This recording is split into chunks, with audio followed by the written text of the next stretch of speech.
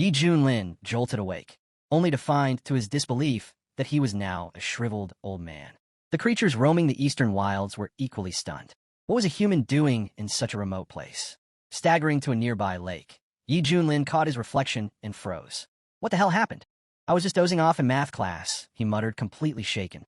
Still trying to process what was happening, he started rambling to himself. I'm 6'5", never even had a girlfriend, was just about to enjoy the best years of student life, and now I look like I belong in a retirement home. But one thing was clear, there was no way he'd accept this fate without a fight. If he really had crossed into another world, then this frail body had to hold some secrets. And if he was lucky, maybe a hidden power. He focused inward, diving into the memories buried deep in this old shell. Slowly, a picture formed. This world was called Kunlun Realm, a land ruled by cultivators. The body's original owner, Yi Junlin, had once been a prodigy. He broke into the Golden Core stage while still young, and had even been named the leader of Misty Peak, one of the top 6 sects in the Eastern Wilderness. But then disaster struck. During a mission to root out heretics, he was caught off guard. His dantian was shattered, stripping him of all cultivation. From that day forward, he vanished from the world, shutting himself away atop the mountain, consumed by despair. That was 110 years ago. Yi Junlin took a breath. So, I'm just a regular old man now, and I just got here too. But then, like a spark, something clicked.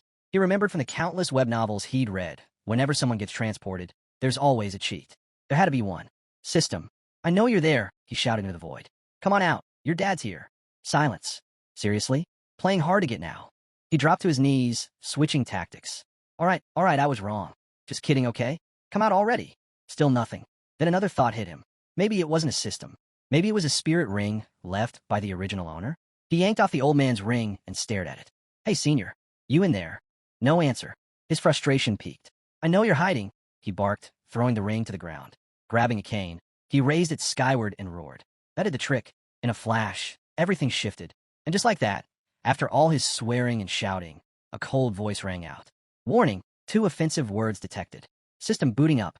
Please watch your language. Yi Junlin blinked in disbelief, then grinned. Knew you were in there. Took your sweet time, though. The system replied, a little sheepish. Apologies, host.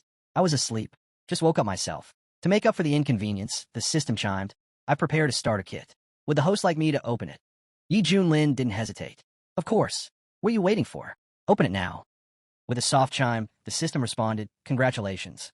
The host has obtained a unique ability, Clash Ascension. From now on, every time you face an opponent stronger than yourself, your cultivation will instantly leap 1 level above theirs. No side effects. No limits.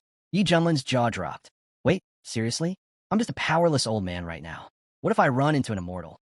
Rest assured, the system replied coolly. The feature is fully functional. You're welcome to test it. A wide grin spread across Yi Junlin's face. Then this means I'll always be 1 step ahead of everyone. I'll become unstoppable. Just then, a voice echoed in his mind. It was the original soul of the old man, puzzled. Why even bother cultivating at that point? The system interrupted with a gentle ping. Friendly reminder, natural death expected in approximately 1 hour. Yi Junlin's expression froze. An hour? I'm already dying, but I just got here. Panic set in. He had to find someone, anyone, stronger than him. If he could provoke a fight, he'd level up and extend his life. Now it made sense why the old man had stayed holed up on a mountain for years. He was just waiting to die.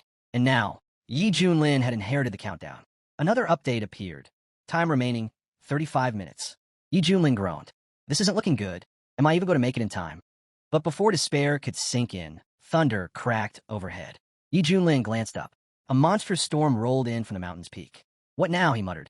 A beast horde. Lightning lit up the sky, and within the swirling clouds, a figure floated, majestic and imposing.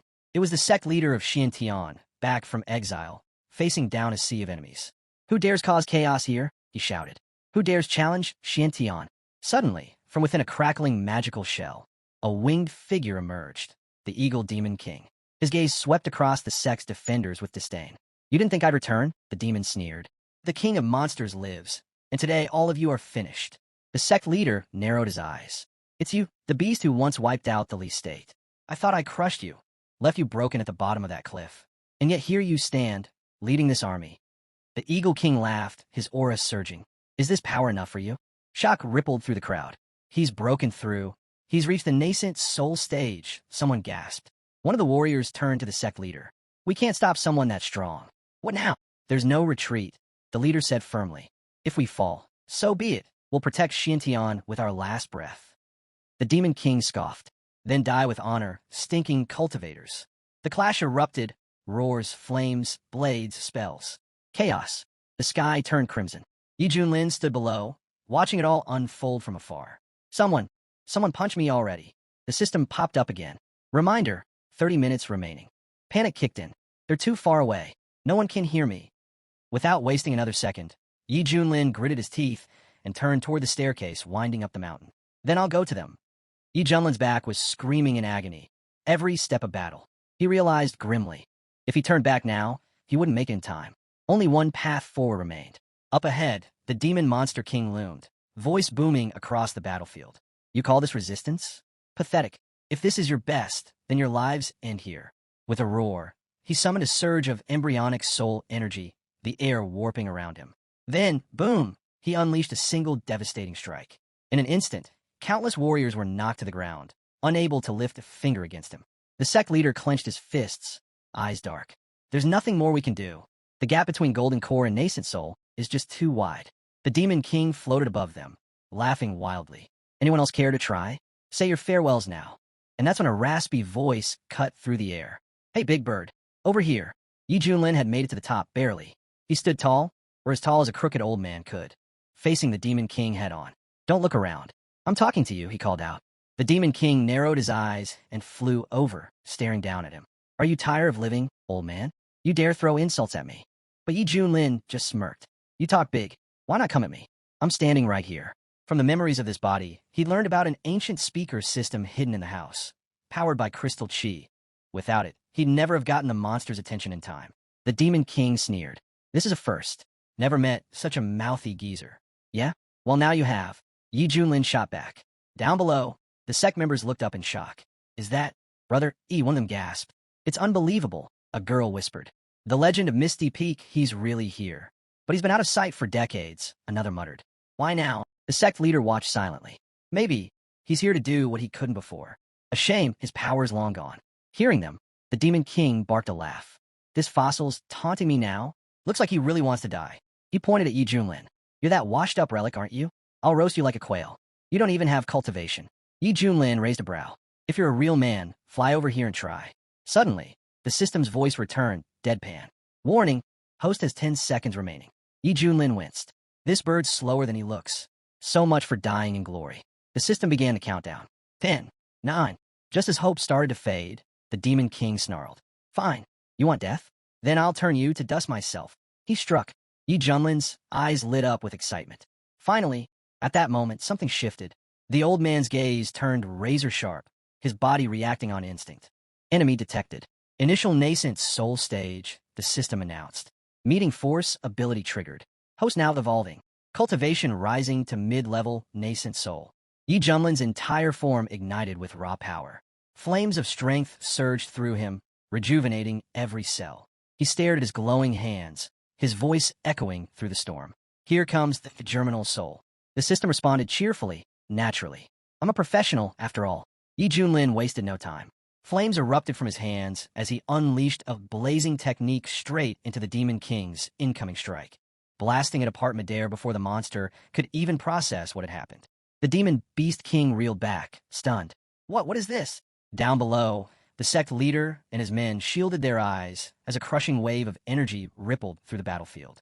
This aura, it's terrifying, someone murmured. A young girl gasped, her voice trembling. Could it really be a little brother? Still alive? Right before their eyes, the frail old man transformed. Gone was the hunched figure. In his place stood a towering warrior, radiating raw power. Yi Junlin looked down at himself and smiled.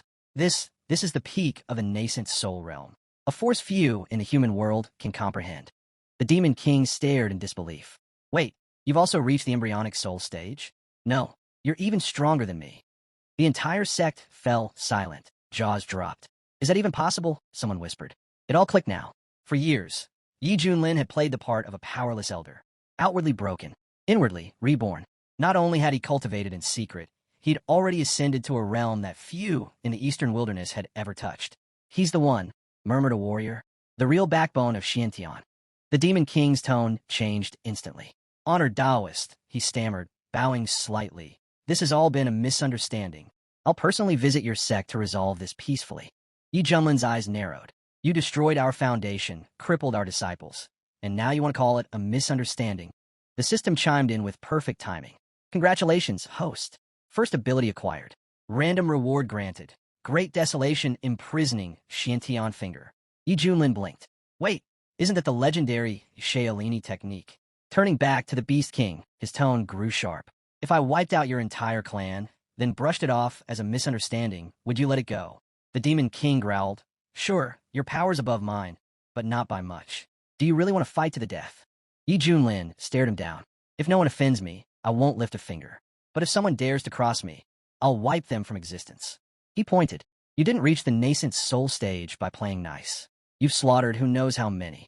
There's no forgiveness for that. The Beast King gritted his teeth. They were only humans. I did what I had to. He clenched his chest. Fine. Then I'll crush my inner core if that's what it takes. But I will kill you. Before he could finish, Yi Junlin's voice boomed through the chaos. You talk too much. He raised his hand and summoned the divine technique. Great Desolation imprisoning Xiantian finger. The sky cracked, energy swirling into a monstrous spiral. The Demon King's protective aura shattered like glass. Eyes wide, the monster panicked. Wait, I'll give you my wife, my tribe, anything. I just broke through. I don't want to die. But Yi Junlin didn't even flinch. He drove the attack forward. With a searing flash, the skies exploded. The Beast King's massive wings were charred and torn apart. His roar turned into a whimper, and then silence. The battlefield stilled. From the shadows, the remaining beast warriors watched in horror. The king is dead. Run. Run for your lives. Yi Junlin watched the remaining beast warriors flee in panic, then raised his hand with a sneer. Where do you think you're going? With a snap, he unleashed the bloody stage. A crimson wave of deadly liquid surged out, engulfing the retreating monsters in an instant. The air thickened with the scent of destruction. These stinking birds won't be bothering Xiantian ever again, he muttered coldly. Down below, the sect leader stepped forward, staring up at Yi Junlin. This time, we owe you everything, he said sincerely. Forgive me. I thought your cultivation had been destroyed, that you were finished. I never imagined you descend all the way to the nascent soul realm. But before Yi Junlin could respond, a voice cut in. Oh, come on. Look at him. Does that look like someone who's fallen? A girl stepped forward, arms crossed, smirking. Yi's younger brother always had something hidden, didn't he? Zhou Daju, the head of Hidden Sword Peak, nodded in agreement. Junior brother, he has been silently protecting the sect all along. He never stopped watching over us. Yi Junlin couldn't help but smile. Well, you guys sure have wild imaginations. But hey, saves me the explanation. Just then, several injured disciples rushed over, panic in their eyes. Sect leader, emergency, the Wind Thunder sect. They've launched a full assault. The leader's face darkened. What? They've invaded our domain, seized control of several spirit veins. Many of our guards, they didn't make it. The news hit hard. The sect leader clenched his fists. We already had friction with Wind Thunder, but to pull this now? Without those spirit veins, our cultivation foundation will collapse. We're doomed if we don't act. He turned to Yi Junlin. Junior brother Yi, we're preparing to fight back. Will you join us? Yi Junlin's mind was already racing. Wind Thunder sect, one of the 6 great factions in the wilderness. There had been tension before, but this sneak attack, they'd clearly used the chaos from the demon invasion as cover. Shameless opportunists. Just then, the system beeped. Daily quest activated. Registration mission available in Finchy territory. Completing it will grant an unimaginable reward. Yi Junlin cracked his knuckles. Perfect. Another chance to trigger meeting force and power up. Time to return the favor, with interest. He looked at the sect leader. You go ahead and handle things here. I'm heading straight for Wind Thunder sect. I'll tear them out at the roots. The sect leader was stunned, then laughed. Excellent. That's the little brother, Yi we remember, bloody powerful. Yi Junlin took off without hesitation, heading straight into battle. The sect leader turned to Xiao. How long has it been since Xiantian felt this strong? Zhou exhaled. To be honest, we were never that strong. But with brother Yi leading Yi Peak again, we might just become the top sect in the entire eastern wilderness. Meanwhile, in Wind Thunder sect territory, inside a dark chamber, a man grinned smugly. I didn't think it'd be this easy. Luring that monster toward Xiantian created the perfect diversion. With their defenses down, claiming all their spirit veins was a walk in the park. Another elder nodded. With this move, Wind Thunder will soon become the dominant sect in the region. But a third voice chimed in with concern. Won't that monster turn on us next? The second elder scoffed. Didn't you hear? A powerful guest from a U.S. sect arrived today. He's with us now. There won't be any issues, declared Chen Yunhai, the head of Wind Thunder sect. He turned to Elder Chun with a confident grin. It's true, right? Your son, Chun Zhao's, he's done well in the immortal sect. Elder Chen nodded. That's why I came all the way from Qing. Son Venerable personally took him as a disciple. He's being taught the supreme Tao. The boy's future is limitless. Chen Yunhai lit up. Wonderful. My son might really ascend to immortality. Another senior elder stepped forward. Allow me to congratulate you, sect leader. Elder Chen reached into his sleeve and pulled out a small jade box. This, he said, handing it over, is the first-class nascent soul pill. Your son asked me to deliver it to you personally. Chen Yunhai's eyes widened. The nascent soul pill. Gasps echoed through the hall. With that, the sect leader will surely break into the nascent soul stage. Beaming, Chen Yunhai held the box tightly. My son, he didn't forget his father after all. Today, we celebrate two great things. He then turned to Elder Chun with gratitude. And thank you again. If not for your quick thinking and accurate reading of that monster's level, we'd have missed our chance to raid Xuantian's spirit veins. But just as he finished speaking, boom, an explosion rocked the main hall. Smoke and shattered formations burst through the entrance as panic spread. Someone's broken through our defensive barriers, a guard shouted. Out of the haze, a figure stepped forward. Yi Junlin. So, this is the Wind Thunder sect, huh? He said, stepping casually through the rubble. Chen Yunhai's face twisted in rage. Who do you think you are, barging into our sacred hall? Tired of living. Yi Junlin didn't flinch. Yi Junlin, head of Misty Peak, Xiantian. I came here for you. Gasps filled the room. That aura, it's real. Embryonic soul stage, one of the elders whispered. Right then, the system pinged in Yi Junlin's mind. Registration complete. Wind Thunder Sect Domain. Congratulations. You've received the seal of the Lord of Men and unlocked the Great Void Technique. Yi Junlin smirked. Ah, now that's a technique I've missed. Hearing this, Chen Yunhai's expression grew tense. Could this really be Yi Junlin, the one they thought had lost everything? He turned to Yi Junlin cautiously. Honor Taoist, what business do you have with Wind Thunder Sect? Yi Junlin raised an eyebrow. You're really going to pretend you don't know? You lured that monster into our domain. You invaded our spirit veins. From this moment on, Wind Thunder Sect is finished. Chen Yunhai's face went pale. So it really is him, Yi Ling, the one whose power vanished years ago. But if he's here now, then that means... He gulped. The Greenbird King is dead. Panic crept into his voice. They actually pulled it off. Chen Yunhai turned quickly to Elder Chun, whispering frantically. What now? He's strong, but with you here, surely we can handle this. But Elder Chen didn't look the least bit worried. He narrowed his eyes, sneering at Yi Junlin. You barking puppy, he spat. Kneel, break your arms, and maybe I'll let you live. If you're ready to throw away your pathetic life, then so be it, Elder Chun sneered. But Yi Junlin wasn't done yet. He raised a brow and asked calmly, by the way, who even are you that anyone should bow to you? Elder Chen's expression darkened. Without a word, he released his aura. The air thickened. Pressure slammed down across the hall like a tidal wave. He's in the spirit transformation stage, one of the warriors cried out. That pressure is unreal.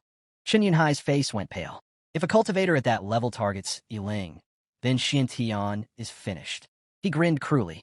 Last time, you were lucky enough to survive. But not today. This time you die. And once you're gone, Xiantian will collapse right behind you.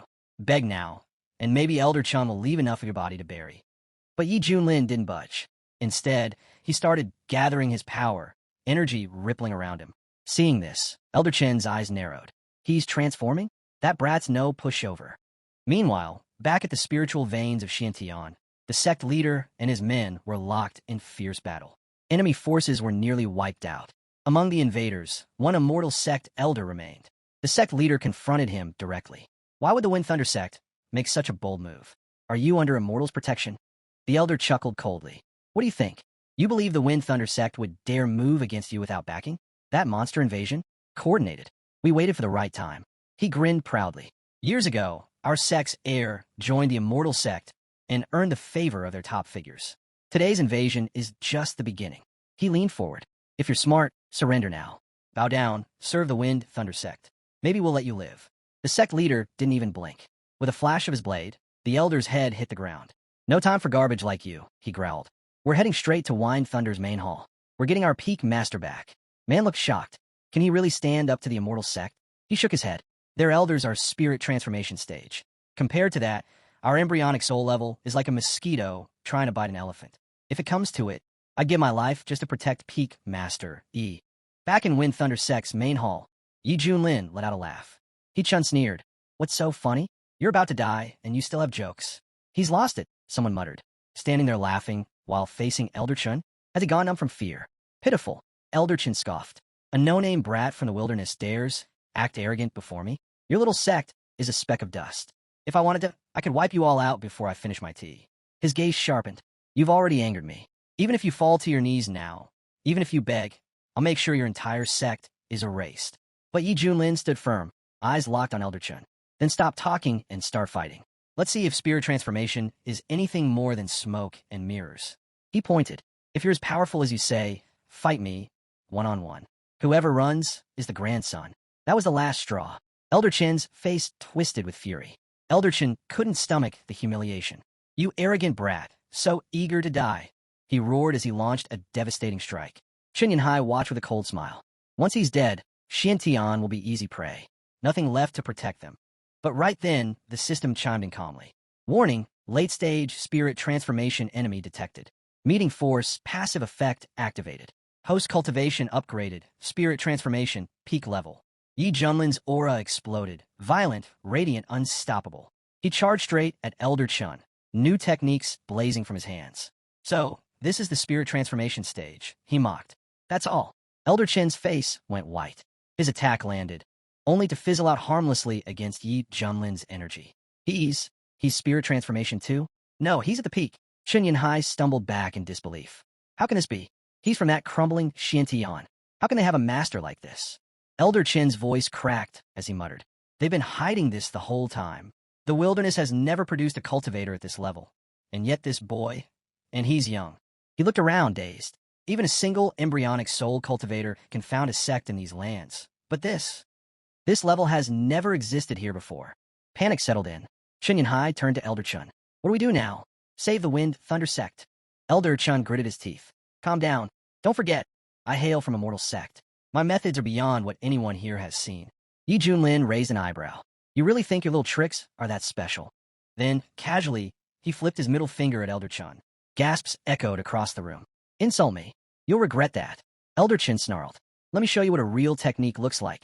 He slammed his palm onto the floor, summoning the green tree of the earth, a towering, living weapon of raw spiritual force. The hall shook. The immortal sect, one elder whispered.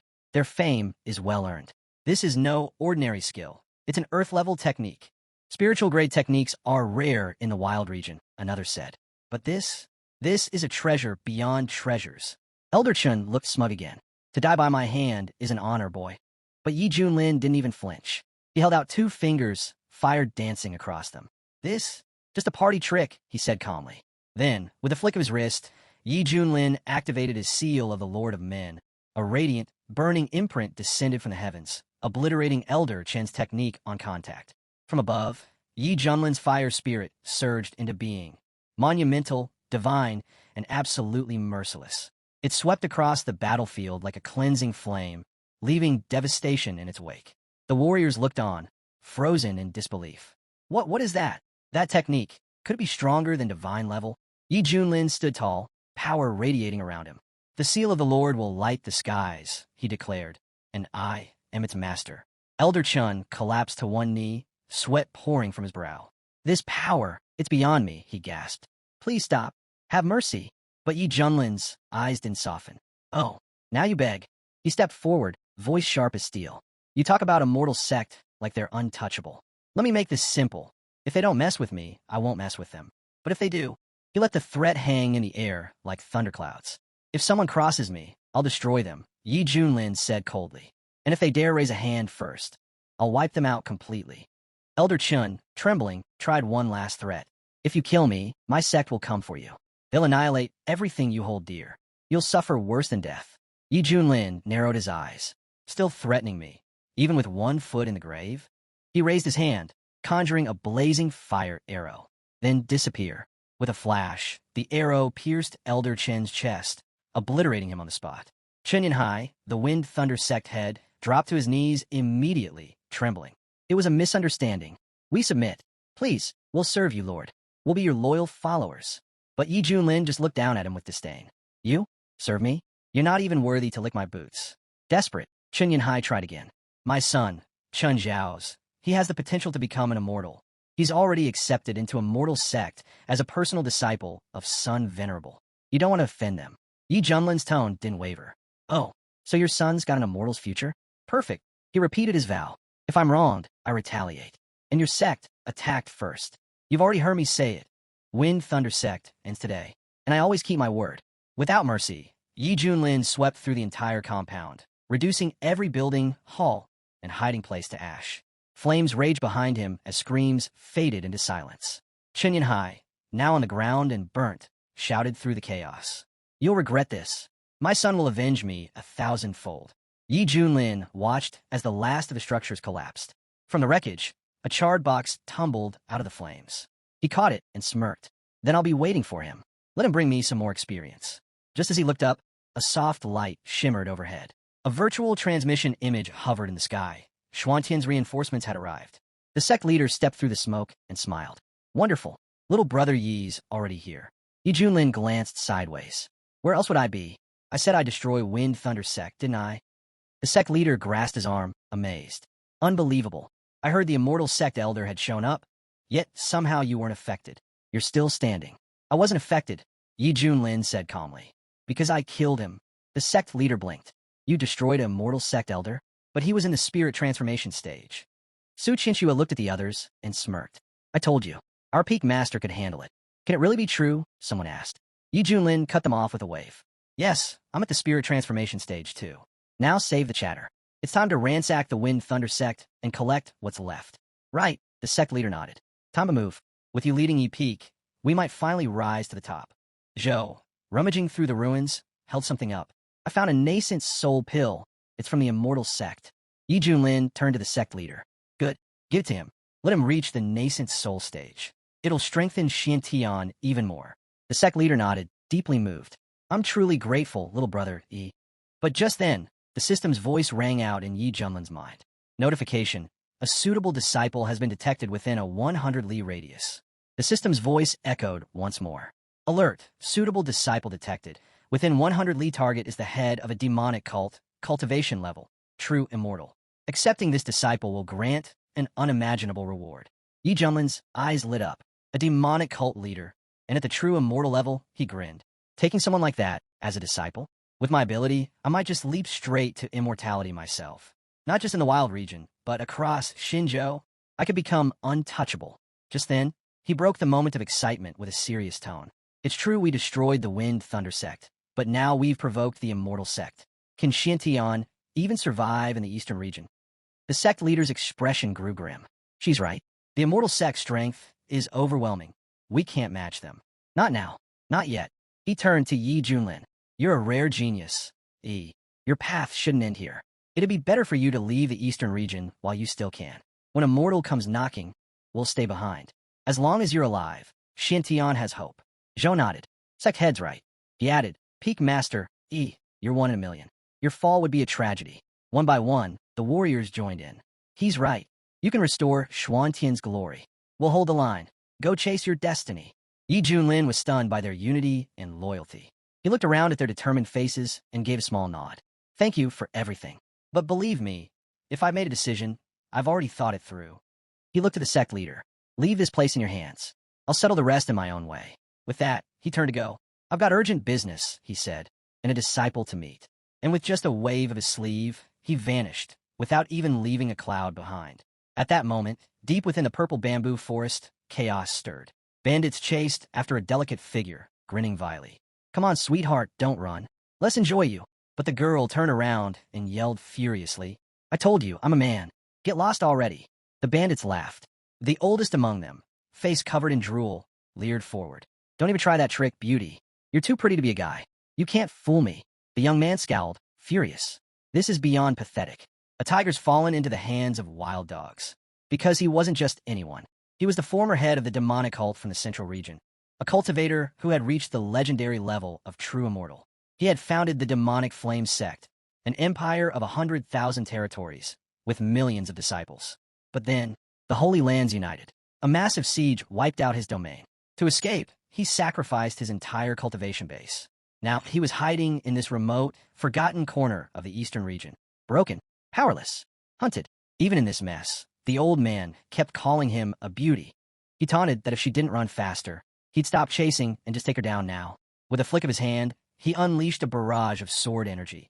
But the guy spun around instantly, summoning a blazing scarlet flame shield to block the attack. But this time, it wasn't enough. The old man's power overwhelmed the shield. The guy took a hit, blood trailing, but the old man paused for a second. He was stunned. A Foundation establishment cultivator had just withstood his 5 needles constraining source technique, a move from the late Gold Core stage. Could he really be a rogue genius from a powerful sect? It didn't matter. He had to finish this. Surging his energy, the old man laid down his technique. Mysterious needles hovered in the air, locking into position around the guy. As he stepped closer, he smirked and repeated the insult, calling him a beauty again. "It's over," he said. "Stop struggling." He reached out and grabbed the guy's face. "You're pretty, but don't push my patience. Just accept it. It'll be over soon." The guy had had enough. He snapped, shouting at the old man to open his dog eyes and see clearly. He was a man, not some damsel, not a plaything. The old man froze. "Wait, you're a man? All that chasing, for this?" Backing up, the guy yelled again. "Take a closer look. We're the same damn gender. So stop coming after me already." But the old man just grinned. A man? Even better. That was the last straw. Furious, the guy activated his attack technique, roaring at the old pervert to stay away. "You dare chase after a man? I'd rather destroy my inner core than let you touch me." Startled, the old man watched as a fierce energy storm erupted around him.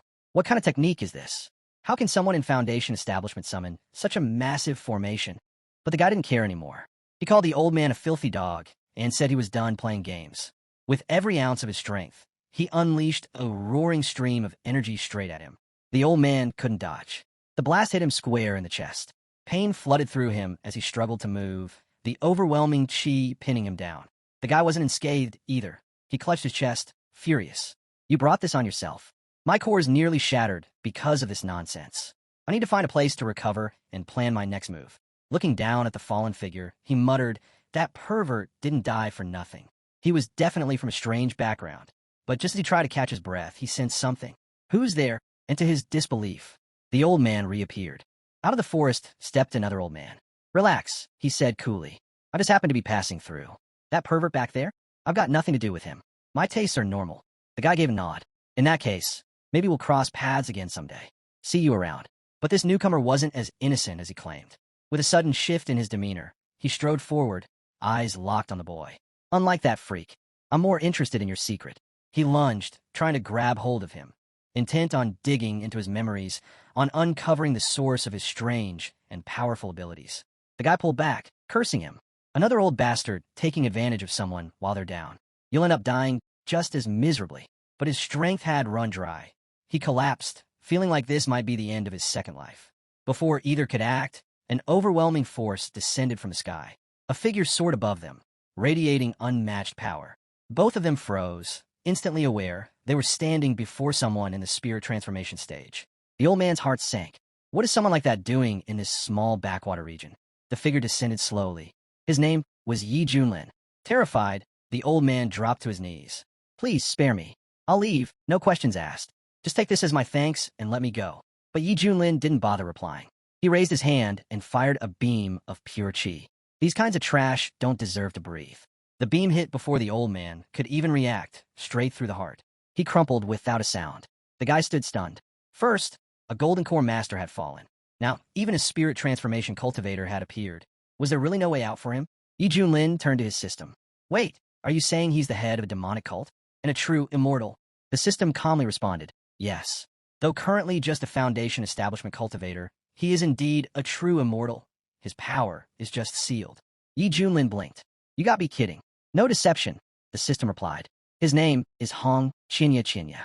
Initial Foundation establishment. Talent, Divine Fire King." Activating his eye of insight, Yi Junlin scanned him from head to toe. The analysis confirmed everything. Snow-pale skin, delicate features, long, flowing hair. He looked more beautiful than most women. No wonder people mistook his gender at first glance. Hong Chinya tensed up under Yi Junlin's gaze, wondering if this one was also into men. But Yi Junlin wasn't thinking that at all. With his eye for talent, he saw through everything. This guy, even weakened, still had potential far beyond ordinary cultivators. His experience, his gift, if nurtured, could restore his full strength. Taking him in would be a brilliant move. "You've got a rare bone structure," Yi Junlin said. "Real talent. From this moment on, I'm making you my apprentice. Just say yes." Hong Qinya's eyes widened in disbelief. "You want to take me as your apprentice?" But deep down, he couldn't help but wonder, was this man also after a secret? No matter how lucky or talented others were, none could compare to what he had. Even with his current cultivation, his sect wouldn't have let him sweep the back alleys. Yet now, someone at the spirit transformation stage wanted to be his master? Honestly, it felt a bit naive. Yi Junlin noticed the hesitation in Hong Qinya's expression. "What's wrong?" he asked. "From the look on your face, you don't seem too eager to become my disciple." In truth, Hong Qinya didn't believe Yi Junlin was worthy to teach him. But right now, he didn't have the strength to argue. Survival came first. Revenge could wait. Once he recovered, he'd take back everything he lost. He dropped to one knee and lowered his head. Disciple Hong Qinya greets his master. He didn't mean a word of it. It was just a show, a formality.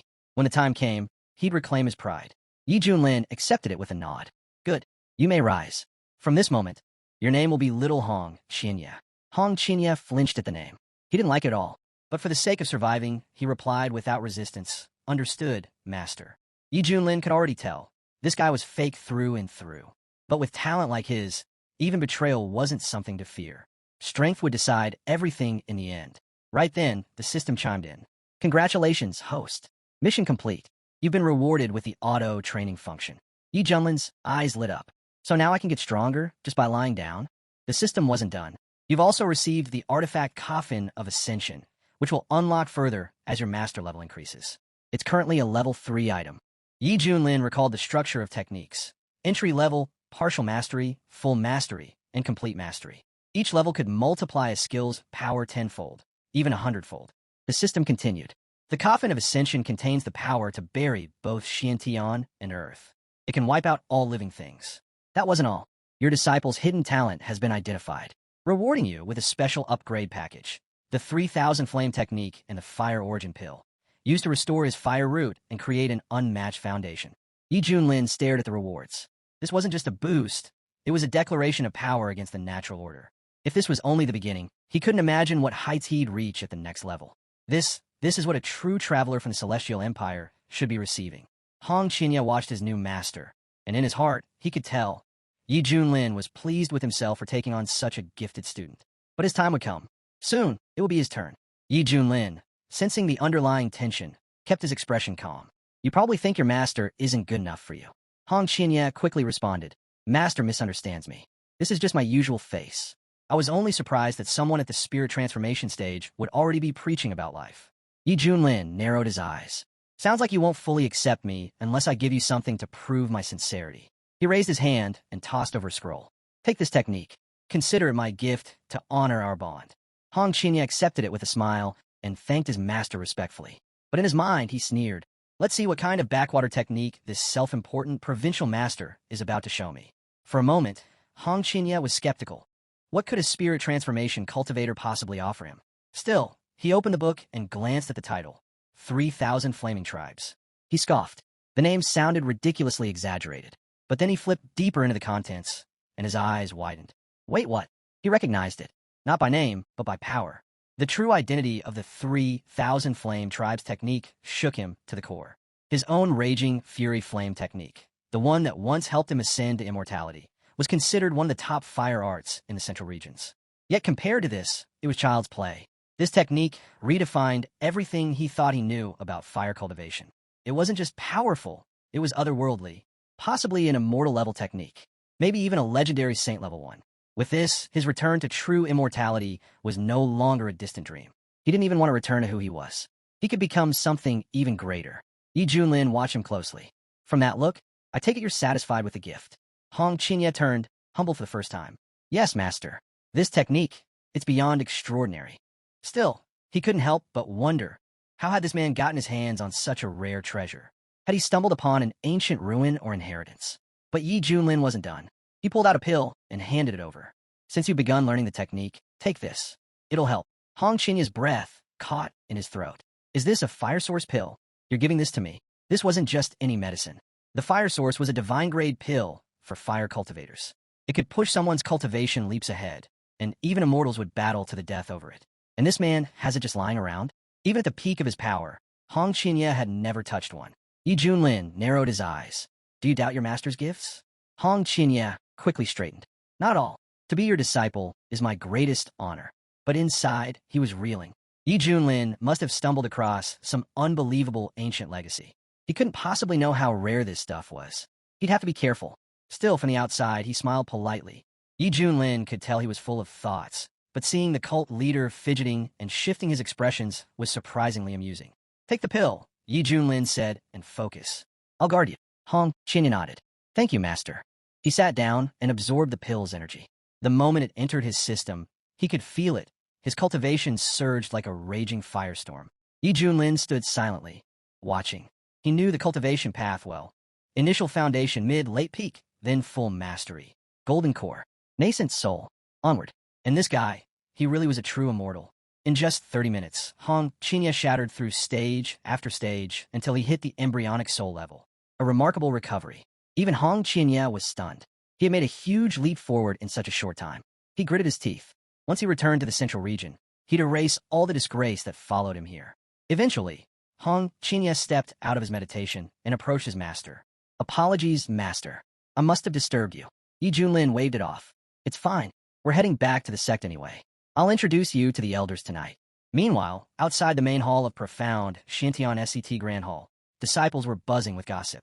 They whispered about Peak Lord Yi, a powerhouse strong enough to shatter souls with a single finger. He had saved their sect twice from complete destruction. Many now regretted not recognizing his potential earlier. Had they joined him back then, they'd be standing at the top today. Now that he'd taken on a disciple, speculation spread like wildfire. With that kind of strength, his standards must be insane, one said. Yeah, I wonder who could possibly be worthy to follow someone like him, said another. Just then, Yi Junlin returned to the sect gates. The crowd erupted into cheers. As soon as Yi Junlin returned, the news spread fast. The head of Misty Peak was back. But what caught everyone's attention wasn't just him. Who's that with him? Someone asked, eyes wide. The warriors stirred, murmuring in awe. That's got to be the most beautiful girl I've ever seen. How is she walking so close to Peak Lordy? They couldn't contain their curiosity, whispering theories about where this stunning beauty had come from. But Hong Qinya was listening, and he was not amused. One glance around was enough for him to judge this sect. Weaklings, the lot of them. In his old sect demonic flame, these people wouldn't even qualify as servant material. Just then, the sect head came over to greet Yi Junlin. Junior brother Yi. He said, who is this? Yi Junlin replied calmly, my new disciple. Come, greet the sect head. The sect head blinked, clearly stunned. A disciple? Since when did Yi Junlin accept apprentices? Even Su Qianxue, standing nearby, looked displeased, her eyes narrowed with disapproval. A beauty like that, becoming his disciple? It didn't sit right with her. Hong Qinya had had enough. He stepped forward and declared flatly, I'm a man. The crowd fell silent. Even Su Qianxue was left blinking awkwardly. Yi Junlin smacked him lightly on the back. Watch your mouth. That's your senior sister. Apologize. Hong Qinya gritted his teeth, walked over, and gave a small bow. I apologize. That was my mistake. Just wait, he thought silently. Once I reach spirit transformation, I'll repay this humiliation tenfold. Yi Junlin, unfazed, turned to the group. Now that we've all been introduced, I'll be taking my disciple to Misty Peak. The sect head nodded quickly. Very well. It's an honor. I won't delay you further. Once they were gone, whispers broke out again. The head of Misty Peak just took in a nascent soul-stage disciple. Su Qianxue crossed her arms. Junior brother Yez, full of surprises today. Xintian won't be the same after this. Back at Misty Peak, Yi Junlin pushed open the doors. This will be your home now, he said. You're my first disciple. Pick any room you like. Hong Qinya looked around, and his eye twitched. What kind of dump is this? Even the servant quarters in demonic flame were 100 times more refined. Was he really expected to live here? Yi Junlin gave him a steady look. Remember this. Only the weak complain. The strong adapt. A true cultivator is above comfort. If it's dirty, clean it yourself. Hong Qinya forced a tight smile. I'll endure. With my growth speed, it won't be long before things change. Far to the south, within the immortal sect's territory, the mood was grim.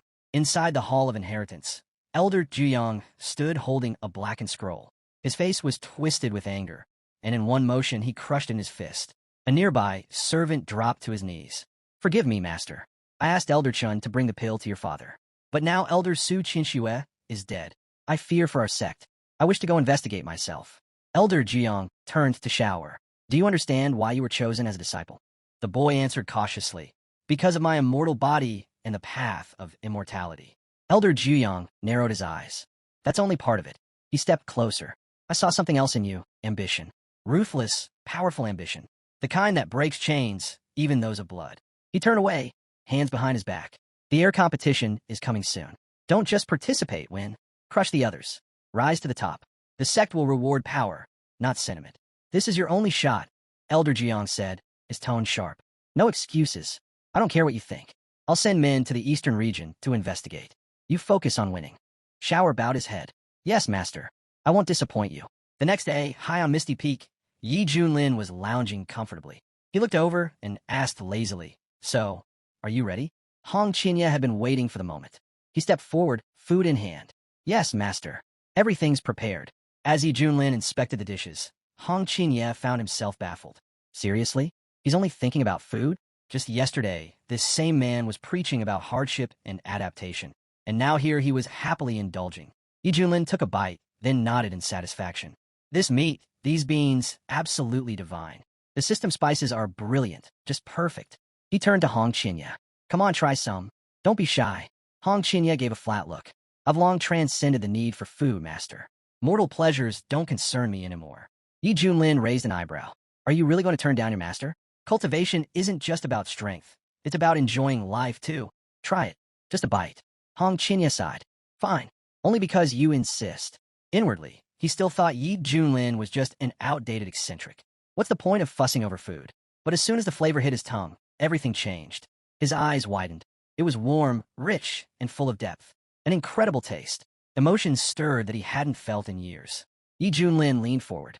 Why do you look like you're about to cry? Hong Qinya stared at the food. When I was a child, I was always hungry. I dreamed about tasting real meat. The first time I did, it felt like joy itself.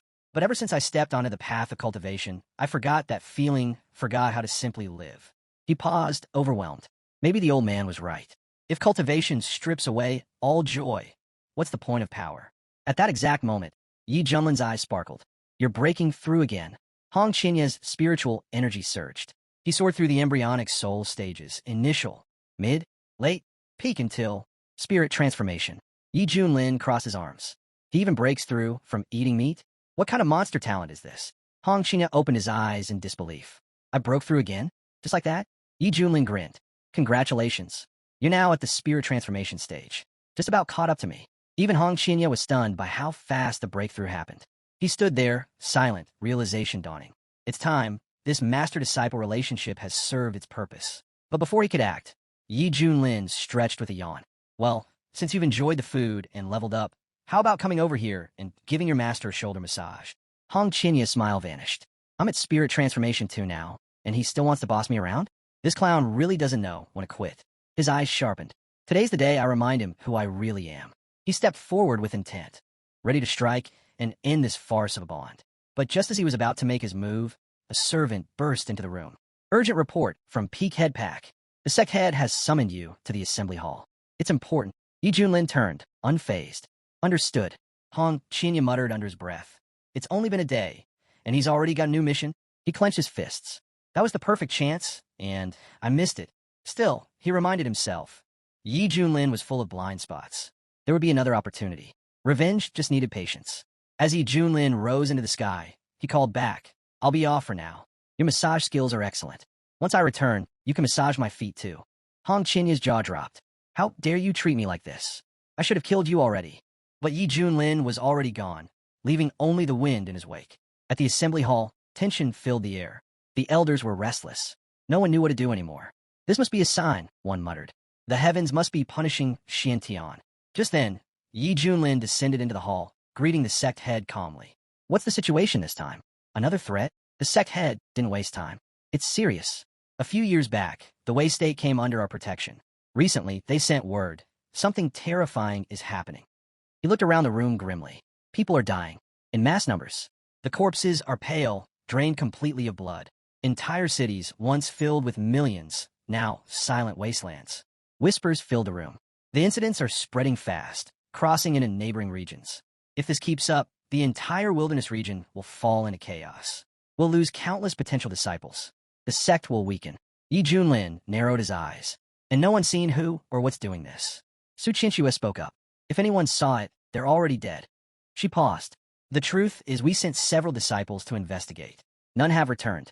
The wild region is already thin on high-level cultivators. Even a single golden core stage is rare. And Wei State lies right on the outer rim. Yi Junlin frowned. What kind of threat is so dangerous that not even one of our disciples could report back? Suddenly, the system's voice echoed in his mind. Mission alert. Investigate and eliminate the source of the disturbance in Wei State. Reward. Unimaginable. Yi Junlin grinned. Just in time. I understand, he told the sec head. If the trouble began in Wei State, then the root must be there. I'll go myself. The sec head looked relieved. Very well. Junior brother, Yi, is always decisive. I trust you'll succeed. I look forward to good news. Yi Junlin didn't waste a second. Without another word, he took to the skies. The sec head chuckled. I wasn't even done speaking. Su Qianxue watched him vanish. Peak Yi's head really doesn't hesitate, does he? Zhou asked. You think he can handle something like this? Su Qianxue raised an eyebrow. Are you doubting a spirit transformation stage cultivator? There's nothing in a wild region that can threaten someone like him. One of the elders nodded. If he can't stop it, then the wild region is truly doomed. We should focus on our training and live up to our younger brother's example. Soon after, Yi Junlin returned to fetch Hong Qinya. Together, the two flew toward the eastern border, heading straight into the wilderness region, to the edge of Wei State. As they arrived, Hong Qinya surveyed the landscape. What he saw left him silent. Hong Qinya followed his mentor into this pitiful state with quiet resentment. One day, he thought, I'll find a way to settle things with him. As they reached the outskirts of the Taoa village, Yi Junlin stopped atop a nearby mountain ridge, surveying the scene below. Looks like bandits, he said calmly. They're raiding the village. We'll have to step in. Down below, the village chief bowed deeply. Respected heroes, our village is poor. We only have chickens. If you come to take, then take what you want. Just please spare our lives. From the crowd, the leader of the Black Wind Gang laughed cruelly. I don't want your chickens, he sneered. I want you. All of you miserable little worms. Without hesitation, he stabbed the village elder in the head. Obey now, he barked, and maybe you'll die quickly. The gang began to yell among themselves, warning everyone to back up. Their leader was about to use his technique. A terrifying pressure filled the air as the leader raised his hand, pointing it straight at the frightened villagers. Screams rang out. Please, don't kill us. Just then, Hong Qinya furrowed his brow. Something felt familiar. That technique. I know it. He searched his memory. It was eerily similar to one used in the central region, by someone long thought dead, eliminated by the Holy Lands. Yi Junlin caught the shift in his expression. You recognize that technique? Hong Qinya quickly denied it. No, just seems unusual. Yi Junlin narrowed his eyes. Watch your Talmud. Speak clearly. But Hong Qinya's thoughts were racing. If my hunch is right, this could be serious trouble. Meanwhile, the villagers were on the verge of panic. They cried out for mercy, desperate for someone to stop the madness. Yi Junlin didn't wait any longer. He vanished from sight and reappeared behind the gang leader, grabbing him by the shoulder. That's enough, he said. Startled, the bandit leader twisted around, energy charging in his fist. Who are you? How dare you interfere? But Yi Junlin was already moving. He spun to the side and fired a blazing beam of fire straight into the man's chest. Calm down, Yi Junlin said flatly. We have things to discuss. The gang members stared in shock. Their leader, injured? The bandit leader clenched his chest, stepping back. He suddenly realized this man was spirit transformation stage. His tone changed instantly. Please don't kill me. I surrender. Yi Junlin didn't blink. Then talk. Who are you? Where did you get that technique? The man hesitated, then admitted, I used to be a palace guardian in the Wei State. One day, I saw something I wasn't supposed to. They sentenced me to death. I ran. And the technique? Yi Junlin pressed. While on a run, I came across a mysterious group. I don't know who they are. They gave me the technique. Yi Junlin's eyes narrowed. They just handed it over? Just like that.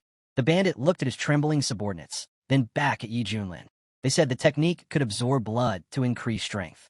I did it just to survive. That's all I know. Yi Junlin stood silent for a moment, thinking it over.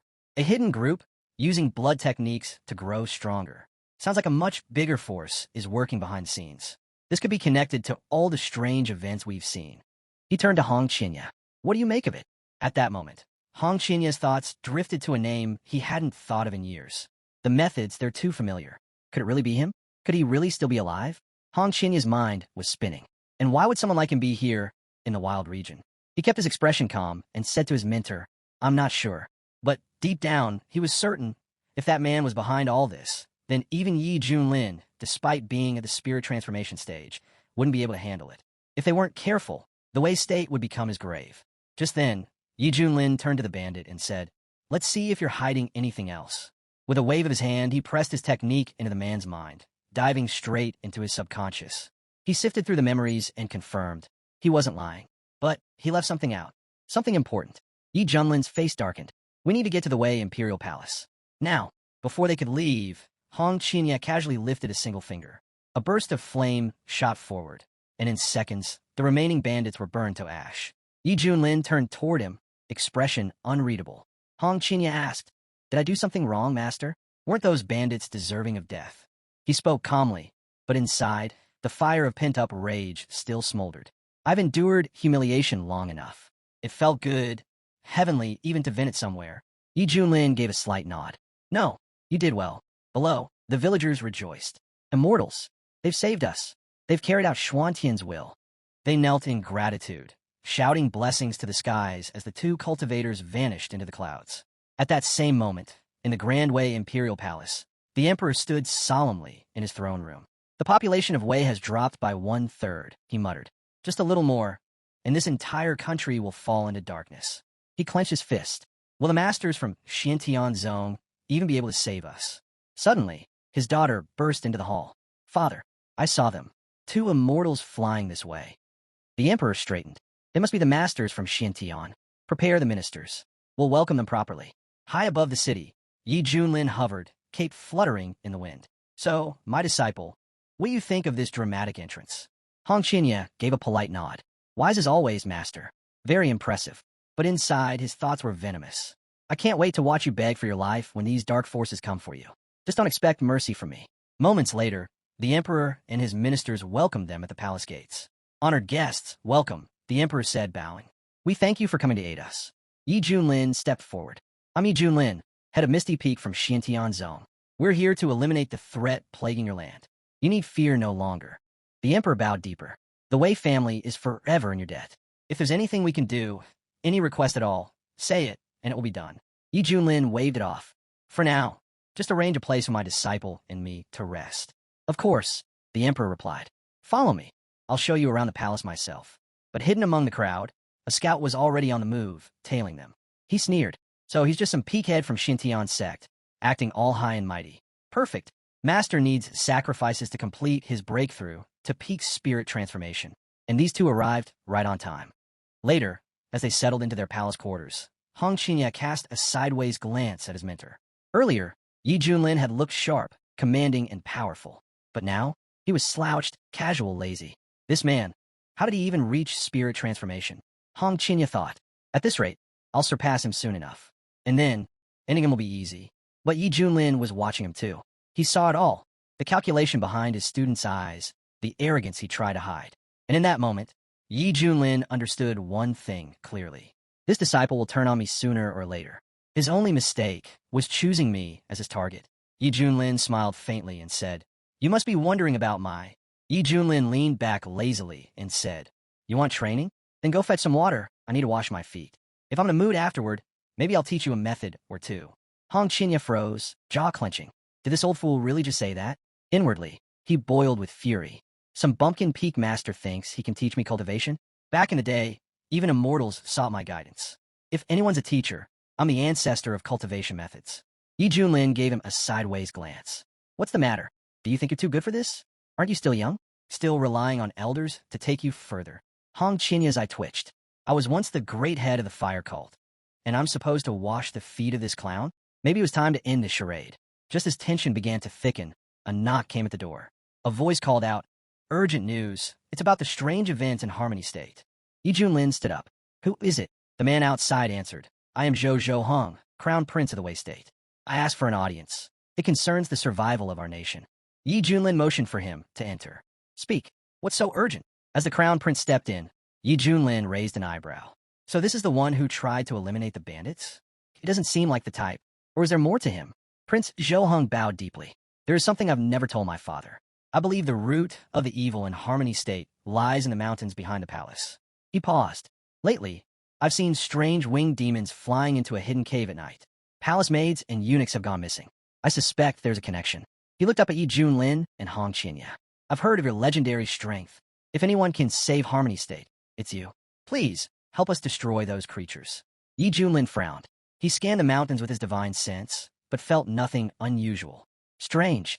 Either he's lying, or there's something shielding that place from detection. That could be dangerous. Still, Yi Junlin nodded. Show me the cave. Let's see what you're hiding. The prince bowed again, relieved. With your help, we'll end this nightmare. As they made their way through the night toward the mountains, Hong Qinya walked quietly, still nursing his resentment. If this prince gets himself killed, maybe then I'll finally get the chance to have a proper talk with my so-called mentor. From a nearby garden, a young woman caught sight of the group. Her eyes widened. Brother? She recognized Zhou Hung instantly. Her father had warned him time and again about his reckless behavior, but he never changed. And now, he was secretly guiding masters from Xintian? She turned quickly. I must tell father right away.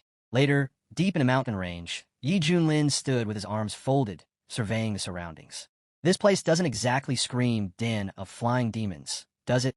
The crown prince smirked. They're here. Yi Junlin's gaze sharpened. Finally, let's see what it is you're hiding. Prince Zhou Hung straightened. I didn't think I'd fool you forever, but I didn't expect you to walk right into it either. His voice turned cold. You're too confident. You think being a spirit transformation master makes you invincible? There's always someone stronger. Suddenly, his aura exploded. He lunged at Yi Junlin, face twisted with hatred. You want to stop us too? You think being the strongest in the Xintian sect makes you a god? Let's see if you can survive this place. It'll be your grave. The entire mountain trembled as a deadly force surged forward. He turned to the elder and shouted for immediate action.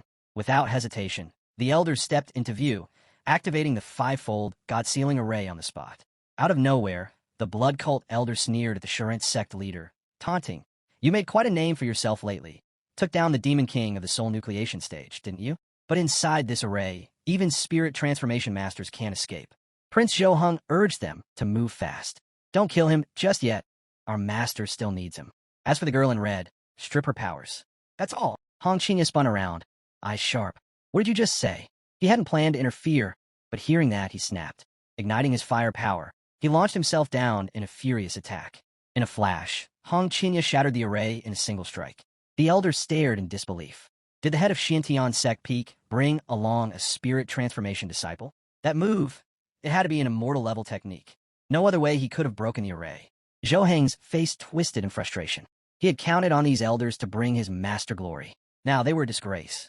Determined to salvage the moment, Hung turned to the immortal. Join us. With your strength, you'd earn a place by my master's side and a brilliant future. Hong Qinya was furious.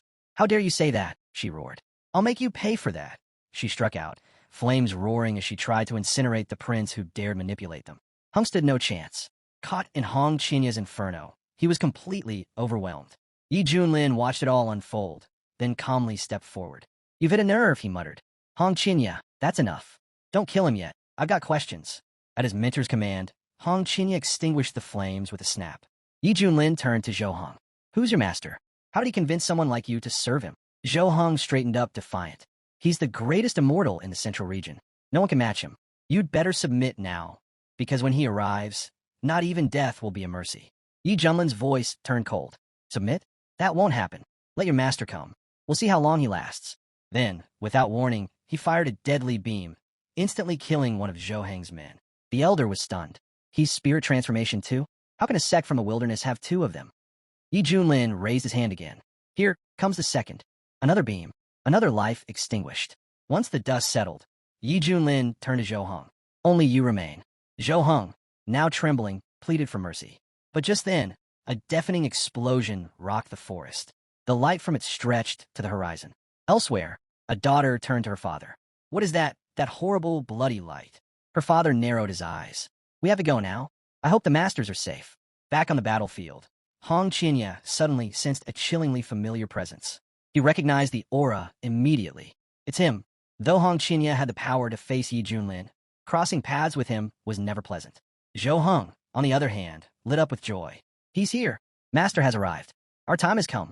From the depths of the Crimson Void, he finally emerged. The master of the Central Region's blood cult, Shi Tianjue. Without missing a beat, Yi Junlin stepped forward. So it was you all along. the one pulling the strings behind all this chaos. Did you really think you could just hide away forever? Sure, Tianjue's gaze swept over them, unimpressed. Cultivators from the wild region. I'll admit you've got some skill, but you're still far from worthy. Though seeing an old acquaintance among you does make this more interesting. Hong Qinya narrowed his eyes. Blood demon, I can't believe you're still alive. Yi Junlin quickly took note. What's the connection between Hong Qinya and someone like this? Sure, Tianjue stepped closer, raising a brow. Blood demon? I haven't heard that name in 2 centuries, since the Holy Lands surrounded me. I'm surprised anyone remembers. Hong Qinya answered coldly. Those of us who lived through that war will never forget. You, sure, Tianjue, once hailed as one of the strongest true immortals, feeding on human blood to boost your power, spreading your vile techniques, harvesting the life force of your own followers to grow stronger. His voice grew harsher. Your twisted path advanced so quickly that even the great sects had to unite against you. I, despite following the demonic path, was forced to join that war just to stop you. Sure, Tianjue smirked, unbothered. Zhou Heng suddenly interrupted, glancing around nervously. If word of this reaches the central region, the entire realm will erupt. But now that my mentor is finally here, he'll set things right.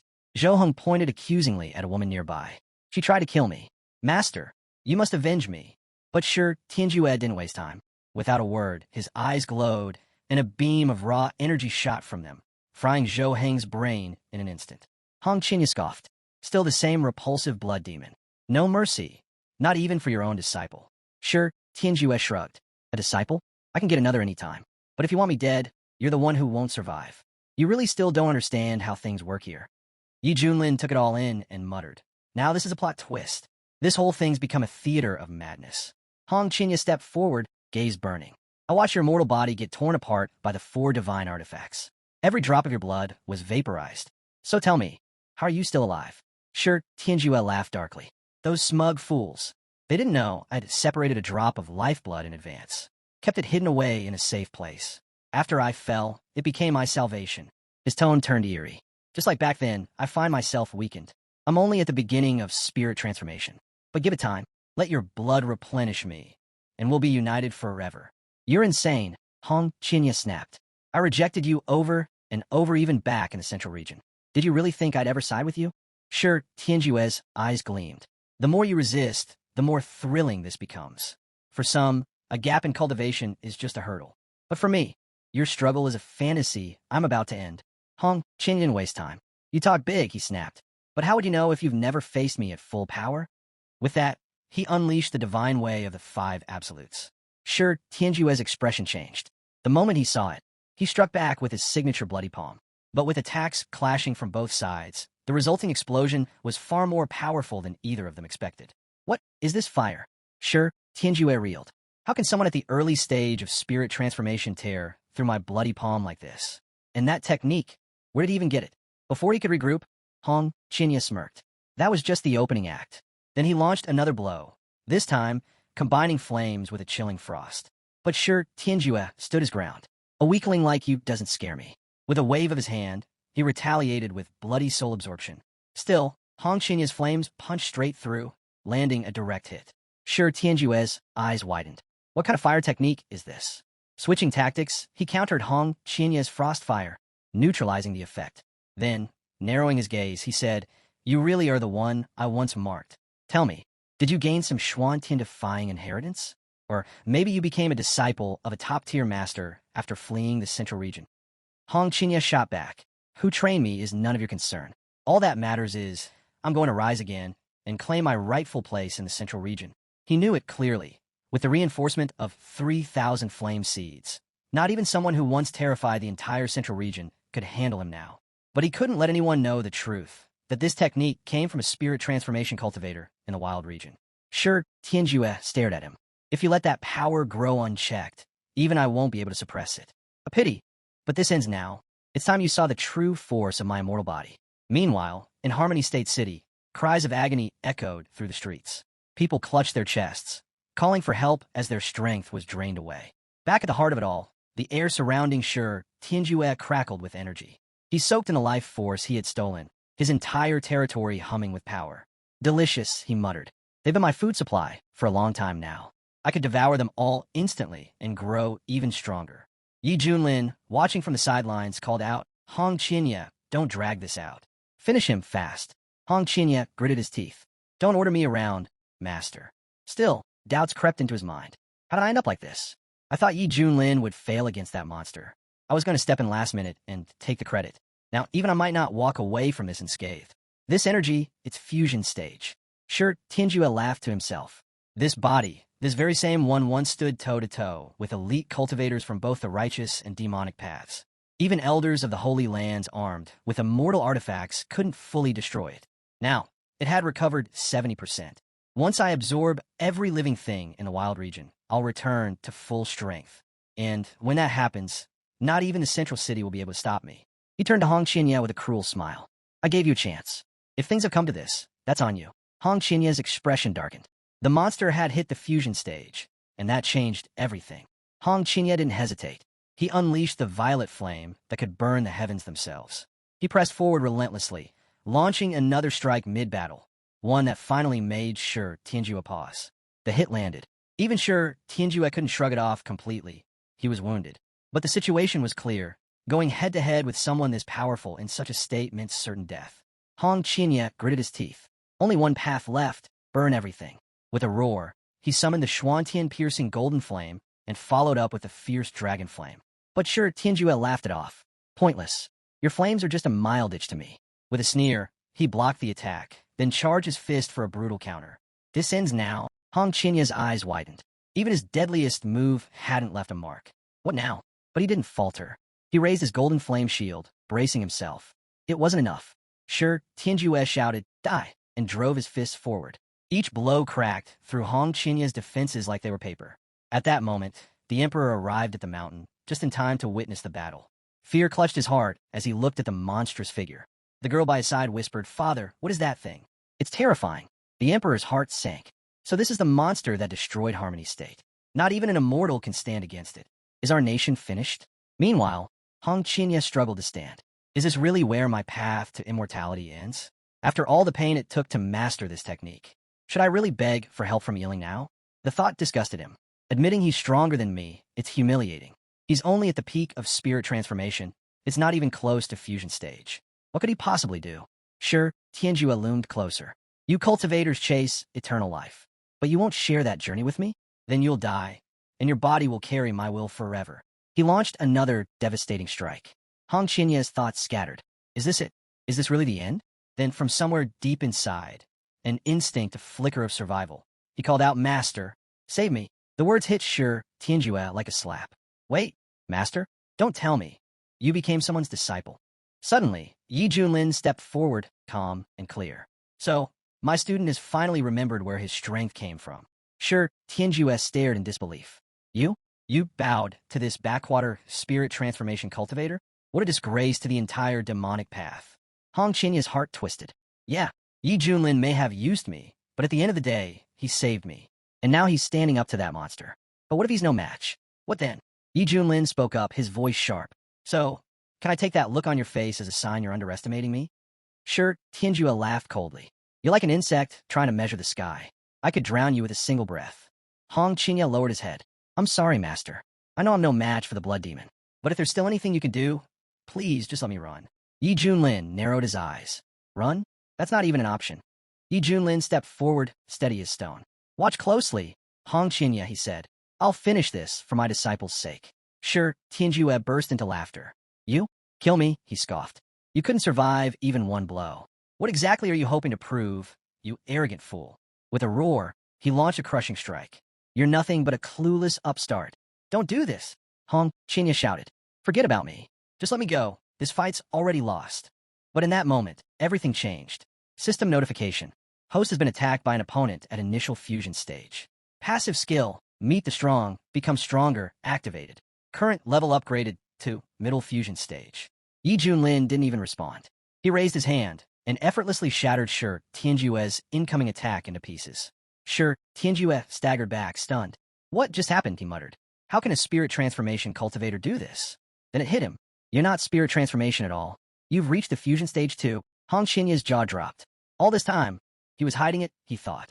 He pretended to be a spirit transformation cultivator, when in reality, he's a fusion stage powerhouse.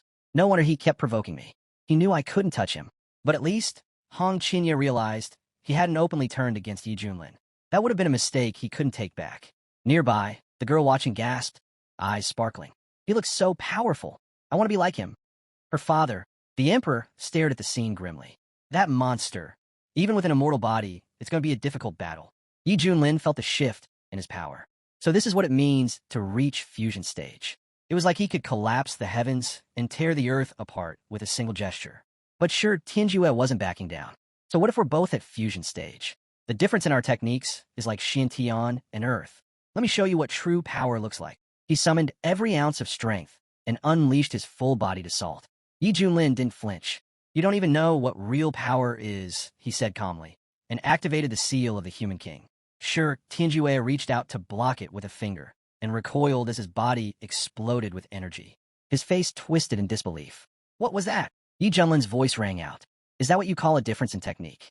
Thanks to the system, the Human King seal had evolved to its mastery stage, far beyond its original form. Sure, Tianjue gritted his teeth. So what?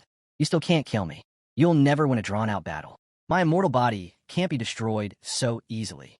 In fact, it's time I show you my latest move. Yi Junlin raised his hand again. Then how about this? He unleashed a technique perfected to its final form, the Finger of the Great Void. One finger restrains the heavens and earth. The second flattens mountains and drains rivers. The third erases all living beings. The fourth crushes the heavens themselves. Sure, Tianjue staggered, overwhelmed. What is this? But then he laughed. I take it back. You are worthy of a real fight. No more tricks. No more holding back. Let's settle this with one final blow, he declared, and summoned his ultimate move, Blood Absolute. Blood rushing into the living springs, flooding the battlefield with overwhelming chi energy. Sure, Tianjue unleashed his devastating attack, but Yi Junlin had already made his choice. With a single decisive strike, he obliterated the technique and his enemy. Sure, Tianjue staggered, disbelief written across his face. Who are you? He gasped. Why are monsters like you hiding in a place like this? Has the outside world grown so powerful while I was gone? Hong Qinya stood frozen, stunned. His mentor's strength was beyond comprehension. Even his own 3,000 blazing flames seemed trivial in comparison. No wonder Yi Junlin had always acted so calm. It wasn't arrogance. He just never saw me as a threat. Yi Junlin stepped forward. I am the head of Misty Peak from Xiantian's sect. Sure, Tianjue's eyes narrowed. Impossible. When I first entered the wild region, I checked everything. Even the leader of Xiantian's sect hadn't reached the spirit transformation stage yet. He clenched his jaw. I'll remember your name, he growled, and activated the Bloody Way, his ultimate escape technique. Hong Qinya's face turned grim. This is bad. He's trying to flee. If he escapes now, the consequences could be devastating. But sure, Tianjue wasn't done. Next time, I won't be so careless, he vowed, and prepared to vaporize his body. Yi Junlin's eyes sharpened. There won't be a next time. In a flash, he seized the blood demon. Sure, Tianjue thrashed, yelling, No, stop. I don't want it to end like this. But Yi Junlin had made up his mind. Feeding on human blood is a crime against all life. You shouldn't exist. He clenched his fist and, with a final 1-2 strike, ended him for good. From a distance, Hong Qinya watched the scene unfold. The once feared blood demon who had terrorized the entire central region was gone, destroyed by his own hands through the strength passed down by his mentor. The emperor, watching in awe, suddenly raised his arms. It's a miracle. The demon has fallen. Harmony State is saved. All thanks to the immortal. Yi Junlin, unfazed, turned to the system. So, where's my reward? Don't tell me you forgot. You call yourself a professional. The system chimed in. Reward delivered. Supreme bone acquired. A mysterious relic etched with ancient runes. It grants its host supreme innate power, destined only for those fated to become the greatest among the great. Would you like me to bind it to you, master? Yi Junlin grinned. Supreme bone? Oh, that's too good. Do it. Bind it now. Binding initiated. Once complete, host power will increase drastically. A few moments later, the system confirmed, binding complete. Congratulations, master. A pulse of energy surged from Yi Junlin's body. Even Hong Qinya felt it instantly. What did he do now? Waves of pressure rolled off Yi Junlin, sending shivers down Hong Qinya's spine. What kind of legacy did this man inherit? There's no way someone from the wild region should be this powerful. Gritting his teeth, Hong Qinya made a vow to himself. I need to reevaluate everything. I must accelerate my cultivation. If I don't reach the fusion stage soon, I won't be able to stop him if he ever turns. The emperor approached, bowing deeply. Immortal, thank you for saving Harmony State. We will record this day in history, so generations will remember your virtue. Yi Junlin waved it off. There's no need for thanks. Just be a good ruler. Take care of your people. That's what matters most. The emperor nodded solemnly. I promise, your words will never be forgotten. Just as things began to settle, the young girl suddenly stepped forward. Immortal Yi Junlin, can I become a disciple of Xiantian's sect too? I want to cast out demons and fight evil, just like you. Yi Junlin turned his gaze toward her, his eyes flickering as he scanned her cultivation potential. Her name was Zhou Linger, and to his surprise, she had a solid foundation. You have an excellent water spiritual root, he said thoughtfully. You're a strong candidate. If this is truly what you want, then I'll consider it. The emperor's face lit up. Truly? Then let Lena thank the immortal at once. The girl immediately bowed. Thank you, immortal Yi Junlin. The emperor continued, overflowing with gratitude. You saved the Wei state, and now accepted my daughter as your disciple. Please, allow me to host a grand banquet in your honor. Let me also offer rooms in the palace for you both to rest. Yi Junlin nodded. Very well. We'll go shortly. Just then, Hong Qinya leapt up with a loud shout. I've recovered. My wounds are healed. And I've broken through to the peak of the spirit transformation stage. Since he began cultivating the 3,000 blazing flames and taking rare elixirs, his growth had accelerated dramatically. He couldn't deny, his mentor's methods were truly extraordinary. Still, even though Yi Junlin had saved his life, Hong Qinya couldn't forget the humiliation. Someday, he swore, when I reach the fusion stage, I'll pay it all back, twice over. And just the thought of seeing Yi Junlin beg for mercy made his blood run hot with anticipation. Suddenly, Yi Junlin called out, Hong Qinya, get over here. Hong Qinya scowled. Ugh, it's starting again. Yi Junlin smiled. Come on, let me thank you for calling me in earlier. Also, this martial arts novel I'm reading is quite interesting. Seems like the locals enjoy tales of someone being beaten down and rising again. I bet if I stayed in this world, I could make a fortune writing novels. He raised a finger. First up, martial arts peak. Surefire hit. The author's pen name, Mad Potato. Hong Qinya blinked. What is this old man rambling about now? Why are you calling me over? He asked, annoyed. Yi Junlin grinned. Because you're here now. Help me wash my feet. Hong Qinya's face twisted in rage. Unbelievable. The same nonsense again. But he held it in. He couldn't afford to offend him. Not after everything. Yi Junlin looked at him sharply. What's the delay? Neglecting your mentor? Get over here and wash my feet. Hong Qinya clenched his fists. This disciple wouldn't dare. This is outrageous. He thought, I'm no ordinary cultivator. I was the fire cult master. I've reached true immortality. Tens of thousands of cultivators fell before me. And now I'm washing the feet of some bumpkin from the wild region? Then, just as he approached, he paused. Wait, this water. He felt a sudden shock. Isn't this the water of boundless light? This wasn't just any bath water. It was a sacred liquid, one that could keep mortals young for 200 years. For cultivators, it purified the body and drastically boosted strength. In the central region, even a single drop of this water would sell out in a heartbeat. And Yi Junlin was using it to wash his feet. Hong Qinya's eyes twitched. This man, he must have a monstrous legacy. No one would be so wasteful otherwise. He glanced at the water again. If I drank even a little, what would happen? As the warmth from the foot-washing water spread through his body, Hong Qinya suddenly felt something strange, an immense surge in his cultivation. Then it hit him. Wait, this is foot-washing water. Yi Junlin raised an eyebrow. What's that look for? Don't tell me you think my feet stink. Hong Qinya flinched. No, of course not. I was just thinking about something else. Yi Junlin smirked. Guess the system really overdid it with the water of boundless light. Oh well, having my feet soaked in it and massaged by this cheap labor disciple is actually kind of nice. Then he glanced at the bucket. The water's getting cold. Heat it up. Hong Qinya sighed. Understood. Reluctantly, he plunged his hands into the bucket, channeling his fire ability to warm the water. Right at that moment, Zhou Linger walked in. Immortal. But the words stopped in her throat. What she saw completely shocked her. Her mighty, dignified mentor, having his feet washed by his own disciple. Her face turned bright red. What is happening here? Without another word, she spun around and bolted from the room. Yi Junlin looked after her. Hey, why are you running off like that? But before he could get an answer, Hong Qinya interrupted. Master, are you enjoying the foot washing? Yi Junlin nodded, completely serious. Very much. Honestly, if you were a girl, this would be a very different kind of relationship. Hong Qinya's face went dark. This guy is ridiculous. Once I reach the fusion stage, he'll pay for this humiliation tenfold. Just a little longer. Suddenly, Yi Junlin's ring glowed and let out a sharp chime. He looked down. A message from the sect leader? Apparently, the sect head had summoned him urgently. A major strategy meeting had been called, because news had just come in. An ancient secret world was about to appear in the wild region. Yi Junlin's eyes widened. A secret world? Hong Qian nodded. They're rare and full of cultivation treasures. A place like that could completely change a cultivator's fate. Even in a barren place like this, something so extraordinary was about to emerge. It wouldn't be long before news spread and chaos followed. But for Hong Qinya, this was also a huge opportunity. If I get a powerful inheritance there and combine it with my 3,000 blazing flames, I could skyrocket in strength. Then, out of nowhere, the system buzzed to life. New quest available. Enter the secret world of Taiyan and obtain an incredible reward. Yi Junlin frowned. What kind of reward? Can't tell you, the system replied smugly. That would ruin the surprise.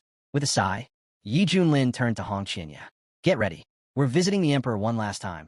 Then we head back to the sect. Got it, Hong Qinya replied immediately. At the palace, Zhou Linger hesitated. Father, maybe I shouldn't go.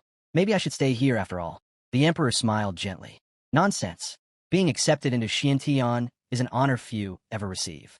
This is your chance. Don't waste it. Then he turned to Yi Junlin. Thank you, Immortal. I will remember everything you taught me. I swear, I'll protect my people and be a better ruler. And please look after my daughter. Yi Junlin gave a slight nod. Her path is her own. I won't bind her. How far she goes will depend entirely on her. He gestured to the others. Let's move.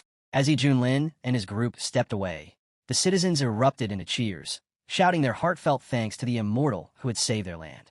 After bidding farewell, Zhou Linger promised she'd return to visit her father. Meanwhile, far away in the true legacy hall of the Xiantian Ascension sect, a serious discussion was unfolding. So many things are happening in the wild region. The sect leader said gravely. It's rumored that an ancient secret world is about to be revealed there. And on top of that, the Wind and Thunder sect has been destroyed. Shower size narrowed. Destroyed? Who is responsible? The rumors say the head of Xiantian sect's Misty Peak. Shower's expression sharpened. What level of cultivation are we talking about? The leader replied. Judging from what's being said, someone who recently stepped into the nascent soul stage. Shower scoffed. Nascent soul? That level? For him, killing those types of cultivators is like chopping vegetables. Then, with a tense voice, he asked, What about my father, Elder Mu? The head's face darkened. Still unconfirmed, but all signs point to Xiantian's sect. The issue is, could a low-tier sect like that have taken him out? Supposedly, they're relying solely on that Cloud Dao Peak Master, who's only at the soul nucleation stage. Shower's voice was cold. So someone else did it. Still, Xiantian's sect must be eradicated. And that man from Cloud Dao Peak will pay for my father's death. The sect head remained calm. Revenge can wait. First, focus on the mission. That secret world has drawn the attention of every major sect. You'll be heading there with a team of elders. Don't forget, you represent the Xiantian Ascension sect. You'll face elite cultivators from the strongest factions. Keep your priorities straight. Is that clear? Yes, teacher, Shower replied, bowing. He understood. Revenge would have to wait. The sect leader held up a glowing green pill. We'll show our strength there. With the resources gained in the Great Sect Tournament, you might finally break through the Great Completion stage and step into the Transition stage. He continued. In the heavenly realm, a spirit transformation cultivator is called a Divine Lord. A fusion stage, cultivator becomes a Heavenly Lord. But one who reaches Great Completion is honored as a Supreme. And if you touch the Transition stage, then you'll bear the title of a Lookery Immortal. Even touching that level gives you the power to dominate entire regions. And now, the most overlooked corner of the eastern region, the wild region, long dismissed as backwards and barbaric, had suddenly become the center of attention, all because of the secret world that could hold the key to immortality. At that moment, a group of cultivators made their way toward the mountain range. One of them laughed. We're in luck. The wild region cultivators are so weak, there's no way they'll keep this treasure for themselves. Another scoffed. This place was always called a land of savages. How could this be where the path to immortality opens? The third chimed in. Either way, we better hurry. Once the Xiantian Ascension sect gets there, there won't be a single scrap of treasure left. And so, the eastern region began to stir. Outside the ancient secret world, a massive crowd was already forming in the wild region. One elder spoke solemnly. The discovery of this secret realm has already drawn 4 out of the 5 great sections. Only Xiantian's sect had yet to arrive. Some believed they had given up the fight, but a warrior standing nearby shook his head. Unlikely. After what they just did, Xiantian's sect had absorbed the remnants of the Wind and Thunder sect, and now it looked like they had their sights set on becoming the leading sect among the 5 great powers of the wild region. At that moment, the moving mountain sect's elder, Ouyang Feng, burst into laughter. "I've been in seclusion for years," he said with a grin, "and now some minor sect like Xintian sect dares to challenge my moving mountain sect's place at the top." One of the warriors turned to him. "Elder, spirit transformation." Ouyang Feng nodded. They might have gained 2 soul nucleation cultivators, which would have been enough to put them in the spotlight, but a spirit transformation cultivator has actually emerged in the wild region. That changes everything. The warriors immediately straightened into formation and cupped their fists. "We greet the elder." Ouyang Feng looked out at the horizon. "I never expected that the moment I stepped out of seclusion, I'd witness the appearance of an ancient secret world. This is fate, and this secret realm, it will belong to the moving mountain sect." He raised his voice. "If anyone dares to challenge that, step forward now." The crowd fell silent. It was clear, now that Ouyang Feng had reached the spirit transformation stage, he was officially the strongest cultivator in the wild region. The elders surrounding him quickly bowed and declared, "We obey the divine lord. Long life to the sect lord." The warriors murmured amongst themselves, "Now that we've got a spirit transformation cultivator, who dares to go against us?" Just then, someone shouted, "The Temple of Battle Sky is here." Another voice chimed in, "The barbarians from the savage region are showing up again. Kick them out."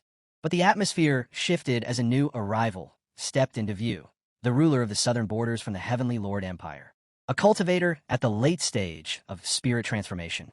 The chief of the Heavenly Lord Empire narrowed his eyes. So it's true. The wild region really does have someone who's reached the spirit transformation stage. Ouyang Feng sneered to himself. Another one? There are already hundreds of spirit transformation cultivators here. He had fought tooth and nail to break through, becoming a prominent figure in the wild region over the past decade. But outside of it, spirit transformation wasn't even special. Trying to remain composed, he turned to the dignitary beside him. "I am Ouyang Feng, elder of the Moving Mountain sect. No need for formalities, just call me Brother Ouyang." One of the warriors scoffed. "What, you want to act young now? Shouldn't you be ashamed? Shut your mouth and get lost. No one here invited you to speak." Even some of the other elders chimed in. "You're just a backwater bumpkin. So what if you reached spirit transformation? You're still nothing. Don't think you're qualified to stand beside us." Ouyang Feng's smile faded. His jaw clenched. He turned slowly to the crowd. "You think just because I come from the wild region, I'm beneath you?" he said. "Maybe the land is harsh, but that doesn't mean we're weak. Why should spirit transformation cultivators like you get to trample on us?" He glanced around and saw his disciples looking at him with hope in their eyes. "If I back down now, the wild region will never have a future." His voice rose. "Yes, our land is poor, but we will fight. Anyone who disagrees, step forward." The elders bristled with fury. This arrogant old man's looking for death. Enraged, they prepared to strike, but the chief of the Heavenly Lord Empire raised his hand and stopped them. "No," he said coldly. "He's just a wild region cultivator. If we all gang up on him, people will laugh at us." He pointed at Ouyang Feng. "Let him act brave. Let him humiliate himself. One of you go and crush him with just one hand." Old Pesh realized just how outmatched he was. In desperation, he launched a palm strike, but Headphone didn't flinch. Without backing down, he countered with a roar of power, shouting for Pesh to die right there. The old man's attack was so fierce that even the enemy didn't notice it had been blocked until it was too late. That's when the enemy knew he had severely underestimated him. Ouyang Feng stepped forward, unfazed. "Is that all you've got?" Enraged, the enemy drew his weapon, lashing out with fury. "You ungrateful old fool." Ouyang Feng couldn't parry in time. The blow landed hard, leaving him wounded. Still, he glared at his opponent and spat back. "You said this would be a one-on-one. Now you go back on your word? You're a disgrace to the entire eastern region." He straightened up, blood trailing from his mouth. "But to die with honor, that's a death I'll accept. Just know this. The cultivators of the wilderness region will never be humiliated." The eastern chief nodded. "Then I'll grant you that wish." But before he could strike, a seal flared to life nearby. Everyone froze as a voice echoed through the air. Quite the lively scene today. Gasps rang out. It was the abbot of the Heavenly Temple from the Buddhist province, the Golden Buddha Master himself.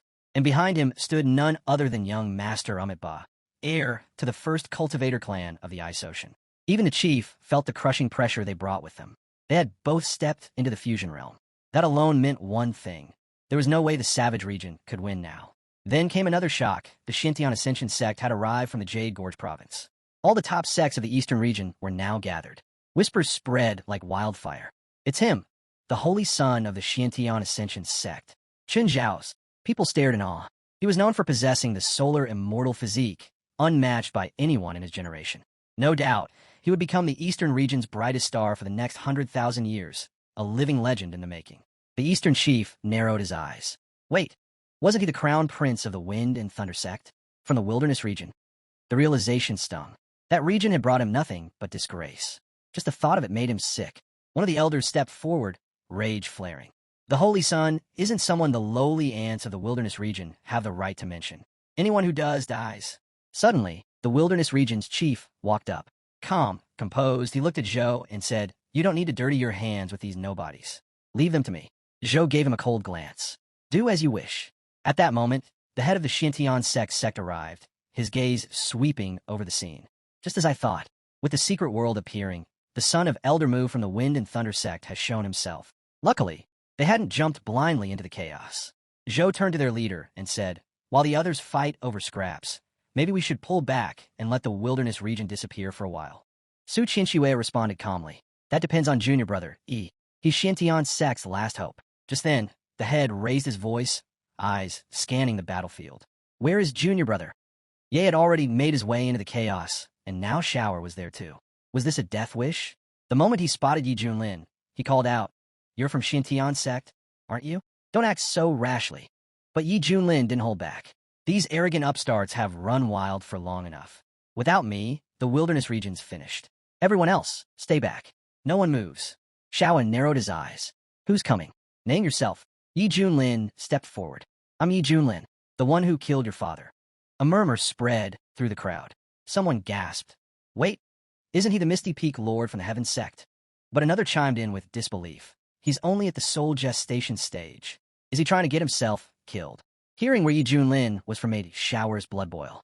His fury surged out of control. Yi Junlin stared him down. "What's with the rage? Got a personal grudge or something?" Shower snapped. "Did you kill the patriarch of the Wind and Thunder sect?" Yi Junlin shrugged. "That underdog? I remember him rambling about how his son was destined for immortality. So what are you really, his kid?" That hit the nerve. Shower stood speechless, his anger drowning out all thought. But Yi Junlin wasn't done. "Then you're the son of that fool." "Figures." Shower exploded. "I'll kill you." But before he could move, a servant turned to Saint Chunyan Hai. "Allow me to capture this lunatic and deliver him to you." One of the warriors turned to Yi Junlin. "You're just a brat who dared to insult a saint. You'll pay the price." Just as he raised his weapon, Hong Qinya stepped forward. He stood between Yi Junlin and the warrior. The warrior blinked in confusion. Where did this beautiful girl come from? Hong Qinya didn't answer. At that comment, he attacked immediately. Fire erupted in a blazing arc, launching a flaming ripple straight at the warrior. In a flash, the man was engulfed and burned alive. Everyone froze. A stunned elder muttered, "A spirit transformation stage cultivator. Dead just like that?" Headfong's eyes widened. When did such powerful fighters show up in the wilderness region? He took a deep breath. "I used to think I was a pioneer here, but clearly there are new peaks hidden behind these mountains, and skies even higher than I ever imagined." Hong Qinya calmly walked up to his mentor. Ouyang Feng stared in disbelief. "Is that the female disciple of the Misty Peak Lord?" But someone questioned aloud, "Wait a minute. Isn't the Misty Peak Lord only at the soul nascent stage? How does a spirit nascent level disciple make sense?" It was becoming clear that the Xintian sect wasn't just powerful, it was full of monsters. Then, the head turned toward Junior E and asked quietly, "Do you understand what you're facing now?" Cries rang out. "This is the Xintian Ascension sect. Don't let him escape." Zhou echoed the call. "Catch him. As long as he lives, the Xintian sect still has a future." But Yi Junlin stayed calm. He turned to the clan head. "No need to worry. I'm fine. In fact, it's time to introduce our newest apprentice." Zhou Linger stepped forward, her tone respectful. "Greetings, elders." Yi Junlin nodded and continued. "After settling matters in the Harmony Realm, I came across an extraordinary talent. Daughter of Emperor Wei, born with a root water soul of the purest quality. She's a perfect fit for the heavenly fragrance peak." Zhou Linger walked over to Su Qianxue. "It's an honor to meet my mentor." Su Qianxue looked at her in awe.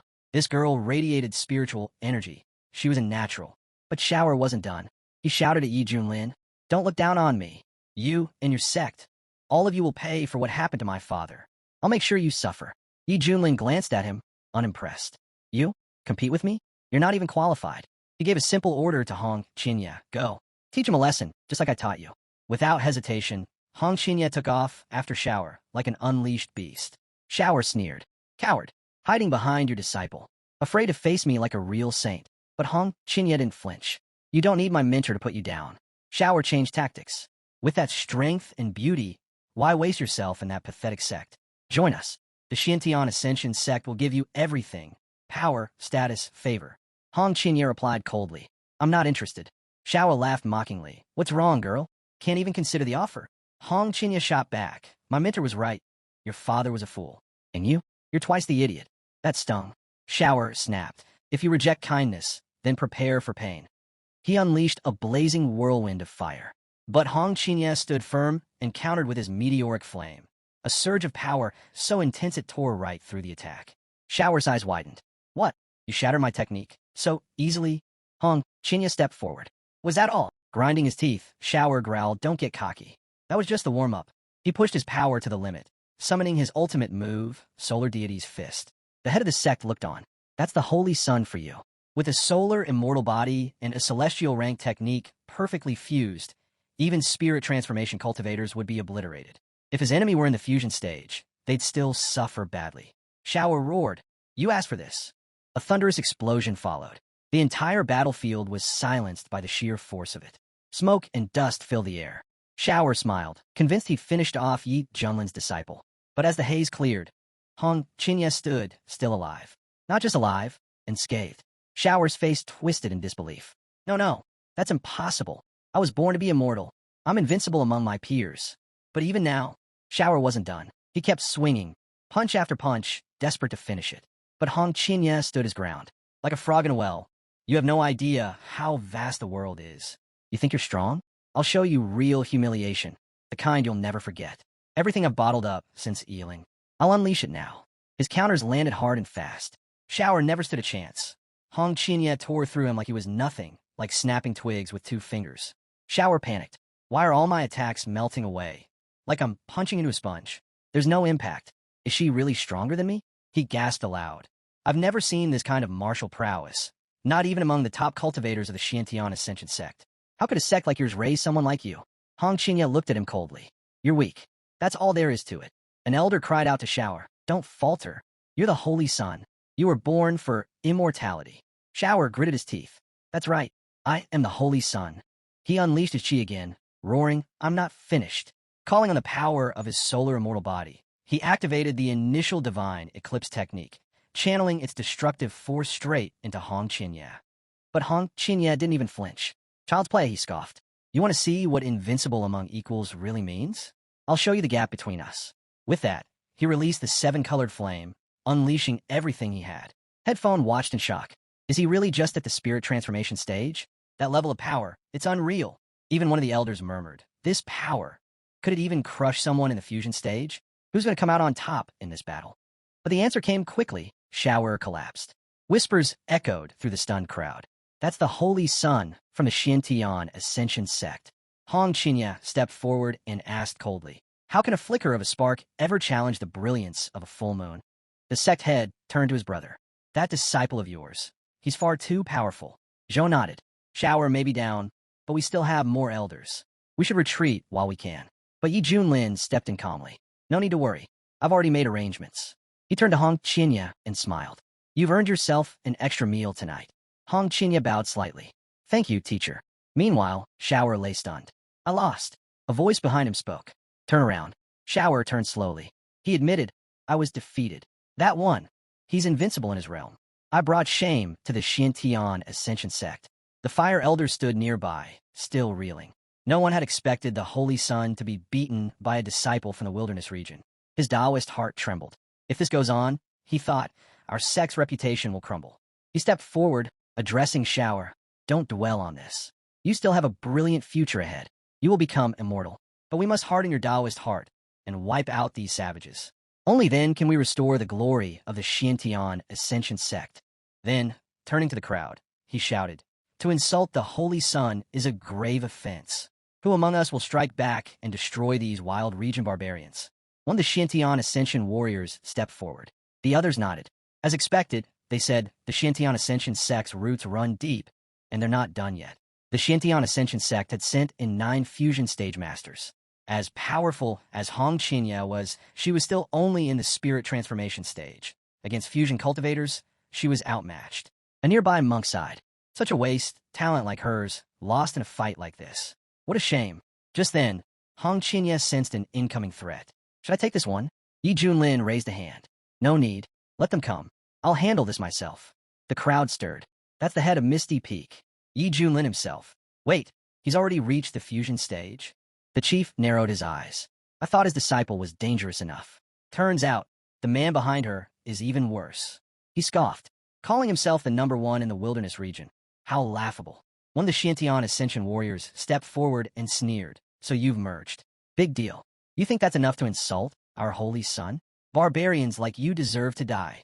He unleashed a barrage of attacks, deadly and fast. But Yi Junlin didn't even blink. Sitting calmly, he muttered, "Is this a joke?" The next instant, Yi Junlin appeared right in front of his enemy, effortless, like a shadow in the wind. Before the warrior could react, Yi Junlin struck with a crushing foot to the chest, sending him flying. Yi Junlin looked down.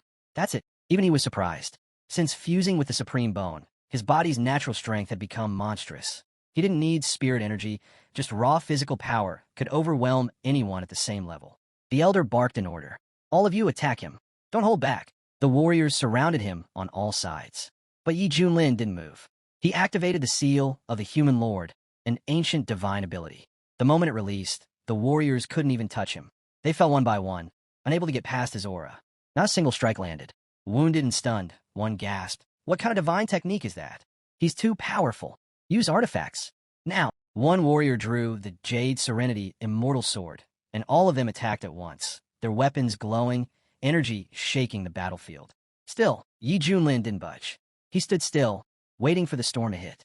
Watching this, the monk muttered solemnly, "This is a fearsome, coordinated assault.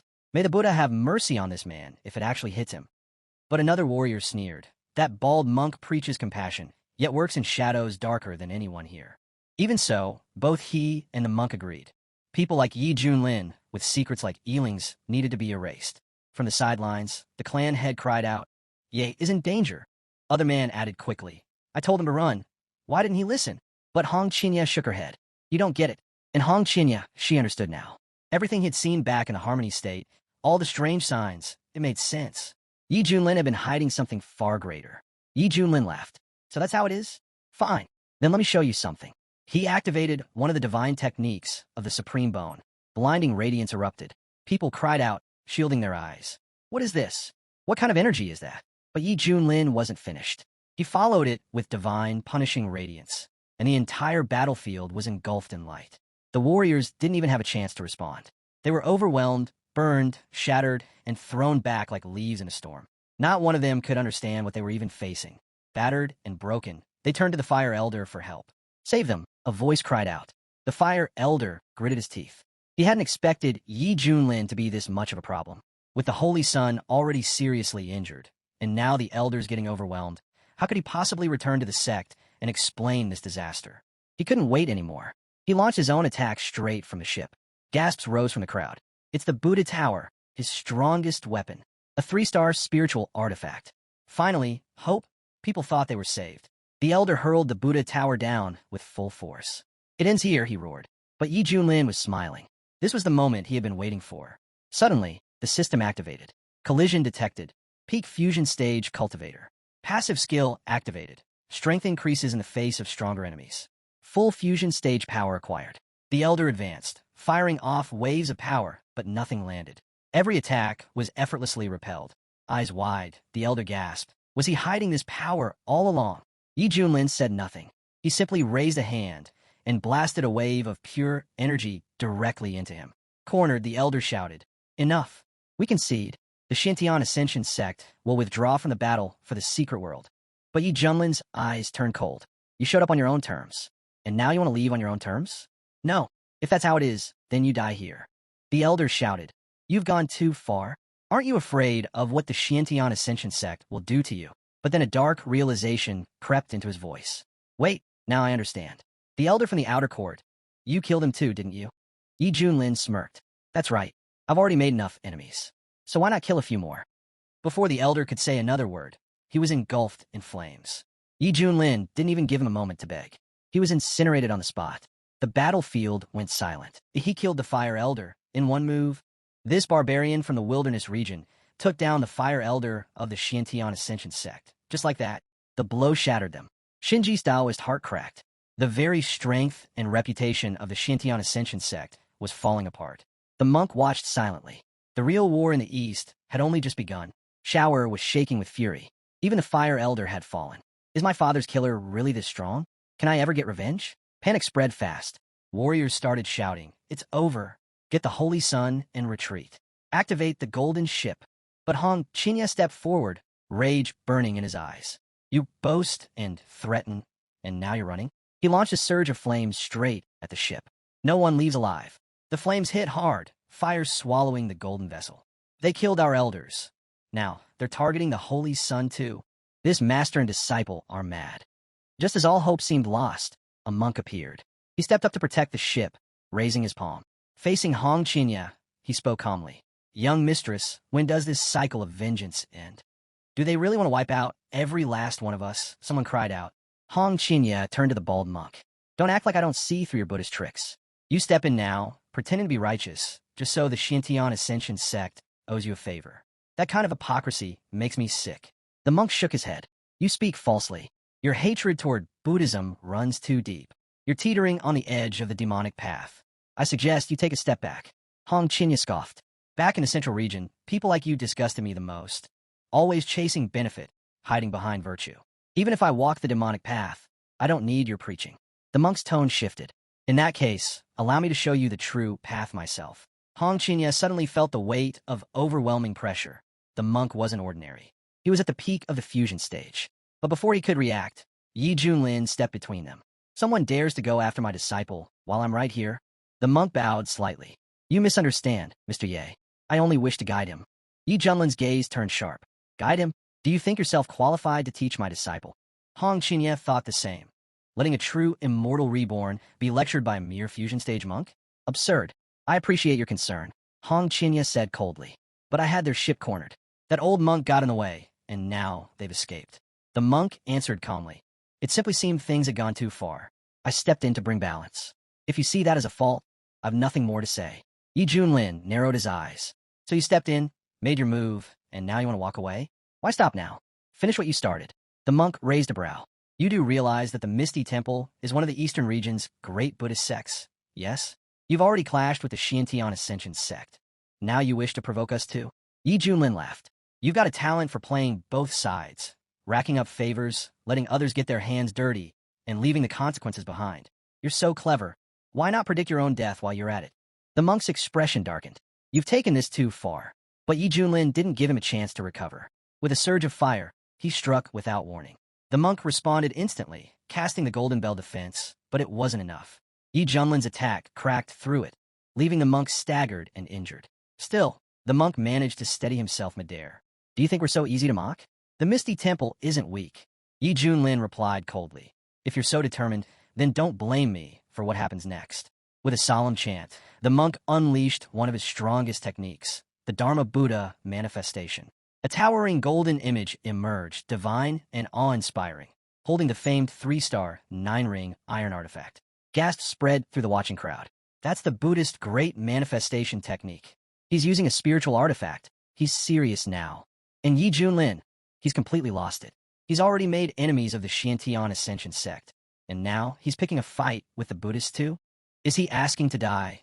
One of the warriors muttered as the tension soared. The monk's mentor stepped forward and addressed Yi Junlin.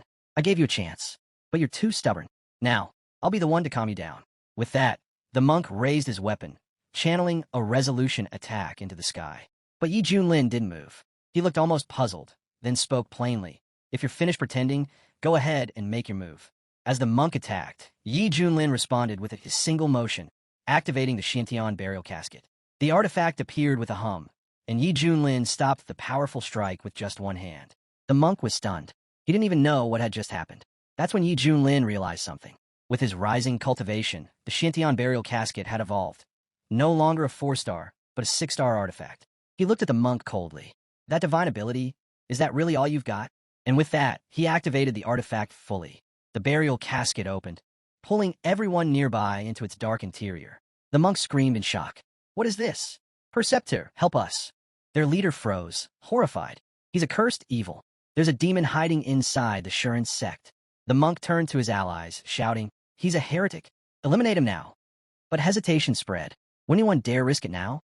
Watching it unfold, Hong Qinya finally understood. This was the hidden power he'd always sensed in his mentor. The monk gritted his teeth. You've already made an enemy of the Xiantian Ascension sect. Now you want to take on the Eastern region's strongest Buddhist order too. Yi Junlin's voice rang out like iron. What disgusts me most are hypocrites like you. I don't care who my enemies are. If you hide behind false virtue, I'll wipe you out. He waved his hand, silencing the monk's protests. Go to the coffin. With a final gesture, the monk was sealed away. Yi Junlin lifted the casket with one hand and turned to the battlefield. Anyone else want to try me? The clan head erupted into laughter. Brother Ye, that was magnificent.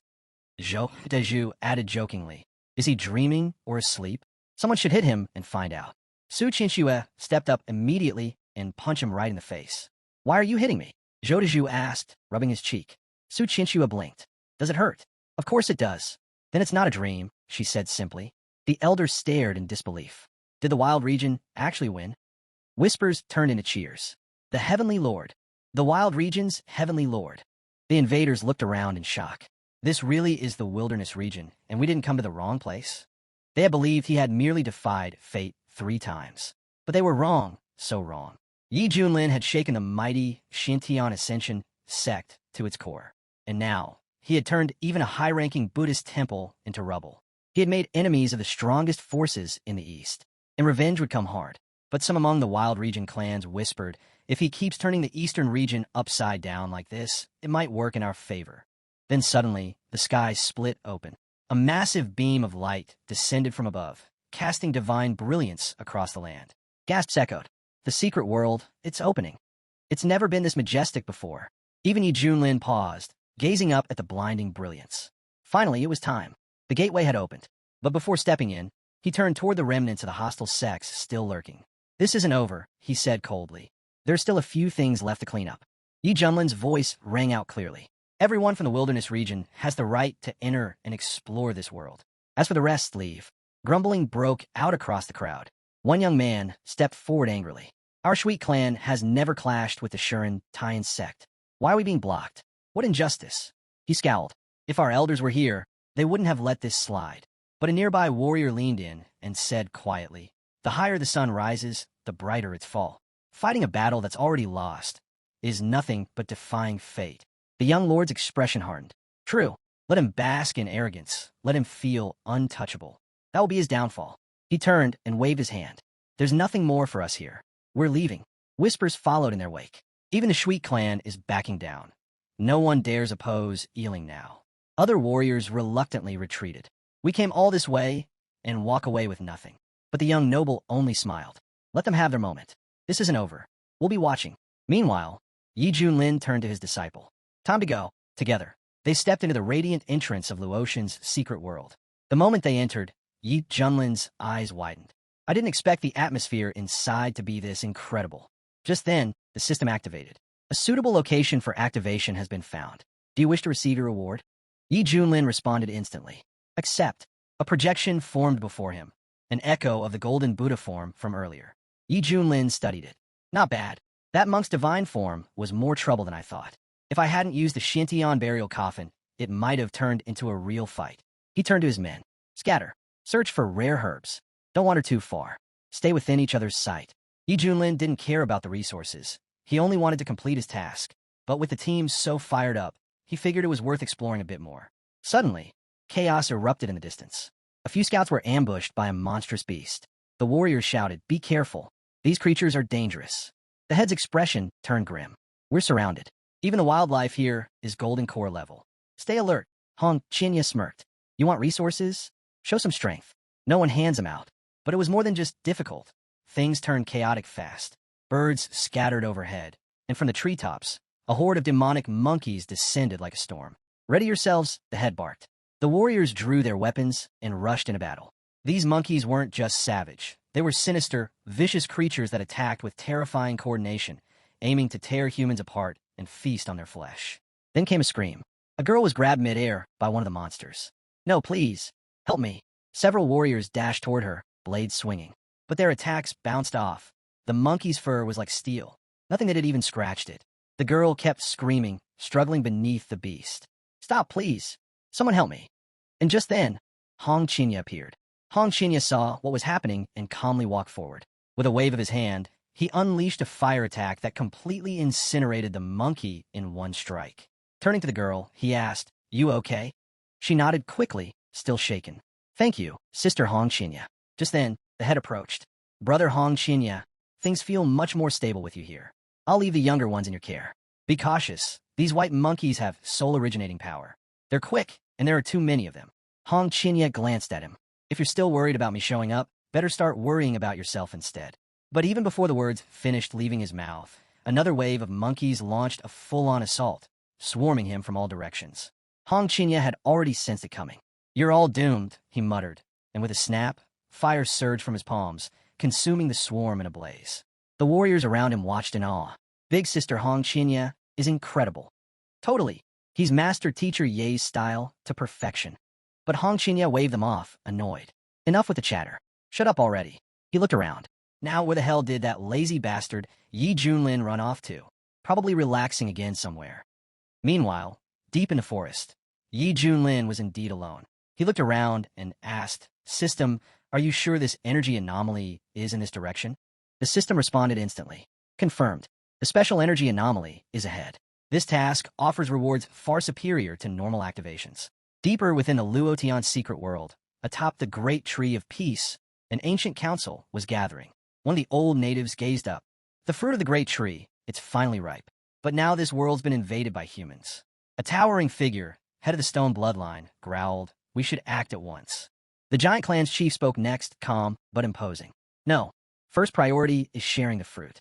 Once we fully consume it, we'll inherit the power of the great tree itself. Then, crushing the invaders will be easy." But the winged clan leader frowned. "Too late. That white mousy already stole it." The dragon clan chief added, "It ripened too fast. We didn't even have a chance to react." The Pisces clan elder shook his head.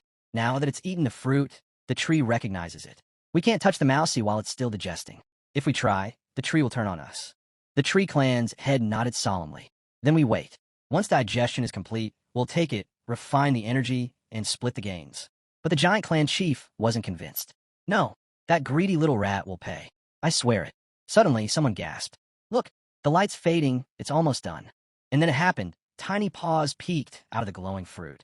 The mouse popped its head out, yawning. What a nice nap." Everyone froze. The mouse blinked at the furious crowd and casually waved. "Oh hey, brothers. Were you looking for me?" She could already feel the heat in the air. The room, seconds from exploding. She knew they might hurt her, or worse. Slowly, she began to back away, warning them not to stop her. The giant clan leader scoffed, remarking how fast the little rat had become. The power of the great peace tree's fruit was truly remarkable. The tree clan's leader wasted no time. He unleashed his roots, ordering the others to stop standing around and catch her. Now, Mousa glanced back, spotting the roots slithering after her. She shouted, "Can't we talk this out? I'm not unreasonable." Just then, a strange portal shimmered into view before her. Without hesitation, she leapt through. Inside, her head spun. She clutched her stomach. "I feel sick. Where is this place?" Meanwhile, the winged clan's leader frowned. "So, she's unlocked spatial travel.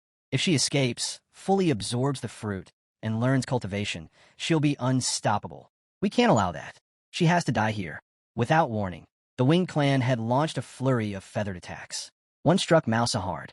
She screamed as her tiny body slammed into the ground. "I don't want to be eaten," she cried. "I just want to live." But the Stone Clan's leader stepped up behind her. "Live? You're already dead." He unleashed a gust of energy that sent her hurtling into the abyss, too weak to resist. The winged clan leader followed, sneering. "A filthy rodent dares to eat the fruit of the great peace tree? Do you have any idea how priceless that is? Who do you think you are?" The giant clan leader joined in, scoffing. "Why aren't you running? Did you really think eating that fruit would let you escape us?" Mousie lifted her head.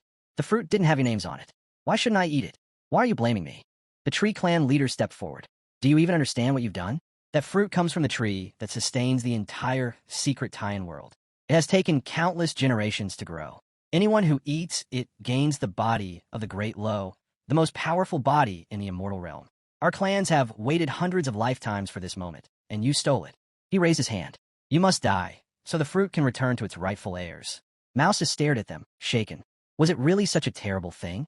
Am I going to die for this? She called out. Please, someone save me. The tree clan leader moved to crush her. But then, an attack came from behind. He froze mid-motion. Feeling the powerful aura, he turned. Who are you? And then, Yi Junlin stepped into view. She glanced at the system. What did you say about the energy wave from that white mousy?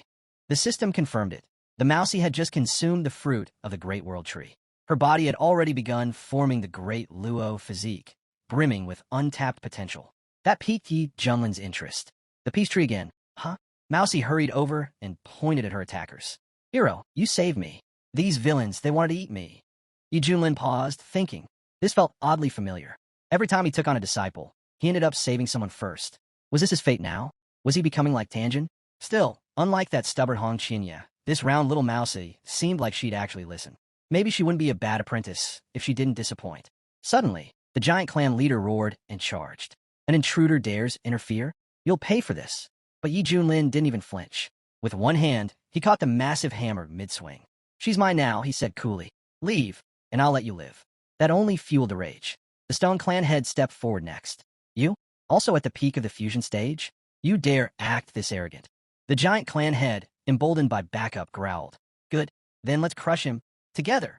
But Yi Junlin didn't even blink. He walked straight at them, calm and unbothered, then struck. The giant clan leader flew backward, stunned. What kind of strike was that? That power. Not waiting, the winged clan leader leapt into action, feathers slicing through the air. You've signed your death warrant. Yi Junlin deflected the flurry with ease. So that's how it is. Well then, don't blame me for what happens next.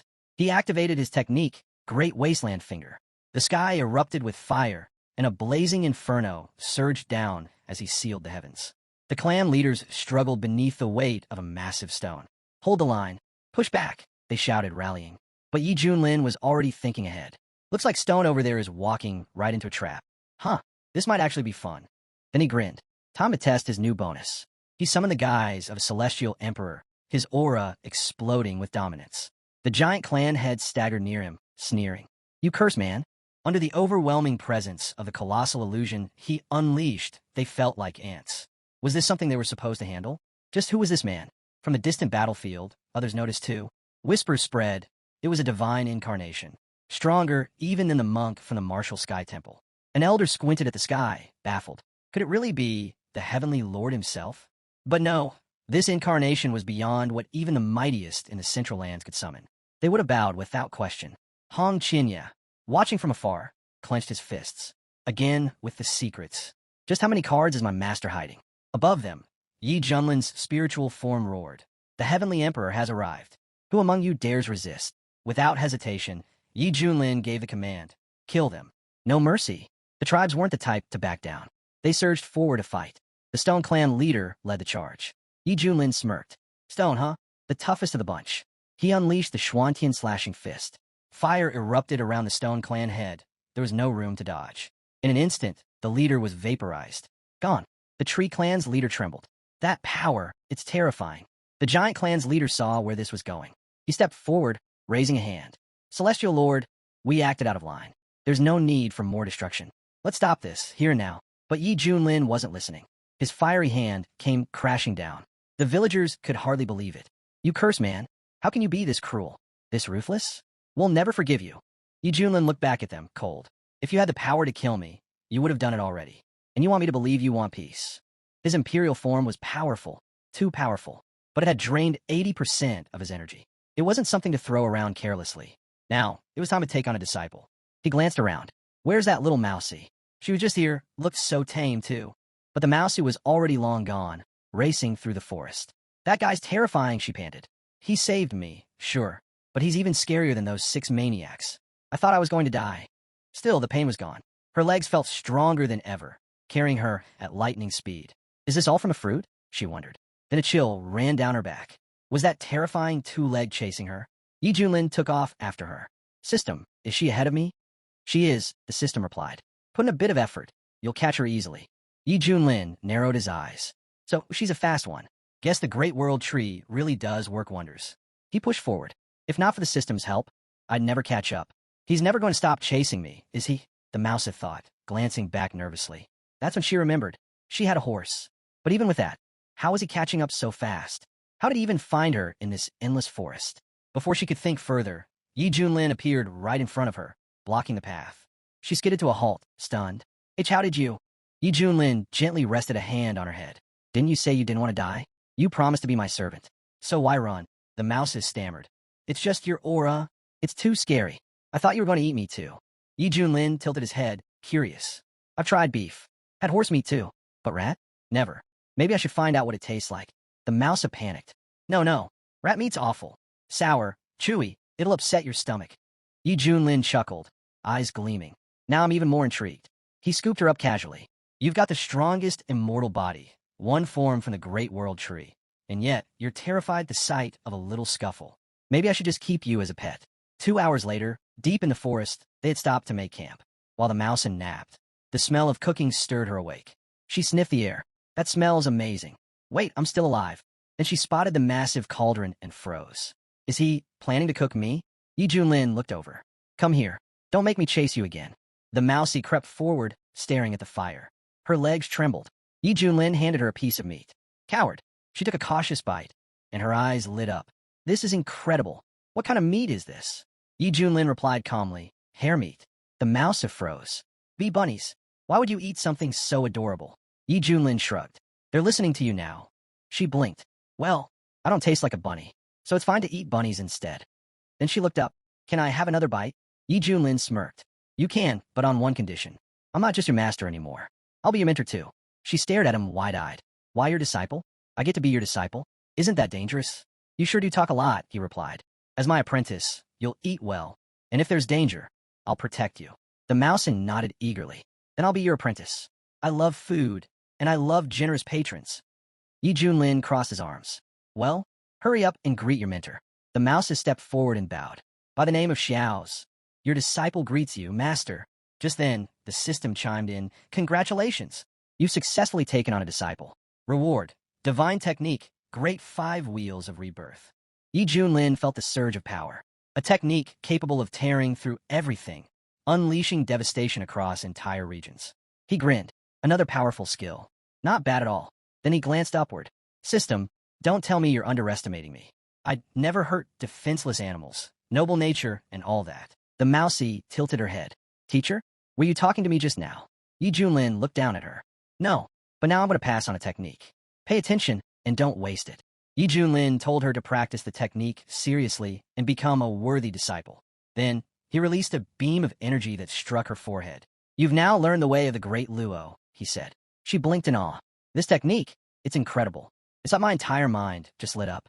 Thank you, teacher. Yi Junlin nodded. Now, get up, drink your soup, and eat the meat. It's ready. She took a bite and smiled. Delicious. My mentor's cooking is amazing. Being your student feels like a true blessing. I'll definitely repay your kindness one day. But suddenly, the sky above them began to break apart. What's happening? Yi Junlin looked up.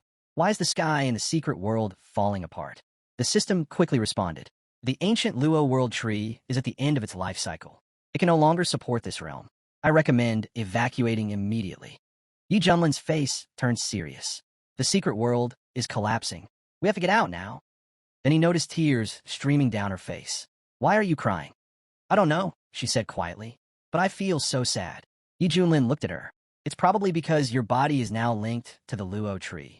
But right now, that's not what matters. We need to find a sect leader and escape. With a wave of his hand, he opened a portal. The sect leader began calling out. Everyone, get out of the secret world immediately. Be careful and watch each other. One of the elders added, I didn't expect something like this to happen here. The sect leader scanned the area. Where's Junior Brother Yi? Should we wait for him?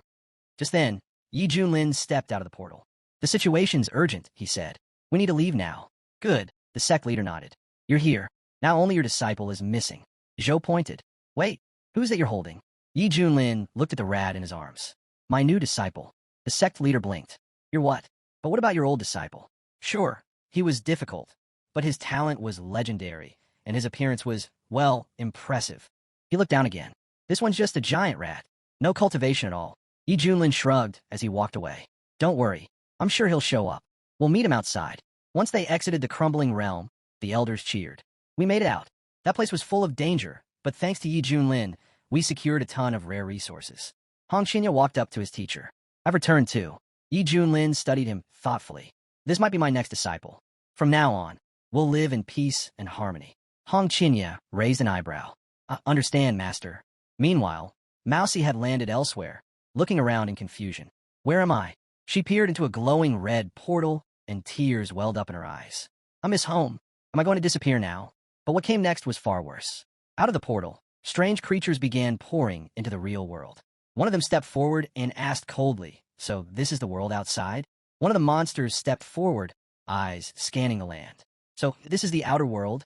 Why is the spiritual energy here so weak?" Snake slithered beside him, narrowing her eyes. Are these two-legged beings the same ones mentioned in the ancient records? Their cultivation, it's pitiful. Rhino rumbled, "Doesn't matter. We're in new territory now. We adapt, we conquer. Let's claim the land and divide it." The winged clan head snorted. "No. First, we enslave them. Then we split the land." But just then, the expression on the clan head's face darkened. Wait, this is bad. These creatures, they're ancient relics. Survivors from the depths of the secret world. Their strength is unlike anything we've ever encountered. He gestured toward the horizon. Look, hundreds at the spirit transformation stage. Dozens already at fusion. This is a real threat. One warrior gaped. Ancient relics? The leader nodded grimly. The cultivation world is vast, filled with races and beings from every realm. The stone tablet in the secret world explained it. These beings come from distant corners of existence. They've endured for eons. And if they unite, they could rival the 5 strongest sects in the eastern region. Zhou swallowed hard. Can't we reason with them? The leader shook his head. Impossible. We destroyed their home. They won't negotiate. They'll come for revenge and claim our wilderness region as their own. A warrior whispered. Are we doomed, then? What can we even do? Elder stepped forward, his voice steady. Do not fear. We have Yi Junlin. The warriors lit up with hope. Yes, with Yi Junlin here, we can win. Hong Qinya watched silently, judging by the confidence in their eyes. His mentor must be even stronger than they imagined. Suddenly, the system's voice rang out. New quest activated. Gain the trust of the 10,000 native beings from the secret world and recruit them into the Shanshan sect. Yi Junlin stared blankly. Are you serious? Fighting this horde isn't enough, and now you want me to persuade them? What next? Convince them with a song and dance. The system simply responded, You may proceed however you see fit. Before he could answer, a towering chief approached. Are you Yi Junlin, the strongest warrior among them? Yi Junlin met his gaze calmly. That's right. That's me. He looked ahead and saw an overwhelming tide of monsters, all closing in. Strange forms, fierce auras, every one of them ready to fight. The monsters hissed among themselves. What's there to fear? He's just one man. Even at peak fusion, he can't handle all of us. And with that, they launched their assault together. Yi Junlin raised his defenses, standing firm. Fighting, I know. Running, not really my thing. This won't be easy. Behind him, the mouse who watched everything unfold, heart pounding. He's been kind to me, taught me, fed me, protected me. I can't let him face this alone. Hong Qinya turned to her. What are you doing? Without hesitation, she sprinted forward, shouting, Teacher, I'm coming. No more hesitation. No more fear. She placed herself between Yi Junlin and the oncoming storm. And then something changed. A surge of energy awakened within her. Her eyes lit up. Power surged through her veins. The transformation didn't go unnoticed. The sect leader watched in awe. Junior brother Ye's disciple. She's not as simple as she looks. That aura, it's commanding reverence. The monsters stood frozen, shocked. That's the aura of the ancient Luo tree, one whispered. It hit them all at once. The Luo tree hadn't abandoned them after all. In unison, they dropped to their knees before her. Great Luo, please guide your people once more. Hong Qinya watched silently, realization dawning. Just as I thought. Every step he takes, every decision, it's all calculated. His true self runs deeper than anyone realizes. Yi Junlin understood instantly. So that's it. The Luo tree bore a single fruit, a vessel for rebirth. And when she consumed it, the ancient body of Luo awakened within her. The trees will still lives, and now it's trying to take control. He stepped forward, his voice calm but firm. Are you all right? Answer me. She stood still, unresponsive. Yi Junlin rushed to her side. Wake up. Inside her subconscious, Mousy heard the voice of her teacher echoing through the void. Slowly, she turned toward it. Her eyes opened, and she looked at him. Thank you for waking me. Yi Junlin studied her. You sure you're all right? Around them, murmurs broke out among the monsters. Outrage and confusion mixed in their voices. The great Luo tree became his disciple, one gasped. How? How could a two-legged mortal become the teacher of the great Luo? Yi Junlin leaned in and whispered to her, do exactly as I say. She gave a small nod. Then, stepping forward, she addressed the crowd. The destruction of the secret world. It was the will of Xiantian. But do not despair. You are all my children, and I will never abandon you. Yi Junlin turned toward the massive tree behind them. The heavens have shown mercy. Though your world is lost, the Heaven Sect offers a new home. Stand with us, and together we'll survive this catastrophe. Mouse had turned and bowed. Thank you, teacher. The crowd remained uneasy. One of the monsters stepped forward, confused. Wait, does this mean the great Luo wants us to submit to humans? She looked up, eyes gleaming with power. Do you doubt my words? The monster stepped back, trembling. And no, I wouldn't dare. She turned again. Then follow me, and my teacher, to the Heaven Sect. At that moment, the system's voice echoed in Yi Junlin's mind. Congratulations. Quest complete. Reward, Heavenly Sundial. Yi Junlin blinked at the item. A sundial? That's the reward. He sighed. Sure, I've got a golden hand that makes me stronger without training. So this? Kinda useless to me. He glanced over at Hong Qinya. But, for him, this might be perfect. He's got the drive, the hunger to learn. All he needs is guidance. Hong Qinya noticed Yi Junlin staring at him. Why is he looking at me like that? Is he mad I didn't help with the bee situation? The sect leader approached wide-eyed. Am I dreaming, or did those powerful beings just join the Heaven Sect? Zhou Dezhu stepped forward. From today on, we'll rise. Heaven Sect will stand among the 10 most powerful sects in the eastern region. Elder Ouyang Feng chimed in. Is that really possible? He looked around, still stunned. Well, I'm just glad the wild region has been saved. No one seemed to care about the mountain-shifting sect anymore. When she confessed to the teacher's face that it was her doing, everyone actually listened. Yi Junlin smiled and said that was impressive. It made him happy. But curiosity got the better of him. He asked her how she felt about the will of the great lit tree. She shook her head, saying ever since she woke up, she hadn't sensed a thing. Yi Junlin nodded and said they should gather everyone and return to the Shuren Tian sect. Meanwhile, enemies of the Heaven Sect arrived at the Xiantian Ascension sect. The servants were shocked to see the saint. He looked completely drained. When asked what happened to you, you were full of life when you left for the wild region. Shower could barely stand, let alone speak. The elders rushed out, concerned. Saint, what's going on? One demanded. I need to see the teacher, Shower said faintly. The elder hesitated. But the great teacher is in seclusion. What happened to the others who went with you? They're all gone, Shower said. The elder froze. What? Who did this? Tell me. I'll report it to the sect. Shower didn't want to answer. But finally, he said it. It was the Heaven Sect and the head of Ealing Peak. Outside the temple, news spread fast. People couldn't believe it. How could this happen? The elders dead? And even a saint almost didn't make it. There were whispers of breaking news sweeping across the eastern region. A shocked voice echoed. Wait, what? A saint from the Xiantian Ascension sect was beaten by a girl. Same cultivation level. They said 9 of the Xiantian Ascension sect's top elders had been killed. The one behind it all? The head of the Shuren Tian Ealing sect. Over at an inn, a traveler from another sect overheard and muttered, the world is changing. Barbarians from the wild region just took down Xiantian Ascension's strongest. Another responded, sure, they're strong. But if they really face the Xiantian Ascension sect, the outcome's already decided. Even a girl with them added, don't forget, Xiantian Ascension sect has been the top power since ancient times. They've produced immortals. Barbarians can't touch that level. Far off in the eastern capital, at the Buddha temple, a senior monk spoke gravely. The Xiantian Ascension sect has officially declared war on the Shuren Tian sect. The Buddha temple must now seek justice. The younger monk bowed. Understood. I'll make sure everyone hears. Back in the wild region, after the secret realm collapsed, a massive surge of spiritual energy burst out. A new age was beginning for that barren land. Countless beings rushed to absorb the energy and grow stronger. After clashing with 10,000 opponents, the Shuren Tian sect's strength had skyrocketed. But now that war had been declared, things were about to get messy. At the Martial Square in Shuren Warrior sect territory, the Shuren warrior stood before his disciples. The Xiantian Ascension sect is on the move, he announced. They've even roped in the Buddha temple, accusing us of terrible crimes. Someone whispered, it's strange though, no one's seen their leader or senior advisors for days. They said the leaders were all deep in meditation. Even Yi Junlin, already powerful, chose to continue cultivating. It was truly a blessing for the Shuren Tian sect. High up on Void Peak, Yi Junlin was stretched out under the sun, not thinking about responsibilities, just enjoying a rare moment of peace. Suddenly, she appeared beside him and said, Teacher, I did it. She had made something incredible, an unbelievably delicious drink infused with lightning energy. Yi Junlin raised an eyebrow, surprised. Then hurry up, bring it here. She was already holding out, the tube sealed and ready. He took a sip, and the taste was perfect. Exactly what he'd imagined. Not bad, Yi Junlin said with a nod. Make me 50 more. You can keep one for yourself. She was stunned. Thank you, teacher. Yi Junlin thought to himself. These drink recipes he got from daily missions were leagues better than anything he'd had before.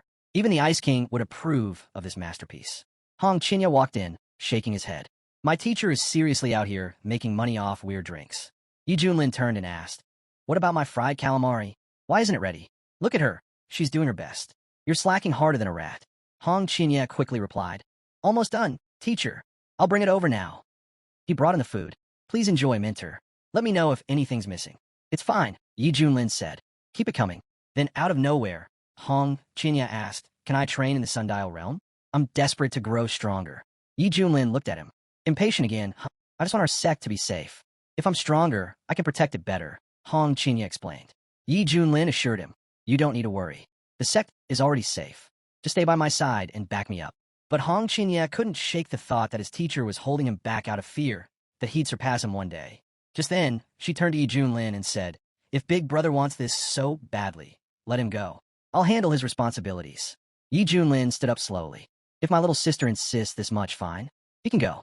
Thank her properly. Hong Qinya dropped to his knees. Thank you, teacher, and thank you too, sister. As Yi Junlin walked off, he told them to continue with the meal prep. He was heading back inside. Watching him leave, Hong Qinya clenched his fists.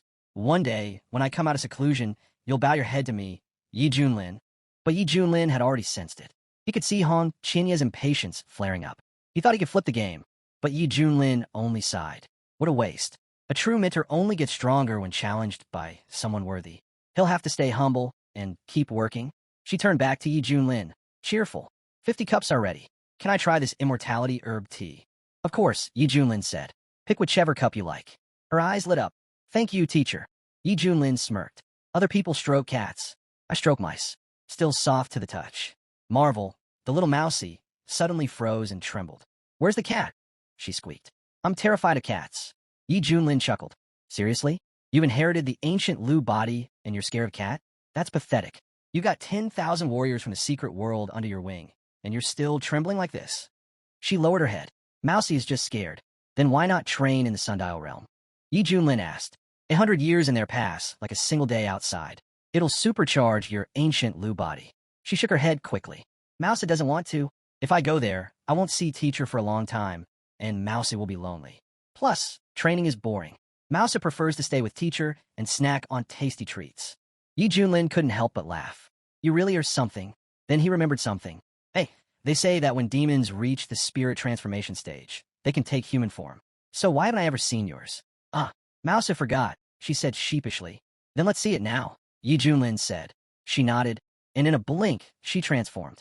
Now standing before him was a tiny girl with mouse-like features. Yi Junlin was stunned. What is this? She looked at him innocently. What's wrong, teacher? Yi Junlin shut his eyes and groaned. This is terrifying. Are you messing with me on purpose? She looked down, disheartened. No, Mousie really tried her best. But for some reason, this is the only human form she can do. I feel bad. Yi Junlin softened. All right, turn back. But as he waited, time passed. Half a stick of incense is burned, and you're still not changing back? He asked. Mousie looked up. I forgot how to turn back. Yi Junlin sighed. Are you sure you're even a Mousie? Maybe you're a pig instead. Mousie panicked. Don't be mad, teacher. I'll figure out soon, I promise. But, do you still want to keep petting me? Yi Junlin waved her off. Nope, I need silence right now. She scurried off toward the water, peering into her reflection. Weird, but I do look kind of cute. Elsewhere, at the border between the wild region and the spiritual region, ships sailed steadily toward the eastern region. A man aboard one of them spoke grimly. The fury of the eastern region's first immortal sect. That's something no one survives. The Heaven sect is finished. Another scoffed. That guy was so arrogant before. Now he's probably shaking in fear. All bark, no bite. Suddenly, a servant burst into the room. Young master, the battle's already started. It's happening right outside. The master spun around, his face twisted in anger. Can you speak clearly? Or should I wring your neck and toss you into the cesspool for the maggots to feast on? Who's fighting who? The Shintian Ascension sect, the servant gasped. They've just launched an invasion into the wild region. The master's mood shifted instantly. He stepped out of his room, grinning. Finally, the Shintian Ascension sect has made their move. Those filthy savages dared challenge us. Now they'll pay. Their doom is sealed. Back in the wild region, the mountain-moving sect's leader stood tall as the earth rumbled. The enemy forces were closing in fast. How many cultivators are we dealing with? Someone asked urgently. An elder turned to the old man beside him. Please don't try to play the hero this time. If there's no way out, run. You're the strongest protector we have. The symbol of hope for every cultivator here. If you fall, we won't recover from it. Back at the Heaven sect, the training grounds were already in motion. A loud voice rang out. The enemy is at our gates. Everyone, prepare yourselves. We're under attack. Zhou Dezhu clenched his fists. 500 years of relentless training, and I was this close to reaching fusion steel. But locking myself away clearly isn't enough anymore. Su Qianxue looked at him and said, you should still be proud. Without the techniques and pills from little brother Ye, you wouldn't have made a single step of progress in all these centuries, no matter how long you lived. Nearby, a few warriors looked around in confusion. Where's the sect head? Why hasn't he shown up yet? Just then, the leader stepped out. The battle's unavoidable, he announced. All we can do now is fight until the end. He paused, glancing into the flames swirling in the distance. A shadow began to emerge from the fire. His eyes narrowed. Someone's coming, and that aura, it's terrifying. Even stronger than junior brother Ye's. A moment later, Hong Qinya stepped forward through the flames. Zhou's eyes widened. That's senior apprentice Hong Qinya, a true disciple of a legendary teacher. His talent is unreal. Tell us, what stage have you reached? But Hong Qinya frowned and snapped. How dare you speak to me like that? Who do you think you are? Before anyone could respond, Hong Qinya launched an attack. Su Qianxue jumped in. Wait, he didn't mean anything by it. We're all from the same sect. Hong Qinya scoffed. Same sect? Don't make me laugh. He started laughing wildly. I'm the greatest master of the demonic path, a true immortal, and you think you can stand beside me? If it weren't for Yi Junlin, I wouldn't even be here wasting my time with you. His expression turned cold. But things are different now. Su Qianxue shouted. You've gone mad. You're losing yourself in your cultivation. Watch your mouth, or I'll go straight to little brother Ye. Do what you want, Hong Qinya replied coldly. He's nothing to me now. He can't even protect himself. He stepped forward. If he dares to face me, we'll see who ends up bowing. That kind of power, what a waste to leave it rotting here. It would be better off in my hands. Zhou was stunned. Have you lost your mind? Aren't you afraid of what little brother Ye will do to you? But Hong Qinya didn't answer. He raised his hand and shouted, out of my way. With a roar, he unleashed a torrent of fire, blasting through the crowd as he stormed toward his own forces. The sect head gasped. What terrifying spiritual pressure. I've just reached the fusion stage, and I still can't handle it. Who is this disciple of junior brother Ye? Hong Qinya looked around and sneered. Nothing but a swarm of weak insects. But suddenly his eyes narrowed. Wait, why hasn't the sundial moved at all? The sect head yelled. Hong Qinya, remember who you are? You're junior brother Ye's disciple, the greatest genius of our generation. He's part of our sect, the head shouted. We've supported him from the very beginning. Why would he betray us like this? Hong Qinya's expression darkened. And who are you to question me? He snapped. Without waiting for a response, Hong Qinya lunged forward, striking without mercy. The head staggered back. What kind of power is this? He gasped. A disciple had only taken a light blow, but was already down, completely unable to fight back. The transformation Hong Qinya underwent inside the sundial realm was terrifying. Hong Qinya scoffed. Why should I take orders from weaklings? You should be grateful I haven't wiped you all out already. The head turned sharply. The Shintian Ascension sect's army has arrived. Yi Junlin, this is all because of you. Come out now and face your fate. But while chaos swirled outside, Yi Junlin was calmly reclining inside, sipping tea. To live in peace with good tea and sweet milk, he said softly. That's the real cultivation path. Hong Qinya clenched his fists. What a disgrace. Calling that the life of a cultivator? He dares to call himself an immortal? He's nothing but a lucky fool who stumbled upon divine blessings, rare techniques, and treasures. But it'll all be mine soon enough. Yi Junlin looked up with a smile. Ah, my disciple. So you've finally left seclusion. Your teacher missed you dearly. Hong Qinya's tone was ice cold. The Shintian Ascension sect is already here. People are dying, and you're just relaxing? Aren't you afraid? Wait, what? Yi Junlin asked, raising an eyebrow. They attacked already? No one told me. You've been hiding in your cozy little world behind that soundproof barrier, Hong Qinya snapped. Of course you didn't hear. But listen now. The enemy is at our doorstep, and they're calling your name, demanding you come out and die. Yi Junlin took another sip of tea, then glanced toward the noise. So the war's already started? Huh? You can see it with your own eyes, Hong Qinya said. But if you're smart, hand everything over. And maybe I'll consider sparing your life. Yi Junlin blinked. Hand over what, exactly? Hong Qinya shouted, stop pretending. We both know you're not stupid. So don't play dumb with me. Just then, a small figure darted over. Stop everything. Hong Qinya barked. Wait, what now? It was C, the mousy girl, holding a steaming plate. Teacher, these are the spicy chicken wings you asked for. Try them while they're still hot. Hong Qinya froze. You came out of seclusion that fast? He asked. But something about her gave him chills. His eyes narrowed. Wait, is that the same white mouse from before? What happened to her? That form, it's just creepy. He took a step back. What kind of insane taste does my manner have? I thought I understood him. But this is beyond good, evil, or even basic logic. Meanwhile, Yi Junlin was deep in thought. Why is he looking at me like that? Surely he's not thinking anything weird, right? I'm a respectable man. At that moment, the sect head arrived at the peak. His eyes locked on Hong Qinya. You unruly disciple, he growled. What in the world do you think you're doing? Hong Qinya suddenly shouted, eyes full of fury, as if ready to strike his own teacher. The sect head called out urgently, Younger brother Ye, watch out. But their attention shifted the moment they spotted a girl nearby with the head of a mousy. Everyone froze in shock. Don't be scared, she said quickly. It's just me, your friendly neighborhood mousy. The head squinted, studying her more closely. Ah, she's little brother Ye's second apprentice. He turned to the others. Well, her appearance might be a little shocking, but junior brother Ye's talent is matched only by his, let's say, very unique taste. No one could have predicted this. Enough, Yi Junlin snapped. What are you all even talking about?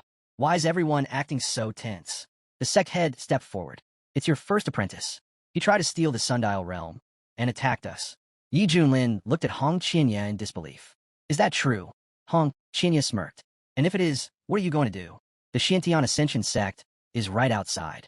You're already as good as dead. Still don't get it, do you? The sect head shouted. You traitor!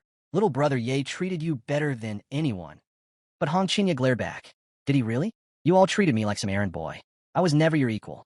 I've had enough. Yi Junlin stepped forward and gently took hold of Hong Qinya's face.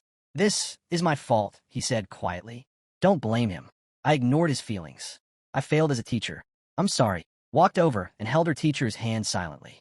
The sect head stared at his younger brother. I've never seen you like this before. Hong Qinya sneered. Do you think I'll fall for this act? Spare me. You're just putting on a show, but it's too late. I've already seen your true face. Yi Junlin looked at him with regret. I admit my mistake. Can we start over? Hong Qinya? We're teacher and student. We can still fix this. Don't even dream about it. Hong Qinya snapped. I've had enough of you. Suddenly, a system notification rang out. Task complete. Temporary mission. Full emotional sincerity. Reward. Immortal lore technique. Yi Junlin blinked in surprise. So, I actually completed it. What a bizarre mission. But the reward? Worth every second. So that's why I played it all out like that. He thought to himself, time to enjoy myself now.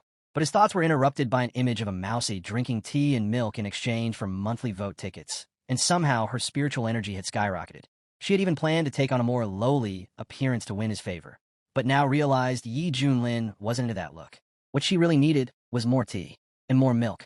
That was the key. Yi Junlin turned back to Hong Qinya. No matter what happens, from the day I became your master, I'll always be your teacher. Forever. He smirked. Let's see how long he can hold out.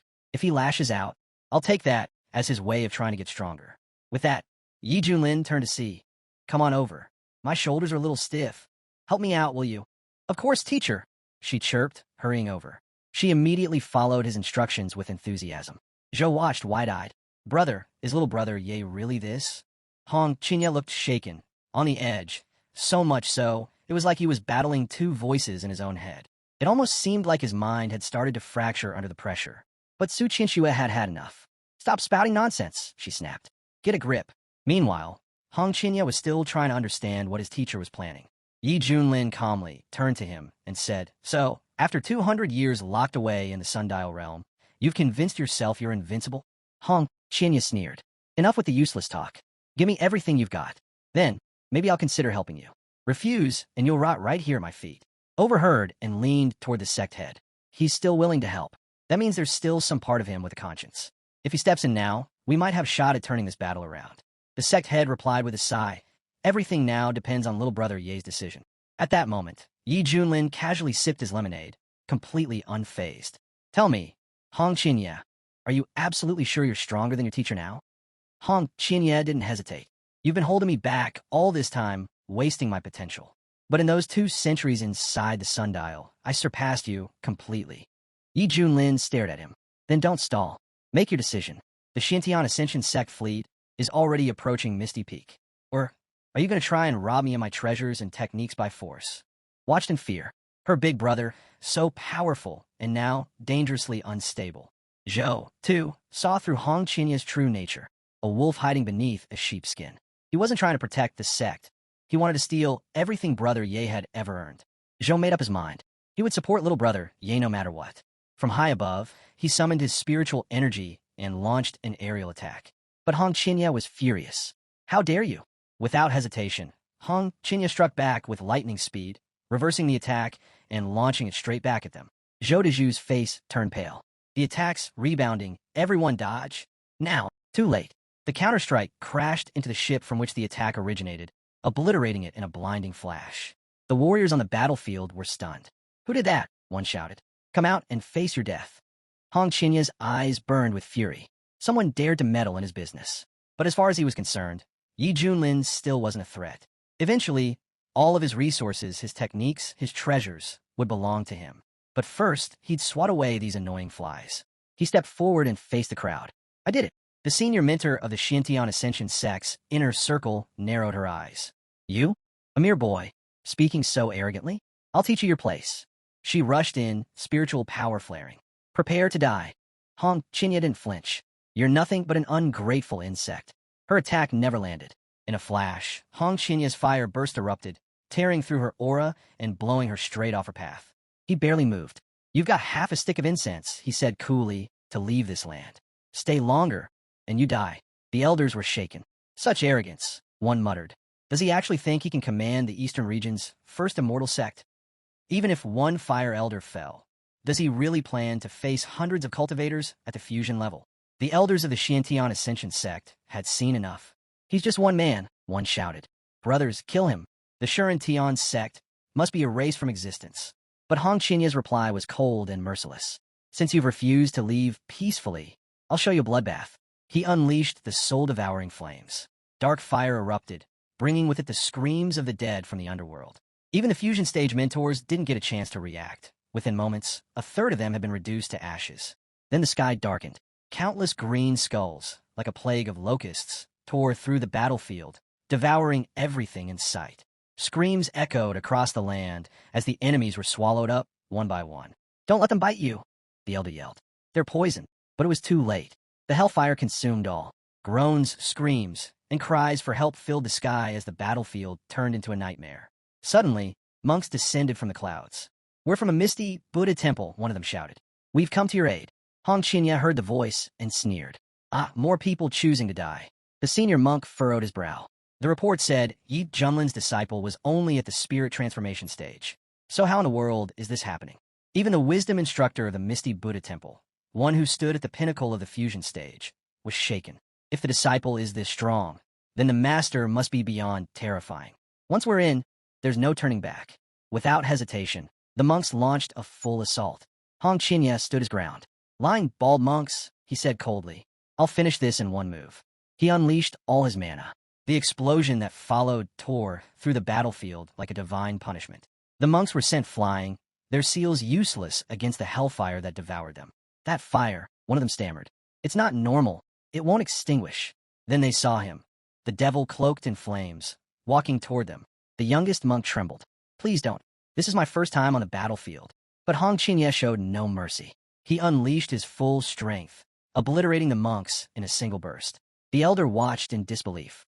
One move, and his entire army of tens of thousands was just gone. He looked around at the scorched earth. What kind of force has the Xintian Ascension sect provoked? The senior monk gritted his teeth. You know, cultivator, you're a demon. Buddha himself will not forgive this. He summoned a massive golden palm strike and hurled it at Hong Qianye. But Hong Qianye didn't even blink.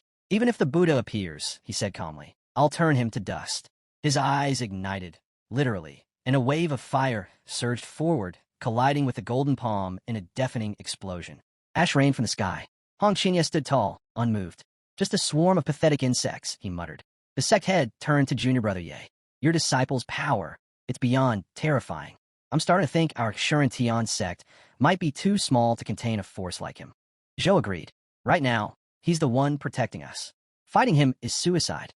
We do better to give him what he wants and survive this. She looked toward the battlefield.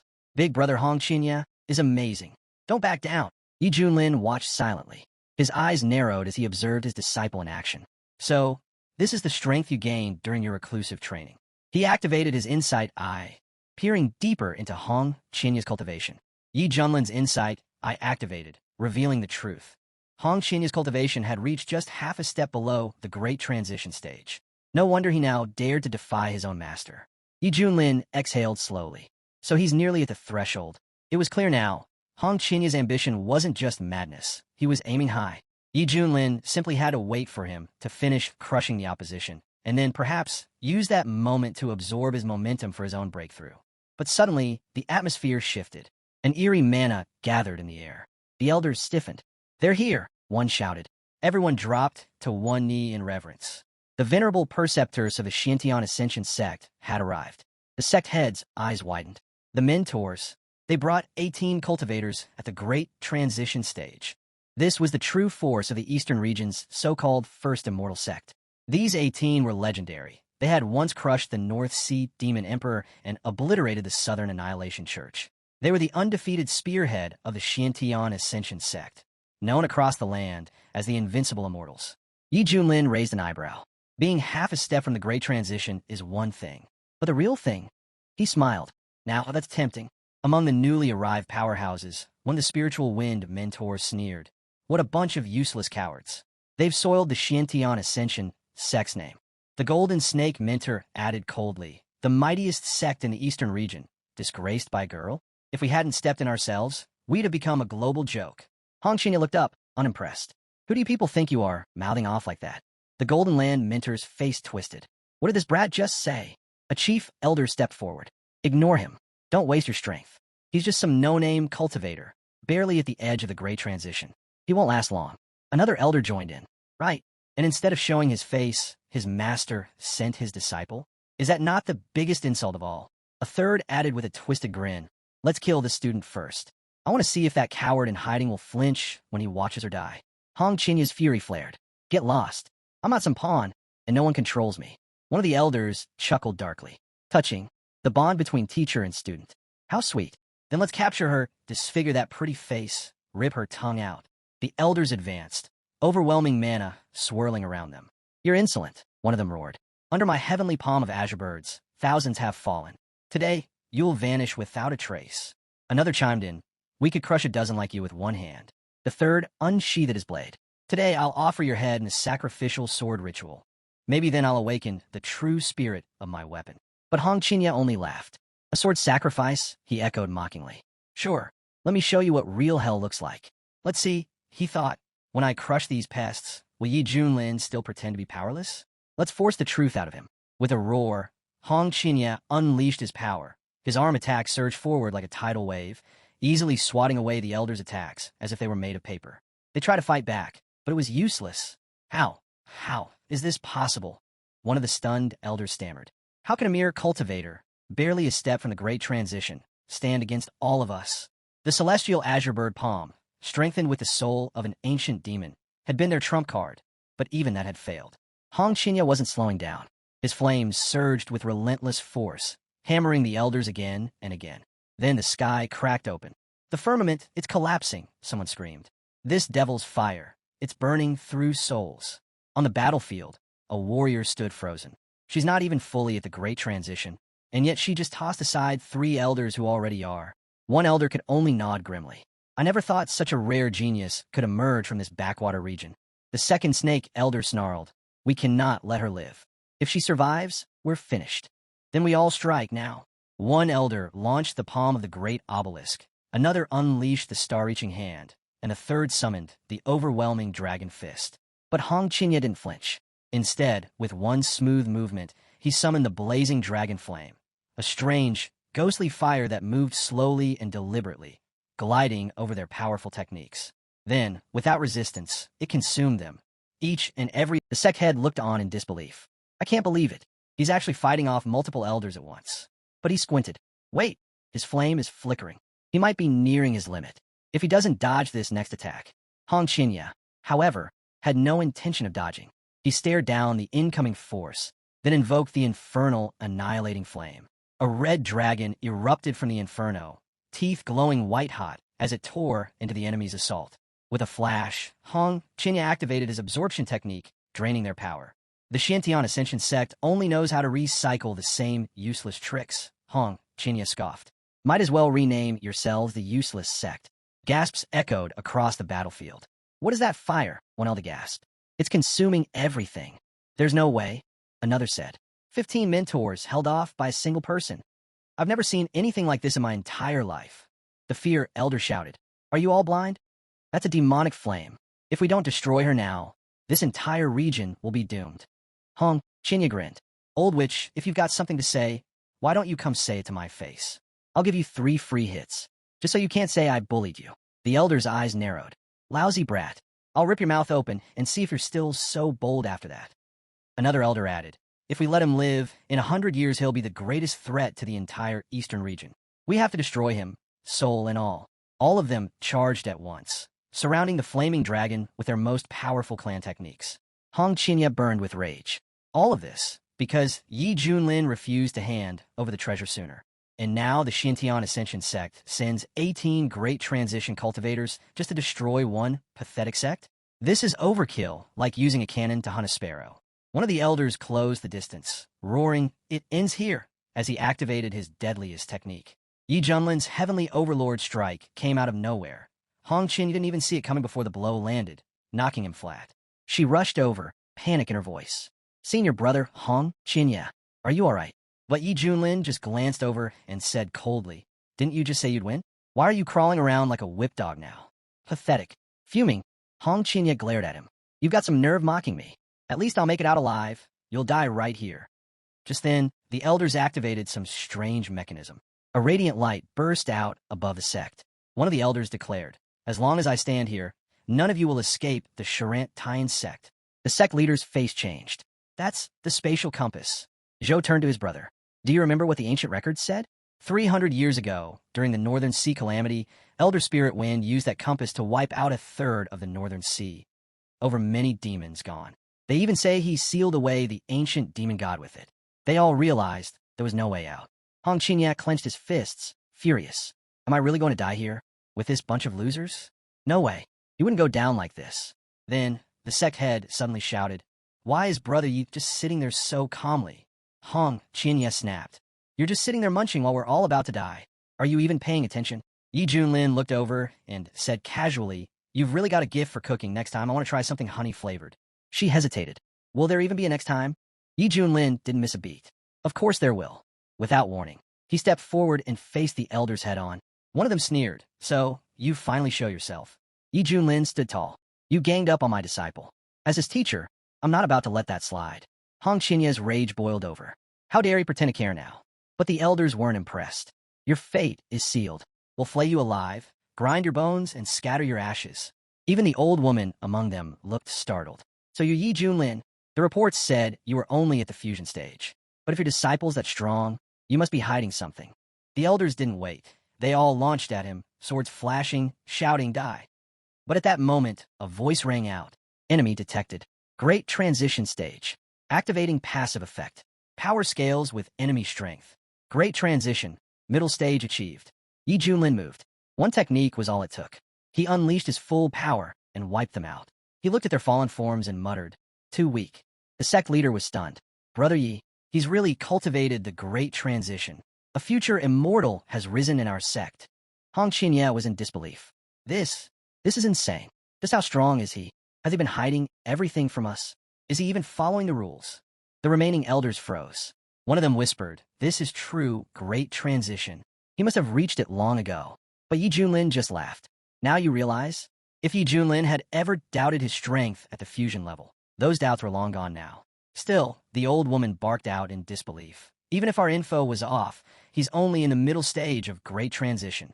He's just an insect before the storm. Without wasting another second, she gave the order. Formation. Now. She bit into her lip and prepared a blood sacrifice, fuel for the deadly 15-fold Xuantian's judgment blade. But Yi Junlin just looked at the entire setup and smiled. He didn't care. In his eyes, none of them mattered anymore. His power had already soared so far beyond theirs, they couldn't even compare. As energy crackled through the air, everyone could feel it. The sect leader stared in shock. Why isn't junior brother Yi fighting back? This is the 15 Heavens execution formation. It's powerful enough to suppress even a peak Great Ascension cultivator. But Yi Junlin stood still, watching. Then he asked them, "Is this seriously the best you've got?"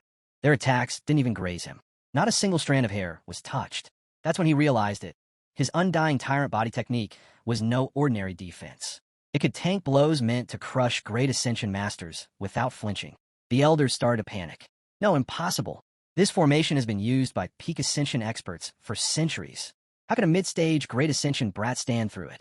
Hong Qinya watched in growing envy. Just as I thought, this guy's hiding something big. Some sort of divine treasure or secret technique. If I could just take it. An elder stepped in close, trying to size Yi Junlin up again. He's not just some mid-stage Ascension cultivator. But before he could say more, Yi Junlin stepped forward like a true warrior and sneered. Why is a corpse still talking? He didn't give them a chance. One punch, and the elder's head exploded. Yi Junlin didn't slow down. He barreled through the others like a storm, ripping through every elder in his path. One elder gasped, too fast, and screamed for the great elder to save them. But Yi Junlin wasn't finished. Flames erupted from his hands. He charged into the remaining group, unleashing hell. Each strike carried the full weight of his power, and by the end of it, nothing was left of him. Just as he was about to land one final, devastating blow, a powerful figure arrived. The chief elder of all the clans, the strongest among them. The surviving boys sighed in relief. Thank the heavens, we're saved. The blow hit hard, but the elder withstood it. Barely. Yi Junlin looked him over and laughed. Let's see how long you can keep standing. The elder's instinct screamed. Yi Junlin's strength wasn't just physical. It was enhanced by some sort of beast imprint. The strike had nearly pierced him clean through. One more like that, and even he wouldn't survive. Yi Junlin spotted the old woman again. Oh, this little lady wants him too. She snarled back. I don't believe you can handle 3 peak Great Ascension cultivators at once. No time was wasted. One elder launched his chaotic breath destruction technique immediately. The strongest elder yelled to his brother, "Brace yourself. He's about to use another of those insane skills." Warning. Incoming enemies at late-stage Great Ascension. Passive ability activated. Strength through adversity. Advancing host to peak Great Ascension stage. The elders could hardly believe what they were seeing. Yi Junlin's power had surged again by several folds. It's impossible, one of them gasped. His cultivation just spiked again. They exchanged looks of horror. The sect's intel was wrong. Yi Junlin isn't mid-stage. He's at the very peak of Great Ascension. And now, there was no doubt, they were about to be annihilated. Yi Junlin stared them down. You've been so generous with your attacks. Now, let me return the favor. Panic spread. The old woman shouted, "We have no choice. Activate the sect's forbidden art." One elder nodded grimly. Agreed. The honor of the Feathered Immortal sect is on the line. He turned to Yi Junlin and roared. You forced us to use the ancestral technique passed down by our founder himself. Consider it a privilege. The legendary feathered Tao imprint art, the foundation of their entire sect, was being awakened.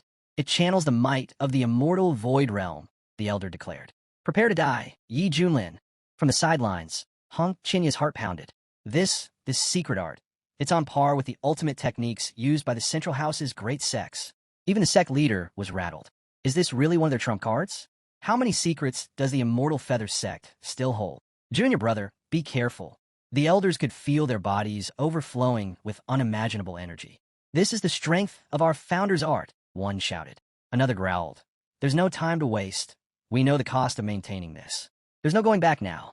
The group moved as one, pouring everything into a single devastating move, the magnificent annihilation technique. But Yi Junlin only smirked. Now this is getting good. With a wave of his hand, he summoned his heavenly emperor manifestation. The sky shook. Divine power descended. Yi Junlin towered over them like a god among mortals. You insects, he said coldly. Kneel. In one move, he brought them all crashing down. Hong Qinya's jaw dropped. It's him, that same manifestation from the secret realm. The pressure, it's stronger than the ancient demon gods from the abyss. The elders were shaken. None of them had ever witnessed a divine manifestation this powerful. Yi Junlin spoke calmly. Watch closely. This is where the real battle begins. The old woman clenched her fists. Is he trying to scare me? I've seen horrors beyond imagining. Yi Junlin just smiled and vanished. A moment later, his sky-splitting fingers sliced through the air, striking like a divine blade. The old woman barely had time to react before it swept across her at blinding speed. The elders panicked. Run! He's not human. He's a demon. The immortal feather sect must survive, one yelled. He must be a reincarnated void immortal. Yi Junlin chuckled. The art of destroying reincarnation was made for enemies like you. No need to thank me. I'll scatter your ashes for free. With a flick of his hand, his power tore through them like a force of nature. Screams echoed as he closed in, leaving a trail of devastation. He just ripped a great Ascension cultivator apart with his bare hands, one elder screamed. The survivors tried to flee, but Yi Junlin was already on their heels. Their nightmare was far from over. Terrified by what they had just witnessed, the elders tried to flee. But Yi Junlin grabbed them with both hands, his grip like steel. You really thought you could escape? They screamed in panic. He's a demon. The immortal sect won't forgive this. A great demon has risen in the Wasteland province. Yi Junlin didn't flinch.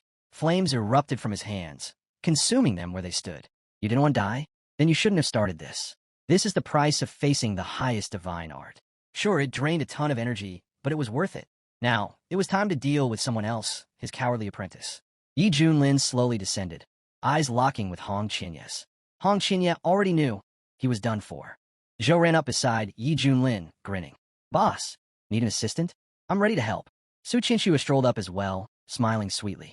You've been working hard, little brother Yi. Want a shoulder massage from your big sister? Even the sect head approached, her expression softening. So this is your true strength. How much longer were you planning to keep it from us? Yi Junlin looked at all of them and said calmly, just remember one thing. Stay humble. True experts always do. Hong Qinya watched as everyone praised his mentor. At this rate, I'll never be able to shake him off. That sly bastard. He still had peak Great Ascension strength, but kept pretending he was just a body integration cultivator. Hong Qinya had never seen anything like it. Yi Junlin turned to him. Still here. Hong Qinya flinched. Didn't he already throw me out? Yi Junlin looked at Zhou. Mind if we grind him into a paste? We could use it to fertilize your phoenix tree. Zhou didn't hesitate. Already got the tools ready. Sounds like a great plan. Hong Qinya dropped to his knees, panicking. Please, spare me. I was wrong. Let me redeem myself. I'll do anything. Yi Junlin raised an eyebrow. Weren't you acting all high and mighty earlier? What changed? Hong Qinya, Zhou hung his head. I was arrogant. Blind. Please, master, just give me one more chance. Yi Junlin didn't miss a beat. Fine. Start slapping yourself. I'll tell you when to stop. Hong Qinya froze, but slowly lifted his hand. I'll do it, and began smacking himself without hesitation. Yi Junlin watched him carefully. For all his flaws, Hong Qinya had potential. If he steered him right, he might even have what it takes to lead his own sect one day. The sect head stepped forward. Betraying the sect is punishable by death. But, in the end, he protected the Deep Sky sect. Maybe redemption's still possible. She looked to Yi Junlin. What do you think? Should we exile him to the back mountain for reflection? Yi Junlin nodded. He can keep his life, but punishment is necessary. Send him to the back mountain. Let him think over his mistakes. Hong Qinya, bruised and swollen, bowed low. Thank you, master. Then limped off, disappearing toward the mountain. As he left, the sect head turned to her brother. Your disciple's wild, but you're the only one who can keep him under control. Without you, who knows what kind of chaos he'd cause. Yi Junlin didn't even spare them a glance. Zhou Dezhu scoffed. With talent like his, we should be thankful he's still in the Deep Sky sect at all. Let's be real. It's only because of younger brother, Yi Junlin gave a faint smile. That's on me. I'll let him run wild. But from now on, I'll raise him right. He leaned back, stretching. Honestly, watching Hong Qinya try to fake a smile while boiling inside, it's priceless. After everything settled, Yi Junlin headed to his hammock. Your master's starving.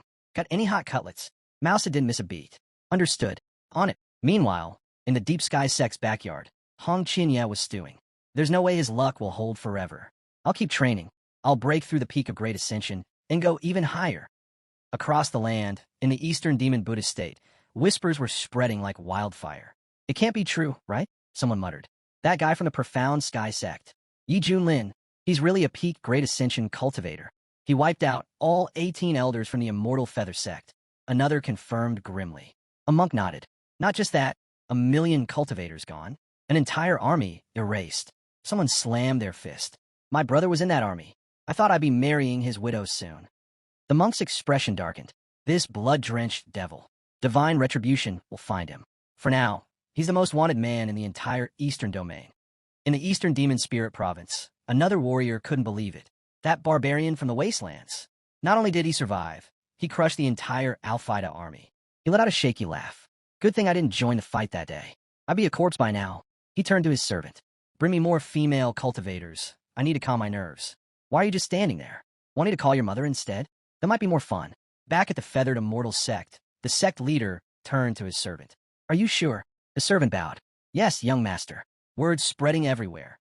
Our sect suffered a devastating loss. The young master clenched his fists and exploded. Yi Junlin, that schemer. He was hiding his strength the whole time. A peak great ascensionist, pretending to be weak just to humiliate me. He gritted his teeth. I thought reaching the body integration realm meant I could finally challenge him, but I was just fooling myself. Elder Mu stepped forward. Don't lose heart, young master. That white-haired devil. He might be an ancient beast wearing a human face. For him, great ascension could be the end of his path. But for you, it's only the beginning. The young master straightened up. You're right. I will rise too. He hugged Elder Mu tightly. Report to the top elders. I've decided. We're awakening Supreme Treasure Yang ahead of schedule. Elder Mu's eyes widened. Young master, you can't. It's too soon. Please reconsider. The young master turned to Elder Mu, his voice sharp and cold. Trust me, I only want one thing, power. The sun's true flame belongs to me. I'll rise again, reborn through nirvana. Elder Mu nodded solemnly. As you wish. I'll report at once. You should begin preparations. The master's hatred for Yi Junlin burned so deep, he was haunted by it, even in his dreams. But next time, he'd make sure Yi Junlin never woke up from the fight. 3 months later, on Misty Peak, Yi Junlin lounged in his chair, relaxed as ever. Hong Qinya, he called lazily, get me a glass of 1982 La Fight. Hong Qinya didn't argue. He poured the wine and handed it over. Please enjoy, master. Yi Junlin took a sip and gave a satisfied nod. Not bad. Hong Qinya clenched his fists. This again? Another fantasy episode? When will he stop acting like a total maniac? Just then, a system notification chimed in. Daily registration updated. Would the host like to sign in? Yi Junlin didn't respond. But then ding. Congratulations. You've hit the jackpot. Reward. Ancient Divine Beast Mount. Yi Junlin shot up from his seat. What? Hong Qinya nearly choked. He dropped to the ground, smacking his own face and bowing repeatedly. Master, I was wrong. So very wrong. Yi Junlin turned back to the system. Don't tease me. What kind of mount are we talking about? The system answered smoothly. Though still young, it's already at the Great Ascension level. An ancient divine beast with boundless potential. It soars through the skies and glides across the seas. One of the most powerful creatures in existence. Yi Junlin blinked, and then he saw it. A majestic, radiant figure. It wasn't just a beast. It looked like a flawless, otherworldly cultivator. It's perfect, Yi Junlin murmured. It deserves a throne on the highest peak. Hong Qinya gawked at his master. Why? Why is he always this lucky? He's not even mad about anything. This is insane. Just then, a disciple burst into the room. Lord Yi Junlin, the sect leader got the invitation and told me to bring it to you. Yi Junlin glanced at it and raised an eyebrow. An invite to the Shui clan's banquet in the Spirit Province. He smirked. Ah yes, I heard that old man recently broke through to the Tributes realm. The entire Eastern Domain felt the shock. And now, he invites the Deep Sky sect? Sounds like a challenge. Hong Qinya's expression darkened. The Shui clan's ancestor is a pseudo-immortal. Not a true immortal yet, but still way beyond our level. With all the enemies we've made lately, isn't this banquet a death trap? Yi Junlin shrugged. Never heard of such a thing. I'm going. Besides, he thought that so-called pseudo-immortal causes chaos just by existing. This is the perfect chance to flex my new mount. The system buzzed again. New quest activated. Attend the Shui clan banquet. Arrive in style on your divine mount.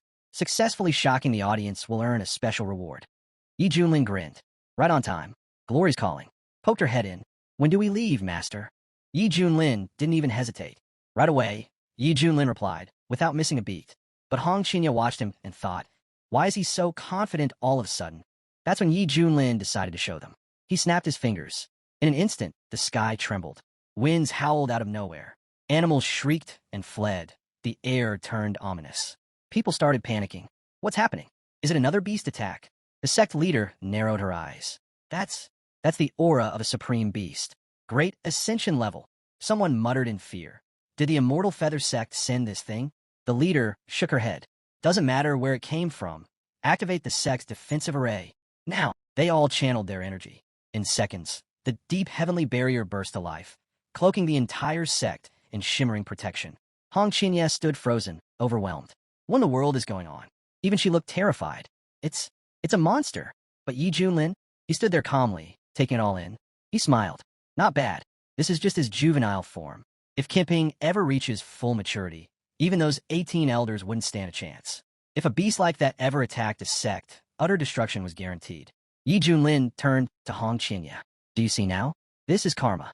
Just for you. Hong Qinya's eyes widened. What is he talking about? Has he really lost it? Is he summoning this thing? Then Yi Junlin rose into the sky, flying straight toward the beast. Hong Qinya could barely process it. Is he trying to get himself killed? Or take us all down with him? But then he saw it with his own eyes. Yi Junlin hovered before the divine creature. No fear, no hesitation. He gently patted the beast and smiled. Good boy. From now on, you're with me. The sect leader stared in disbelief. Is he hallucinating? Did he just tame that thing with one gesture? Zhou shook his head. No hallucination. That beast already knew him. Su Qianxue chimed in, her eyes shining. It matches the ancient descriptions of the queuing, one of the mythical beasts in the old texts. The sect leader suddenly remembered. Yes, the queuing. Fully grown, they could devour planets and wander across worlds. But this one seems smaller than the legends suggest. Zhou nodded. That's because he's still young. But once he matures, his strength will be unimaginable. Yi Junlin floated back down. No need to panic. He's my mount. The sect leader blinked. Your mount? This ancient beast is yours. She shook her head. You must be blessed by the heavens. This has to be fate. Hong Qinya looked on, bitter and disbelieving. Even the wisest elders just accept it. How can this be real? That beast didn't just appear. It chose him. Why? Why him? A lazy, smug slacker who does nothing and still ends up with everything. Meanwhile, I grind and bleed just to survive, only to kneel at his feet. Yi Junlin turned to the sect leader. We're ready to leave. With Akuin by our side, there's nothing to worry about. Then he paused. Something's missing. He made a few quick gestures, complex techniques flowing from his hands like art. Moments later, a glowing structure materialized atop the beast's back. Yi Junlin looked at it with pride. Perfect. Our new home. The sect leader could only stare, stunned speechless by what she was seeing. Yi Junlin gave a casual wave. All right, everyone, onto the ship. We're heading out. She nodded and followed. Of course I'm coming too. Big brother Hong Qinya. Master's calling you. Hong Qinya gritted his teeth. Fate always sides with the strong, huh? But I'm done being someone else's stepping stone. One day, I'll steal his luck and make it mine. As long as I don't give up, there's still a chance. As the group prepared for takeoff, the sect leader turned to Yi Junlin. Junior brother, are you really going to be all right at the Shui clan banquet? Their ancestor is a pseudo-immortal, after all. Su Qianxue just smiled. You're worrying too much. Since when has little brother, ever needed our protection? Zhou nodded. Honestly, the best we can hope is that he doesn't cause a scene. The leader let out a breath. The Shui think they're trapping us, but they've invited the tiger to their doorstep. They might regret this. Meanwhile, in the Spirit Province, at the Shuin floating island, nobles, clan heads, and cultivators from every corner were arriving for the grand banquet. The news had spread far and wide. The Shui clan's ancestor had achieved the realm of pseudo-immortal. It was a major event, and the perfect excuse for all the highborn clans to gather and show off. At the heart of the island, inside the Shui clan's grand estate, guests raised their cups. To the Shui clan's ancestor, a newly ascended pseudo-immortal. May divine protection bless him for 300,000 years. And if he becomes a true immortal, even 1,000,000 more. Young Master Shui responded with modesty. You flatter us. But rest assured, the Shui clan never forgets its allies. An elder leaned in. Did you invite the Deep Sky sect? Of course, the young master scoffed. But do you really think they'll dare show up? If they send some nobodies to brush us off, we won't even let them through the gate. Another guest asked with a smirk. And what if Yi Junlin shows up himself? The young master's eyes narrowed. Then that backwater upstart will finally see what true power looks like. The strength of our clan will crush him. One elder chuckled darkly. Young master's fuming again. But Mr. Yi Junlin, or not, even he must bow respectfully and offer a toast when standing in your presence. Laughter rippled through the crowd. A good joke. No matter how strong this Yi Junlin is, he can't compare to a void immortal. The Zhang bloodline flows in your ancestor. No one dares defy that. The young master gave a stiff nod. Fame means nothing if you can't be humble before true might. Suddenly, the sky darkened. People looked up. What's that? What's that massive shape over the clouds? A colossal shadow loomed overhead. Yi Junlin descended from the heavens, seated atop his divine beast. And built into the beast's back was an entire celestial residence. Gasps rang out. What is that thing? Is it really Kuanpum? That's not just any beast, one of the elders muttered. That's the ancient god beast, long thought extinct. Someone ran over to the young master. Sir, that's a divine beast. An actual Kuanping has come to the banquet. That creature brings omens of Xiantian itself. But another scoffed. He dares ride him like a god descending. Who does he think he is, placing himself above even the honored clans? Everyone was whispering now. No wonder they're treating this man with such respect. He must be someone truly important if even the Shui family ancestor acknowledges him. The young lord turned to his companion and explained he was once considered a close guest of our family, someone deeply connected to our ancestors. When he was born, my parents welcomed him with joy, believing he'd be raised as a refined scholar. But later, he hesitated. After facing too many consequences, they had no choice but to decline further contact. Thinking back on it now, it feels like a mistake. The guest nodded, impressed. It's no surprise the Shui family is so highly respected. But truthfully, we still don't know who this great figure truly is. No one's ever seen him in person before. One guest leaned closer. He must be fearless. Maybe one of the Taoist wanderers. Those who cross mountains and rivers to reach events like this. The young master replied. He sent word personally. It came to me. Yi Junlin stood quietly and said, this is either the profound heaven sect or perhaps the Canton order. Some call it Taoist Choka. But make no mistake, they're real. Everyone listened, stunned. So it's true. The outside world speaks of the profound heaven sect as one of the oldest known orders. We were skeptical, but now we're starting to believe. Another guest whispered. Back then, when the Kuanping was first summoned, it was taken away and sealed. But now that it's back, what secrets does it still hold? The young master watched Yi Junlin closely. That's just who he is. A man full of mystery and power. One guest turned to him with admiration. Young master, you've truly brought someone remarkable to this event. He's clearly your match in status, maybe even more. But the young master was still unsure. I need to understand what's really going on here. Everyone, think carefully before you act. Another guest chuckled. With all due respect, Master Shui, I don't think you understand anything. None of us do. The young master frowned. This guy, his presence is overwhelming. His aura, almost too much to comprehend. Suddenly, the Shui clan's ancestor appeared. His eyes narrowed as he stared at the massive divine beast. I never expected it, he said. The one who could control a Kuanping crossbow turns out to be from the Canton sect. He eyed the beast with a calculating gaze. If such divine beings could be brought under our banner, the Shui clan would rise even higher. If not for the risk of offending the Canton sect, the recent chaos in the Great Realm, and the proximity of a Quan cultivator, I would have acted already. With a firm voice, the ancestor addressed Yi Junlin. This divine beast, this crossbow of light, brings a new breath of life to our family. We welcome its presence. Just then, Yi Junlin's system buzzed to life. Congratulations, host. Task completed. All divine techniques and methods now gain a 30x training speed bonus. Yi Junlin smirked. Doesn't feel like much, but sometimes even a small gesture earns great return. Respecting the right people goes a long way. He looked across the banquet and spoke calmly. On behalf of the profound heaven sect, I offer our hopes that Kuang overcomes the storm ahead. The ancestor nodded with rare sincerity. Come, let's speak inside. He turned, adding with a wry smile. Over in Fujian, those stinking monks all call me the old demon of Wan. But today they'll see I've changed. With a disciple like Yang Zhen by my side, things are very different now. People in the crowd whispered among themselves. Is this still the same Shui clan? Everything's shifting and fast. After seeing Yi Junlin in person, some guests couldn't help but whisper. He's just a kid. Doesn't even look threatening. Kinda cute, actually. He doesn't have the aura of some ancient enemy. He just feels different. She sat down at the banquet table, eyes lighting up. There's so much good food here. Brother Hong Qinya, come take a look too. Yi Junlin glanced her way. If you're hungry, just go eat. Don't hold back. Really? She grinned. Then I won't be shy. But just as she reached for a dish, a voice interrupted them. Please, don't worry yourselves, came the smooth voice of the young master.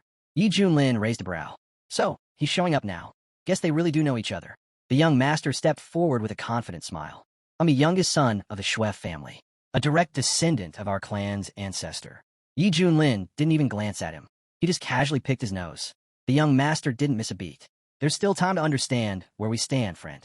This banquet is the perfect setting. Yi Junlin leaned back, clearly unimpressed. Sounds like nonsense to me. The young man straightened his robe proudly. I may be the youngest, but I'm also the heir to the Shui family. My ancestor rules the wasteland. Another guest raised his voice. How can he talk like that? Who does he think he's threatening? The master looked around. Why are you all staring? Is there something worth seeing here? Meanwhile, Hong Qinya had been watching everything closely. This guy, he actually defeated a Saint's son, someone who could transform into a celestial being.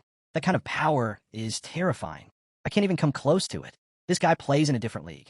From a young age, the young master had always been praised, brilliant, talented, and worshipped by countless girls. But now, if I step forward, the young master thought, I can still win her attention. And once I have her, I'll use her to draw in Yi Junlin.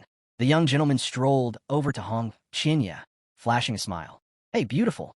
Do you like flowers? Hong Qinya blinked. Is this guy serious? In the center of the hall, a rare flower star shimmered. High-grade spiritual material that could be used to brew elixirs or power artifacts. Instead, it was stuck in a vase-like decoration. This is absurd, Hong Qinya thought. Doesn't he even know what he's holding? The young master held up a bloom. Red fairy. Don't you like flowers with a voice? I'm not a fairy. I'm a man, Hong Qinya growled. The young master laughed. So witty. Such grace. Meeting you is like meeting joy itself. He leaned closer. How about we go to a quiet room and exchange cultivation insights? That was it. Hong Chinya's fury exploded. Flames burst from his body as he spun around. I'm busy. The entire hall turned toward the outburst. What's happening? Is that a fire spirit technique? The young master stumbled back, shocked. What was that aura? That blazing red figure? Was that the red fairy's true form? Even the Shui family's fairy ancestor, rumored to have reached transcendent levels, was now being overshadowed. The young master dropped to his knees. This guy's insane. Is this really how people pursue partners these days? Then, the Shui clan's patriarch arrived with a solemn expression. He sighed, losing someone like this is like losing a priceless pearl. Before another word was said, the young master collapsed to the floor, utterly defeated. The atmosphere turned heavy with fear and confusion. The village chief approached Hong Qinya nervously, blaming everything on his overly strict and ill-fated son. But Hong Qinya calmly replied, I'm actually a man. The chief froze in disbelief. A man. Looking closer, he was stunned. Hong Chinya's frame was slim, his movements graceful, reminiscent of a girl from the Mao family. But beneath the soft appearance, there was undeniable weight and strength, not just the swirl of the skirt. Even this, the old man muttered, must be fate. The chief stared at him, wide-eyed. You're clever and bold too. You pull this off again and again like it's a game. But Hong Qinya had had enough of the old man's chatter. His gaze sharpened, his aura shifted, and he made it clear his strength was no joke. If I really went all out, you'd be dead. Before anything more could be said, a girl suddenly burst onto the scene. She turned toward Hong Qinya, Red Brother, while chasing after the Winter Mouse director who had stolen their wine. But she didn't mind. At least it's good wine. Hong Qinya watched her run off, thinking how his failed escape attempt was no one's fault but his own. I lacked strength, and following the wrong path too far only leads to death. Then he noticed the Shui family's oldest ancestor, completely drained, barely able to stand. The chief, humbled, admitted again that Hong Qinya was indeed a man, and that he'd even lost his sword. Hong Qinya lifted a cup. Might as well drink. The girl laughed. Let me enjoy my reputation while I still can. Gasps filled the room. What is that thing? And that white path? Is it some tumor? Or is it Demon Yang again? Out of nowhere, Yi Junlin walked up to her. Time to go. I'm starving. Yes, master, she replied. At that moment, the young master strolled by. With a snap of his fingers, he asked his servant for some intimate company. Right now, Hong Qinya, hidden nearby, watched all this unfold. Eyes narrowed. The young master always seemed tense, constantly looking for enemies, even among the Shui family. Treating people like ants, it was crossing the line. Then something shifted. A strange figure slipped in behind the young master. Danger clung to the air. Hong Qinya could sense it. The young lord sat down, lost in thought. How can I ever meet the woman I desire? The girls around him scoffed. With your luck? Don't hold your breath. Suddenly, an attack. A wooey who'd been tailing him lunged. The young lord barely had time to raise his hands. I just want a kiss. But before the blade could touch him, it shattered into pieces. The Li Wujia cursed under his breath. He'd underestimated that brat. That boy had access to something, some secret space. And now, the perfect chance was gone. Furious, the young master stood. How dare you, mutt? This is Shui family territory, and in front of Mr. Minfan. Guards rushed in, surrounding the Li Wujia instantly. Realizing he was outnumbered, the Li Wujia muttered to himself. If I don't act fast, I'll be cornered and alone. He knew it. This man could kill him, and once he was dead, there'd be no coming back. Still, he had no choice but to fight. The young lord's anger flared. That dog had followed him too closely for too long. Now, he burned with the need to prove himself, match his peers in power, in reputation. The Li Wujie didn't hesitate. Like a bolt of lightning, he tore through the guards without mercy, cutting down anyone who stood in his path. In a flash, he reached his target. His blade slipped past the young master's defenses and slashed his arm. The guard sprang into action. There's an intruder. Eliminate him now. But as the Li Wujie closed in, he noticed something. This wasn't just any foe. The mark on the young master's back, it was from the west. The young lord, wounded and shocked, turned toward him. Why are you doing this? I didn't touch you. Why chase me down like a beast? The Li Wujie didn't answer. Instead, he raised his sword and shouted, I'm the one who created the orchid, yet even its flowers remain unclear. So now you must die. Chaos erupted. Word spread quickly. There was an assassin in the backyard targeting Mr. Shui. Servants scrambled to block the attack, pushing him back with all they had. Yi Junlin caught wind of it too and turned to Hong Qinya. Any idea what's going on? Hong Qinya shrugged. The disciples are just guessing. Nothing concrete yet. Let's go check it out ourselves, me, my sister, and you. Chimed in, pouting, I'm just thirsty. Right then, the chief himself stepped into the fray. He caught the Li Wujie's sword mid-strike with just 2 fingers. How dare you meddle in Shui family affairs? The chief growled. The Li Wujie gasped, struggling against the overwhelming pressure. The chief looked him over. You're here to deliver a message, aren't you? The Li Wujie clenched his jaw. I acted with force, not words. If not for your interference, I would have ended this already. Suddenly, the young master called out. You call yourself a saint? Don't flatter yourself. You're nothing but a lunatic with a sword. Keep going, and I swear, I'll kill you myself. The Li Wujie's expression darkened. I'm no saint. Listen carefully. I won't change my name or my bloodline. The crowd had started to gather. Curious whispers spread through the square. Who is this guy? He's a demon swordsman, someone said. His sword strikes fast and deadly. He follows no code. If he hates you, he'll cut you down without a second thought. Others murmured in agreement. They've been searching for someone like this in Yunzhou for years, a true opponent. And all who challenged him were crushed. He came here to challenge the Shui family heir. The chief's eyes narrowed. Impossible. He's a representative. He's one of the Shui family's own. And yet he's fallen into the clutches of the demonic world, the chief muttered. The Li Wujie stepped forward, voice cold. Save your outrage. This is about Gochi. The young master's expression darkened. We've got bad blood with that name. Even if it's his dying breath, he's trying to strike me down. But the Li Wujie looked at him sharply. And what if I told you my sister died because of you? The young master blinked. Your sister? She was always with me, the Li Wujie said, eyes distant now. After we survived 8 major events, we discovered a cultivation path, met kinmen, explored shadows and landscapes. She started studying alchemy. Her dream? To reach Lukyuan and see the sea's finest flowers. He paused. And me, I fell in love with the sword. So I went with her. But everything changed. A few months later, all she left behind was a broken jade bracelet. That's when I found out she'd shown up in Chuanzhou. I rushed there, desperate, asking everyone I could. Hope nearly ran out. He clenched his fists. Then I learned she'd been taken. By you. By your family. And after that, nothing. She vanished. His voice hardened. Even people in Anjuxing know. The Shui family's junior master. Everyone says he's an idiot with a sick obsession for women.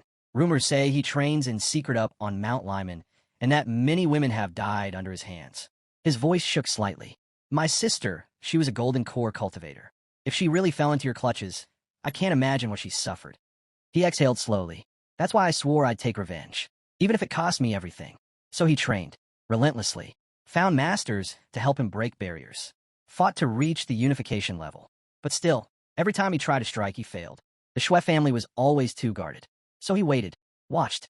Then came the feasts, public, grand, surrounded by people. The most dangerous place is also the safest. It was the only chance he'd get when the Shui heir would let his guard down. I'll become a disaster within their own house, the Li Wujie muttered. Strike when no one expects it. That's when I'll succeed. The young master looked at him, grinning. You're like a wild beast. I'll give you that. I respect it. Then, with a strange gleam in his eye, he added, but you're still missing something. He licked his lips. That girl, your sister. Now she had a fire to her. My other flings? Forgettable. But her. He leaned back, smiling to himself. Some women leave a mark. Even after years, you don't forget. She was one of them. Gorgeous figure. Fiery temper. Like fireworks, explosive when provoked. The Li Wujie's jaw tightened as he remembered her voice. Don't fight, she once told him. Just stay with me. But now, the young master licked his fingers and said with a low laugh, that kind of woman? They drive me wild. The harder they resist, the more I.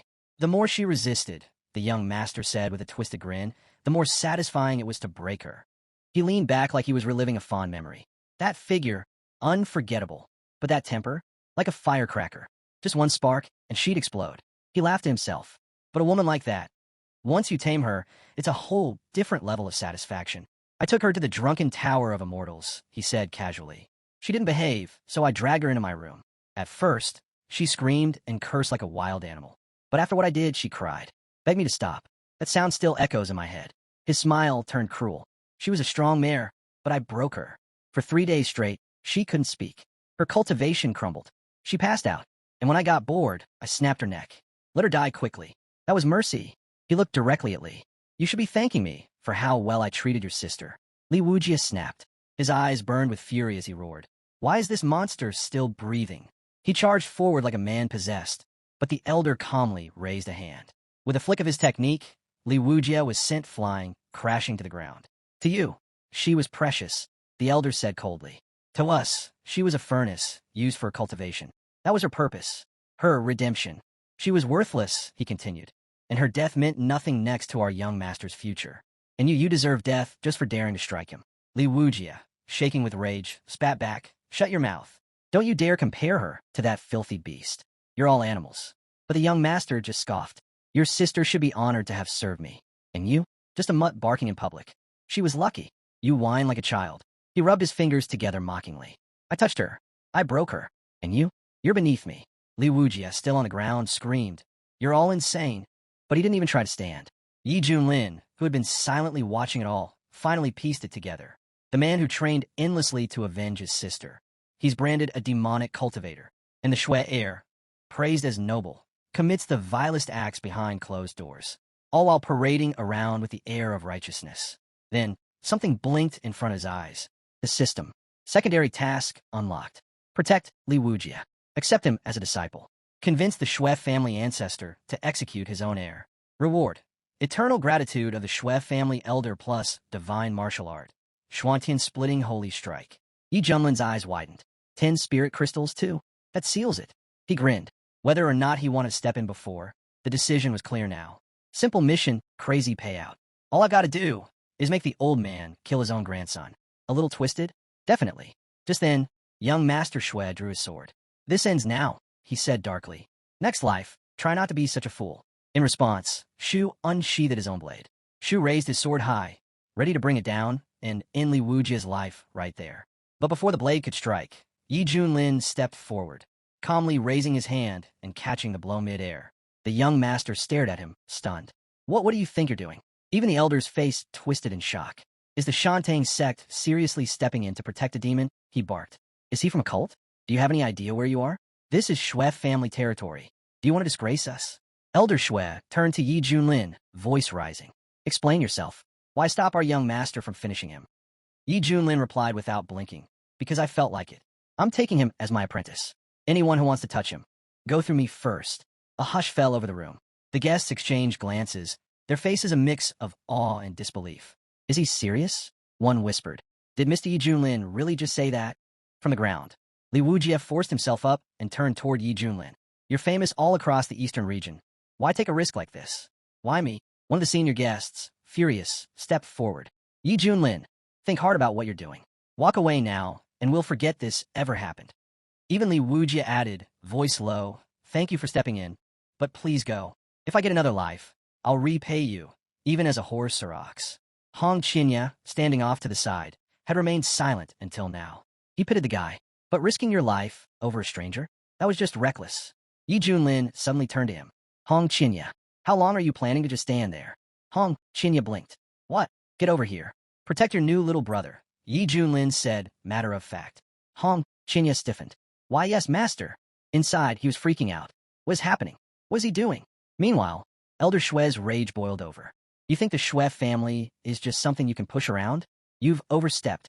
With a burst of power, he unleashed a terrifying energy wave, so strong it rippled across the outskirts of the city. Hong Qinya felt it instantly. My spiritual energy, frozen. Even a mouse hiding behind him whispered, Brother, this is bad. Yi Junlin, on the other hand, stood completely still. If only the old man had struck me already, he thought. The mission's not done yet, but I've already gained a level. This is a guaranteed profit. But suddenly, Elder Shui flinched. He heard something, a strange, echoing sound. Another pseudo-immortal? Is this Yi Junlin's backup? Yi Junlin turned to Nara, confused. Where is he? The elder growled. Who's making that noise? Show yourself. And then, in that moment, Yi Junlin's presence shifted. It was as if he'd ascended, like a saint emperor standing high in the sky, gazing down at the world. Someone muttered, "Who is that? What elder gave him such power?" Elder Shui fumed. "I threw a banquet to show off my breakthrough into pseudo-immortality, and now someone else just appears, stronger, and steals all the attention." Yi Junlin raised a brow. "So, who's the loudmouth trying to show off now?" That's when a figure stepped forward from the crowd. "I am from Muhammad," the man announced. "People call me Dao Jiyang." A warrior in the back gasped. "Dao Jiyang? From Muhammad? The strongest of them all? He's the saint's son's personal teacher," someone whispered. "And rumor has it, the saint was crippled, and 18 elders were killed. You think he's going to let that slide?" But the Shui elder's eyes narrowed. He quickly realized this Jiyang wasn't a savior. He was a threat. And Yi Junlin? He just dug himself into a pit. "Looks like I won't even need to act," the elder thought with a smirk. "Jiyang," he said casually, "Yi Junlin's the one behind you. Handle your business however you like." Jiyang turned slightly. "Since when do I need your permission?" Yi Junlin didn't flinch. He casually raised his middle finger. "I'm right here." "What now?" Hong Qinya blinked. "Master, that's Jiyang. Doesn't he realize there's a massive difference between himself and a pseudo-immortal?" Jiyang's brows twitched. His aura flared. "You got a death wish?" he growled, unleashing his full pressure. But Yi Junlin stood there calmly and said, "Why are you barking? Are you trying to act like a stray dog?" The words hit hard. Jiyang exploded with rage. "You little bastard." With a surge of energy, he activated a golden orb, dense, hot, and deadly. "Die." Yi Junlin's eyes widened slightly. The surrounding space had turned to a forbidden zone. The temperature climbed dangerously. Even the elder flinched. That orb, if it detonates, all of human could be vaporized. This isn't worth it. Not over some nobody. But Yi Junlin didn't budge. He stepped forward, straight toward the deadly sphere.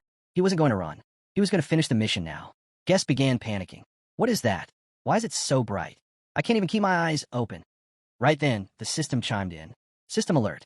Host has encountered a pseudo-immortal enemy. Passive stat boost activated. Strength increased to mid-stage pseudo-immortal." Hong Qinya nearly dropped to his knees. "My master, he's also a pseudo-immortal?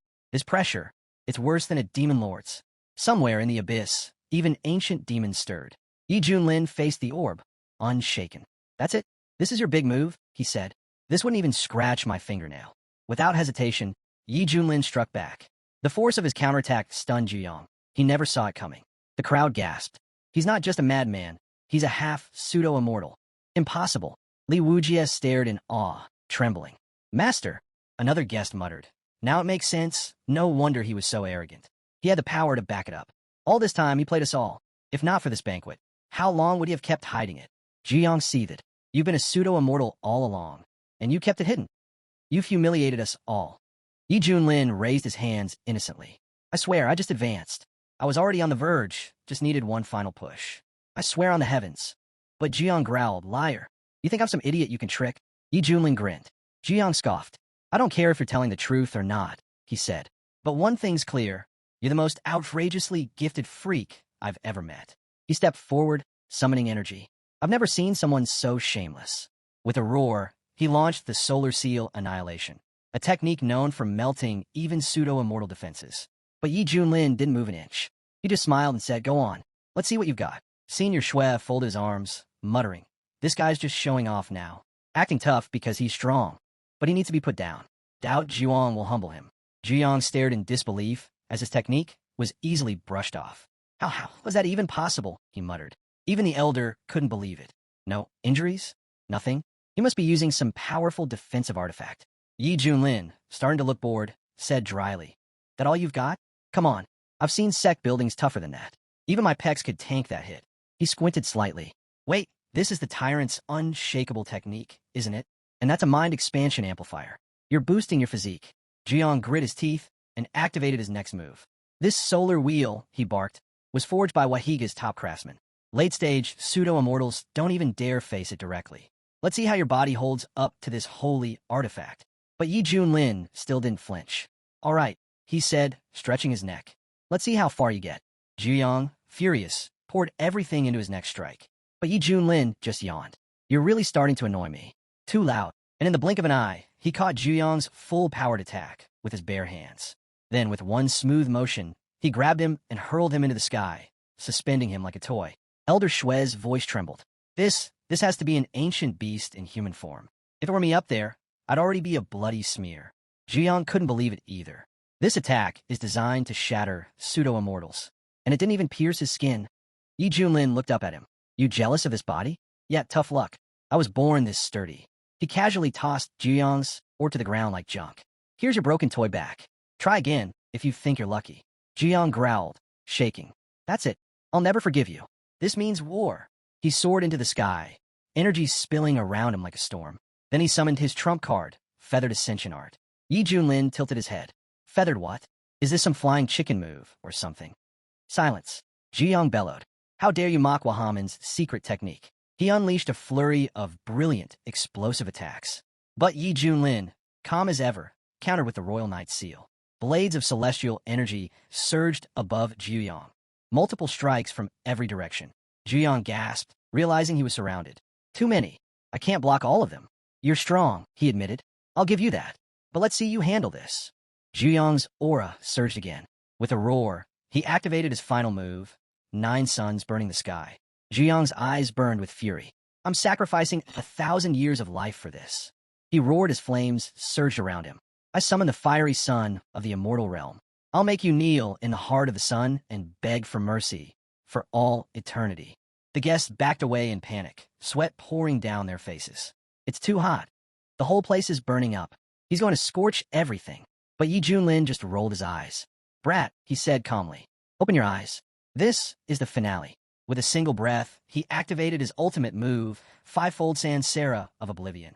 A wave of overwhelming force rippled across the entire territory, blanketing the battlefield in pure obliteration. Zhuyang's eyes widened, but he didn't back down. Only one of us is walking away from this. He hurled blazing fireballs, one after another, each more violent than the last. Yi Junlin smiled coolly. Still at it, huh? Are you seriously trying the same move again? Zhuyang's laughter turned manic. It's all fake anyway. What does being a pseudo-immortal even mean? What's the point of power if I can't surpass you? I've cultivated for 3,000 years. Then his expression twisted. I'll be waiting for you in the underworld. Yi Junlin, may the wrath of Xiantian devour you. From the sidelines, Hong Qinya watched in silence, barely able to process what he'd seen. The strongest pseudo-immortal in the eastern region, reduced to madness. All from a single battle. Just how much power is Yi Junlin hiding? Yi Junlin calmly took off his glasses and sighed. Much better. Not so blinding anymore. He turned his back on the smoldering battlefield. Time to finish this quest. He walked straight towards Senior Shui. The elder bowed respectfully. Honorable Yi Junlin, your divine power is awe-inspiring. This humble one is filled with admiration. May I ask, do you have any further commands? Yi Junlin glanced toward Li Wujia and said, I've taken on a new disciple. You have no objections, right? Shui's head bobbed quickly. Of course not. Who would dare oppose your will? Take him, take anyone you want. Just show mercy. But Yi Junlin's voice turned sharp. My student, Li Wujia, was humiliated and crushed by your family. As his teacher, should I not help him get justice? Shui forced a smile. That's perfectly reasonable. Entirely justified. But, may I ask, what are your intentions? Yi Junlin's reply was cold and simple. I plan to kill every single member of your family, right here. The elder went pale. What? Is that too much to ask? Yi Junlin asked, tilting his head. But then again, he continued. Life on the Ringong Islands is hard. The Shui clan, their burden, discontent. So tell me, how should one respond to such suffering? Senior Shui swallowed hard. See, could the terms be adjusted? Many in the Shui clan are still wooey. But Yi Junlin narrowed his gaze. You've only lost some kin. My disciple lost his sister. And you're just a withered old man with no sympathy. The elder lowered his eyes in shame. Please look at me. Look at my son. We've already paid a price. What we sowed, we've reaped. I only asked for a sliver of grace.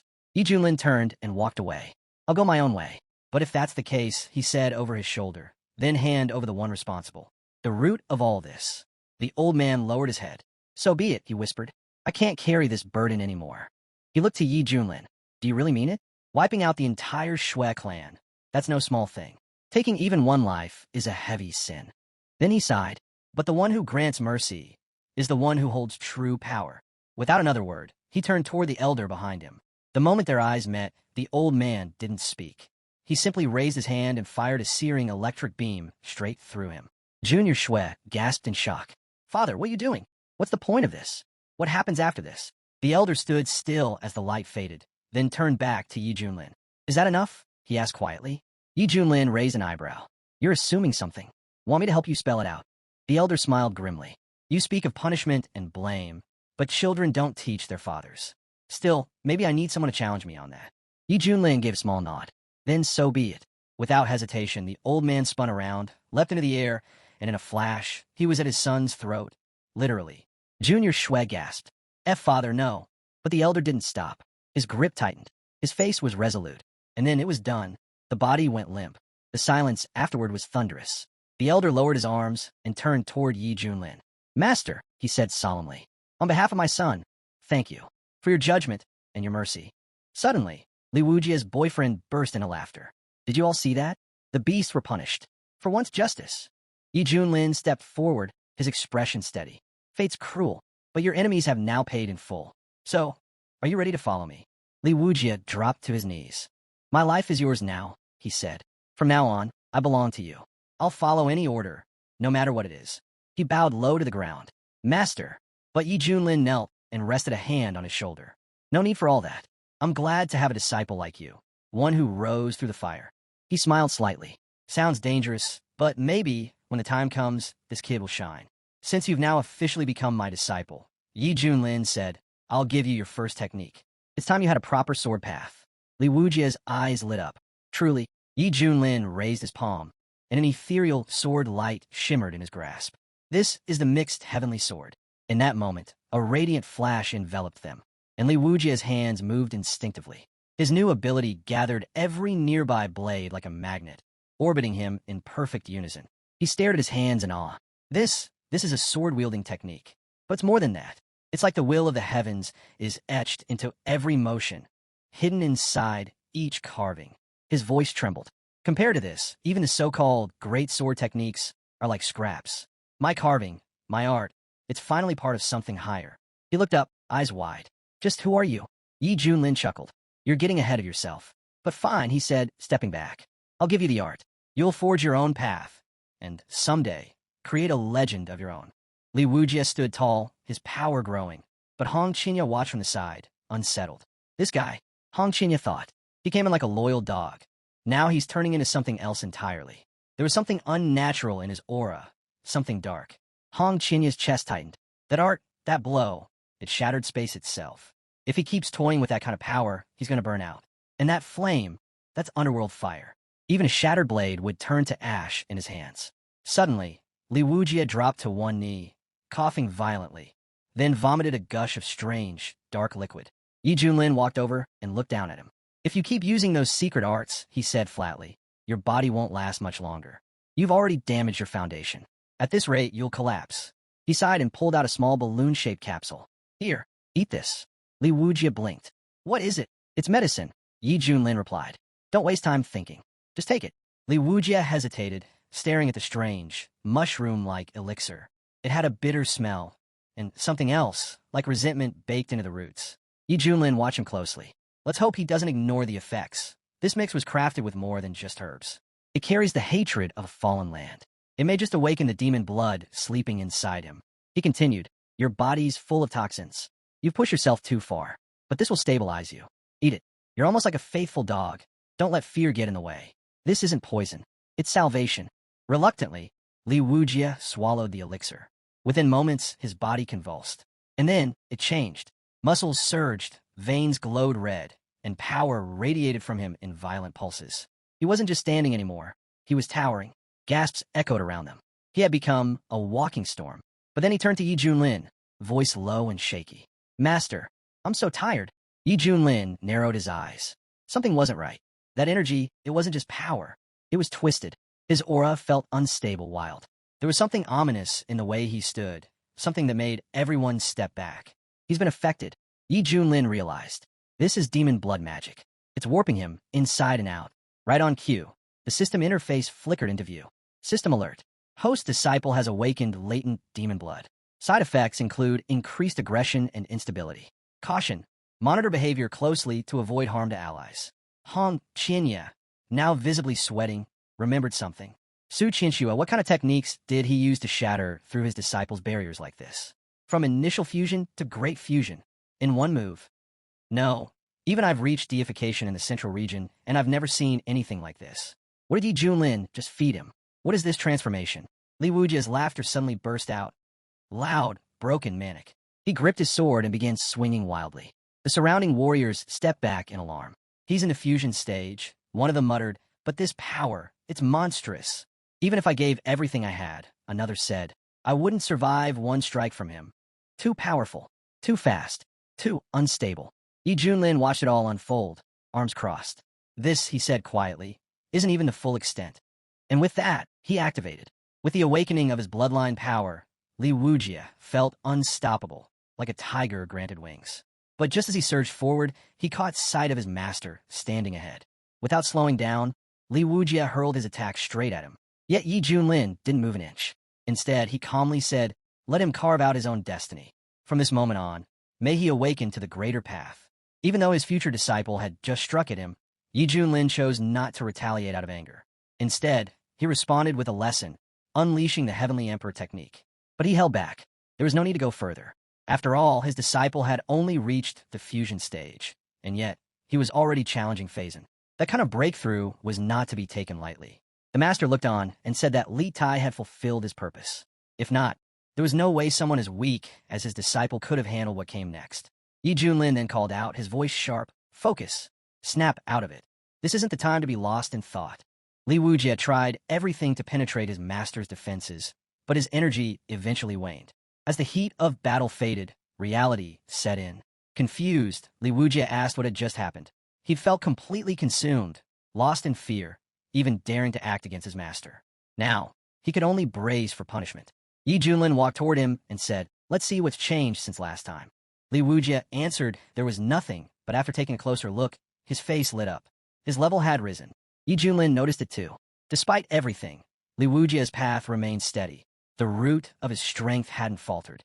In fact, he was growing rapidly, like iron being forged stronger through flame. Li Wujia dropped to one knee and said, this student is grateful for Master's guidance.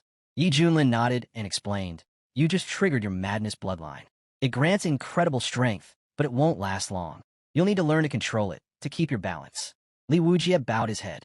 I'll remember, Master. Senior Schwest laughed heartily and clapped Yi Junlin on the shoulder.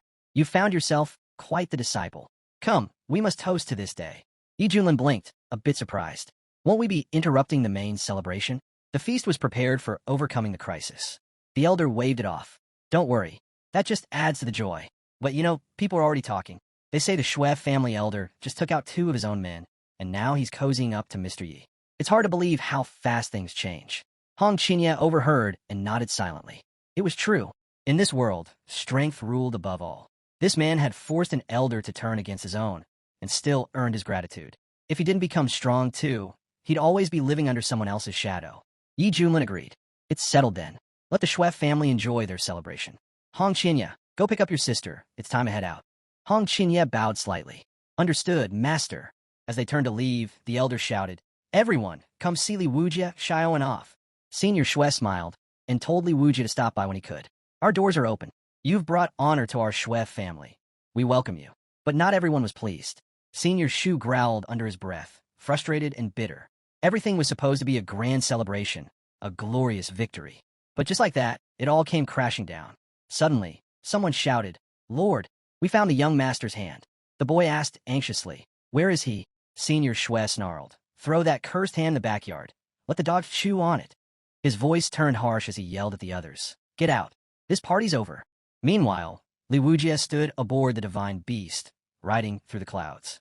The experience felt surreal, like a dream. He'd avenged little, and now he was officially Lin Xiaoan's disciple. It was almost too much to process. Then there was Red Little.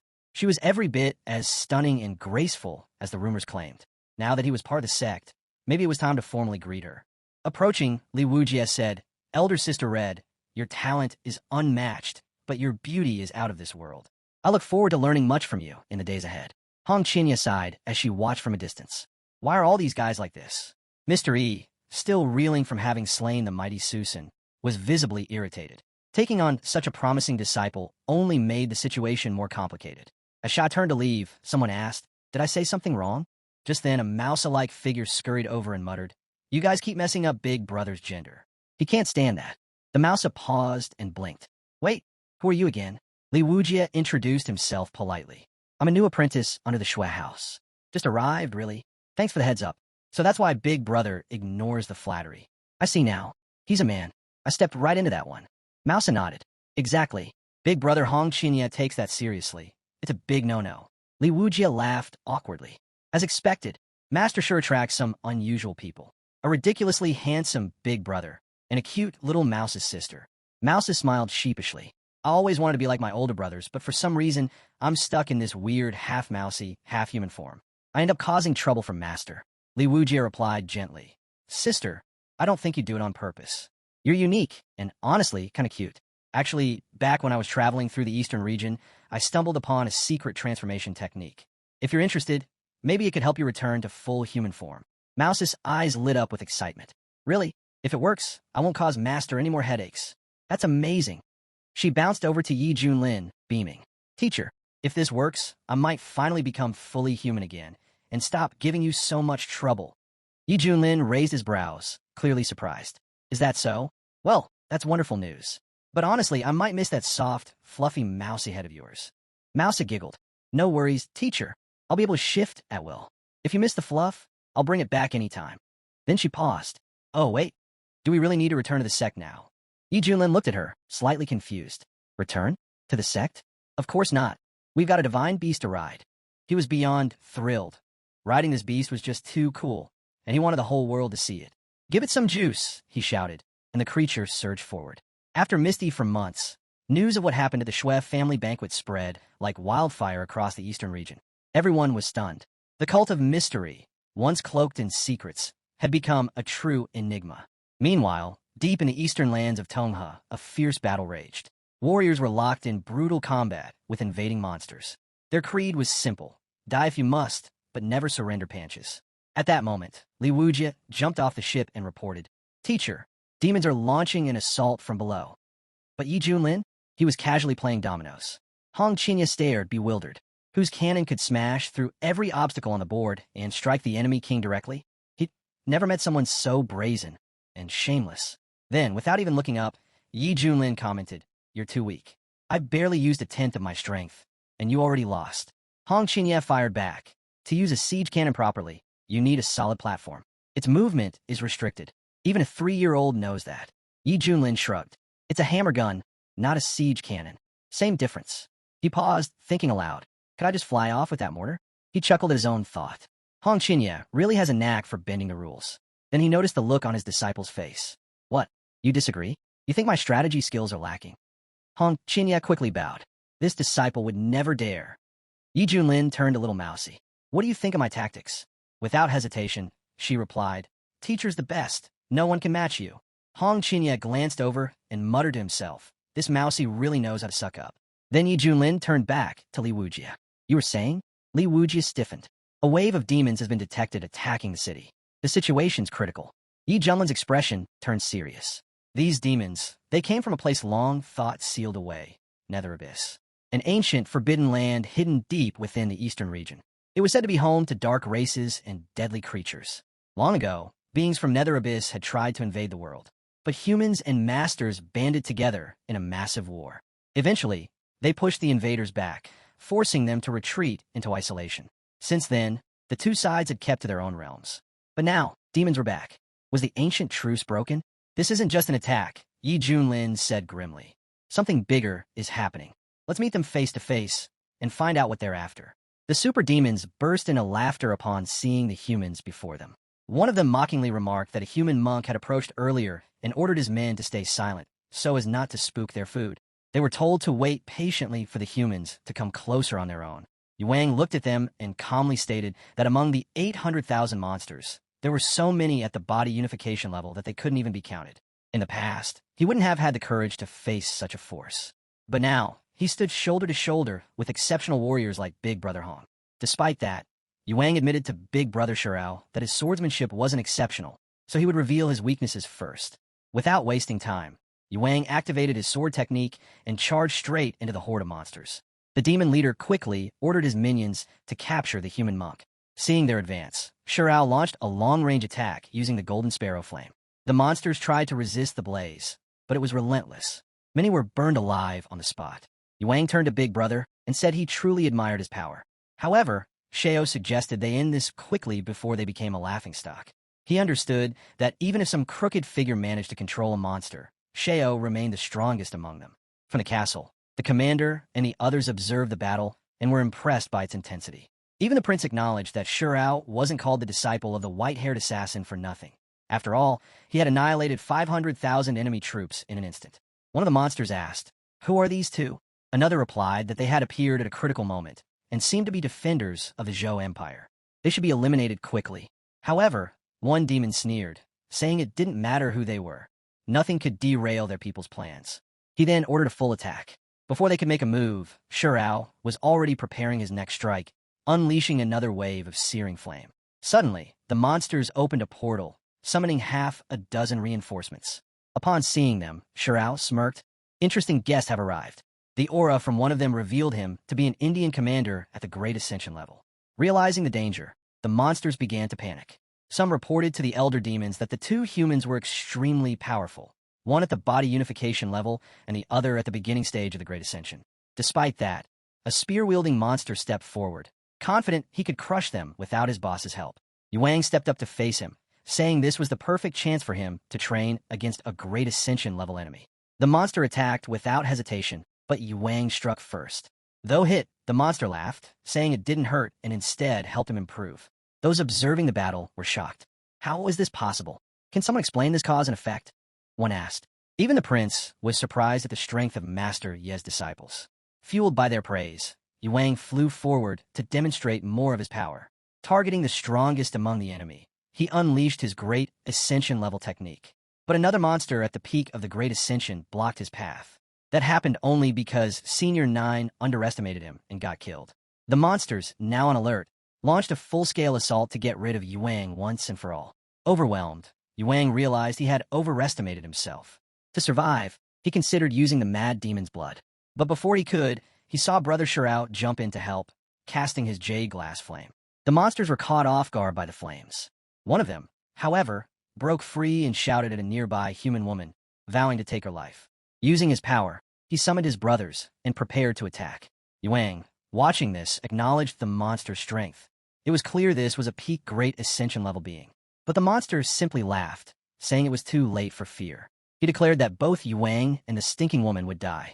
Hearing that, Wang muttered, "Stinking woman," just as Shirao prepared to strike again. The younger brother coldly declared they were already dead men. Shirao confirmed it, unleashing his soul-consuming black flame. Terrified, one of the blue monsters turned to his older brother for help. But it was already too late. Shirao had let loose his full power. The monster shouted in disbelief, "Impossible!" But he didn't even realize he'd already been hit. The rest of the monsters looked on, stunned. Shirao simply said, "You're nothing but ants unaware of your fate." Wang silently agreed. At his current level, an enraged big brother Shirao was practically invincible. It made sense, given he was their master's first disciple. Wang even thought to himself that if a fight ever broke out between them, Shirao could probably cut him down without mercy. Suddenly, Shirao glanced to the side and saw his younger brother coolly pointing his finger.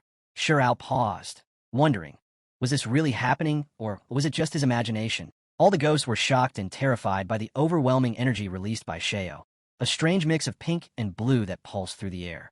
As the master of the ghost is just behind the soldiers muttered in disbelief and said, "He cut General Zhang, the strongest among us, in half with a single strike. We're finished. We can't win this." Just then, two other soldiers turned their heads and noticed even more ghost soldiers arriving in a frenzied swarm. The master of the ghosts appeared and stepped forward, his voice cold and commanding as he said, "Stop this pointless resistance. Taking this city is only the beginning. Every fortress will fall to our ghost race. Your entire dynasty will soon be wiped out." Suddenly, the scene shifted. The battlefield was littered with severed ghost heads and upper bodies, and blood flowed freely across the ground. At that moment, Manhua, commander of the Tiger Leopard Cavalry and a powerful Yuaning cultivator, appeared, riding a roaring lion at high speed. She charged straight toward the master of the ghosts, who stood confidently atop a mountain. The Ghost Master let out a cruel laugh as he struck Wang, and she had to leapt off her lion and got thrown on the ground, her eyes blazing with fury. The surrounding soldiers froze in surprise, whispering among themselves, "Commander Wang." The Ghost Master sat on a dark, monstrous horse with a sword in hand. He sneered at her and said, "Lowly humans kneel before this general." But Wang stood her ground and snapped back. "I serve as the commander of the Tiger Leopard Cavalry under the great Zhou Emperor. I stand for the dignity of our dynasty, and I will never bow to a beast like you. Kill me if you dare. I won't back down." "Very well," the Ghost Master growled. "Then I'll grant your wish. I'll tear you to pieces and hang your head on the city gate tower, so you can watch as our race slaughters your nation." Before the battle could begin, the giant blue whale appeared out of nowhere and swam in the air toward the Ghost Master with incredible speed. The Ghost Master's eyes widened and shocked as a swirling circle of blue energy formed around the beast, and powerful currents surged in its wake. The whale opened its mouth, unleashing a surge of energy that started to pull all the enemies. In the next instant, the Ghost Master got sucked up by the blue whale, and he could only cry in resistance. The human soldiers began to panic. One of the soldiers shouted, "They've all been eaten," while another questioned, "Is this some kind of illusion?" Back on the battlefield, Wang Hua looked toward the sea, her expression firm and intense. "A divine beast sent by the heavens. Has it come to protect the great Zhou?" As the whale reached the shore, one of the soldiers noticed something strange. Someone was riding it. That divine beast had a master. A human cultivator had come to save them. He called out, asking for the senior's name and where he came from. Sure enough, the man sat there sipping juice like he had all the time in the world. He looked down at the stunned soldiers while drinking and calmly said he was Yi Junlin from the Xintian sect, then asked who was in charge. In an instant, Wang Hua and the others dropped to their knees in respect. Her eyes widened in realization. It's him, Yi Junlin, the man who once cursed the strongest sect in the eastern region. She couldn't believe the great Zhou was blessed with someone of his caliber. Stepping forward, Wang introduced herself with full formality, stating that she was Wang Hua, commander of the Tiger Leopard Cavalry, and offered greetings to all the seniors. Yi Junlin raised an eyebrow and asked who governed the land and why the Ghost Army was attacking the dynasty. Wang responded with a troubled expression, explaining that the land belonged to the great Zhou.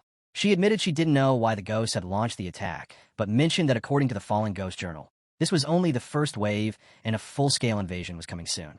As the tension thickened, Yi Junlin wondered aloud if the creator of the Nether Abyss dared to attack so openly. Weren't they afraid of another alliance of human cultivators like in ancient times? Before the thought could settle, Yuang cut in and shook his head, saying that ghosts preferred damp, rich environments and questioned what they would even gain from seizing the great Zhou. Xiao didn't wait for logic. He scoffed and tells that it didn't matter if the ghosts came because they would just wipe them out. Wang Hua quickly turned to Yi Junlin, asking if the esteemed immortal would help them survive this calamity. On behalf of all great Zhao citizens, she thanked him. But while she spoke, Xiao grew visibly frustrated. Junlin wonders that the master's divine body just naturally attracts trouble. The more he tries to avoid it, the more it comes chasing. He feels something is off, because tens of millions of Nether Abyss creatures wouldn't just show up like this without a reason. Right then, a glowing screen appeared in midair with a message congratulating the host for triggering a new mission. The task was to repel the ghost army invading the Great Zhou, and completing it would grant a valuable reward. Yi Junlin smirked and welcomed the challenge, calling it quest time. He suggested using this place as a base and planned to extract information from the ghosts. Raising his hand, he declared that the invaders were slaughtering innocents, and as a cultivator of the human race, he couldn't just stand by. He urged everyone to spread the word and let it be known that he would step in. Wang Hua bowed deeply, expressing her gratitude and saying that Great Zhao would never forget his grace. Yuang, beaming with admiration, praised the master's wisdom. But standing behind him, Xiao glared and muttered under his breath, calling Yuang a nosy busybody. Without wasting another moment, Yi Junlin gave the order to move and asked to be taken to their emperor. The massive divine beast Kuan Peng, the whale-like protector, nodded in response and guided him ahead with respect. The scene shifts to just outside the Great Zhao capital, where the main army encampments were busty Junlin with movement. Rows of soldiers stood in formation, alongside war elephants and battle wagons. Inside a command tent, generals huddled over a map, their faces grim. One soldier reported, "Moments ago, several ghost armies broke through our defenses. They're advancing fast, and it's clear their target is the capital." Another added, "Reports from across the realm say their generals are at soul integration level. Some even believe a great Ascension ghost commander is leading them." A third soldier frowned and asked, "Why now?" Why are the ghost race suddenly obsessed with taking Wide Aberdeen Street? Could there be hidden treasures drawing them in? The commander, who also happened to be the Crown Prince, sighed. I understand your suspicions, but even as Crown Prince, I have no idea. A soldier quickly apologized. Forgive me, Your Highness, I spoke out of turn. It's fine, the prince said, shaking his head. Right now, all we can do is hold the line for as long as possible. If we can't, then we must protect and evacuate the people. As long as they survive, there's still hope. Just then, someone burst through the doors. Your Highness, it's urgent. You need to see this immediately. Everyone in the tent turned to him, startled. The Crown Prince narrowed his eyes. Don't tell me the ghosts are attacking again. His thoughts spiraled. Damn it. These last few days, the ghost army's been wearing us down with raids. Our troops are exhausted. We're outnumbered, 800,000 to our 400,000, and they control the initiative. How the hell do I turn this around? Suddenly, tremors rippled through the ground. Outside, the divine beast Kuan-Pung landed with a thunderous splash, and soldiers stared in confusion and alarm. They questioned what the beast was and why something like that had appeared in the Great Zhao. All units were ordered to prepare for engagement. The Crown Prince rushed to the scene and quickly told them to stand down, recognizing the creature as Kuan-Pung, the divine beast. He also identified the rider as Tiger Leopard Commander Manhua. One soldier blinked in disbelief, surprised that Commander Wang could ride such a beast. Wang dismounted and stepped forward, reporting that the Tiger Leopard cavalry had returned. She had brought Yi Junlin, master of the divine beast, to help defend the Great Zhao. The Crown Prince stared in shock, confirming if it was really Yi Junlin, the white-haired demon from the Shantian sect, who had tamed the divine beast. Wang stepped in quickly and urged the prince to choose his words carefully. She explained that Senior Yi Junlin was actually very easygoing and not as frightening as the rumors claimed.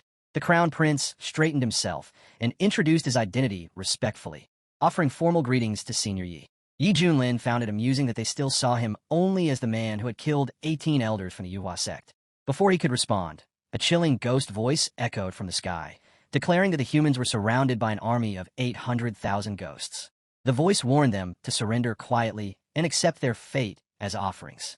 The Crown Prince clenched his teeth, furious at how far the ghosts were pushing things. Yi Junlin glanced at his companions and gave them a signal to handle the situation.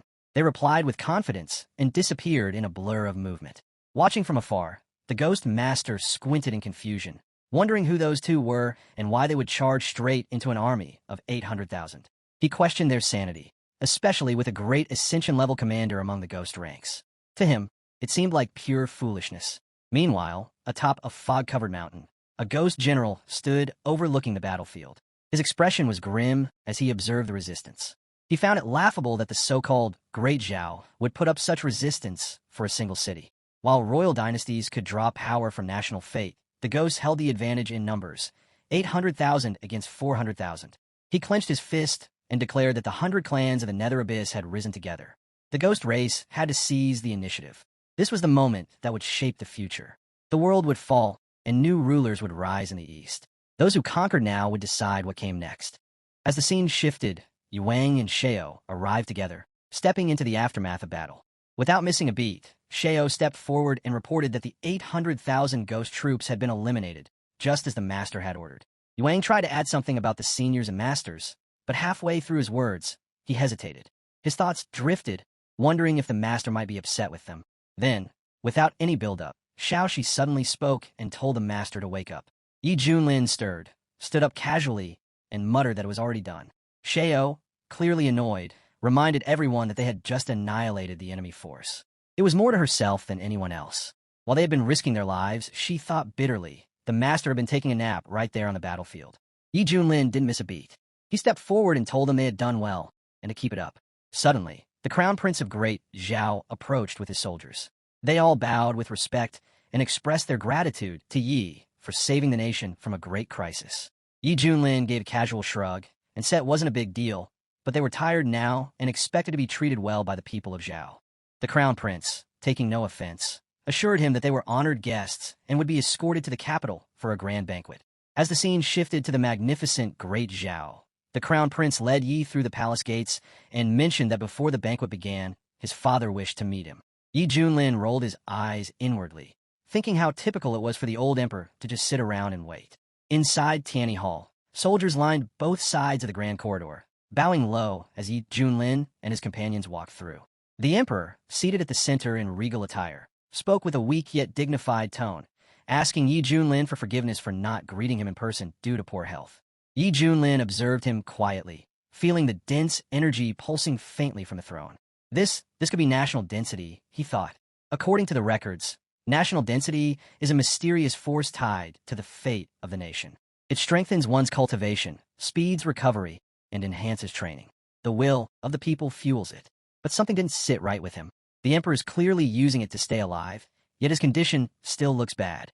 The emperor went on, admitting that he must have made a fool of himself in front of Yi Junlin. He narrowed his eyes, studying the emperor closely. Something fell off. He couldn't see through the man's cultivation. Was it hidden? Was he really just a great Ascension expert? Deciding to speak up, Yi asked what exactly had happened. The emperor let out a sigh, explaining that the Nidar Abyss ghosts had launched an unprovoked attack on Great Zhao. Some suspected they were after a treasure hidden in the royal palace, though he claimed to have no idea what it could be. He wondered silently how the emperor had ended up injured then. The emperor continued, saying that before the invasion fully began, a mysterious figure had broken into the royal tombs. His power was overwhelming, and the palace's defensive barriers had collapsed instantly. With no other choice, the emperor had been forced to unleash the nation's density to repel the intruder. His mind raced. If the intruder was that powerful, why hadn't he finished the job? Why retreat? Something was hidden in those tombs. Something big. He spoke up again, saying that the real issue might lie within the royal tombs. If the ghosts were targeting whatever was hidden inside, then it had to be significant. But the part that didn't sit right with Yi was that someone stronger than the emperor had backed off after breaching the tomb. It didn't make sense. A chuckle escaped Yi as he thought back to his original plan, to coast through life with his cheat system and enjoy the ride. But now, this mystery had piqued his curiosity. Sheo, who had been silent, finally spoke.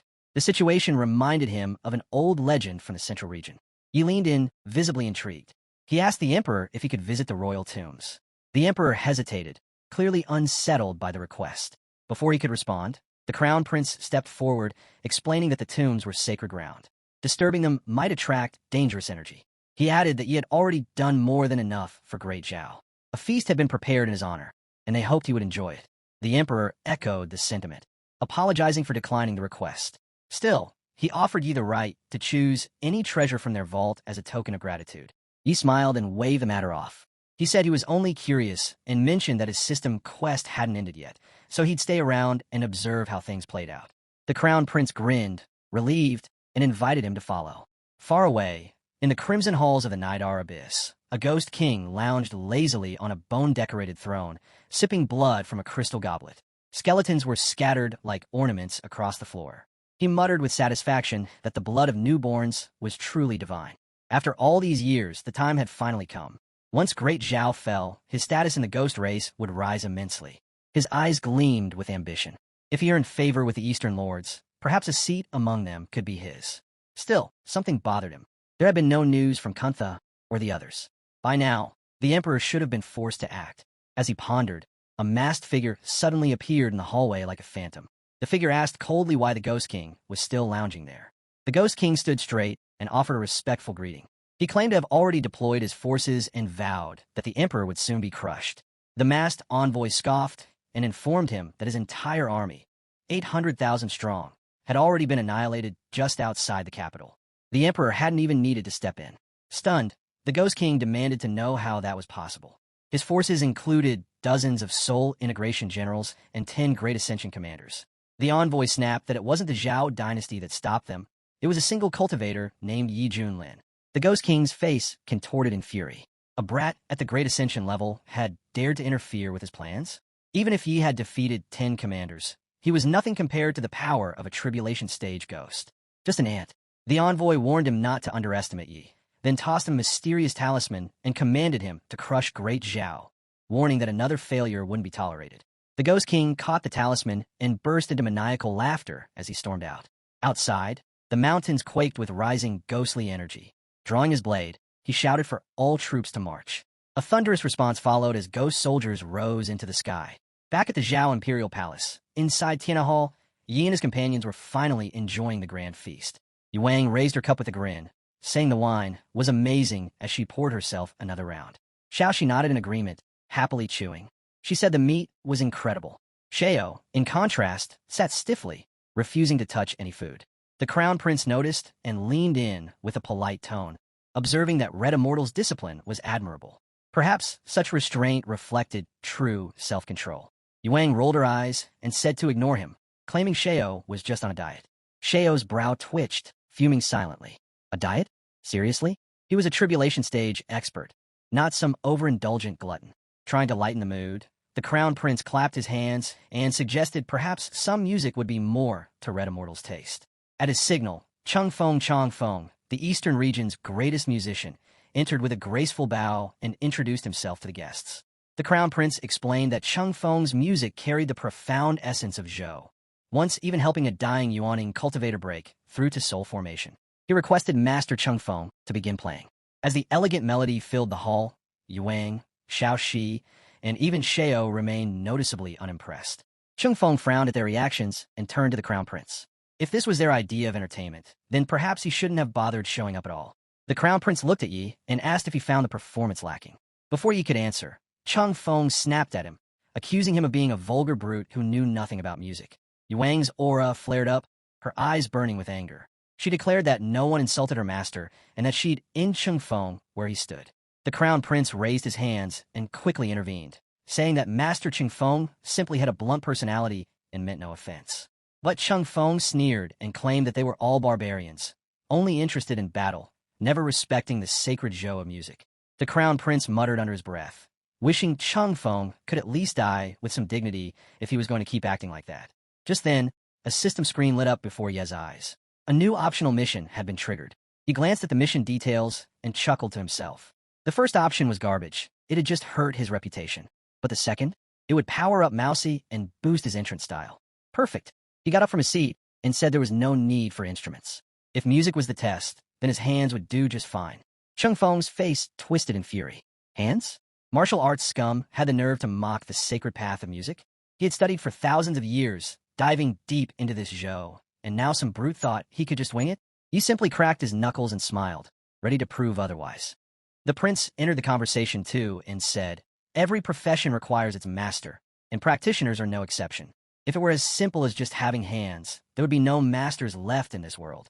Yuang was also supportive and shouted that his teacher was right, and the most important thing was to have hands. Chang Feng shouted at the guy to act. He said he would lend him Fuyo's lute and let everyone see what amazing music he could play. If that guy could actually perform, then even a pig could climb a tree. With an attitude like his where all he knew was how to fight and kill, there was no way he understood the art of playing the lute. Yi Junlin glanced at the old man and asked him to hold back.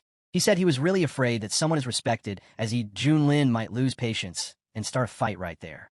Yi Junlin picked up the instrument and said that in his past life he had a creative side and playing the lute was easy for him. He added that his master had given him auto-improvement skills. The system then gave a notification. It showed the levels of lute mastery, which started from elementary comprehension, then moved to confident mastery, outstanding mastery, supreme mastery, and finally pinnacle of perfection. Yi Junlin's current skill was already at pinnacle of perfection. He then asked the system about the other guy's level. The system replied that the man's skill was only at confident proficiency. The old man told him to hurry up and stop wasting time. The prince saw all of this and wondered if Honorable Yi Junlin had any patience left. He questioned whether he should step in and save Chang Feng. Yi Junlin thought to himself that if Chang Feng had only reached the level of confident mastery, then maybe it was better to just bear with listening to his level and hand over the stage. He decided to let him perform his old melody called Power over the world. Yi Junlin then placed both hands on the instrument and began to play using his energy. The flow of waves in the music shifted between fast and slow with such depth that Xiao could not believe the melody came from someone so young. She wondered how his teacher had passed down such a powerful tune. If this performance took place in the central region, it would easily be ranked at the highest level where no one would dare challenge it. Chang Feng was shocked to hear such a sound and asked, "How is this even possible?" Yuang also excitedly shouted at this moment that the music was great, and he was suddenly able to feel the incredible depth and meaning in it. "I have a storm of emotions and feel like my heart is about to jump out." But Yi Junlin suddenly started playing faster so that everyone could feel the energy. Shirao hadn't expected that and suddenly felt himself raising his level. Yi Junlin had told him that this was the middle of the Great Ascension, the late stage, the peak, the perfection. She suddenly realized that she was only one step away from reaching the state of Ascension. Yuang was also caught under this and shouted for more, to give him energy. After all, Senior Lee had been dreaming of this for a long time. Someone said that Senior Li had also unexpectedly moved from unification into a great ascension. The prince witnessed everything with his own eyes and claimed that Yi Junlin, who was thought to be honorable, was actually a false immortal, only at the mid-stage of ascension. Energy from the melody surged through the residence and echoed across the city. The warriors who experienced it said the sound alone had healed their wounds completely. They called it an amazing event. Some even felt themselves advancing into the spirit transformation realm and called it a miracle and a blessing from the heavens. Meanwhile, outside the capital city of Zhou, an elder demon warned that the demons planned to launch a bloodbath that very night across the empire. He ordered them to attack the city. Suddenly, a radiant light burst across the sky, catching everyone's attention. Even the younger demons begged their elders to look at it. The force of the sound was so intense that it tore through their ranks. Just before being destroyed, some monsters cried out in desperation, questioning what it was and pleading for the great king to rescue them. They shouted that whoever had this kind of power should stop hiding, because hiding did not count as a skill. The terrified monsters urged their king to retreat at once, saying mankind now had a mighty protector. But the elder demon refused and demanded to know who the true opponent was.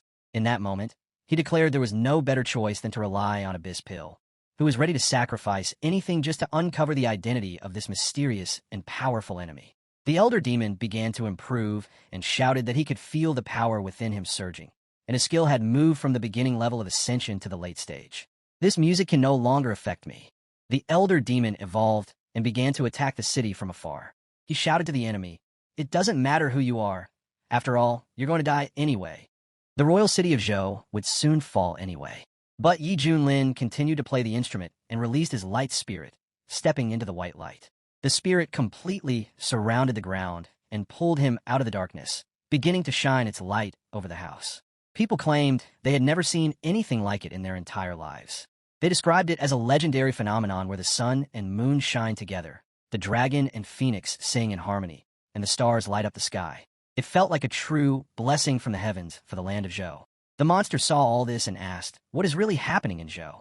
But suddenly, someone attacked him, and the attack directly hit his back.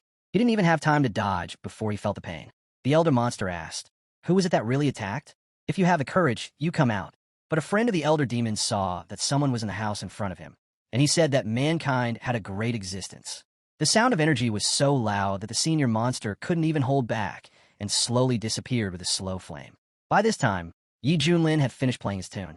He turned to the others and asked how they felt about his power over the world.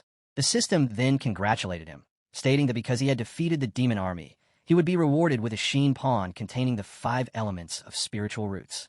Yi Junlin was stunned and questioned what had just happened. He wondered if the system had malfunctioned during his performance and when he had supposedly defeated the demon army. The system responded clearly that the demon army invading Zhou had just been wiped out by the music he played. It reminded him that it was a professional system and that he should not doubt its accuracy. Xiaoxi ran up to the teacher and said, "It sounded beautiful. The teacher was incredible." Yi Junlin replied, "I said the most important thing is having hands." Then he turned to Master Chongsang and cried out in despair, saying that the master stood far above him. With tears streaming down his face, he begged the senior to speak the truth. He admitted that the song was divine, so breathtaking that words couldn't describe it. He confessed to his arrogance and foolishness for ever daring to insult him. The prince tried to calm him, but he only shook his head and said he no longer deserved the title of master. He declared that the senior was the true master, while he himself was nothing more than a clown, a ridiculous joke. At that moment, a system notification appeared, congratulating our hero for completing the optional mission. As a reward, he received 10 bags of top-grade spirit beast feed. The prince approached Master Yi and asked, "How are you going to deal with the false immortal?" Yi Junlin realized that since the task was done, he no longer mattered, so he replied, telling him to back off and study hard. Yu Wang spoke with excitement, saying that thanks to his master's song, he had just broken through to the Great Ascension realm. The master nodded in approval and called it a good breakthrough. While keeping an eye on Shirao, Yi Junlin noticed that he had already reached the peak of the Great Ascension realm. As expected of someone blessed by destiny, he was now close to stepping into the tribulation stage. The prince shouted, "Father Emperor, he has made an incredible breakthrough." He thought that this was excellent. After all, after the Father Emperor became a void immortal and received the blessing of the state's good fortune, Great Zhou's position over Changzhou would become even stronger. The emperor couldn't believe such a thing and immediately bowed his head before the great warrior. The emperor said, On behalf of all the subjects of the great show, thank immortal Yi Junlin for performing a divine melody that brought blessings to the entire nation. The prince wondered if the father emperor, ruler of a great power and a mighty lord who had reached the stage of overcoming the heavenly tribunal, had truly humbled himself so much just to take such a low position. He questioned how powerful the person from the Shantian sect must be to deserve that. Yi Junlin told the emperor to stand up, stating that if he had broken through the tribulation, then it was his own achievement. The emperor responded that Yi Junlin must be joking. He said the national fortunes of the great show had reached a historic peak because of Yi Junlin's divine musical work, and he had merely taken advantage of the opportunity to barely break through. Yi Junlin remarked that the emperor seemed truly sincere in his gratitude. The emperor confirmed this and declared that if Yi Junlin gave the word, the great show would do everything in its power without hesitation. Yi Junlin then requested to be taken to the ancestral tomb. The emperor agreed and invited him to follow, offering to guide the way. As they entered the tunnel, the emperor explained that there was nothing particularly special in the tomb apart from the usual valuables that might interest tomb raiders. After a while, the emperor announced that they had reached the end of the tomb. Yi Junlin looked around and admitted he found nothing unusual. Shurao, wanting to demonstrate his abilities, used his powers to open a set of sealed doors wrapped in massive chains, doors that led to another world. The emperor was stunned and questioned what it was and how such a thing could exist in the Zhao ancestral tomb without his knowledge. Yi Junlin observed the beautiful star door, realizing that it looked like an illusion, so much so that not even a mouse could touch it. He understood that the door definitely existed, but had yet to fully appear in the real world. To activate it completely, some kind of price would likely need to be paid. Yi Junlin then turned to the emperor and asked how long the empire had existed. The emperor replied, "Our great show has existed for 1.2 million years and is one of the few immortal dynasties in Changzhou that has survived for over 1,000,000 years." Yi Junlin got curious and asked if there were other states or powers. The emperor said that according to historical records, there had been at least several dozen states before the great show. Some of them couldn't even be researched anymore or were no longer mentioned. Yi Junlin realized the star door belonged to an even older time. Maybe there had been records of it once, but after countless storms and upheavals, it had vanished into the dust of history. The ancestral tomb had just happened to be built there. Through all the centuries, even the rulers of Great Show hadn't known about it. They had simply believed it was a good feng shui spot. Yi Junlin then turned to Shurao and asked if, since he had opened the door, he might know something about it. Shurao said he had only heard rumors about the star door's origin, nothing solid. He had just tried it out randomly, and this was the result. Yi Junlin listened and said, "Tell me everything you know." Shurao said it was rumored that in ancient times, the ancient world had many teleportation points scattered across it. These allowed direct access to the Great Thousand Worlds, and countless cultivators had once used them to travel freely across the universe. But later, for reasons no one could explain, the Great Ancestor had sealed these teleportation points, and they were never reopened again. Yuang stepped into the conversation and asked whether the star door really had such power. The prince, joining in, wondered aloud if the legends he had heard as a child were true. According to those old stories, the ancient world was said to be a giant star built for cultivation, just one among many such star worlds scattered throughout the endless cosmos. The emperor replied that in earlier eras, cultivators could move freely between worlds. Those who had reached the Hua level could even leave ancient altogether and roam the empty void beyond. But somewhere along the way, something had changed. An invisible force had started to restrict ancient cultivators, locking them in and forcing them to live and die within the bounds of this world. The only way out was through tribulation. By becoming a true immortal, one could ascend to the immortal world. Only from that realm did true freedom to travel the universe become possible. The prince grew excited and cried out that if ancient cultivators could now break free and enter the universe through this star door, then it was a heaven-sent opportunity for Great Zhou. He told the emperor that if this was real, Great Zhou could use it to expand its territory. It was a rare and golden chance. The emperor agreed. He said that with Great Zhou's strength and his own cultivation already at the tribulation overcoming stage, it was only a matter of time before they took over the world. Yi Junlin turned his back to them and spoke coldly. He told them they were all fools, obsessed with fantasies. The emperor, surprised, asked what he meant. Yi Junlin didn't hold back. He questioned whether they were truly confident the Great Show had enough strength to launch a star expansion. Had they ever considered the possibility that other races might invade them instead? If this kind of expansion was such a blessing to the ancient, then why had the great ancestors sealed the star doors in the first place? He also reminded them of the Mystery Man. No one had figured out why that being had retreated.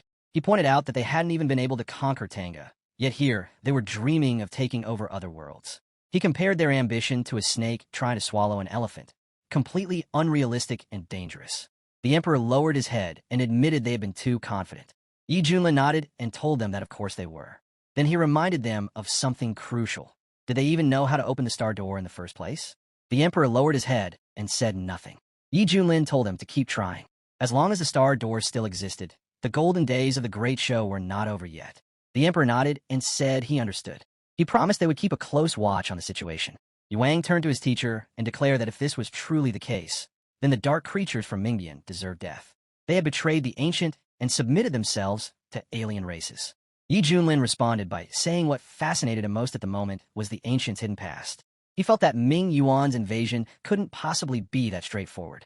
Judging from their movements, the star door wasn't the only one in the eastern region.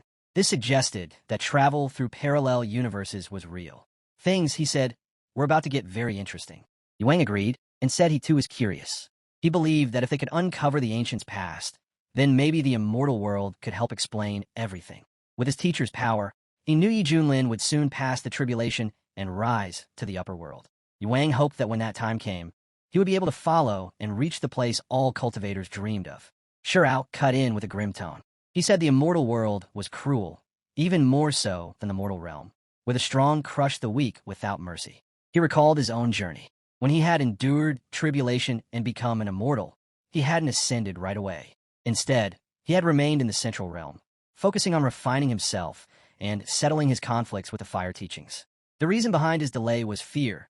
He had heard how rigid the hierarchy in the immortal world was. In the lower realms, those who became immortals were revered and admired. They controlled the elements and were worshipped by countless cultivators. But in the upper world, a newly ascended immortal started at the very bottom. The gap was hard for most to accept. If one had elders or family already there, it was easier. But Shirao had no one. Worse, he had made too many enemies in the central region. If he ascended without preparation, he would have likely been hunted down and killed. He ended his point by stating that ascending to immortality wasn't as simple as it looked. It wasn't just about hard training. It involved survival, support, and timing. Yang asked if that meant success wasn't only about effort. Later, when Yi Junlin returned home, he found that Ming Yuan had already launched the first wave of attack. He realized the other regions of the east might soon fall under siege. Even the 4 great regions could be pulled into the war. Facing this mounting threat to ancient, he made up his mind. He would take on the burden and protect the realm. Then, as if suddenly remembering something, Yi Junlin raised his glasses and let out a laugh. He pulled out a gift and handed it to his student. Xiaoxi leaned in and sniffed it. She said it smelled really good and asked if she could try it. Yi Junlin calmly replied that it was pet food. Xiaoxi pouted and reminded him that she was technically his pet too. Then, without warning, she transformed into a mouse. Yi Junlin sighed and told her to go ahead and take it as a snack. Xiaoxi gleefully accepted and took the food. Meanwhile, Shirao, who had been quietly fuming in the background, looked on in disgust. In his mind, he cursed the mouse, thinking she didn't train, only cared about food, just like that useless fool surnamed Li. Such pure immortal essence, wasted. But the moment Xiaoxi took a bite, something extraordinary happened. A powerful flame burst within her. Shirao's eyes nearly popped. He couldn't believe it. In an instant, Xiaoxi had jumped from the middle stage to perfection, and then broke through again right after. Xiaoxi squeaked in delight. She told her teacher the food was delicious and asked why she had suddenly broken through. Yi Junlin was just as stunned. He couldn't believe that a single packet of top-grade food had taken Xiaoxi from the initial stage of passion all the way up to the initial stage of dang. He wondered aloud, if she ate a few more, would she become immortal right then and there? Yuang shouted in disbelief. His sister had caught up to his level in the blink of an eye. Shirao's thoughts were spinning. He couldn't understand how Yi Junlin continued to bring out such miraculous items. He kept asking himself what kind of treasure Yi Junlin really possessed to be able to do something this absurd more than once. Yi Junlin turned to Xiaoxi and asked if she wanted more. Xiaoxi eagerly nodded and said she still wanted to treat herself. With a smile, Yi Junlin tossed a few more packets in front of her and told her to enjoy them. He was glad she liked them. He didn't forget Mousy either. He turned to the beast and acknowledged all its hard work lately. These snacks, he said, were from Mousy as well. Xiaoxi clapped her tiny paws and cheerfully said she was happy Mousa liked them too. After taking a bite, Mouse's energy suddenly surged and reached its peak. Yuang gasped. Mouse's had just gone from the initial stage of Deng to the peak in an instant. He turned to Yi Junlin and called him truly incredible, beyond comprehension. Shirao, sitting quietly, felt a bitter mix of admiration and frustration. He grumbled to himself that this kind of shortcut was unfair to cultivators who devoted years to diligent training. In his mind, he said he should take a moral stance against it. And even if someone offered him the food, he wouldn't touch it. Yi Junlin noticed that after 3 packets, Xiaoxi's progress had clearly slowed down. The effect was wearing thin. He concluded that repeated use must cause a sharp drop in effectiveness. Meanwhile, Shirao sat behind a tree, keeping an eye on Xiaoxi. After a moment of silence, he called out to her. Xiaoxi blinked in surprise. She couldn't believe the great senior was actually calling for her. It was such a rare occasion. The senior then turned toward her with a serious look. Xiaoxi tilted her head and asked if there was anything she could do for him. Shirao told her, "What your teacher gave you to eat was poisonous." She replied with worry. The master would never harm a mouse. Plus, once the mouse ate it, its power went bang bang and increased dramatically. Shirao explained that everything had 2 sides. Any elixir a cultivator absorbed would have different natures and properties. While it might increase cultivation, it would also poison the meridians. So this so-called goodie might seem helpful at first glance, but in reality, it only forced growth unnaturally, like pulling out a sprout to make it grow faster. He warned that toxins could already be building up in her body, and if she kept consuming it, it would eventually lead to slow suicide. Mouse had protested that since the teacher had given it to her, it couldn't be harmful. She added that she felt no discomfort at all and actually felt perfectly fine. Shirao, now colder in tone, offered to prove it and immediately used his abilities to inspect her. He was stunned. All her meridians were perfectly intact. Her foundation was incredibly strong. Even more surprising, streams of pure, innate spiritual energy were circulating through her body, far more effective than any elixir. She looked at her older brother with smug satisfaction and asked if she could leave now since nothing was wrong. Shirao hesitated before insisting that she leave the goodies behind. He said Big Brother only meant well and she should listen. She pouted and said the teacher had given them to her. Without waiting, Shirao snatched the goodies right from her hands. She sniffled as tears welled up in her eyes and told him not to cry. She said if he wanted to chase the teacher, that was fine, just not to involve her. Not daring to argue further, she muttered her understanding. Shirao shot her a mocking look and declared he was about to surpass her. This was his chance to finally break through. He lifted the bag high and took a bite. At first, he enjoyed the taste, but then panic set in. His stomach felt like it was going to explode. Clutching his abdomen, his face twisted in agony.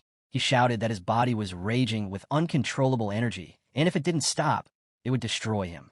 Then he glared at the girl and cursed the smelly old mouse, wondering how she had survived it unharmed. Suddenly, he couldn't hold back. A thunderous boom echoed as a colossal smoke cloud erupted behind him, propelling Shirao skyward like a rogue firework. Yi Junlin blinked, watching the spectacle. What's going on? Why did little Hong just fly into the sky? Yuang sniffed the air and wondered aloud why it smelled so pleasantly fragrant. Yi Junlin turned his gaze toward the mouse and asked if she was all right. Mouse had bowed her head in silence and then tells the name of Sheo. Yi Junlin's eyes narrowed as realization dawned on him. So that was what this was all about. Right then, Shirao crash-landed in front of them with a groan. Yi Junlin folded his arms and demanded to know what he had done. Shirao dropped to the ground in a full kowtow, forehead pressed against the dirt, and admitted his mistake. He said he was sorry for what he did, that he didn't mean to, but just couldn't resist the treats.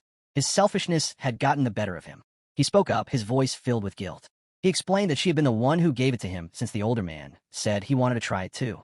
Yi Junlin let out a sigh and told Shirao he understood the desire to grow stronger, but reminded him that Xiaoxi was his little sister.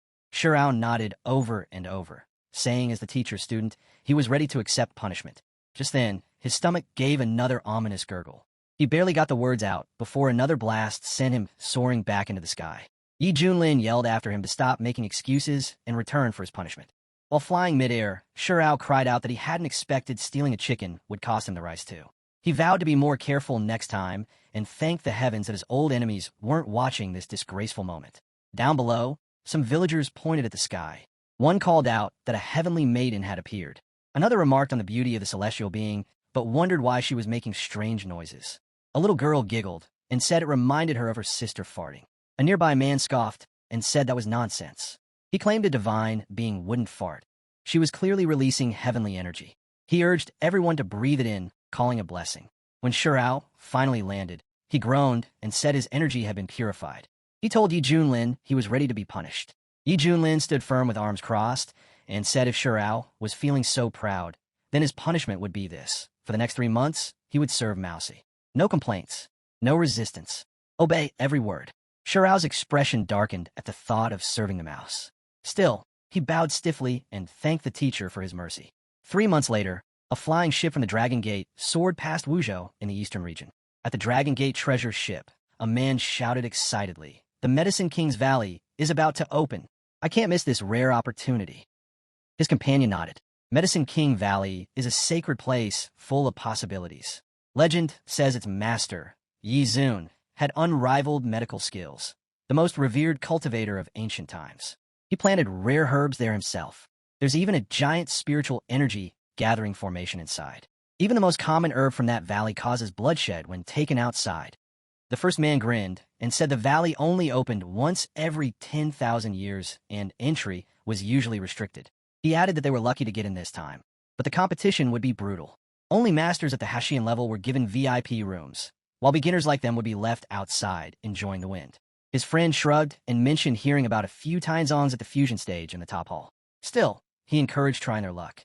Suddenly, the tavern doors burst open as a group of armed men stormed inside. Their leader ordered everyone to lay out their valuables immediately, warning them not to force the group into personal action.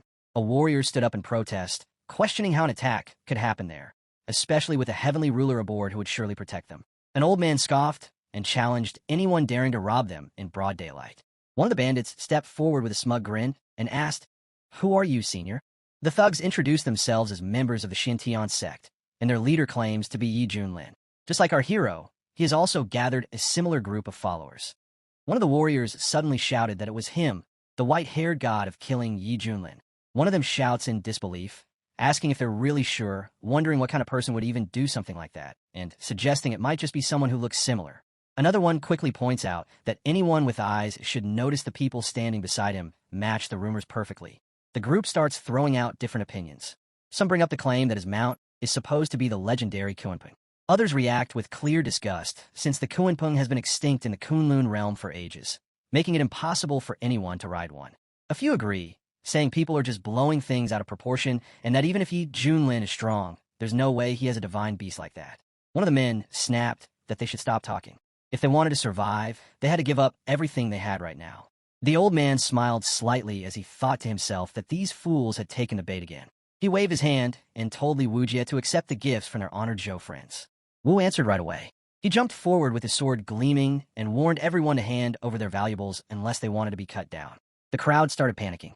They begged him not to hurt them and promised to surrender. Wu looked up and yelled to the ones on the upper floor. He said they should hand over their rings to them unless they wanted to face his blade.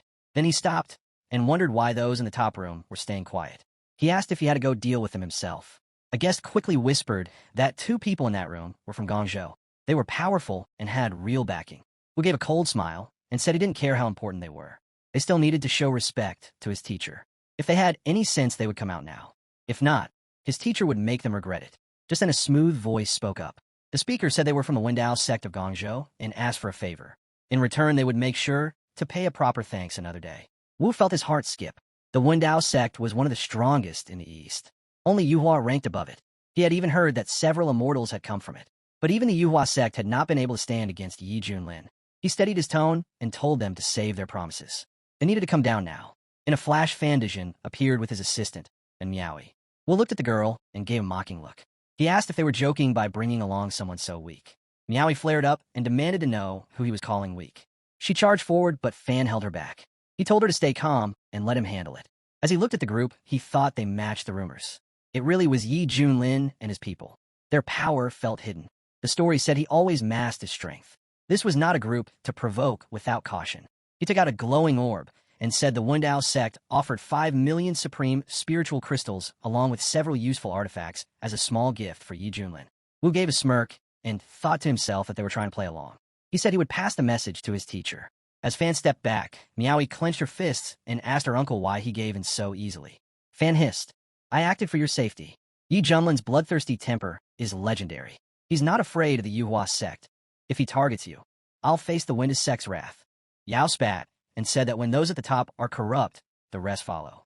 Yi Junlin's arrogance knew no bounds. He roamed freely across the eastern region and had even killed a Yuhua immortal who was the saint's teacher. Now he was making a mockery of them all. Miaoi clenched her fists. "I'll train until I can crush that scum myself." Fan sighed and told her that with her star immortal body, She might one day rival the Yuhua Saint solar body, but for now she must focus on staying alive. At the robber's hideout, the toothless leader cackled with joy and said Yi Junlin's name worked like magic, making every robbery a success.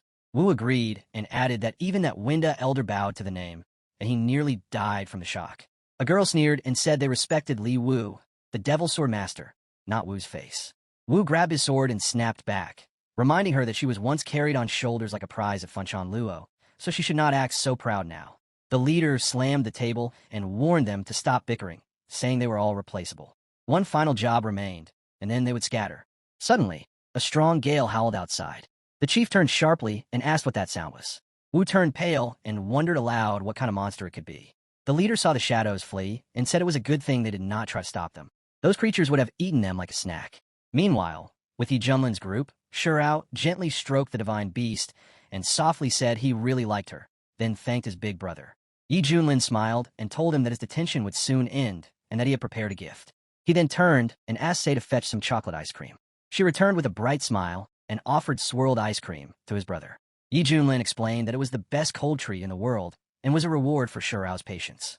Shurao hesitated, wondering if this was another humiliation. Then he took a bite and his eyes lit up. The cold and sweet treat melted in his mouth, and he began to wonder if Yi Junlin had truly shown him a bit of kindness. Yuang rushed in and reported that they had reached Wuzhou and that Medicine Valley would open in a few days. Noticing Shurao's blissful expression, he muttered that such acting was truly a test of will. Yi Junlin raised an eyebrow and repeated the name Medicine Valley, as if mulling it over. Yuang nodded with excitement and said it was a land full of miracles with rare herbs and unique medicines, making it an event not to be missed. The system pinged a new message indicating that a mission had been detected to explore Medicine Valley and that huge bonuses awaited. Yi Junlin grinned. Perfect. We've been idle too long. Let's see what this valley offers. Meanwhile, in the eastern region at Wuzhou, right in front of the Dragon Gate guest court, the group finally arrived. Yuan turned to the teacher and explained that this was the largest in within 100 miles radius. He suggested they stay there for a few days and wait for the official opening of the Medicinal Valley before heading in. Yi Junlin said the name sounded familiar and agreed they would stop there. As soon as they opened the door, the staff welcomed them respectfully and invited them inside. Yi Junlin told the attendant to prepare a better room for them. The man in charge gave a polite bow and asked them to proceed to the second floor. As they climbed the stairs, Shurao asked why they needed to keep a low profile. Yi Junlin sighed and said that now that he was famous, crowds of fans were bound to appear if anyone recognized him. People would rush over for autographs, and the whole place would fall into chaos. Shurao instantly regretted asking, thinking this person's mind was impossible to understand and not at all like ordinary people. Once seated at the table, Yi Junlin asked the waiter for recommendations. The waiter smiled and explained that they had several specialties known for authentic flavor and unmatched taste. First was fried lion heads, made not from ordinary lions but wild primal spirit stage beasts, crispy outside and bursting with flavor. Then there was sugar vinegar carp, made from a carp said to carry dragon blood, fresh beyond compare. She suddenly perked up and asked about a particular dish. The waiter brightened up, explaining that it was ice mouse meat. Every slice was as clear as snowflakes and crisp when grilled, which earned it its name. Before he could continue, she covered her ears in horror. Yi Junlin cut in firmly and said they would take everything except the snow meat and told the staff to serve them one by one. The waiter blinked in surprise, thinking these dishes hadn't been ordered in ages, and this must be a wealthy guest. He promised the kitchen would prioritize their order immediately. She mumbled that mice were too cute to be eaten. Trying to change the subject, Yuang asked why they weren't waiting for the valley's opening on Buffalo Pepper. Yi Junlin chuckled and said that once the valley opened, chaos would follow. He thought it would be best to soak in the atmosphere beforehand, as anything could happen. Yuang respectfully clasped his hands and said the teacher was always far-sighted and that he admired him deeply. Suddenly, Shurao signaled them to be quiet and mentioned that someone nearby was talking about them. Yi Junlin casually waved his hand and said that was normal, as he had many fans. He wanted to hear what legendary tales they were sharing. With enhanced hearing, he caught snippets of conversation. One person cursed Yi Junlin, saying half a lifetime's efforts were ruined because he had been robbed. Another complained that 6 level 7 artifacts, 30 amulets, and 5 earth elixirs had been taken from him by the same man. Yuang angrily slammed the table and insisted they were slandering the teacher. Shurao couldn't help laughing, thinking that even Yi Junlin had moments of infamy. It was truly entertaining. Why Yi Junlin let out a deep sigh and said it was obvious someone was impersonating him. He figured those people had been scammed, and if Shurao wanted to laugh, he could go right ahead. Shirao suddenly stood and called them pathetic worms, saying all it would take was a word from the teacher and he would silence them permanently. Yi Junlin rolled his eyes and said that was far too exaggerated. More whispers reached their ears. One person mocked the so-called Red One, saying her beauty was all hype and that she smelled like wind and dust, no better than a brothel worker. Another claimed she was mid-tier at best and wondered why everyone fussed over her. A third admitted that the first time he saw her, he nearly drooled and had wanted to get up close and inspect her for himself. Shirao's eyes glinted with murderous intent. Yuang coughed awkwardly and claimed he just had sand in his eyes and told them not to mind him. Yi Junlin patted Shirao's shoulder and told him to show some magnanimity. He reminded Shirao they were talking about a fake, and a woman at that. Then he added with a smirk that Shirao wasn't a woman, so why fuss? Shirao began to protest, but Yi Junlin cut in again with amusement, saying it seemed Shirao had accepted the nickname Red or he wouldn't be reacting so strongly. Shirao tried to deny it, but the arrival of food interrupted the moment. The waiter announced that their dishes were ready and invited them to enjoy. Xiaoxi eagerly sniffed the aroma and said it smelled amazing. As the waiter exited, he muttered to himself that these guests seemed oddly familiar. Elsewhere in the inn, Yao sneered and told her uncle to listen to how everyone was cursing Yi Junlin, claiming that was the true voice of the people. Fan shook his head and replied that it was all idle talk. He said powerful beings didn't care about gossip, and even if the world cursed them, it meant nothing. Yao huffed in frustration and asked why he always defended that jerk. Fan shifted the topic and mentioned that the food there rivaled their sex, urging her to eat. As Yao dug in her meal, she suddenly paused and asked why her uncle had stared so intently when Yi Junlin passed by earlier. Fan lowered his voice and explained that the aura of their leader was unfathomable. He said it stirred dread within him.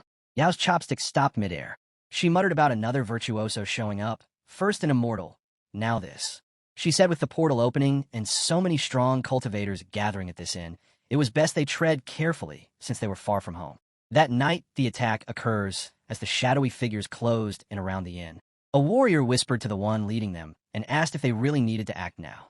The priest's eyes glowed as he declared that to weaken humanity, the great destruction must begin that very night. He lifted a hand and gave the order to move out. The doors were kicked open as the priest shouted commands. He ordered them to secure the entire hotel with no mistakes. He explained that the nightmare array would trap all cultivators below the Hua level in eternal sleep. Not even the great Lajani had been able to break it, and tonight, humanity would remain in unending slumber. The Reaper's crew swarmed the building, releasing a paralyzing poison. Within moments, the entire inn fell into a deep silence. Every person inside rendered unconscious. The Reaper and his squad took full control of the hotel and unleashed a powerful poison. In seconds, everyone inside collapsed, unconscious. The priest watched it unfold and declared, "Even if immortal Luo himself comes, he won't break this array." But upstairs, the boys remained fast asleep, completely unaware of the chaos unfolding around them, deep in their chambers, silent as corpses. And just like that, humanity plunged into a never-ending sleep. The world entered the illusory realm of the great calamity, beyond time itself. That day, Kunlun suffered immense losses. The holy war raged on, and the conflict between humans and monsters only escalated. Watching his people fall one by one, the elder dropped to his knees and prayed. "Heaven must truly wish for our end," he muttered. But then, something shifted. Out of nowhere, the tide turned. Monster heads began flying left, right, everywhere.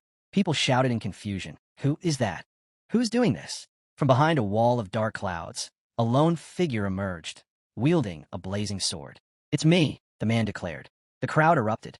"It's him, Sword Godly Liwujia, the strongest swordmaster in all of Kaon, the greatest blade wielder in history." Hope was reignited. Liwujia stood tall and roared, "Anyone who dares threaten our lands will be cut down." Without pause, he tore through the enemy. The air filled with the screams of monsters, their fear written in every cry. Standing on a towering peak, Li Wujia shouted, "I will protect Kunlun until my last breath." The warriors below cheered, their morale soaring. They called him their hero, swearing loyalty to him forever. But while the world celebrated victory, the boys were still trapped in their illusion, a dream world where they stood alone in the great hall of the fire worship cult. Hong Qinya stepped forward and proclaimed, "I now take the throne. The age of fire worship begins. Our leader's power knows no bounds." They said the sacred fire scorched the skies. To worship fire was the highest calling, and also the most agonizing. In that world, only fire endured. Elsewhere, she too was lost in an illusory realm, but hers was peaceful. She lay on soft cushions, calmly eating sweets, untouched by war.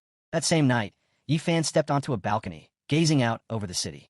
I thought my name would echo through every province in the east, he sighed.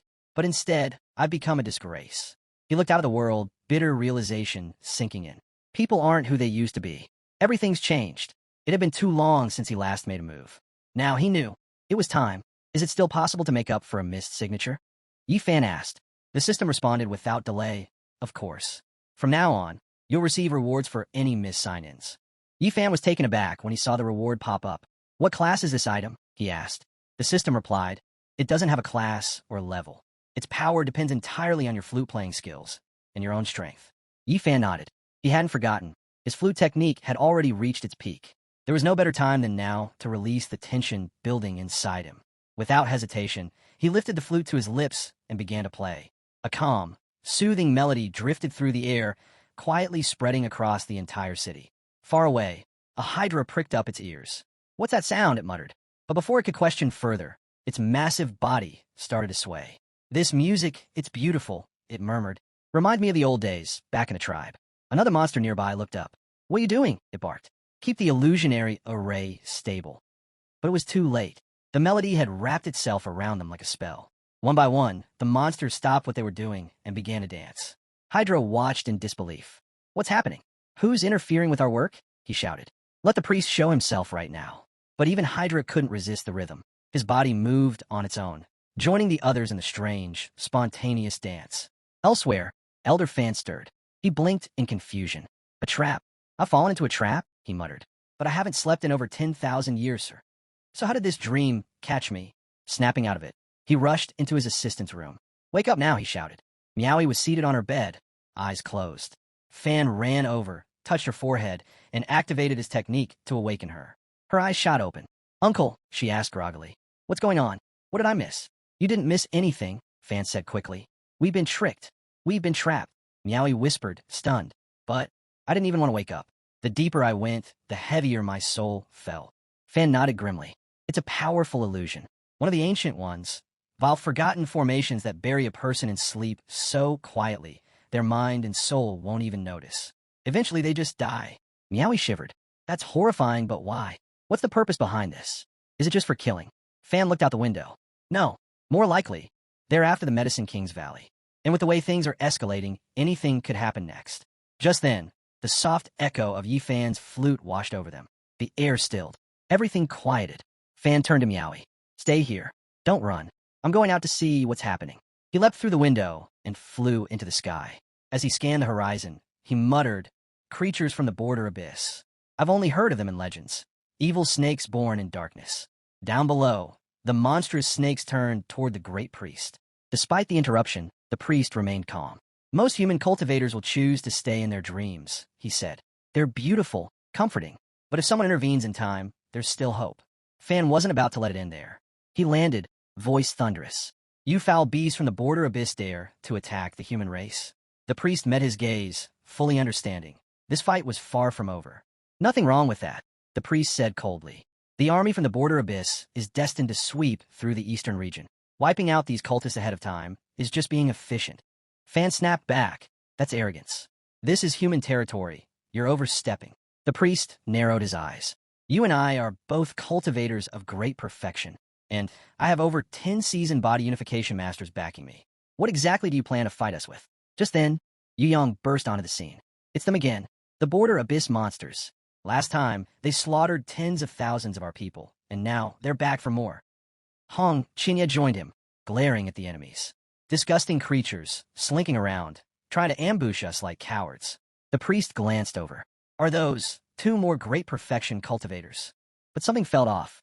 The pressure radiating from them didn't match what he expected. This wasn't the aura of normal cultivators. And yet, they felt strangely familiar. One of the snake beasts turned to the priest. What now? There are 3 great perfection cultivators standing against us. Don't panic, the priest ordered.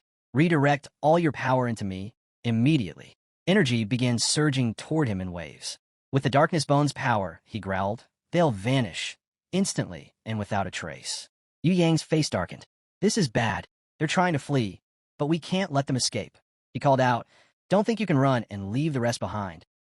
But the priest only smirked. It's pointless. This rod is a sacred weapon, gifted to me by our clan chief. Even someone at the 3-fracture trial stage would struggle to resist it. As the group slowly began to vanish into the darkness, Yu Yang felt something shift in the air. That melody again. A powerful urge to dance overtook him. Hong Qinya, too, paused, puzzled by the feeling. What is this music? The priest froze, hands trembling. That cursed flute again. He could feel it dragging him down, overwhelming his will. The melody swept over them all, and suddenly, they were dancing, losing control one by one. Even the priest dropped his wand, completely disoriented. Stop it, he shouted. Everyone stop dancing. But none of them could. Hong Qinya blinked, lost. Why can't I stop? Yu Yang glared. Is he provoking us on purpose? Fan stood by the window, watching everything unfold. It's the flute, he muttered. That's what woke me up. This and it's packed with hidden masters. At that moment, Miaoi walked in from the hallway, curious. Who's playing the flute? It's such a beautiful tune. Drawn by the sound, she stepped into the next room, and there he was. Yi Fan sat calmly, flute to his lips, the melody still flowing. She froze. Her cheeks went red in an instant. I'm sorry, she stammered. I didn't mean to interrupt. I just wanted to speak with you. Yi Fan stiffened. Had his identity been exposed? He thought, could this be one of his fans? So obsessed she tracked him down? Without missing a beat, he took her hand. Since you figured it out, I won't hide anymore. You deserve my signature. Miaoi was so stunned, she let out a shriek. Go ahead, Yi Fan said confidently. Tell me where you want me to sign. She blushed even harder, completely flustered. What's with this guy? She thought. Why did he suddenly pull her in here and insist on giving her his autograph? Now she was trapped, and she had no idea what to do next. Please let me go. Miaoi cried out. You misunderstood. I don't want your autograph at all. Yi Fan blinked, confused. Wait, what? You don't want my signature? Then why were you standing outside my room? Miaoi quickly explained. I was just drawn by the sound of your flute. It was beautiful, so I stopped at the door to listen. I didn't know you were in here playing, and I definitely didn't mean to disturb you. Honestly, I don't even know who you are. Am I supposed to? Are you famous across the eastern region? Yi Fan let out a small sigh. Ah, I see. That was forward of me. Sorry. I'm from the desert region. As for fame, well, I think I'm doing all right. Miaoi's eyes widened. You're from the desert? Yeah, Yi Fan replied. Why? What's the surprise? She hesitated for a second, then said, I'll be honest. I used to think poorly of the desert. The elders always said it was the most backward part of the eastern dimension. Poor, isolated, and insignificant. A place where you'd never find a single true hashing master. But recently, with the rise of Xintian's sect, I've started to realize the desert might have been underestimated all along. Yi Fan raised an eyebrow. So your opinion of the desert region has improved? Miaoi shook her head. Actually, no. It's gotten worse. Yi Fan choked on a laugh. Worse. She nodded. The Misty Peak Mountain Yi Junlin has been abusing his power. His whole faction is out of control. They've been ambushing down masters in Wuzhou, stealing their treasures. Even I and Uncle Fan were victims. She clenched her fists. A so-called great virtual immortal. Someone who's reached the 3 trials fracture stage, acting like a common thief. It's a disgrace to both the cultivation world and the eastern dimension. Yi Fan burst out laughing, unable to hold it back. What's so funny? Miaoi asked, confused. There's definitely a misunderstanding here, he said between chuckles. In our desolate land, Yi Junlin is considered a flawless man. He's strong, noble, and has a face so perfect, even men question themselves looking at him. There's no way someone like that would do something so low. It's just not possible. Miaoi leaned in slightly. You can be honest with me, Lord. No one else is here to overhear. You don't have to worry that the white-haired old devil will come for you. Yi Fan smiled. You've got quite the imagination. Miaoi wasn't swayed. That white-haired devil is clearly forcing you to cover for him. It's written all over your face. The fear is deep in your blood. Life in the desert must be hard. But don't worry, justice will win in the end. I'll get stronger, train harder, and one day, I'll take him down myself. I'll free the people of the desert region from his tyranny. She looked at Yi Fan again and tilted her head. Why are you looking at me like that? Did I say something wrong? Yi Fan chuckled. A little. But it's okay. Just hold on to that fire. I believe in you. Go defeat Yi Junlin and save the desert. Miaoi gave a confident nod. You don't need to worry about me. I've already decided. And Uncle Fan, as Miaoi stepped out of the room, she called over her shoulder. Uncle, I'm here. Fan turned to her, frowning. Why'd you run out here? Didn't I tell you to stay quietly in the room? Miaoi replied casually. I heard someone playing the flute. The melody was so nice, I followed it, and ended up here. Fan raised a brow. You're telling me you actually found the person playing it? Miaoi turned and pointed. Right here. He's the one. Fan gave Yi Fan a respectful nod. I have to say, sir, your skill is impressive. Yi Fan nodded politely.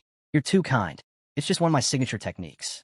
But before the conversation could go any further, the rest of the boys rushed in. One of them leaned in quickly and whispered, "Teacher, don't expose yourself. Just go by Brother Ye." Hong Chinya stepped forward. "Brother Ye, the situation outside has been handled." At that moment, Miaoi gave him a once-over. She was stunned, so elegant, like a fairy herself. "Who are these two?" she asked. Yi Fan answered, "The one in red is Wang Kehiwa. The one with the blade is Li Taidan." Hong Chinya scrunched his nose. "Seriously? Why does everyone call me such weird names? Who came up with that?" Yu Yang gave a short introduction, but before he could finish, Miaoi turned her attention back to Hong Chinya. She clearly didn't like his name, but she smiled anyway. "Nice to meet both of you. I won't keep you any longer." Yu Yang looked confused. "Wait, what does she mean?" Yi Fan just smirked. "As expected, things are still uncertain. Best not to spread any information. We might scare off our real enemy." Yu Yang nodded immediately. Teacher is wise as always. Hong Chinya narrowed his eyes. "There you go again, sucking up like that little white mouse. Why do I have to be called Wang Chi-hua anyway?" Meanwhile, Fan spoke up. "Mr. Ye, your performance tonight was something else. You didn't even show up in person, but you managed to control those abyss creatures with your flute alone." Miaoi turned to him. "Was it really that impressive?" Fan nodded. "These two are powerful, but they respect him, and something about the way they all interact feels strangely familiar. There's something unique about them. Best to stay alert." He turned away. "Anyway, I need some rest. The Herb King's Valley is opening soon." Miaoi didn't argue. "All right, I'll go now." That very evening, a huge surge of fiery energy erupted behind the mountains. The sky lit up, and everyone rushed outside to see it. Gasps echoed across the crowd. "The Valley of the Herb King, it's opened." But something felt off. The timing didn't match any of the predictions. No signs, no warnings. It had just opened. As people began to move, someone scooped up Miaoi and said, "Let's head out now." At that moment, Ling appeared and smiled. "Thank you for the tiramisu, by the way. It was amazing." She beamed. "If teacher likes it, I'll make it for him every day." Yi Fan chuckled. "I never expected the Herb King's Valley to open this early. Looks like it's time." Among the gathering crowd, one person whispered with wide eyes, "I can feel it, the treasures inside. Countless heavenly herbs and priceless materials. If I can get my hands on just one top-tier item. If I could just get my hands on a top-tier medicinal herb," one cultivator murmured, "I'd finally break through from the fusion stage to great perfection. That means 50,000 years of life. Freedom to roam the world without limits." "And that's not even talking about first-class herbs," someone added. "There might even be king herbs in there. Just one of those would be enough to pass the heavenly tribulation." Miaoi turned to her uncle. "Uncle Fan, what's a king herb?" Fan explained patiently. "Herbs are ranked in levels: spiritual herbs, precious herbs, king herbs, and even immortal herbs. And each level has its own grading system from low to high. In the cultivation world, spiritual herbs are the foundation. But if a herb reaches the precious rank, it becomes the star of massive auctions. The top clans fight over them. Even offering one could get you killed, or rich beyond belief. But king herbs," Fan paused. "Those are a different story. In thousands of years, they've barely appeared in the eastern region. They're so rare, even heaven trial cultivators would risk their lives to obtain one." Miaoi blinked. "But with so many people going in, can the Herb King Valley even handle it?" Fan nodded. "It has limits. Only so many people can enter, and everyone has a time cap. If anyone faces a life-threatening danger, the valley's defensive array will eject them automatically. The protections left by the original Herb Lord are still in place. He was thoughtful, and we, his descendants, can only thank fate for allowing us to benefit from his legacy." He looked into the distance. "I didn't expect this. Even a master of the lighted lamp from the Hanging Monastery has arrived. A powerful cultivator. This competition is going to be brutal." Fan turned to Miaoi. "Once we're inside, do not act on your own. Stay close to me at all times." Nearby, monks were gathered. One of them said confidently, "With Master Randang leading us this time, we'll definitely collect a bounty of rare herbs." Another monk chimed in, "A 1,000 years ago, Master Randang ventured into the Yan Wang Valley alone. He came out stronger than ever. That place, it's full of blessings." He added solemnly, "But Yanwan Valley is more than it appears. It holds secrets and dangers beyond imagination. I nearly lost my Tao heart there once. It almost broke me. But I turned that failure into fuel," the monk continued. "I've cultivated tirelessly ever since. Now, if I ran into those strange creatures from the valley again, I could handle them. I might even suppress them completely." Just then, Yi Fan and the others arrived. Yu Yang looked ahead and said, "Teacher, we've reached the Valley of the King of Medicines. They say it's filled with heavenly materials and rare herbs, treasures you'd never find anywhere else." But this place is overflowing with herbs, Hong Chinya said, eyes scanning the lush terrain. I've got to admit, I'm actually curious now. Yi Fan nodded. He's right. Looks like there might be more to this place than the legends say. Still, he couldn't help comparing it to what he'd already received. Even if these herbs are as rare as they claim, they still don't top the reward Tongzi gave me, he thought. But since we're already here, there could be something worthwhile tucked away inside. Just then, a pillar of fire shot into the sky. Sparks surged upward as a glowing portal slowly began to open. Excited shouts echoed all around. It's finally opened. Let's go. Someone nearby turned to Meowie. Miss, time to head in. The rest of us will cover the rear. Go in with them. Yi Fan stepped forward, his eyes locked on the valley entrance. So this is the inside of the Herb King Valley. Magnificent. But something felt off. Hong Chinya tensed. What's going on? My cultivation level just dropped. I'm back to 9th stage Qi. Yu Yang chimed in. Same here. It's like the suppression is especially strong on me. I can feel it the most. Yi Fan stayed quiet for a moment, then muttered, why didn't my power drop? Then it hit him. Lingi's restrictions didn't override Tongzi's system. But for appearances, he played along, pretending to be affected just like the others. Disguising my strength is my specialty, Yi Fan thought. That way, I can catch them off guard later. He said aloud. Looks like this sovereign formation is suppressing everyone's cultivation to the same level. That way, we're all on equal footing. Smart. This avoids overpowered cultivators tearing the place apart. Yu Yang sighed. Too bad the suppression's so strong. My dark sword is totally useless now. Guess I'll have to settle for this old kitchen knife. Yi Fan glanced at him, surprised. You're still carrying that thing? Yu Yang nodded. Yeah, it was my first blade, the one I started cultivating with. Back when I had no power. I never thought I'd be fighting alongside it again. Suddenly, Yi Fan's system activated. Carrier presence in Herb King Valley confirmed, it announced. Registration now complete. Yi Fan grinned. Nice. Register me. A notification popped up. Congratulations. You've received a premium-grade Insight Tea scroll painting. Brewed during downtime for spiritual clarity.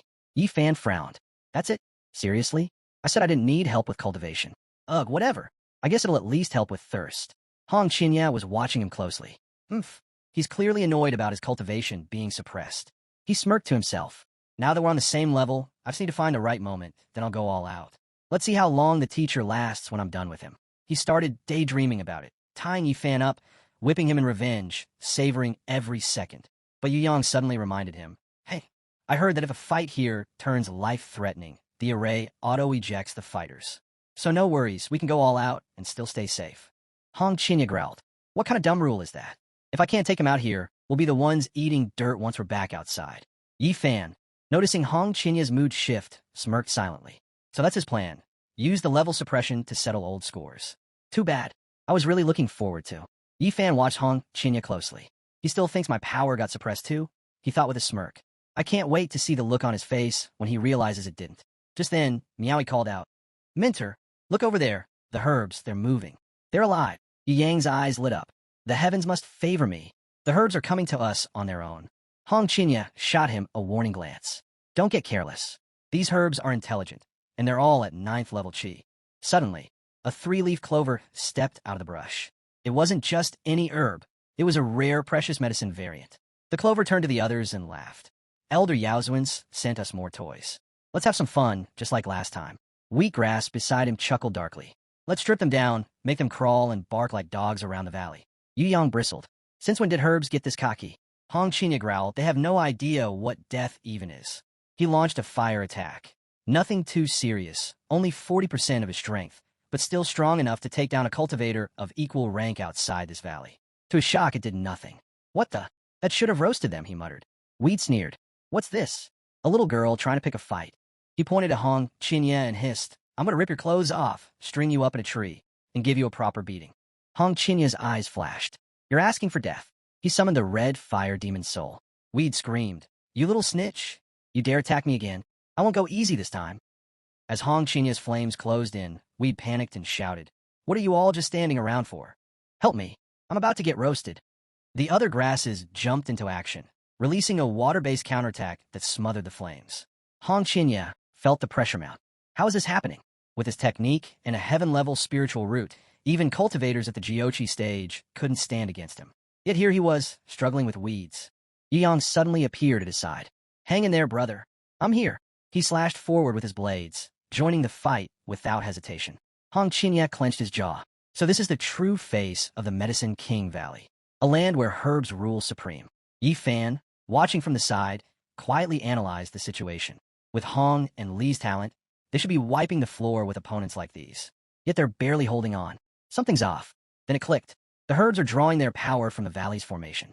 That's how they're holding their own. This whole thing, it's Yaozuan's doing. He hadn't built this setup for fairness. The level suppression wasn't to balance the fight. It was to give the herbs an overwhelming advantage. Yaozuan's protecting his own creations, Yi Fan realized. This whole arena is rigged. And clearly, this wasn't the first time. Many had entered this valley before. But strangely, no one ever spoke of the truth after leaving. It was like those herbs were soaked in rain. Yet all they wanted was to tear up everyone else's umbrellas. But if they thought Yi Fan would just hand his over, no chance. With a flick of his finger, he activated a seal and cracked open the formation's shell. Let's see how bold they are without that power boosting them. At that same moment, Hong Qinya and Yu Yang broke through the front lines. They're weakening. Hong Qinya shouted. Now's the time. Burn them to the ground. Flames roared as the grasses began to wither and cry out. What's going on? One of them yelled. Why can't we fight back? We'd stumbled back, panicked. Sister, stop. Don't burn us. We were wrong. But Hong Qinya showed no mercy. You can beg all you want. You're not crawling out of this one. He pressed the flames harder. You're done. I'm reducing every one of you to ash. Yu Yang joined in, slashing through stalks of medicinal herbs with his blade. They've lost all strength. No need to keep burning them. Let's just collect them. These are first-rate ingredients. Just then, Ling walked over, surveying the scene. Not bad. Looks like you're finally done. She turned to little Yuan. Go ahead and gather them all. Maybe we'll make soup later. Yu Yang grinned. Right away, teacher. Ling knelt down to help, but suddenly pointed. Wait, that one's still moving. At that exact moment, a bright beam shot past them, piercing the sky. An enormous axe shimmered into view high above. Ling flinched. What was that? I nearly died of fright. Yi Fan narrowed his eyes. Could that be a distress signal from the axe gang? Hong Qinya scoffed. Let them come. If more of those punks show up, I'll torch them too. Yi Fan raised an eyebrow. Getting cocky again, are we? Just now, without Yi Yang helping, you were dripping with sweat. He looked around. Did anyone notice how strange this all is? That wasn't normal herb power. Yi Yang nodded. Yeah, something's off. That strength wasn't what you'd expect from Qi-level herbs. If this keeps up, the ones we face next will be even stronger. Hong Qinya added, this whole valley's rigged. The suppression hits cultivators, but it boosts the herbs. It's completely one-sided. And everyone out there thinks this place opens once every 100,000 years out of generosity. They've all been fooled. Yu Yang hesitated. But they say Miaoyi is a healer. Kind-hearted, respected throughout the eastern region. I doubt he'd set a trap. Maybe he just wants to protect the herbs. So he gave them special advantages. Hong Qinya snapped back. If he really cared, then why open the valley at all? Just seal it permanently and stop pretending to be some magnanimous saint. Yi Fan raised his hand. Enough. We'll deal with this step by step. I want to know exactly what Miaoi's endgame is. Meanwhile, deep within the valley, the Axe Gang's distress signal had been received. Golden Ginseng Root, the Axe Gang leader, stood glaring. Who had the guts to attack my men and summon me? Tree, one of his scouts, stepped forward. Reporting in, we still haven't identified the attackers. Could it be another faction hidden in the valley? But Petruska, another gang member, shook his head. Unlikely. We've coexisted here for years. Who'd suddenly have the nerve to cross the Axe Gang now? Root's eyes narrowed. You're sure it's humans? That doesn't make sense. Today was supposed to be the peaceful opening of the Medicine King Valley. Leaf shook his head. That's impossible. Humans are far too weak. There's no way they could threaten the noble race of healers. But King Axe rose to his feet, silencing the room with a glare. He gripped his weapon tightly and declared, the valley has reopened after countless years. If someone's got the guts to attack the Axe Gang today, I'll go see who dares challenge us, myself. Not far from the valley entrance, chaos had already broken out. A group of players had been caught in a trap, ensnared by animated medicinal plants. Stop, please, some of them shouted. Others called out to nearby teams for help. But the other groups were already fleeing in terror. Why are these herbs so strong? One of them shouted. I'm a top-tier talent in my sect, and I can't even beat one plant. It's a trap, someone else screamed. The Valley of the Medicine King is a lie, a massive hoax. The so-called masters who told us it was safe, they tricked us. Deeper inside the valley, a ferocious battle was already underway. An elderly cultivator was going head-to-head with massive, mutated plant beasts. The last time he was here, the valley's level suppression had exposed every flaw in his body, and he'd been mercilessly crushed by this same gang. But now, things were different. This time, he was ready. It was time to reclaim his honor. Nearby, a monk turned to Master Jing as they gathered defeated plants. Master, your strength is incredible. These creatures couldn't match you at all. I'm sure we'll leave this valley with a mountain of trophies. Another monk chimed in. Just earlier, those so-called royal heirs and great sect masters were flattened by herbs and turned into slaves. And yet, here we are, holding our heads high. The old man gave a rare smile. Good. I was planning to hunt you down myself. Glad you made it. Suddenly, a towering plant monster roared from the shadows. You dare attack the noble nation of healers? You bald old fool. You'll pay for this rebellion. The old man said nothing. He answered with a crushing monastery technique. Beetle, another plant warrior, yelled to his comrades, don't back down. Focus. This is our domain now. The Medicine King Valley belongs to us. That old monk can't hold out forever. But just then, the monk's eyes caught a massive blue formation lighting up ahead. Without hesitation, he activated his defenses. Tree growled. He's activated a shield. Great. Now we can finally break it. Everyone go. Finish him. The old man laughed, not out of fear, but confidence. You think you've cracked my defenses? Ridiculous. He stood firm, energy radiating from every pore.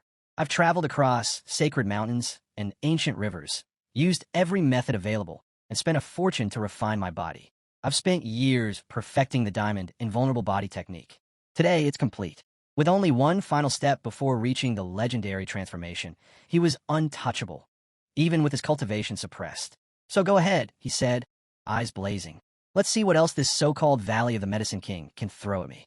After the battle, the old man instructed his warriors to pack up the medicinal herbs. They had to keep moving. Meanwhile, Fan and Meowie were still deep in the forest.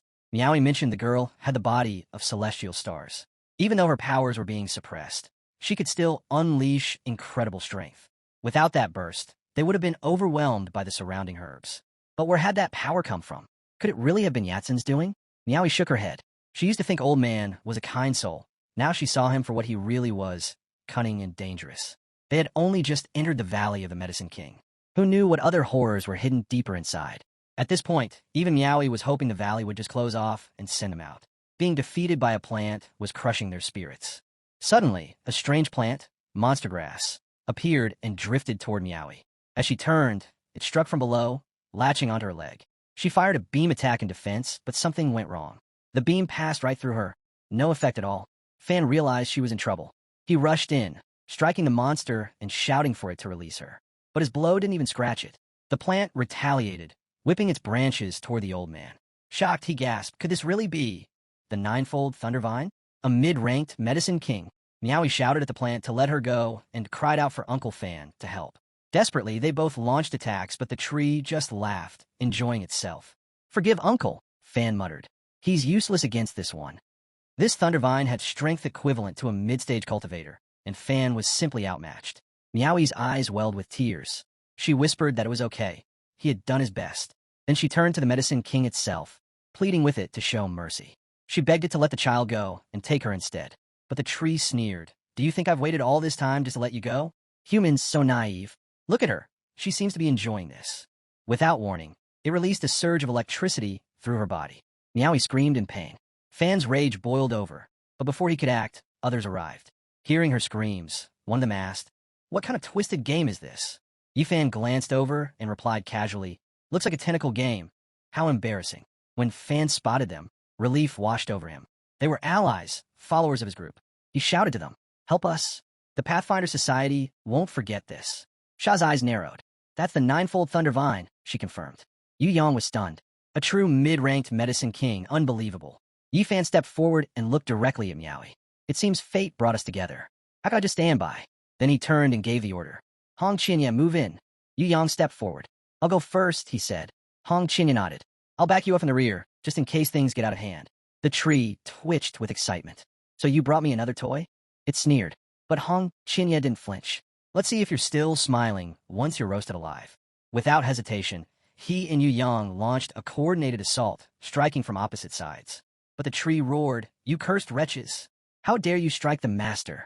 Suddenly, it unleashed the demon's ice flame, forcing it to release Meowie so it could fight at full strength. Fan caught her just in time.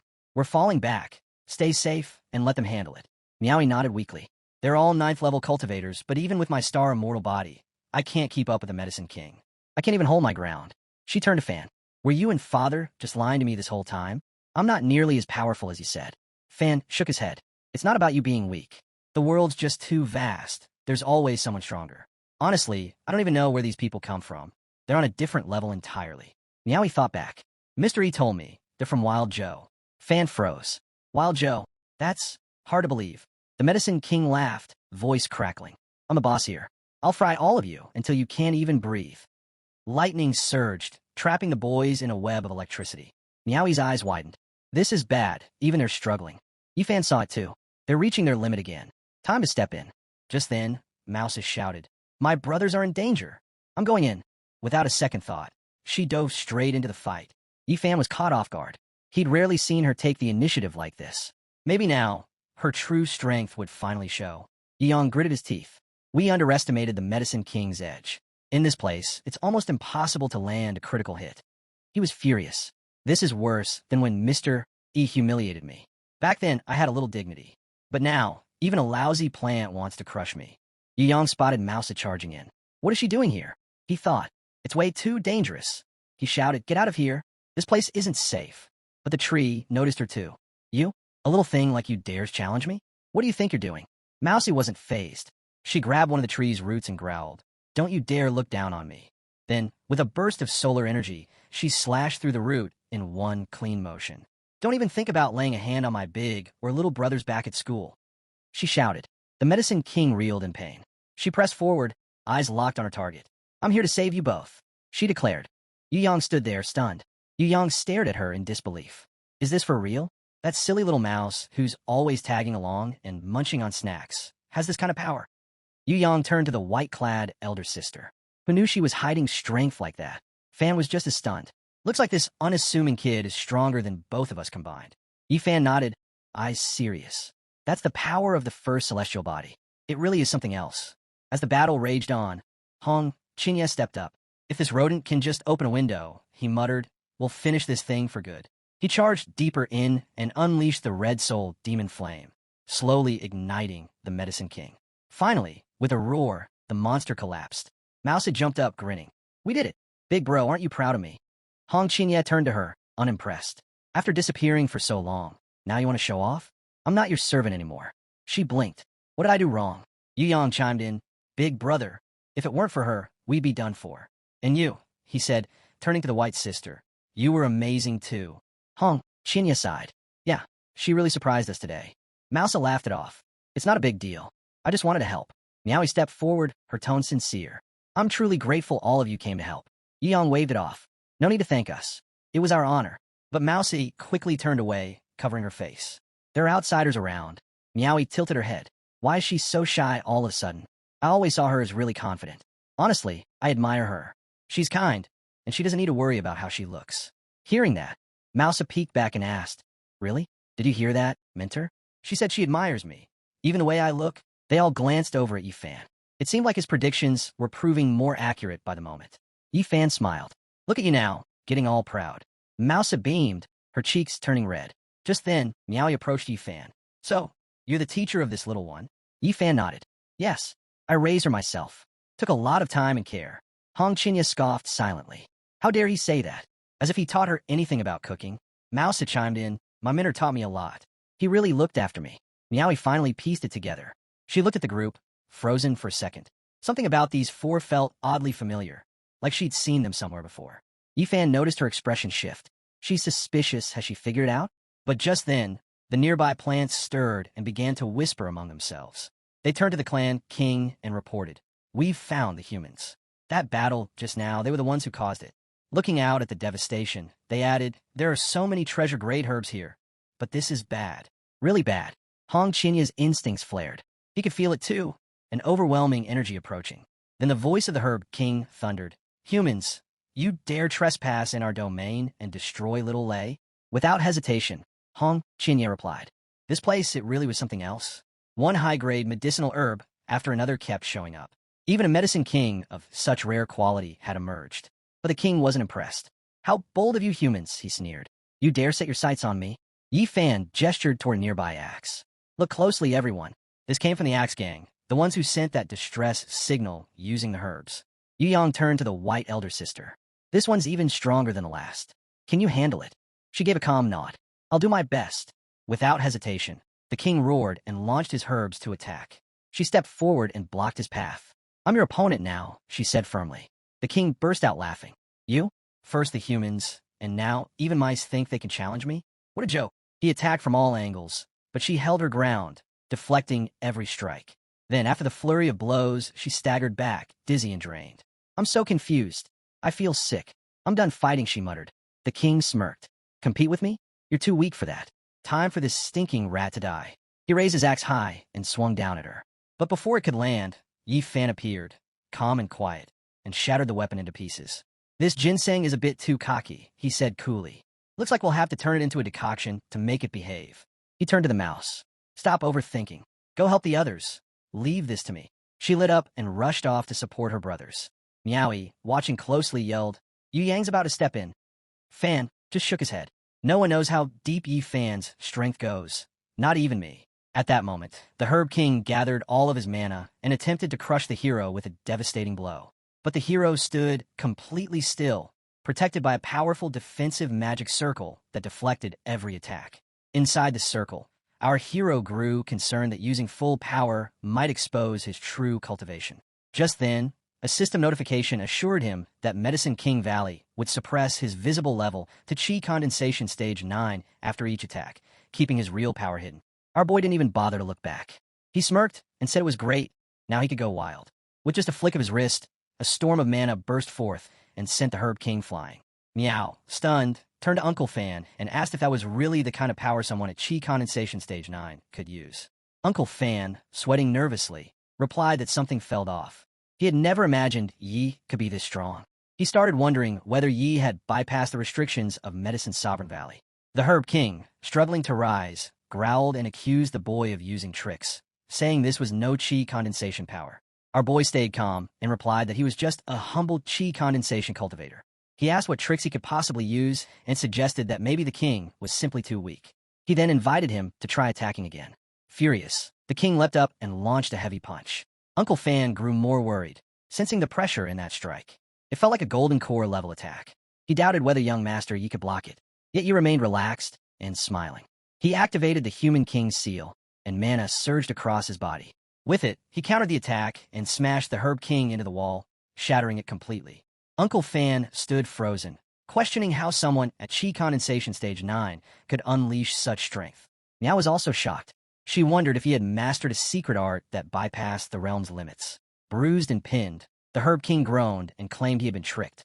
He insisted the boy was not truly at Chi Condensation level, but he simply responded that he really was. If the king was too weak, then he should train harder. The surrounding plants began to tremble. No way. Can humans really be this strong? We've never seen anything like this in all our years. This valley is headed for disaster. Yuan, watching it all unfold, understood now. This is why he's our mentor, he thought. Even under suppression, he's operating on a whole different level. Hong Qinya was just as shaken. How?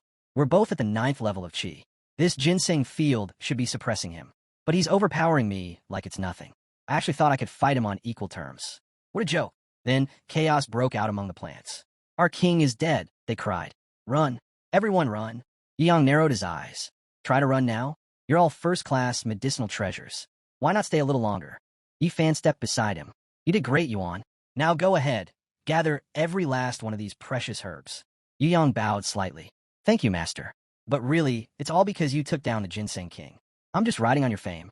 Meanwhile, other groups had arrived and were loudly marveling at the abundance of rare herbs scattered around. So many treasures, someone said. But who else could have taken them all down like this?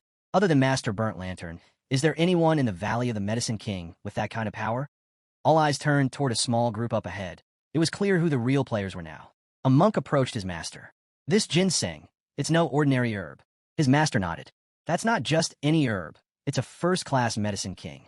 The disciples behind them began to murmur. Even cultivators facing the heavenly disaster would covet something like this, let alone an elite-tier king. If this happened outside, one said, those old monsters hiding in the eastern region would have swarmed in already. But whoever tamed this thing, well, who dare challenge them now? The monk master narrowed his eyes. A first-rate Medicine King has emerged, and no one has claimed it yet. You think the suspended temple's just going to look the other way. As if to answer, the old monk moved to take the herb. But Yang struck out immediately, blocking him. You dare try to steal what's not yours. The old man turned, unfazed. Do you not realize who you're up against? We're from a suspended temple. Hong, Chinya stepped forward. You bald-headed monks show up late and try to claim everything, acting like saints. But all I see are hypocrites hiding behind Buddha's name. You're the scoundrel, the monk barked back. Who's to say you even defeated that ginseng king? You just got here early, that's all. Another monk chimed in. That's right. And let me give you some advice. Don't get cocky, you stray cultivators. Offend the suspended temple, and you'll never survive in the eastern region. The old monk warned. Your words are getting too reckless. Yang narrowed his eyes. Old bald monk, what? We're not allowed to cultivate too. The old man snapped back. You impure brat. Who do you think you're talking to? This man you're mouthing off to survive the heavenly disaster. He's a true master. You aren't even qualified to be his rival. Gasps rippled through the surrounding crowd. A heavenly disaster cultivator? One warrior whispered. I thought he was strong, but an actual ascendant immortal? There are plenty of powerful figures in the Medicine King Valley, but none of them can stand up to someone like that. Yang blinked. Heavenly disaster cultivator. Huh? Well, it doesn't matter. Everyone here is stuck at the 9th level of Qi. If he dares step up, I'll still cut him down. The old monk didn't back off. Such arrogance. You got some nerve. What's your name? Yang stepped forward boldly. Li Tai-Dan. Remember it. And don't even think about acting tough in front of me. The monks burst out laughing. Li Tai-Dan? What kind of village name is that? One of them mocked. Where are you even from? Some backwoods mountain. And this guy doesn't even have his own clan, someone scoffed. Yet he dares to challenge a heavenly disaster master. The old monk turned to Li Tai-Dan. You're blinded by arrogance. It's time someone enlightened you. Li Tai-Dan's eyes lit up. Perfect. Facing off against a heavenly disaster cultivator? That's a rare chance. I won't waste it. He charged in, trying to grab the old monk's attack head-on. A massive explosion followed as he absorbed the impact. Instead of backing down, Li Tai-Dan roared with excitement. Come on, old man. Hit me harder. This is the best fight I've had. The monk stood his ground, blocking the furious barrage of strikes without even flinching. From the sidelines, one of the disciples whispered, I didn't expect Li Tai-Dan to last this long. He's stronger than we thought. Still, they all knew this wasn't the monk's full strength. Using everything he had against an unknown junior would have been an embarrassment. The monk clenched his fists. I've trained for 100,000 years for the sake of the Medicine King Valley, and I can't even bring down this brat? Determined, he decided to end it. He began channeling all of his energy into a single blow. Li Tai-Dan, unaware of what was coming, kept swinging. Give it up, the monk shouted. Even if you throw punches for 3 days straight, it won't break through. Then he struck, one explosive punch, yelling, You're tainted, impure. But Li Tai-Dan didn't flinch. With sharp instincts, he countered just in time, his sword slashing through the incoming force. The monk's eyes widened. Li Tai-Dan grinned. Wait, are you part turtle or something? That defense was ridiculous.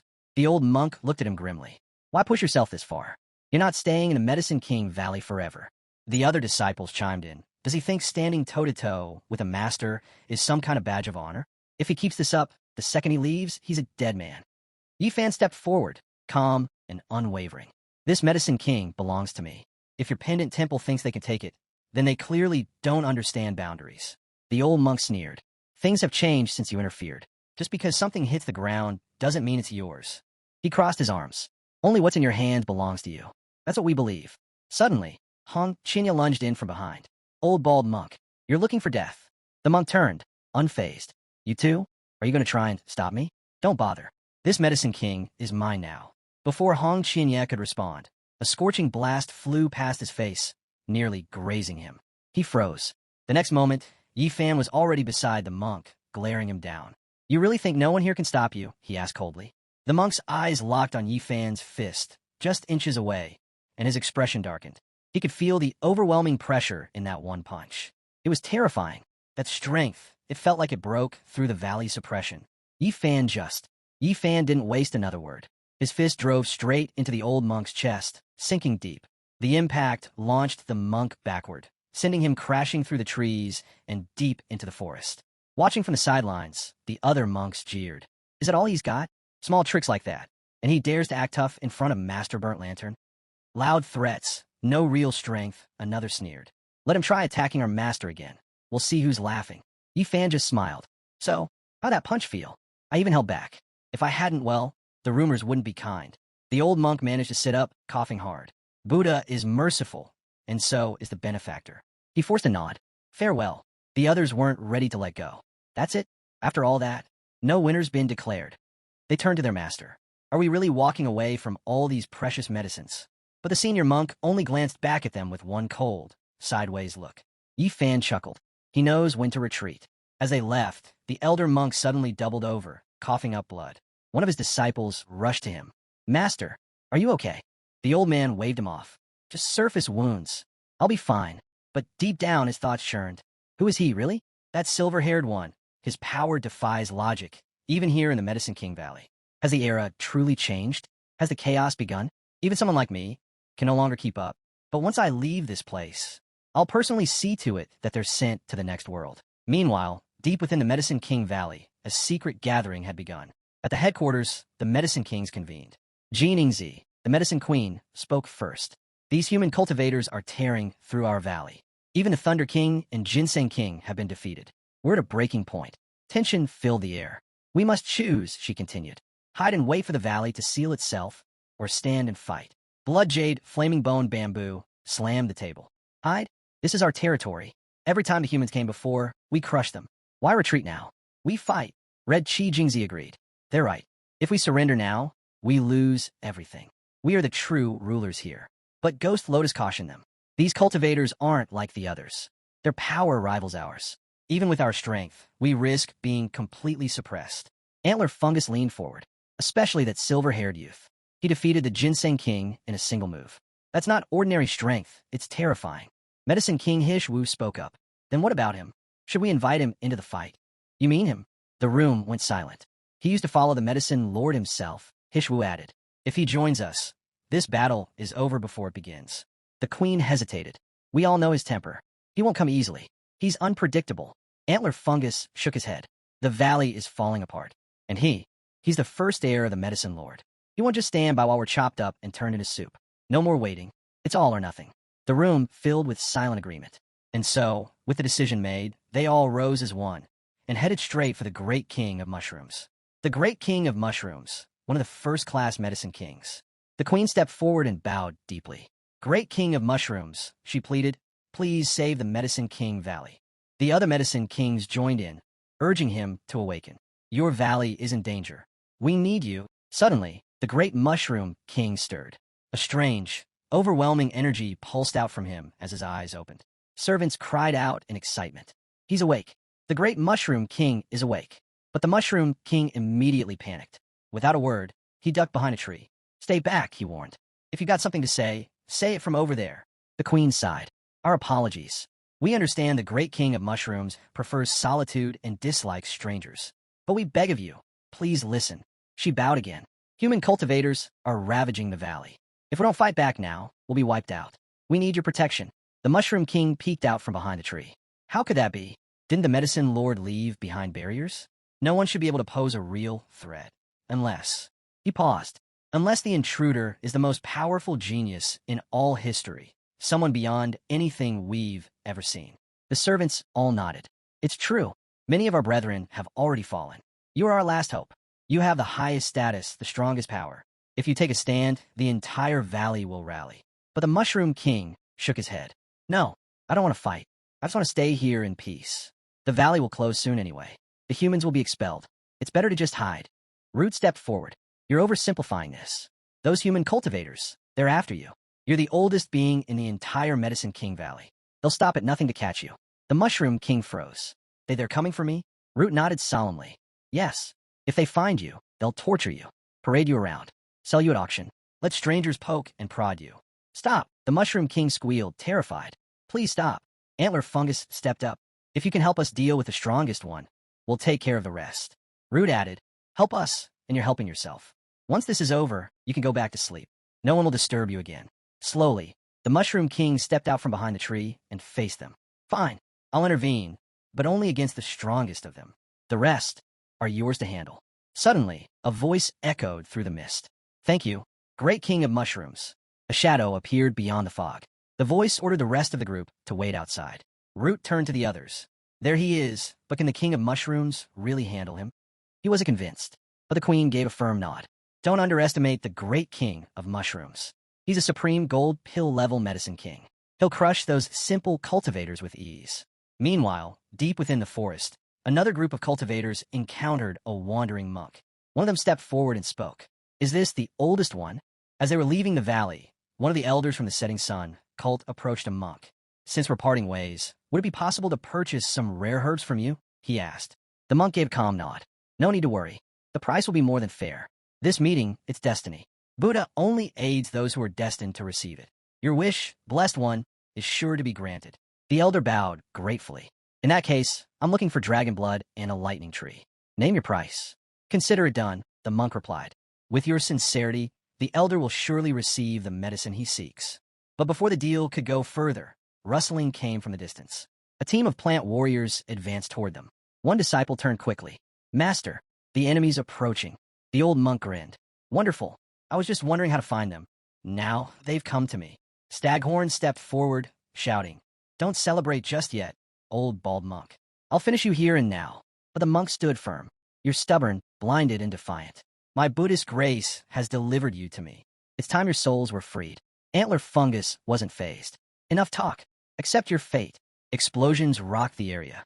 The monk activated a protective shell, standing untouched amid the chaos.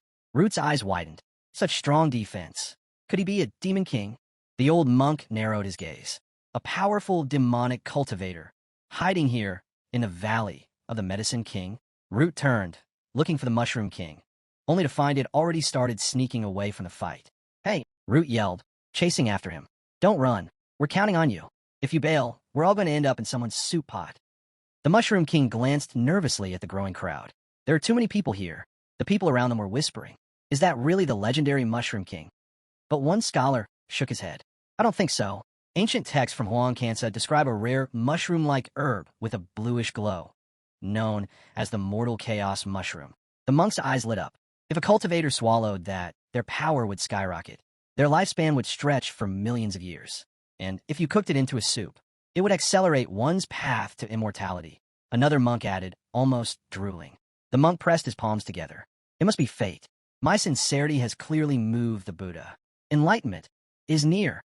Gathering all his power into one hand, the monk struck forward. This sacred mushroom, it's tied to my path. It belongs to Buddha, and I'll be the one to claim it. But the mushroom king wasn't having it. He blocked the attack and shouted, Enough! Why are you smacking me on the head? Another warrior stepped in, shaking his head. This mushroom is a golden egg-tier treasure, perfection itself. He's one of the highest-ranked herbs alive. The monk growled. He's a spawn of evil. Don't you dare be reckless. Root shouted from the sidelines, Catch him.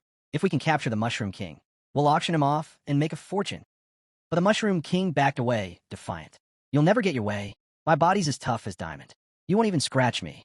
The monk gritted his teeth, summoning all his power, and lunged. Without warning, the Mushroom King leapt into the air and slammed down on the monk, crushing him with a surge of raw energy. He landed directly on the monk's chest and shouted, I'm going to stomp your head in. The monk, struggling beneath him, gasped, You're the spawn of evil. How dare you? But before he could finish, figures rushed out from the forest. Leantis, the plant warriors, who swiftly pinned the monk down, grabbing hold of every limb. Panic flickered in the monk's eyes. They're in a rush to kill me, just to avoid being humiliated by some ridiculous mushroom, he thought bitterly. How can I mentor others after this shame? The Mushroom King stepped back and dusted off his hands. Problem solved. The rest is your business now. The plant warriors cheered. Fueled with new energy, they surged forward, on their way to strike at the human invaders. The monk screamed, voice trembling, What do you think you're doing? Buddha won't forgive this. Must I suffer the disgrace of 10,000 years ago all over again? Elsewhere, Yi Fan and the others were battling an enormous tree, one that radiated a presence unlike any they'd faced so far. Yi Fan felt it immediately. This energy, it's beyond the other medicinal kings. Could this be the true power behind the valley of the Herb King? But the tree raised its branches in surrender. Please, elders, don't fight me. I'm not like the others. I don't oppress or enslave. I just happen to pass through here. One of them narrowed his eyes. Then what do you want from us? I don't want anything, the tree said quickly. In fact, here, take this fruit. It's just fallen. Even spirits won't eat it. It's yours. All of it. They looked closer. The fruit glowed, pulsing with celestial light. It's the fruit of star energy, someone said. If you absorb it, it'll amplify your star-based cultivation. Meowie, it would benefit your body greatly. She nodded. We searched all over Gonghao with the Path Cult and never found a trace of this immortal fruit. And now, we're getting several dozen at once. What a fortune. Turning to her uncle, she added, this trip wasn't in vain. Once I absorb these, my star power will reach a new stage. The tree glanced around nervously. So can I leave now? Hong Qinya huffed, clearly not over it. But Yi Fan gave a calm nod. Let him go. Then he turned to the others. You feel that. There's a strange energy ahead. We might be close to uncovering the true secret behind the Valley of the Herb King. Li Taidan leaned in. You mean it? So this time, we might really unlock the Valley's ultimate mystery. But Hong Qinya frowned quietly. Why can't I sense anything? Am I really still stuck at the 9th level of Qi? Miaoi looked over at Yi Fan. You obtained these fruits, thanks to your 2 disciples. Do you really still want more? Yi Fan smiled. No need. Let her keep them. Then he turned to young Master Yi. And thank you. If you ever need support in the Tao School, don't hesitate to ask. He responded humbly. There's no need to speak so formally. We'll go together. As the group continued deeper into the valley, they suddenly stopped, stunned by what lay ahead. What is this place?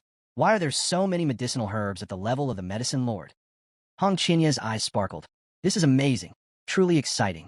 And then, she spotted something familiar. The teacher asked what that dark figure was. Yi Fan answered, it hasn't even been that long. And look at this bald geezer already falling apart. They took a closer look. Those vines weren't just attacking, they were toying with the people. Yi Fan sneered. If even Master Jing and those Eastern cultists got humiliated like this, then whoever's behind it isn't just anyone.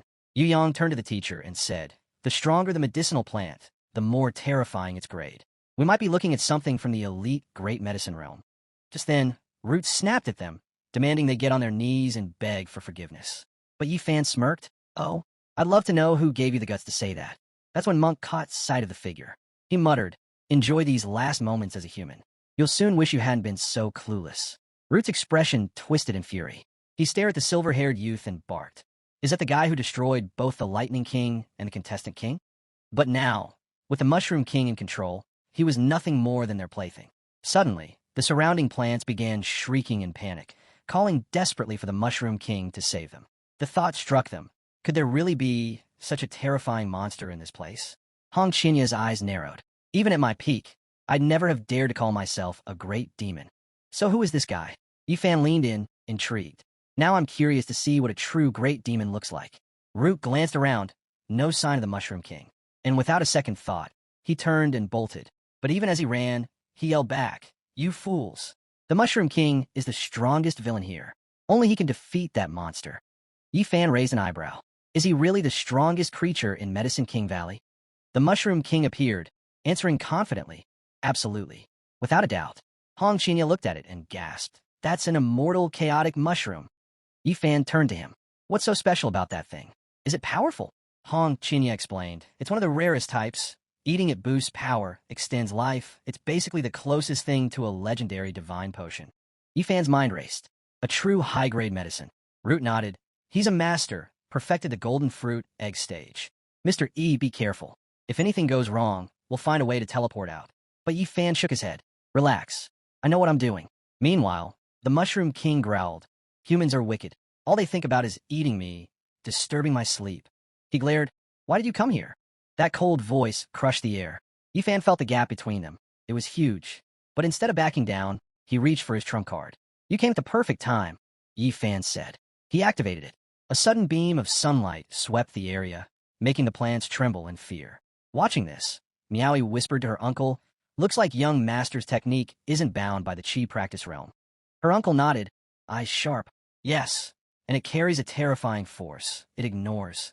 The energy completely defied the laws of Medicine King Valley. Even Hong Qinya couldn't believe what he was seeing. How did the teacher pull this off, he muttered. The Medicine Clan held absolute authority in this place, precisely because of the sacred laws they enforced. Laws laid down by the Honorable Medicine Clan themselves. These rules weren't just ordinary. They were a unique, immortal technique.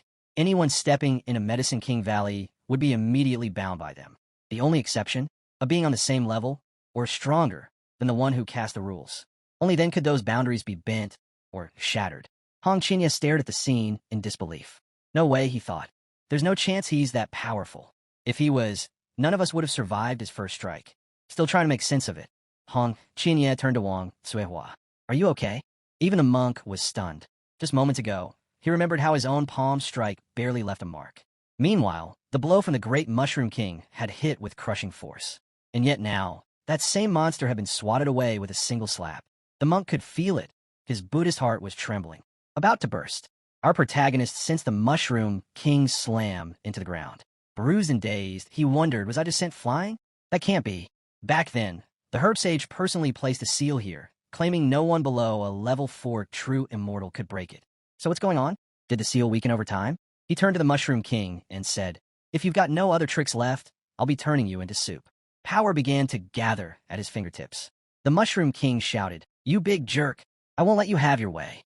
He charged, but our hero struck him multiple times in an instant, spinning him midair. Then he summoned a surge of power and slammed him hard across the face. The Mushroom King panicked. Can this guy really ignore rule suppression? He cursed the herb sage for being unreliable. This human cultivator broke a seal that should have been unbreakable. Does he have an undying overlord body or something? Our hero's magic flared, his eyes glowing. He punched the Mushroom King in the gut, and a beam of light shot from the sky, blasting the king and shrinking him down into a pitiful mushroom. In shock and drenched in sweat, the Mushroom King cried out that he couldn't believe he was losing to a human inside Herb King Valley and admitted he was too weak. The entire valley began to buzz with gossip, accepting that the Mushroom King had been defeated and Herb Valley had fallen. Tears filled the Mushroom King's eyes as he confessed he wasn't strong enough and had no one else to blame, not even the herb sage. He reflected on his long and dull life, wishing that in the next one, he could be human instead of a mushroom. High above, the herb sage silently observed as a notification appeared, confirming that the quest had been completed. The immortal chaos mushroom was now officially recruited as a disciple, and the reward, one chi splits into 3 purities, had been granted. Our hero raised an eyebrow, surprised that even the mushroom would be shown no mercy, though the reward was clearly too tempting to ignore. He glanced at his hand and offered the mushroom a chance to live. But the mushroom scowled and refused. Caught off guard, the hero noted that he hadn't even explained the terms yet and questioned if the mushroom truly had a death wish. The mushroom let out a tired sigh and confirmed that he would rather die. The hero paused, realizing the mushroom genuinely had no will to live, but the reward was far too valuable to pass up. With a small smile, he bowed and asked for a final favor before the mushroom's end. The mushroom narrowed his eyes, asking what kind of favor. The hero simply told him to become his disciple. The mushroom fumed. Who asked someone to be their disciple right before killing them? That's insane. With a serious face, our hero said, "Help me, and I promise to blast you into soup." No pain spared. Furious, the mushroom shouted, "You crazy bastard! Is that how you ask for a favor? I'm not interested." Our hero grinned. "Then I'll toss you in a pot, add wild chicken and herbs, and make the tastiest stew ever. I'll clean the bowl with no bits left." He brought out plates. The mushroom cried, terrified, "You monster!" But finally he gave in, bowed down and sobbed, agreeing to become the disciple. A notification appeared that the disciple had been successfully recruited and the reward was granted. Filled with excitement, the hero announced that from now on, the mushroom was his disciple and must call him master, promising both protection and a playful threat of being eaten. The mushroom, now smiling, gave a nod. The hero then handed over a scroll, stating it contained the cultivation technique and instructing him to study it well. From his fingertips, magic flowed into the mushroom's forehead. The mushroom's eyes lit up as he read Green Emperor's longevity scripture. He felt himself lifted into the air, overwhelmed by energy. We herb spirits have always been weak, surviving only because of the herb sage's suppression rules. But this could change everything. Just then, another beam of light struck him. As the smoke cleared, a young boy with green hair emerged. Looking at his arms, he smiled wide. This scripture doesn't just fix cultivation flaws, it boosts our combat power. It could help our entire race evolve. Gongzhou exclaimed with excitement, questioning if this was some strange obsession. Fighting while recruiting disciples and even helping herbs transform into humans. Uncle Fan was equally stunned by the mystical technique, while the true apprentices were thrilled. Their master's power felt immeasurable, and now they even had a new junior disciple. The newly transformed disciple thanked our hero and respectfully asked for permission to perform a formal bow. The hero sensed potential in him, realizing this could be a promising student. Meanwhile, Wang was silently seething with jealousy. He suspected that the hero was hiding something. Not only had he taken a Mushroom King in as a disciple, but he had also helped him gain a human form. Wang thought to himself that this could only mean one thing. The hero was scheming. The immortal chaos mushroom might one day evolve into a true immortal herb, a rare existence so valuable that even gods would kill to obtain it. Whether to gain profit or wait for the right moment to consume him, the hero was playing a long game. Up above, the Buddha, still suspended mid-air, sighed in disbelief. To him, nothing made sense anymore. He grumbled that he seemed to be the only one who had actually lost something today. In frustration, he shouted at everyone below, demanding they come and get him down. Back on the ground, our hero looked at the mushroom and said that now he had entered his sight, he deserved a proper name.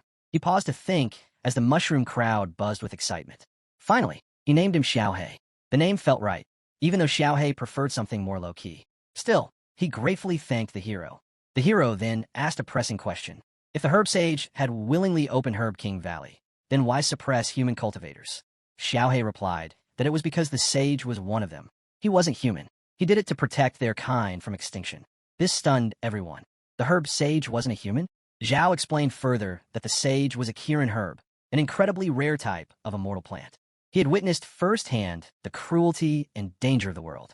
A Kirin herb, one of the legendary plants capable of defying nature and creating miracles. Wang's thoughts raced. Anyone who refined and consumed a Kirin herb could recover from the brink of death and gain immense power. Their path to immortality would be guaranteed. The hero then asked Xiaohei if the sage had made personal sacrifices to protect his people. As Xiaohei turned his head to respond, the entire forest erupted in annoyed mutters, demanding to know who exactly they were supposed to thank for all of this. The herb spirit's voice echoed as it explained that, long ago, countless human factions looked upon Herb King Valley with greed. They raided and looted without mercy. We herbs, especially the weaker ones, had no power to resist. We were treated as food or traded like common commodities. This filled us with anger and helplessness.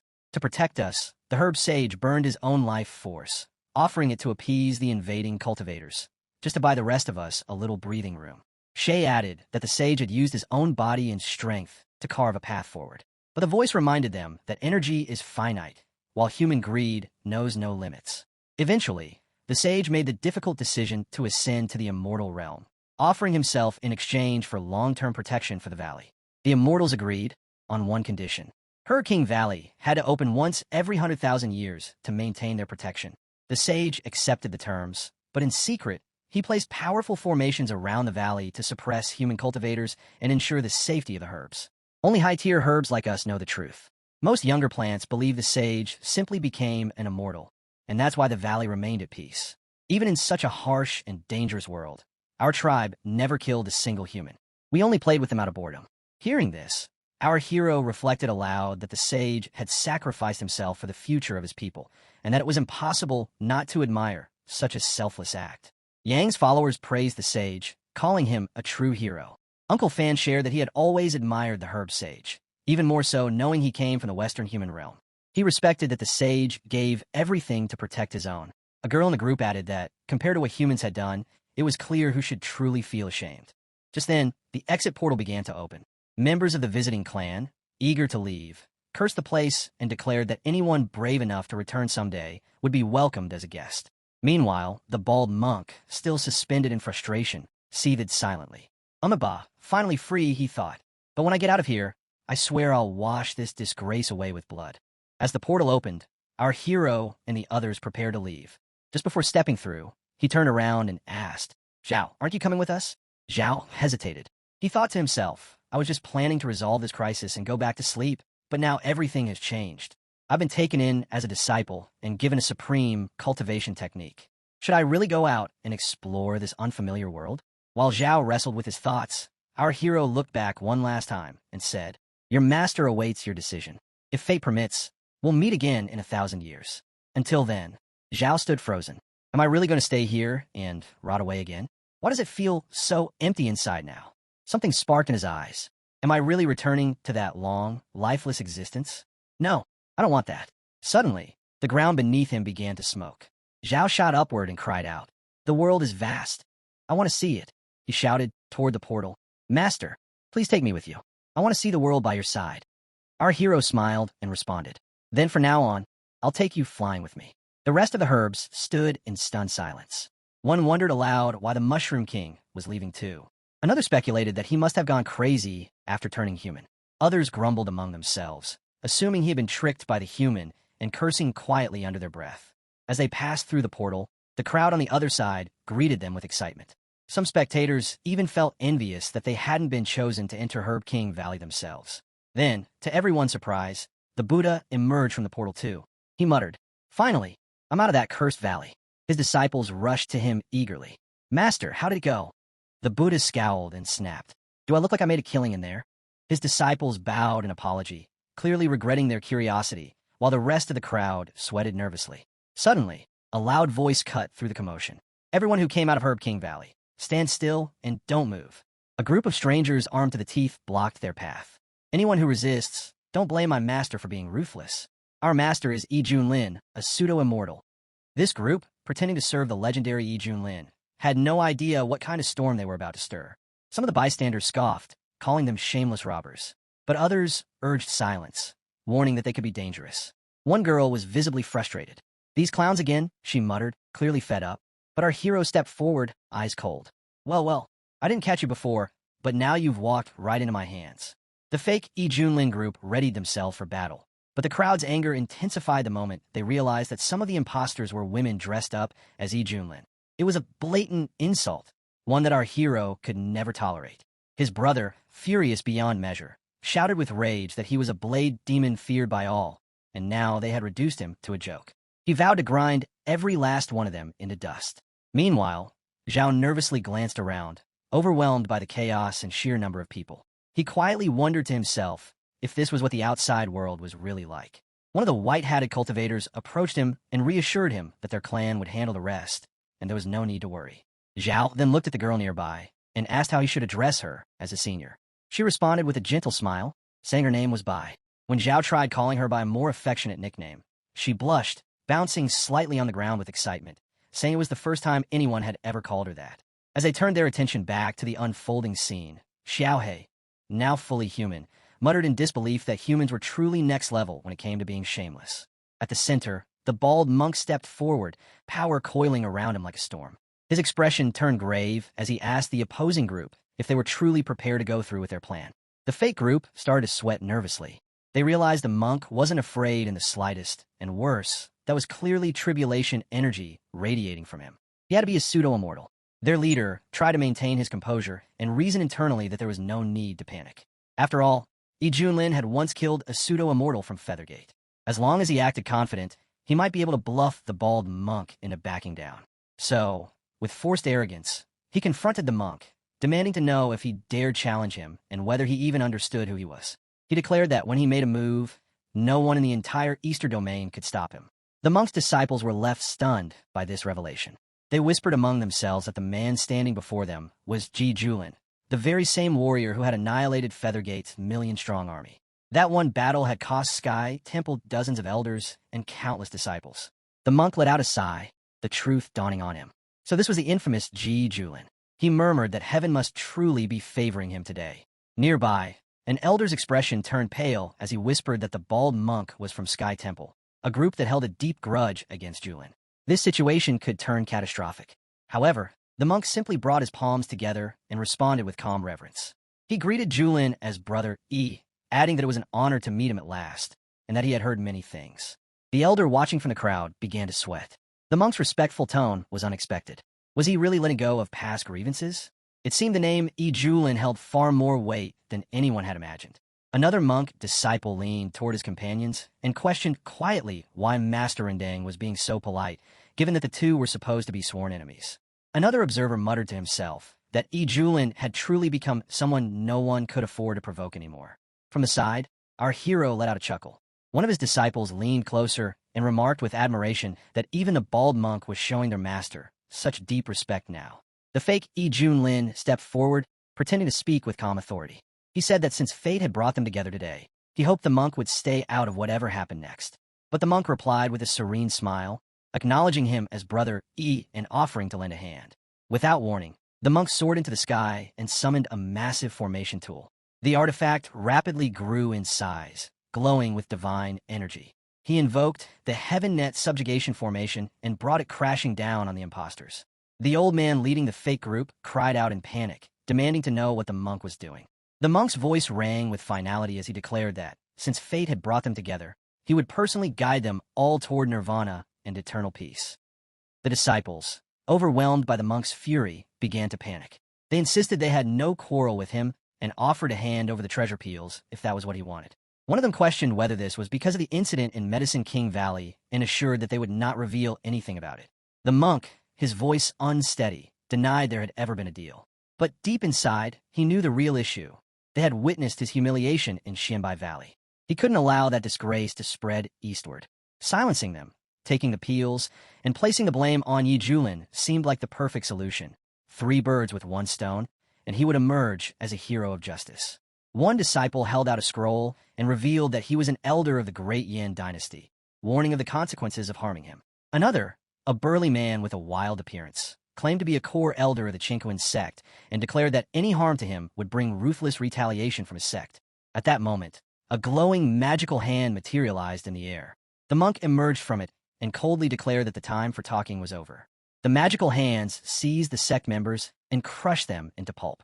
The fakie started to worry, thinking that he had planned to quit after this with clean hands, yet things had spiraled out of control. Trying to maintain composure, he reached out his hand, clearly implying he hoped they wouldn't cast him aside. The monk, with glowing eyes, responded with calm respect, claiming to admire Yi deeply and even expressing that he had a favor to ask. According to him, Yi wanted treasure while he wanted survival, so forming an alliance seemed mutually beneficial. Fakie internally judged the monk's chanting and emotional act as nothing more than flattery aimed at Yi Junlin, but he went along with it. He gave the monk permission to proceed and assured that if anything went wrong, he would take full responsibility. One of the disciples couldn't hold back and shouted at him in fury, accusing him of joining forces with the bald monk to slaughter them all. He cursed him as a greedy traitor destined for a horrific end. Miao, witnessing the chaos, asked her uncle whether Yi Junlin had gone completely mad. Her uncle tried to calm her down and pointed out that the impostors bore a striking resemblance to Ji Julin and his group.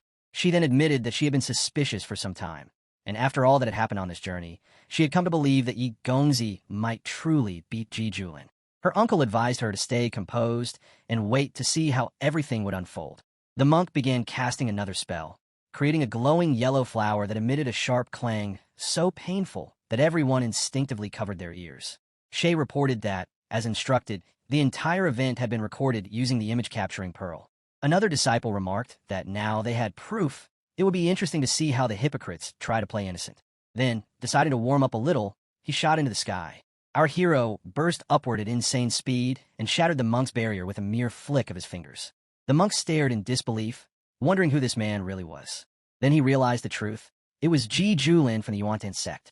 Gasps echoed from below as the crowd tried to process the revelation. They questioned whether this was the same Ji Julin from the Medicine King Valley, and if so, then who were the others posing as him? The fake group began to panic.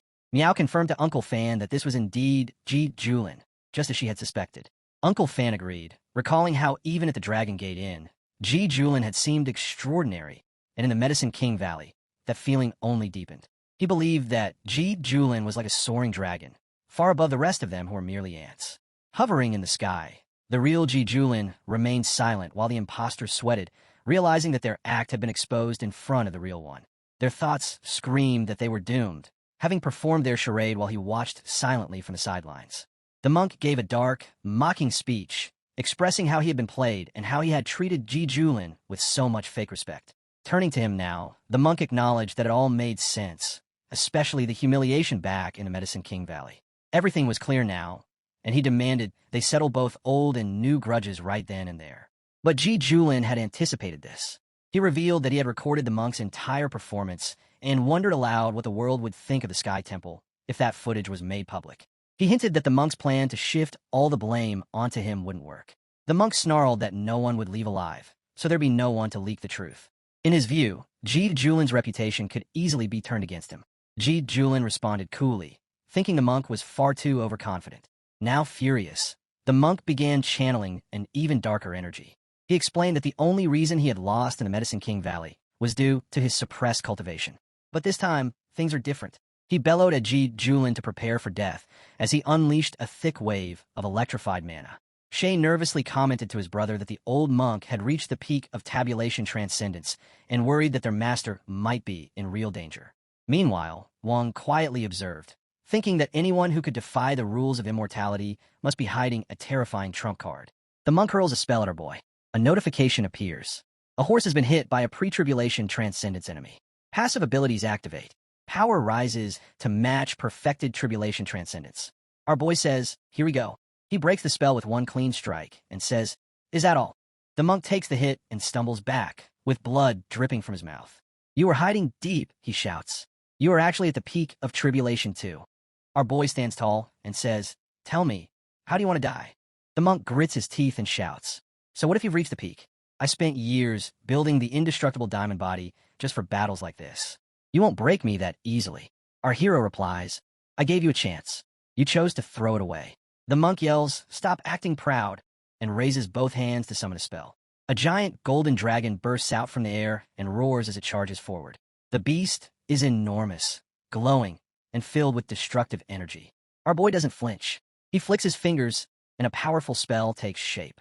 A giant hand, made of pure energy, forms above and grabs the dragon by the neck.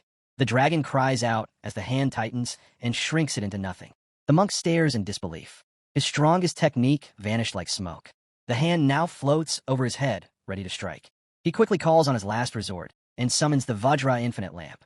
He channels his power and forces the hand apart, freeing himself from its grip. He takes a deep breath, thinking he survived. But our boy doesn't wait. He casts another spell. A crushing force slams the monk into the ground. Blood shoots from his mouth as his body hits the earth hard. His disciples watch in silence, unable to believe what they just saw. The monk coughs and wipes the blood from his face.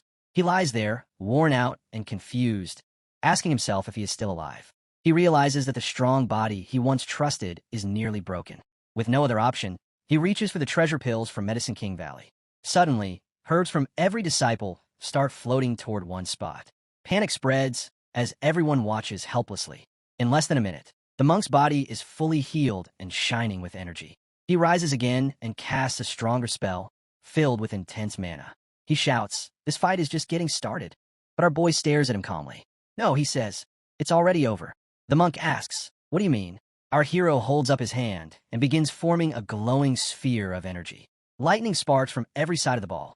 He looks straight at the monk and says, let's see how you handle this. The demon monk's eyes widened in disbelief as he muttered, this technique, But before he could finish, the hero stepped forward, gaze sharp as a blade. Remember now? The hero asked coldly. The monk let out a chilling laugh. What a joke. That punch felt weaker than a mosquito bite. But the hero simply smirked and replied, oh? What if I told you I only used 1/10,000th of my strength? Before the monk could react, he let out a furious scream. But in that very instant, Yi dashed forward and delivered a devastating blow that crushed the monk's face, sending a burst of fire erupting from the impact. Flames spread across the battlefield as the hero stood firm, his figure unmoved in the blaze. The onlookers stared in stunned silence, until someone suddenly shouted, the demon monk is dead. Another cried out that they were finally saved, their voices rising in relief and awe. One among them exclaimed with trembling excitement that it was Senior Yi who had saved them and vowed that his life now belonged to him. Others quickly joined in, declaring they would fight anyone who dared slander Senior Yi, and that from now on, they would defend his name with their lives because he was a true hero. As Yi stood calmly watching them, the crowd began chanting his name, and Misin, standing among them, whispered in astonishment that Yi Junlin was not only incredibly strong, but also unbelievably handsome. The man beside her nodded and admitted that Ye's strength far exceeded anything he had imagined, though he encouraged Miss and to continue training, believing she might one day stand on his level. Not far off, Ye's loyal follower looked at him with wide eyes and said that Master had opened his eyes once again. Hong Qinya, observing quietly, added that even Ronding's strongest defense warrior, who was famous throughout the central domain, had been turned to dust with a single punch, and he began to wonder just how far Yi could truly go. Just then, another enemy group appeared, but Yi wasted no time and rushed toward them, shouting with steel in his voice, where do you think you're going? Within moments, he struck them down without hesitation. With his enemies eliminated, he declared that it was time to settle the score. The remaining enemies dropped to their knees, begging for mercy and calling themselves worthless scum, pleading with him not to lower himself to their level. One of them panicked and pointed at another, claiming that everything was his idea. Another backed him up, explaining that he had been working peacefully at Fengshan House before being tricked. A third one added that he had simply been a farmer who followed them because he thought there would be food. The old leader of the group erupted in rage and called them backstabbing rats, furious that after feeding them and protecting them, they were now trying to cut ties. He looked at them in disgust, thinking they were too pathetic to even bother with. They're not even worth dirtying my hands, he muttered to himself. He believed every debt had its collector, so he decided, I'll let karma deal with them. Then he turned to Miss Sin. How much did they steal from you? He asked. Miss Sin, her voice filled with fury, shouted, 5 million high-grade spirit crystals. They need a hand over every last one. Another person stepped forward. Return the talismans and artifacts you stole from the Lingshan sect, they demanded. And don't forget the Baoxiang sect's treasure, another voice added. The group of enemies panicked. They began tossing everything back, their voices trembling. Take it all back. Just let us go. It's over. He glanced at the growing pile of stolen goods and said coldly, with this many creditors, you're in for a fate worse than death. Li Wujia, standing nearby, snorted and commented that these lowlives were not even worth Master's time. Missinen stepped closer to Yi and thanked him for recovering everything. She confessed that she always sensed he was hiding something, but never imagined he was the real Yi, and admitted she had been completely fooled. He told her that he had wanted to reveal himself when they first met, but chose to stay silent, because he knew she despised imposters. The man beside her reflected bitterly that because of those thugs, he had sworn to become strong and serve justice, though now the vow felt like a joke. Yi replied gently that it was not laughable, because having a pure heart was rare and admirable. He offered to help with cultivation and said that with her Star Force psyche, her future was incredibly bright, and he had high hopes for her. She looked at him with determination and promised to train twice as hard and surpass him someday. He smiled and replied that he would be waiting. Then he raised his finger and softly called out, a kun. At once, a massive shark emerged with a deep voice, responding, Ah Kun. He turned to Miss Sin and said, until we meet again. She smiled and replied, let's meet again someday. As he descended, the crowd erupted into murmurs of astonishment. Whispers spread like wildfire. It's true. Senior Yi really rides a Kuenpeng. The energy shifted. The same people who once doubted him now looked on with admiration. He's the pride of the Eastern Domain, someone exclaimed, awe in their voice. Another voice broke through the noise, regretful yet firm. We actually believed all that trash talk, but he just saved our lives. We need to clear his name, one man shouted. He deserves it. After everything. For real, another added. We owe him big time. Then came a roar from the back of the crowd, laced with resolve. Step 1. Bring down the real villains. The old monk, now panicking, asked what they still wanted since they had already returned everything. Another man retorted that none of it mattered because the entire scheme had been the old monk's idea from the beginning. The scene shifted, and the wind now blew gently across the sky.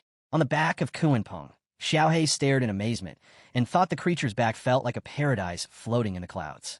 He turned to him and announced that from now on, he was officially part of the team. He began introducing the senior brothers one by one. He pointed to the first and said this was his eldest senior brother, Hong Qianye, who was warm-hearted and always willing to help with cultivation. Hong nodded with a smile and told Xiaohei to come find him anytime if he ever struggled. Inwardly, Hong stared at him and thought that after living in the Medicine King Valley for 100,000 years, he had never seen a human this beautiful, especially one who was a guy.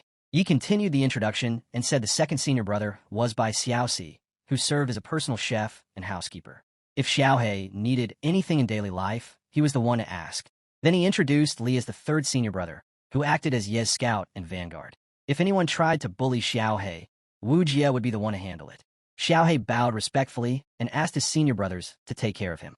He then clapped his hands and told everyone to return to their tasks. He asked Xiaoxi to come and massage his shoulders, and Xiaoxi responded playfully, promising to make the master feel amazing. Hong watched with narrowed eyes and thought that Xiaoxi was clearly trying to earn favor for an easier future. Still, the protagonist figured he might benefit from it too. Xiaohei glanced to Hong and felt a chill run down my spine as he wondered why first senior's gaze felt like he wanted to eat me. Xiaohei bolted and called out to the third senior brother, asking what he was doing. Li replied with a sly grin and asked if he wanted to try something.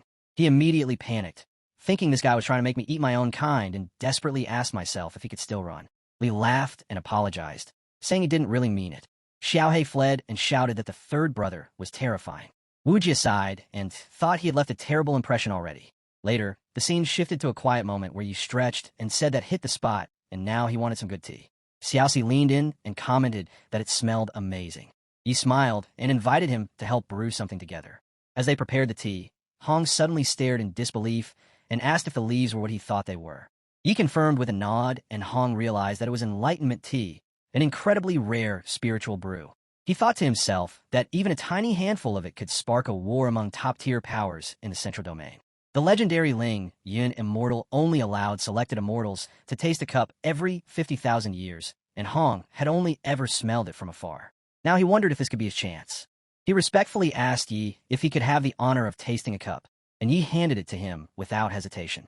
Hong trembled as he accepted it, thinking that this was the enlightenment tea that countless immortals had sought for millennia, and today he was finally the one who would taste it.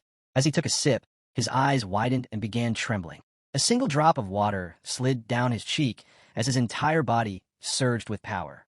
Without another word, he let out a loud shout and instantly took flight, his energy soaring into the sky. The heroes stood in shock as the sudden surge of power overwhelmed them, and one of them muttered in disbelief, wondering why the man before them was powering up so rapidly. Li, still stunned, tried to grasp what had just occurred as he realized that in a single instant, his senior brother had reached the peak of the tribulation stage. Without warning, Hong burst into laughter, prompting the hero to snap and ask what was so funny and if he had a problem with his master. Hong quickly bowed and insisted that he meant no offense and begged for forgiveness. The hero then smirked and questioned Hong's quick mouth, suggesting instead that the disciples should enjoy some tea. Li graciously accepted the offer, while Hong curiously inquired about how much enlightenment tea the master still had left. Without saying a word, the hero extended his hand, revealing jars packed full of tea leaves which left everyone awestruck. Hong exclaimed in disbelief at the sheer quantity, since even a few leaves of enlightenment tea had once ignited a war between sects, and now their master had an entire jar to himself. The hero casually urged them to drink, and Hong responded with wide-eyed gratitude. As everyone sipped the tea, a sudden wave of red energy surged through the air, and Xiaohe gasped at the overwhelming aura while questioning if tea could truly cause such an effect. Li thanked the master again, and suddenly noticed that Bai Shiji had already reached the late tribulation stage.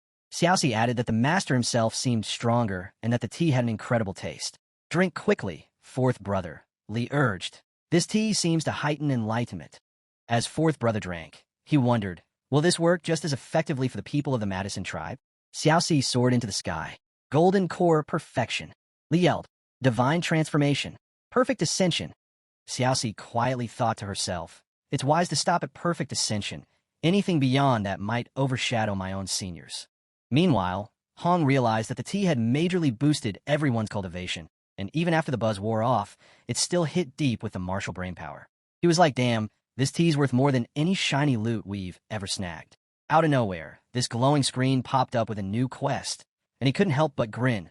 Perfect timing to throw hand with the baldies.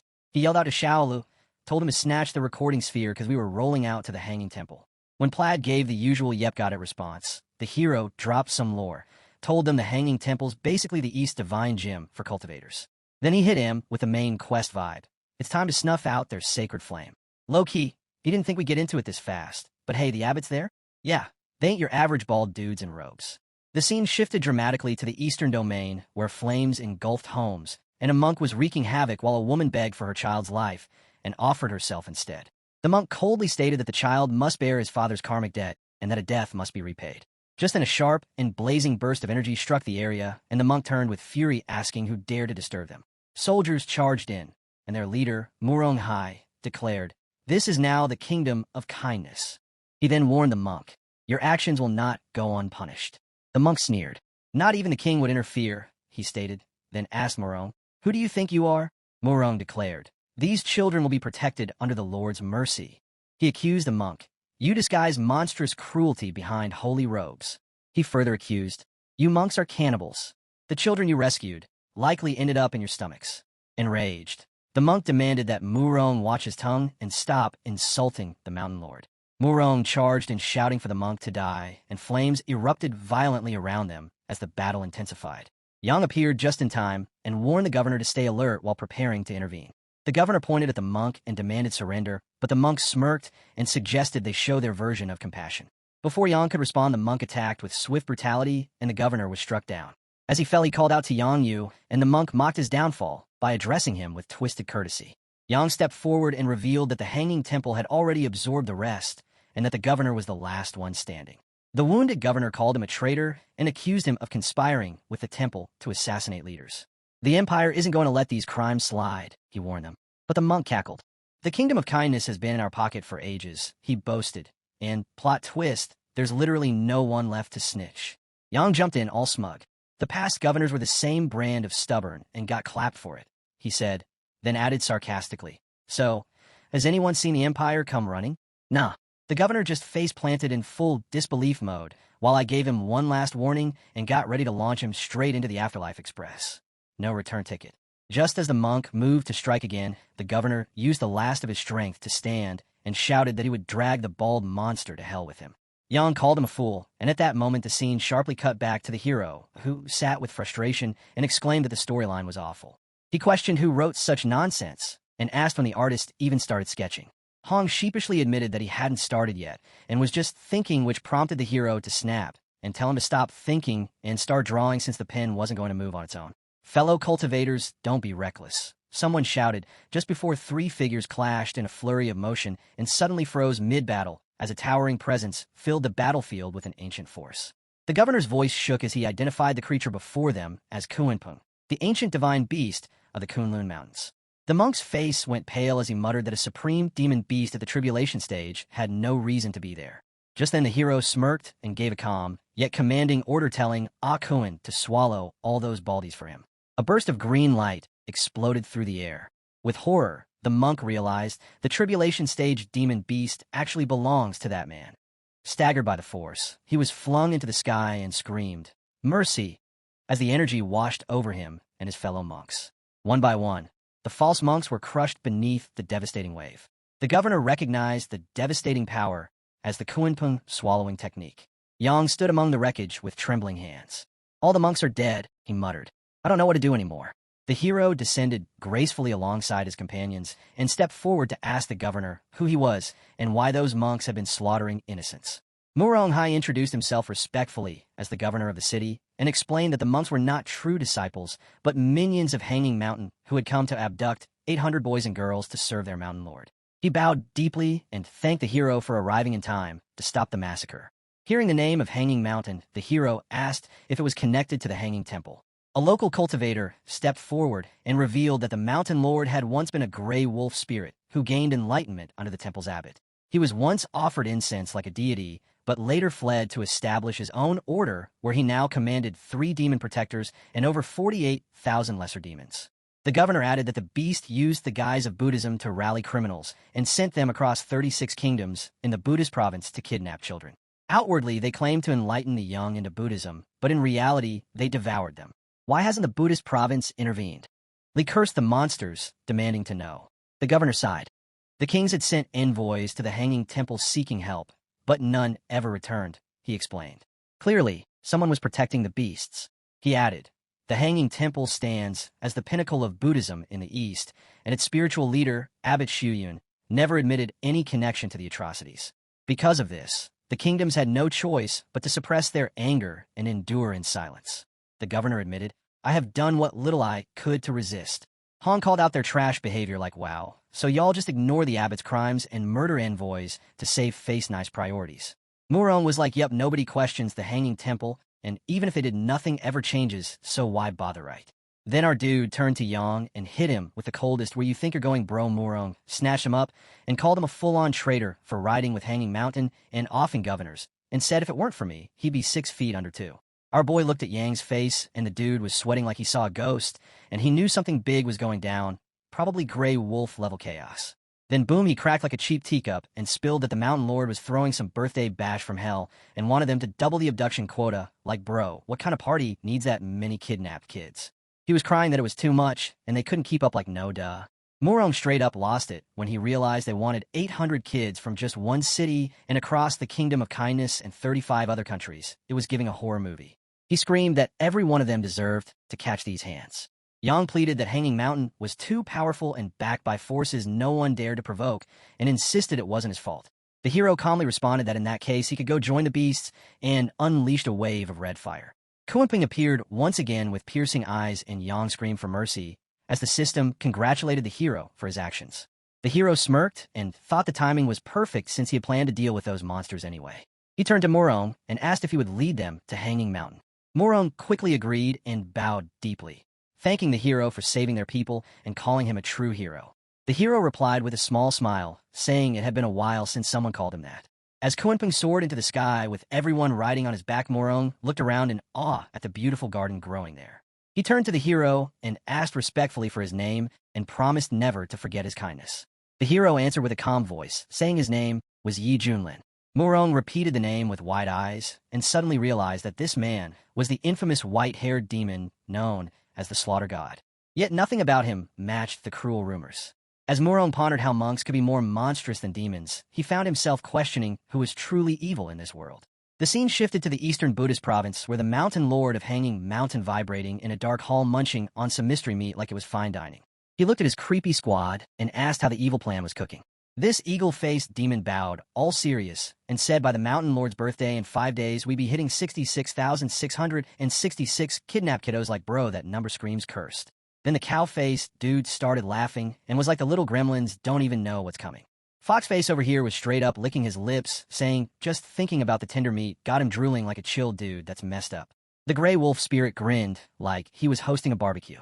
Ba, he said, cackling about how the fresh souls were going to vibe with Buddha soon. Then, plot twist, he froze, his face going full nope as he sensed some scary presence. Who the heck has the guts to pull up uninvited? He snarled. Out of nowhere, these boss-level auras dropped from the sky, and boom, Kunpeng showed up, looking majestic as ever. From above, Morong pointed like he was in a dramatic movie poster. The beast nest, Hanging Mountain, is right below us, he told me. The hero stood tall and declared that from this day forward Hanging Mountain would cease to exist. He turned to Kunpeng and said that after everything it had devoured along the way, it had finally reached the tribulation stage. The gray wolf roared and flew up to confront the beast, demanding to know who dared oppose him and promised to show them the true power of a demon king. But as he charged forward, the space twisted, and one of his minions cried out that something was wrong. Kunpeng opened its maw wide, revealing sharp fangs, and raced toward the mountain, while golden energy surged from the sky. In a single strike, the Hanging Mountain was torn apart. Morong watched in awe and said that the legendary Kunpeng had destroyed the entire mountain with one blow. The gray wolf spirit tried to push himself up using a chunk of broken rock and stared at the beast with blood in his eyes. He muttered in disbelief that they had underestimated a tribulation-stage demon beast and swore they would regret this as the ground beneath him crumbled into dust. The gray wolf growled through bloodied teeth as he pressed the crescent moon emblem embedded on his forehead. I have been careless, he muttered. He then declared with pride, I have ruled the western lands for 200 years, and with the Hanging Temple backing me, not even kings dared provoke me. Now he glared at the great beast before him and scoffed. A mere demon challenging my authority? Impossible. As he called upon his reinforcements, a phantom cloaked in the aura of the Hanging Temple's abbot appeared beside him. The gray wolf roared, I do not care whether my enemy has reached the tribulation stage. I will not tolerate such disrespect. The moment he shouted the command, open eyes, a storm of red and blue energy erupted from the phantom's form, and the battlefield trembled under the sheer force. On the sidelines, Lean narrowed his gaze and thought that the strike carried the aura of a peak tribulation stage cultivator and mused that the Hanging Temple was more interesting than he had imagined. Governor Morong dashed forward and felt the pressure bearing down on him as he wondered whether Senior Yi could truly withstand the blow from even a phantom of the abbot. Hong clenched his fists and admitted to himself that although he was at the peak of the tribulation stage, he would not dare to face such an attack head-on. He watched anxiously and questioned how their hero would respond. Suddenly, Yi Junlin stepped forward without fear and taunted them for trying to act tough. He studied the phantom and thought that, as expected, they were being protected by the demon monks. In an instant, he launched his counterattack, and the red energy that had surged toward him was pushed back with overwhelming force. The gray wolf stumbled in shock and screamed that it was impossible and shouted that even the phantom of the Hanging Temple's abbot was supposed to be at least peak tribulation stage. Yet this man before him might be stronger, and what frightened him most was that he could not sense Yi Junlin's cultivation at all. The man was untouchable. Realizing they were totally screwed, Grey Wolf and his squad dropped to their knees like none played character in a cutscene. The demon hit the lowest bow I'd ever seen, begging, "Please spare me, big boss." His voice was straight up shaking as he asked, "What did I do to tick off someone this OP?" I looked him dead in the eye and hit him with the coldest reply ever, telling him, "You built your little evil Airbnb right on my route." Grey Wolf was full-on panicking. "I promised to pack my bags and vanish like a bad side quest," he swore. "I'll never come back again." But Yi Junlin only stared with unblinking eyes and asked if the wolf planned to run back to the Hanging Temple. The demon nodded rapidly and admitted that he had strong ties with the temple and even offered to personally introduce Yi Junlin to the abbots to exchange Buddhist teachings. Secretly, he thought that now the white-haired demon understood his connection to the temple, he would not dare misbehave. Yi Junlin smiled and said that was perfect because he had been waiting to visit the Hanging Temple and suggested they go together. The Gray Wolf forced a cheerful reply and thanked him for the honor, but within he plotted, darkly thinking the white-haired demon would meet his end as soon as they reached the temple. Before he could finish the thought, Yi Junlin raised a hand, and a flash of crimson light sliced through the air. The Gray Wolf's expression froze, and his eyes widened in terror as his head slipped from his neck and blood sprayed across the stone. He looked at the corpse and was like, yeah, he never said the wolf was walking out of here alive. Then our hero turned to Xiao Li and told him to bag the head since it'd make a killer gift for the abbot. Xiao Li gave me the nod and was like a boss. Our boy turned back to Governor Morong and told him Hanging Mountain was handled and he'd better get moving to save the rest of the kids. Morong Hai dropped to one knee all emotional and said he and the kiddos would remember my kindness forever like, dang bro, Chillin just built differently. Out of nowhere, the system screen popped up with that mission complete vibe and threw a congrats for wiping Hanging Mountain. It also dropped the name of a new item called the Tsang Yuan sword. Yi eyes lit up and he whispered about its insane power and how he couldn't wait to try it out. The scene cut over to the Eastern Domain's Buddhist province in Pure Land Nation, where I saw some followers just chilling near the gates of the Hanging Temple. One of the disciples told me the Dharma assembly was about to kick off and everything was prepped. I kept it calm, cool, and collected and told them they could dip. He stood alone in the vast hall and thought about the tracking mark he had placed on the beast, which had suddenly vanished. He knew that only a handful of cultivators across the province could remove such a mark and wondered who had done it. Still, he dismissed the event as karmic retribution and hoped whoever was responsible would not stir trouble. He worried that if word spread it might harm the temple's reputation. Shuyun also recalled the mysterious death of Elder Randang and noted how misfortune had recently plagued the Hanging Temple. He told himself that once the assembly ended he would need to discipline the monks. Meanwhile, the Crown Prince of the Pure Land walked beside his younger brother and the princess. The Crown Prince shared that ever since hearing the abbot's last sermon, his understanding of the Buddhist golden body had deepened. The second prince told them straight up he was feeling bold enough to throw hands with a demon emperor and gave props to Big Bro for his wisdom. My sister shot me a look and brought up how Princess was just flexing about mastering the 6-character mantra. The second prince laughed it off, all humble like, now my cultivation is still baby tier. Then Crown Prince was like, let's spar and get back, and he was down for it. Sis mentioned Dad's birthday coming up and said she hoped the Dharma assembly would help her level up spiritually. While we were chatting, all chill Shuyun just stood there zoned out repeating Buddha's teachings like a mantra loop, reminding himself that all beings, no matter how they spawn, need that nirvana guidance. But boom, his meditation got cut when a crazy strong aura dropped in and Yi Junlin pulled up with the squad. One of the temple guards immediately stepped up, throwing shade, yelling that we were trespassing and disrespecting Buddhism, and told us to bounce. I felt the shift in the air and frowned like, okay, who's out here causing drama in the most sacred zone? Yi Junlin stepped forward and announced that he had come to deliver a gift. As another monk saw the shattered temple plaque, he collapsed in outrage and accused Yi Junlin of opposing all of Buddhism. Yet Yi Junlin stood firm and thought that these demon monks had no right to claim representation of all Buddhism. He declared that some within the Hanging Temple were nothing but snakes hiding behind holy words, and today he would expose their filth for the world to see. The princess whispered that the man must be insane for challenging the temple directly. The crown prince stared in disbelief and thought it shameful that someone would blaspheme the temple in the heart of the Buddhist province. The disciples rushed forward to seize Yi Junlin and said the abbot would decide his fate. But before they could attack Xiao, Li raised his blade and unleashed a wave of energy that stunned everyone. The crown prince gasped and recognized that the man had mastered the Tao of the blade and was no ordinary cultivator. The princess stood beside him and admitted that he looked unbelievably cool. Shuyun realized the situation was growing dangerous and appeared in front of Yi Junlin. With a calm voice, he greeted him, Amit Ba, and asked respectfully, how has the Hanging Temple offended him? Yi Junlin replied with scorn, you are a master of putting on false shows. Shuyun insisted, you must be misunderstanding the temple. Reason should guide all things. He mentioned, the Dharma assembly has been opened to share teachings, and asked for a proper explanation. Yi Junlin responded by summoning a sphere of blue energy and hurling it forward. Suddenly a man appeared in front of Shuyun, and the disciples gasped as they recognized him as Elder Randang. They whispered among themselves and wondered if Yi Junlin was connected to Randang's mysterious death. One group speculated that the white-haired demon must have robbed cultivators from Medicine King Valley. They were relieved when Randang stepped in and prayed that Buddha's mercy would bring justice. The Crown Prince remarked that the Yi demon was vicious by nature and predicted that even with Randang involved it would be a fierce battle. Randang stepped forward and said that since fate had brought them together, others should not interfere. Shiyun responded that the Buddha taught compassion, and even in the face of evil, one must strive to guide the lost, even at the cost of life.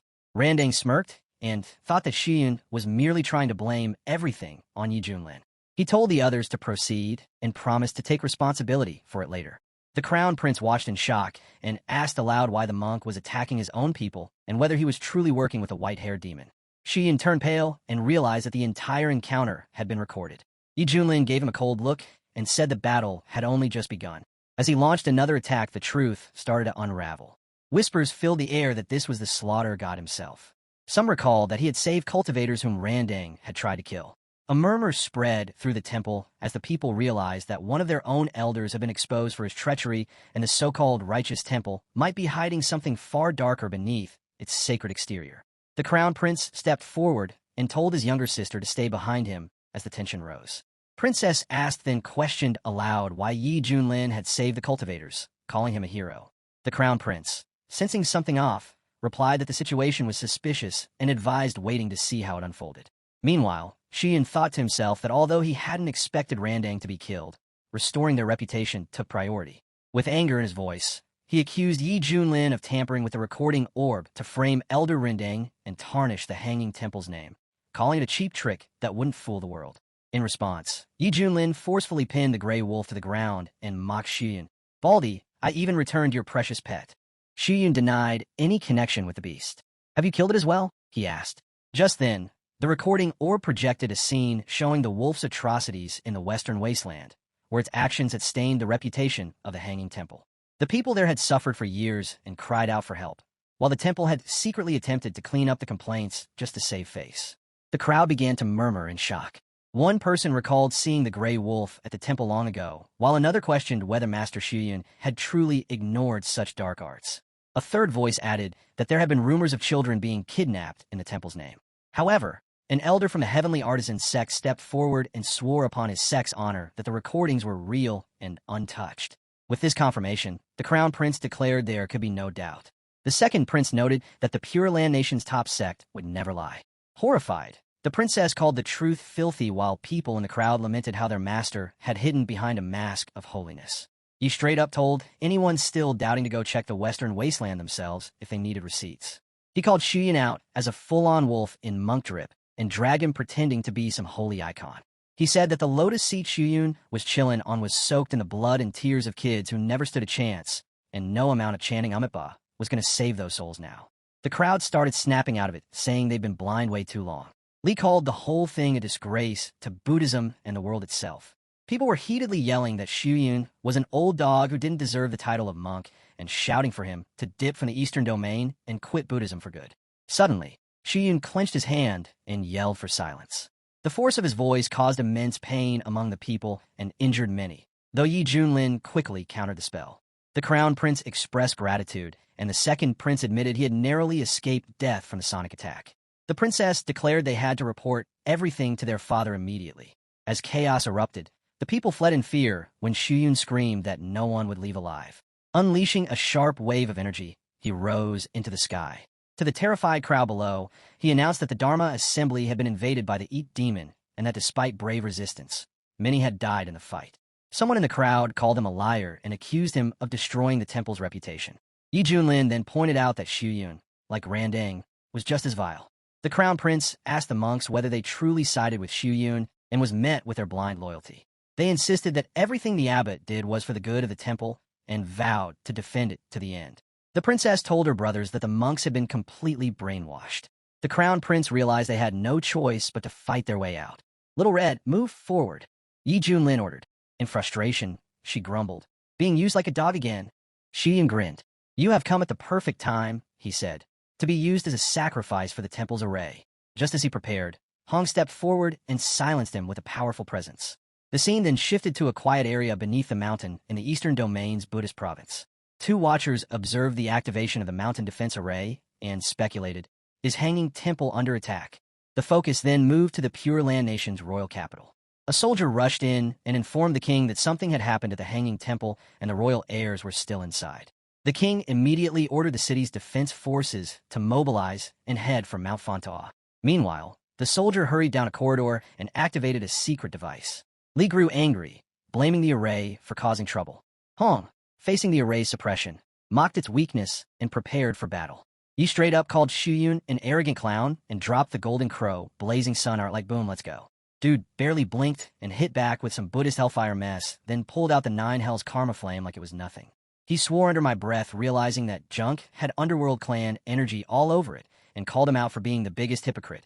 He just hit me with that preachy vibe, saying true Buddhism burns evil like, okay bro, whatever helps you sleep. Then out of nowhere, an earth-shaking roar blasted through the air. Shuyun gasped when a freaking Kunping showed up as a surprise. He was out here thinking maybe Junin was behind it, like bros spiraling. Blue energy lit up the place as Xiaoxi rolled in with the squad, yelling, Mousy and 4 Junior Bro are on deck. Shuyun tried to act smug, saying even Kunpeng couldn't crack the array, but he wasn't buying it. Xiaoxi and Xiaohei powered up and launched a blinding flash combo that had Shuyun shaking. He realized, yeah, the Yi Demon got Tribulation Stage disciples too, and they don't play. As the Kunpeng reached the mountain's edge and shattered the barrier, panic swept through the Hanging Temple. People screamed that the array had broken and ran for their lives. The Crown Prince took his sister's hand and told her they had to escape. Shuyun bellowed one final time for everyone to return, vowing no one would be allowed to flee. When a heavy burst of red aura fell from the sky, the members of the prince's family instinctively tried to flee and shield themselves, their faces filled with panic as chaos erupted around them. At that very moment, the hero stood calmly on the ground and with a tone of mock surprise said, "You haven't seen this coming." Meanwhile, the Shuyun hovering above the battlefield, cloaked in red flames, realized the danger that the truth might escape with the fleeing cultivators, and he feared that if it did, the Hanging Temple's reputation would be shattered forever along with his own. Determined to prevent that outcome, Shuyun raised his voice and commanded that no one attempting to escape should be allowed to survive. His loyal followers responded without hesitation and acknowledged his command. On the other side, the hero stood with his followers and ordered them to protect the innocent and ensure their safe retreat. The fourth brother immediately obeyed, and Xiaohei, along with Xiaoxi, activated their powers, releasing waves of purple aura that surged forward to either distract or eliminate the monk's disciples. The scene then shifted to the prince's family, who were still running for their lives through the burning temple grounds. A soldier spotted the crown prince and rushed to him, expressing relief that he was unharmed and asking if Hanging Temple had been attacked by demons. The crown prince, filled with fury, snapped that the real demon was none other than the abbot himself and urged the soldier to report everything to the emperor without delay. Above the chaos, the Shuyun continued to spread his fire across the sky when the hero mocked him for failing to defeat even a single disciple. He told the monk, "You might as well give up and end it all." With his golden eyes burning in anger, Shuyun dismissed the insult and warned the hero, "You have only seen a fraction of the temple's power." Inwardly, he wondered why the reinforcements had not yet arrived, since he had made more than enough noise to alert them. With desperation swelling in his voice, the monk called out for Shuyun to summon the 2 sages and defend the sacred temple. Upon hearing that, the hero grew more intrigued and stated that things were finally getting interesting. Suddenly, a glowing circle appeared in the sky, spinning with a cross at its center as sacred energy began to gather.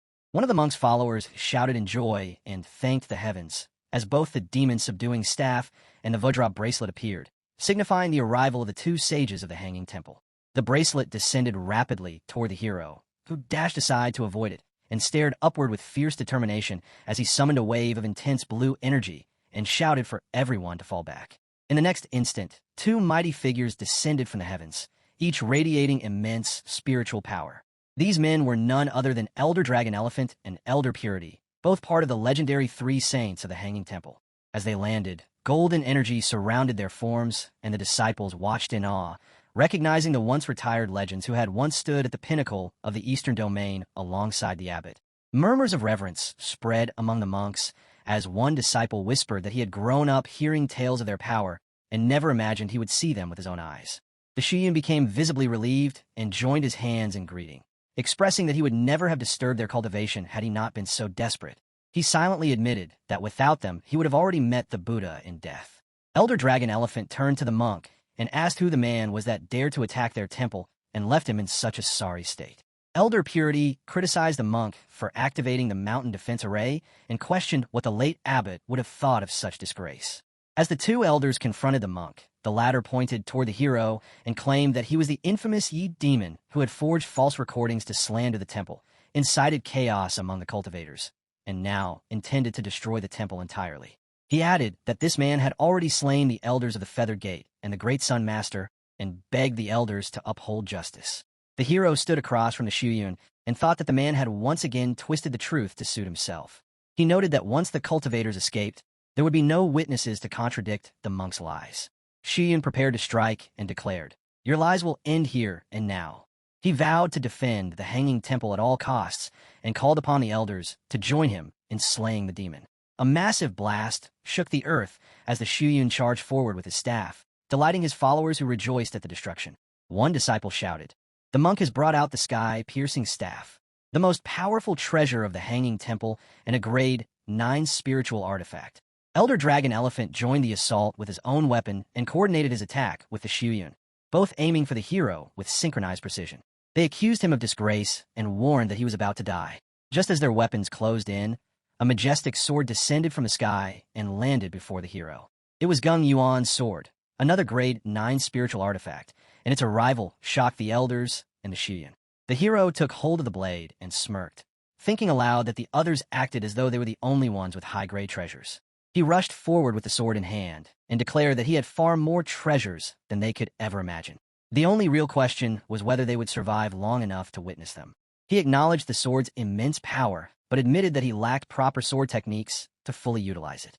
Suddenly, a glowing system interface appeared in front of him and notified him that his sign-in at the Hanging Temple had been detected. He sarcastically commented that the system had finally decided to show up and assumed it had stolen his reward. Upon signing in, a second screen appeared and congratulated him for receiving the legendary sovereign technique known as Slaughter Immortal Sword Art. As the notification faded, the hero stared at it with amusement and said that the timing was slow but acceptable. Fueled by new power, the hero spun in place and unleashed a terrifying mixture of purple and blue aura across the battlefield. The Shuyun and the two elders were stunned and commented on the overwhelming killing intent radiating from the hero. As he descended from the red aura storm, 3 nearby disciples tried to shield themselves but were knocked to the ground by the pressure. Shuyun looked on in fear and questioned, "What kind of technique did the demon just use?"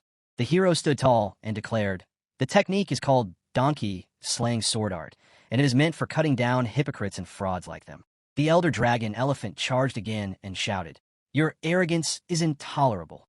But when his attack landed, the hero simply raised his sword and released a surge of blue energy. He mocked the elder. "Is that all you have? Try harder. You're facing the Yi demon." The elder faltered and tried to retreat while calling for help, declaring that the demon's arrogance was beyond anything he had ever seen. The Shuyun moved forward and began activating the 10,000 looters array, while Elder Purity summoned a glowing ring and hurled it at the hero. The monk added his own red burst of aura, and all 3 of them launched their combined attacks with deadly precision. Watching from distance, the hound observed the battle and noted that the hero was fighting 3 peak tribulation stage masters at once and still looked bored. He wondered what kind of power the man was hiding. Meanwhile, the third brother standing beside Hong remarked that no matter how many grade 9 artifacts the enemies had, they still could not defeat their master. Elder Dragon Elephant shouted again and said that the demon was far more difficult to handle than any opponent they had ever faced, even at the height of their power. Elder Purity turned toward the Shuyun and asked what he had done to provoke such a monster, reminding him that the late abbot had warned him never to create enemies for the temple. He accused the monk of violating that vow and said that now the consequences were upon them. The Shuyun opened his mouth to speak, but found himself unable to utter a single word. The hero charged forward once more with his sword blazing and released another wave of blue energy that flooded the battlefield. Looking at the 3 elders, he wondered aloud if they were truly as powerful as their legends claimed, or if they were nothing more than talk. The elder dragon elephant screamed in frustration and said that the demon had gone too far. He called for the use of their forbidden technique, and Elder Purity agreed, saying that after all these years, now was the time. From within the formation array, the Shuyun raised his staff, which was topped with a sacred ring. He glared at the hero and said, "You have forced our hand. Only your death can atone for the havoc you have caused." He began chanting the ultimate Dharma spell, calling on the sea imprint Samadhi to illuminate all realms. As the incantation continued, he declared, All virtues will converge into the pure light of the Dharma, and all suffering will be transformed into sweet nectar. Suddenly the land trembled, and purple blossoms of divine energy bloomed across the battlefield. All three elders created rings of power and hurled them at the hero while shouting in unison for Yi Junlin to die. The scene opened with a thunderous wave of energy as rings of aura descended one after another and echoed with a voice that cried out through the sky, commanding, "Die, Yi Junlin." Each ring glowed with burning intent while the Shuyun, standing at the center of the chaos, watched both the rings and the hero with intense hatred and thought only of killing. Yi Junlin, calm despite the overwhelming pressure, quickly grasped the seriousness of the situation, recognizing that his enemies had unveiled their trump card. From among the hero's group, Hong narrowed his eyes and declared that this was incense power. The third brother shouted in alarm that something was wrong and warned that their master was in danger because the enemy's power had suddenly surged. The Shuyun, lifting his staff and calling out the Amitabha, recalled that he had been preserving this incense energy for countless generations in hopes of breaking through to the immortal realm. Now forced into a corner, he chose to burn it all to destroy Yi Junlin, telling himself that he would rebuild the incense altar later if he succeeded in ending the threat now. Yi Junlin remained unfazed and thought to himself, "This is their final move." He acknowledged that the pressure from the three enemies was immense, far greater than any I have faced before. Yet despite that, he found himself thrilled for the first time in a long while. It was a pity, he mused, that these three had only reached the peak of the tribulation stage and therefore could not awaken the deeper layers of his strength through a true strength versus strength encounter. In his eyes, they had already missed their shot at immortality. Shuyun suddenly roared Yi Junlin's name, his eyes glowing red as he called out in desperation. The enemies began searching for him amid the smoke and fire, only for one of the rings to explode against the earth, releasing a torrent of flames that lit the battlefield. Just when the inferno threatened to consume everything, something massive rolled forth from the heart of the destruction. It moved so rapidly and generated such overwhelming blue energy that the entire field was submerged in it. From within the storm of blue light, a colossal creature known as Akuin emerged, its power radiating in every direction. Landing on the ground with a heavy thud, the Shuyun looked upon the beast and declared that he would turn it into Hanging Temple's guardian sacred beast. Reaching forward, he tried to seize it, causing Akuin to cry out in pain and recoil violently. Yi Junlin roared in fury and shouted that the monk had no right to lay a hand on his archon. The Shuyun charged forward and dared him to stop it, prompting Yi Junlin to respond with a furious chant as he raised his sword to his brow. With piercing intensity, he announced that he would now reveal his true technique, where one chi splits into three pure beings. Without warning, two more versions of Yi Junlin appeared beside him, each bearing identical presence and energy. The third brother gasped at the sight and could barely believe there were now three of their masters. Hong, his eyes wide with disbelief, muttered whether this divine technique was an ancient inheritance or a creation born from Yi Junlin's own understanding of the Tao. He admitted that despite having seen the world, standing before Yi Junlin made him feel like nothing more than a frog at the bottom of a well. The two newly formed versions of Yi Junlin stood firmly and stared at the three Buddhist cultivators.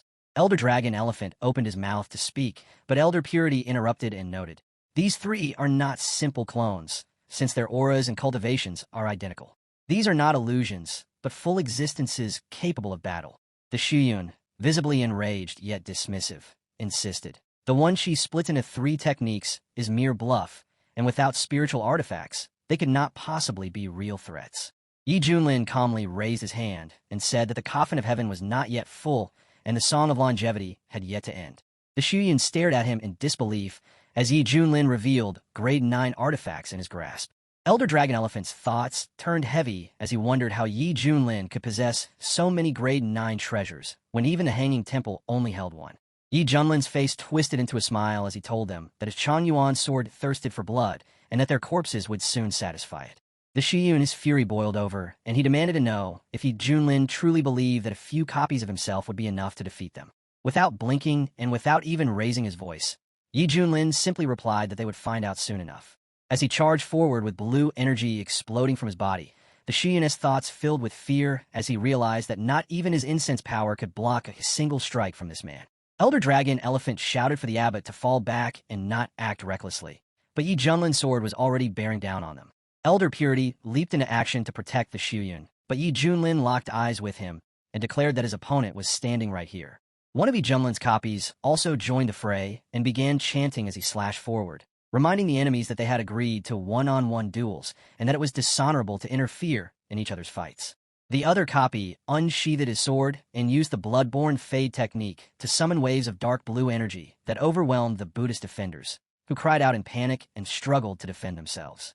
While the Shuyun tried to shield himself from the swirling blue force, he raised his sword and released a torrent of red energy, invoking a technique known as Cloud of Doom to engulf the world in darkness. Yet, even as the flames roared, he found himself fleeing from the overpowering aura. Elder Dragon Elephant was still generating golden energy in an attempt to hold off Junlin and his copies, but gritted his teeth and cursed the demon's strength. He called out to Purity, "I am on my way," while on the other side of the battlefield, Elder Purity held a trembling hand to his ear, dazed by the immense pressure. Junlin stood firm and mocked him for being unable to protect himself, let alone worry about others. Elder Dragon Elephant clenched his fists and burned with frustration. The Shuyun tried again to retaliate, and Elder Dragon Elephant acknowledged that even the clones were overwhelmingly powerful. He shouted that unless they used their final move together, they would surely lose. The Shuyun resisted at first and said that he had never wanted to rely on that technique unless it was truly the end, but now he realized that defeat meant ruin for all of them. With grim determination, the Shuyun called out to the two elders and ordered them, "Lend me your strength." Junlin's clones stood still and watched the sudden shift in energy, and one of them smirked and commented, "The opponents have yet another trick." The elders placed their hands together and channeled their energy into the Shuyun, who absorbed their combined power until his body began to transform. He grew 3 faces and 6 arms, and took on a terrifying form unlike anything seen before. Junlin stared at the grotesque evolution without alarm and remarked that he hadn't expected the temple's bird frauds to pull a Neza technique on him. One of the monks' faces declared that Junlin's time was over.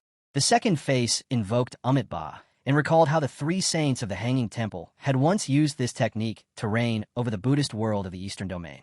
The third face, belonging to the Shuyun himself, declared that they would now purify the world of Junlin's demonic presence. Inwardly, the monk admitted that every inch of his body was burning and that he could not maintain this form for long. Still, he raised a sword and summoned multiple rings of energy to strike all 3 versions of Junlin at once. He screamed, "This one final strike will end everything."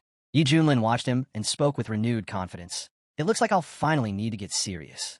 He smiled and said, "This is the perfect time to test the true power of one chi splitting into 3 enemies." The hero stands firmly as his power surges outward and suppresses the cosmos, while sealing eternal life, and when he raises his sword, a tide of blue energy bursts while his green blade releases a false silence that shakes the skies. Shuyun unleashes a golden aura that flares like a burning sun as he calls to our boy to prepare for death. The hero's blue energy swirls with greater force. He declares that his enemy is like a mantis trying to stop a chariot, and then he vows to Kristen Tsung Yuan's edge with the blood of a false monk. The golden and blue energies clashed, and the force shocked the people. One companion mutters that even a mouse might go blind, while another gasps that humans are terrifying. Confusion spreads as someone asks what is happening, and the blue energy crashes into the ground, spreading like a tidal wave that sends the monks of the temple fleeing. A man shouts that he has never felt such power, and another yells for everyone to run if they want to live. Suddenly, lightning strikes the earth, and people are shocked into silence, before someone speculates that the abbot might be dead, and another demands to know if the figure before them is truly a demon. The hero hovers in the sky, while 3 enemies plummet to the ground, calling out to their elders in desperation. He asks if anyone else dares to challenge him, and Elder Purity steps forward, calling him a demon, and claiming that Hanging Mountain Temple's good karma will surely draw a champion to bring justice.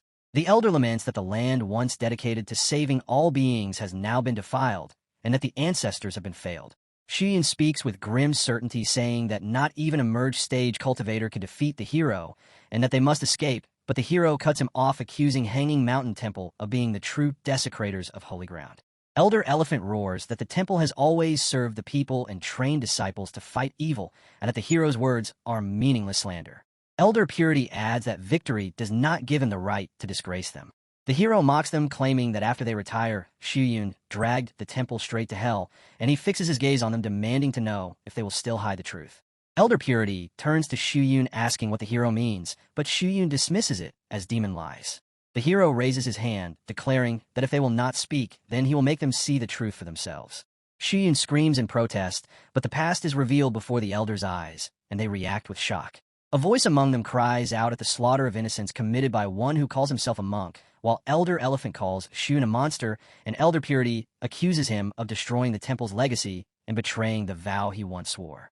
Shiyun recites the words of that vow, speaking of becoming an eternal flame to guide the lost and ferry the damned across the sea of suffering, and then claims that all his deeds were for the sake of elevating Hanging Mountain Temple. His voice twists as he delivers grim news that the Nether Abyss is close to conquering the immortal realm, and that the Kunlun realm will soon fall. Accepting that his secrets are exposed, he declares that he will burn everything down. Elder Elephant accuses him of colluding with the Nether Abyss clan, while Elder Purity laments that none of them saw the truth sooner. Shiyun gathers his full power and vows to ignite the first flame of conquest so that all will perish together, but the hero watches with a sharp eye and quips that the situation feels like a spy drama before he calls out Song Yuan's Path of Ashes. A radiant light of golden energy crashes onto Shiyun, shattering his body as he warns that killing him changes nothing, and he dies proclaiming long life to the Nether Abyss. The monks fall to the ground, offering prayers of gratitude to the hero and thanking him for preventing disaster. Elder Purity warns that if Shiyun spoke the truth, the Kunlun realm may face great calamity, and Elder Elephant vows that if the Nether Abyss invades, they will protect the innocent at all costs. The hero reassures them that even if all the races of the Nether Abyss come, he will destroy them with a flick of his hand and leave the aftermath to the temple before departing. Elder Elephant offers thanks once more, while Elder Purity asks to see him off, but the hero declines and snaps his fingers, shifting the scene to a forest where the prince's family is traveling. The prince points out the departing beast of Lord Yi and wonders if the battle is over.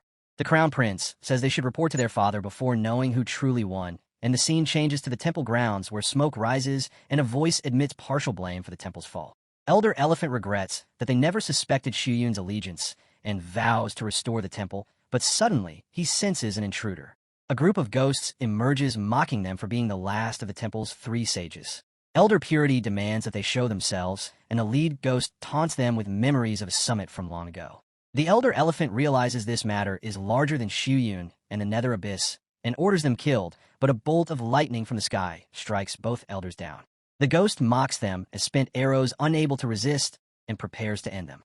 They demand to know his identity and whether Shiyun offended him, but he laughs, saying they were allies and that the game is over.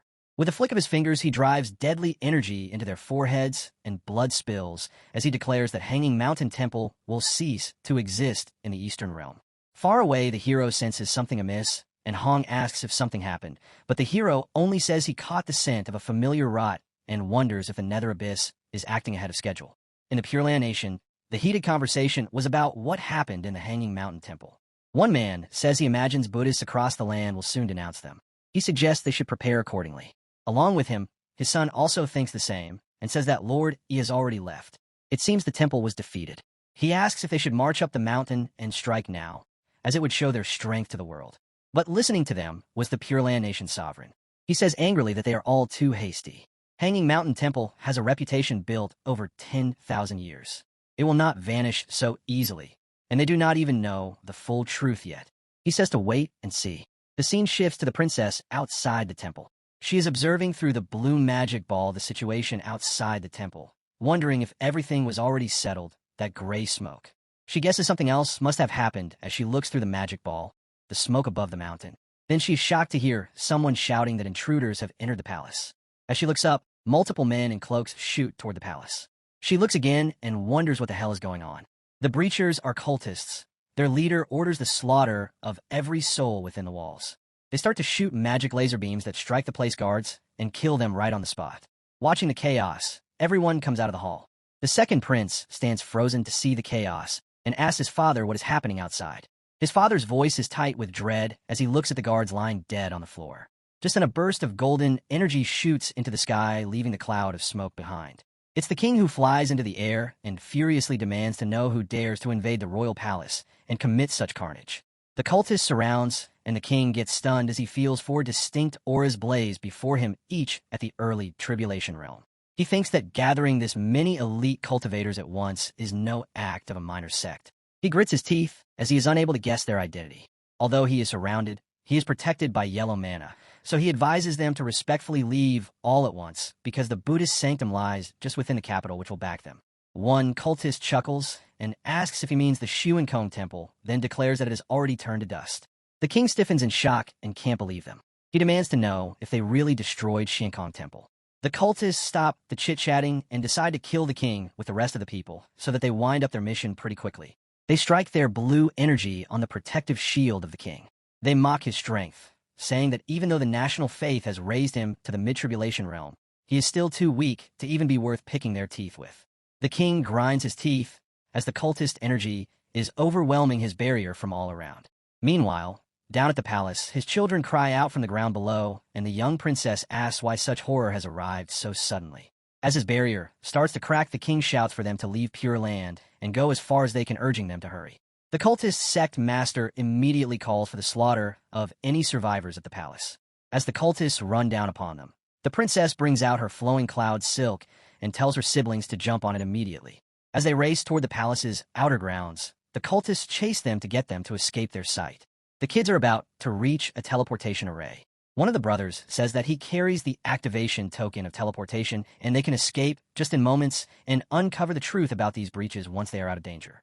As they are about to enter it, the blue energy shoots behind them.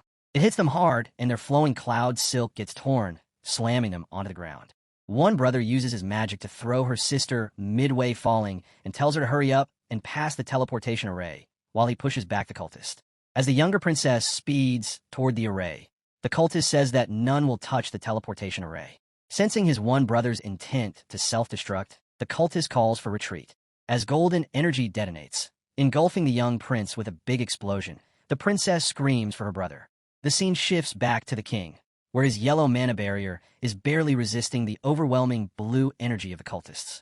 While his barrier further cracks, he shouts at the cultists, demanding to know why they would destroy his Pure Land kingdom.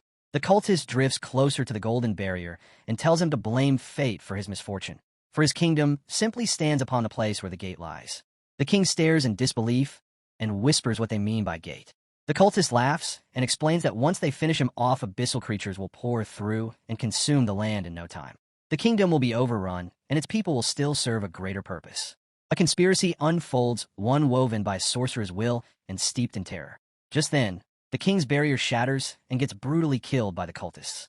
The scene shifts to the heart of the palace, where a colossal gate churns with spiraling energy. Deep within the royal Stargate chamber, a giant creature steps out of the portal, and the cultists stand aside watching it. For months later, the scene opens as a ship sails in the air and a newspaper seller speaks in frustration that the world has gone to hell these days. Lee is sneaking around listening to him, who says that their hometown has been overrun by the Nether Abyss beasts. The cultivators who tried to fight back were crushed, and the rest of the people are being herded like livestock. The guy tells them that the Nether army is moving fast and fiercer, and how mid and low-tier sect have no chance of survival. Only top sects like Yuhua Gate can consider resisting, yet with everyone scattered, there is no one to lead the charge. Lee couldn't believe how fast things had gone downhill. They'd barely left Shuenkong Temple. He looked at the newspaper seller to confirm, but the guy was just an honest man selling papers to anyone for 2 gold coins. The scene shifts back to our hero's place, where he compliments Hong on how his pitch is getting smoother, saying it looks like he's got real talent. Hong, though clearly annoyed, keeps massaging. Our guy smiles and says he's happy to serve his master, but inside, he's fuming. Lee arrives carrying the newspaper as his master requested. The hero notices the troubled look on his face and remarks that it seems there's bad news. Lee begins to read the headlines, which claim that our hero wiped out Shuenkong Temple in a rage, dragging Pure Land into the conflict, and that he stormed the place, slaughtered the royal family, and left the kingdom defenseless just in time for the Nether Abyss army to sweep in. Lee calls it a shameless slander. Our hero is shocked to hear the destruction of Shuenkong Temple. Lee guessed it could have been the work of the Nether Abyss itself. The hero doubts it, saying they would not strike so openly, and that these rumors carry the stench of human schemes. He reflects that the board had already been colluding with the Nether, and there is no telling what other sects are involved. He concludes that the fall of Shuenkong Temple and Pure Land happened like clockwork, and must have been planned long ago, with him merely acting as the spark. Lee asks if they could also be after the gate, and the hero agrees, saying that everything revolves around the Stargate. He suspects that Pure Land's royal family had won as well, and that the Nether intends to work with certain Eastern Domain sects to open the gates from both sides and unleash outside forces. Lee confirms that while gathering intel on the ferry, he heard many refugees speak of Nether beasts destroying their lands, and warns that the situation is worsening rapidly. The hero realizes that the enemy is moving faster than expected and asks if there is any other news. Lee hesitates, and then reveals that Arid State is under attack along with Shintian Insect. The hero is shocked and says that even Shintian insects are too far away and their message jades are not working. He orders Kuin to turn around and head for Arid State. The screen flashes a congratulatory message for a triggered random quest, and the hero thinks that he had been wondering how to lure his enemies out, and now they have walked into his trap. The scene shifts to Arid State, where a man sits in a trolley ordering the humans, pulling it to move faster and declaring that their souls now belong to the Bone Clan. The captives struggle, while one curses the Bone Clan for treating humans like dirt and laments that they cannot fight back, asking if they're destined to rot in darkness forever. Another recalls how Senior Yi had once earned respect from every province in the East, but now even the Shintian sect is struggling to survive and doubts that Senior Yi could change anything. Inside the state, a crowd yells in alarm as news spreads that the Bone Clan is holding another public execution, this time targeting Fairy Zhao from Shintian sect. Some cannot believe she has fallen into their hands. The scene shifts to the execution ground where giant men approach her. One mocks her high rank in the Shintian sect and says that her elders hid behind their gates like cowards while she tried to run away. He declares that the Shintian sect has always been troublesome, but that it will be crushed when their glorious Bone King gathers his full strength and slaughters every last member. He grips her cheeks, but she shouts that if they dare her, Peak Master Yi will return and wipe the Bone Clan from the map. He laughs and mocks the white-haired demon, calling him all bark and no bite, and claiming he must be cowering somewhere. Suddenly, laughter rings out from behind the Bone Clan as Ouyang Feng, the sect leader, steps forward urging restraint because their powers are far above those of the humans and rebellion would be suicide. The Bone Clan leader becomes enraged and challenges Ouyang to produce red energy. Two sharp nails strike Fairy Zhao's chest, and Ouyang cries out apologizing to Senior Yi, saying his sect tried to resist but lost too many lives and he cannot sacrifice the survivors again. The Bone Clan demands silence and declares that they will make her scream to instill fear in the humans. Red energy is hurled toward her, and Ouyang calls her a waste of a pretty girl while calling for Senior Yi to save Arid State. The Bone Clan grows bored and prepares to kill her. As she prepares for death, blue energy layers press down with immense force. The Bone Clan senses a kingly pressure unlike anything they have felt, and Ouyang falls to the ground, identifying it as the power of a Tribulation Realm Demon Emperor. He despairs that with the Nether invasion, and now a Demon Emperor Arid State, is doomed. The hero arrives, and Zhao Linger recognizes him as Peak Master Yi. He releases golden energy that shatters her chains, and she embraces him, revealing her identity. She explains that she has been training in the sundial for 300 years and remarks that he has grown older than her. The hero notes her serious injuries and resolves to heal her. The Bone Clan and their followers mutter about the terrifying pressure almost as strong as their kings. The hero glares at them and declares that it is time to make them pay. He rises into the sky and warns that this territory is under his protection and that they should not run wild here. The Bone Clan warns that one of their kings is on the way and advises surrender or certain death. The hero stands firm, and the Bone Clan bows as his body turns blue. He vows that as long as he stands, the sky will not fall, and that the days of the Bone Clan in Arid State are numbered. Shock spreads through the crowd as his words echo over the battlefield. The scene opens with Lee standing as he remarks that he did not expect the Master to be so beloved in his remote province, and that it is truly admirable. At that moment, the hero lands on the ground while all the cultists lie defeated. Ouyang steps forward and says that they too would have liked to fight the Bone Clan, yet their cultivation is not strong enough, and they hope he can guide them to break through their bottlenecks.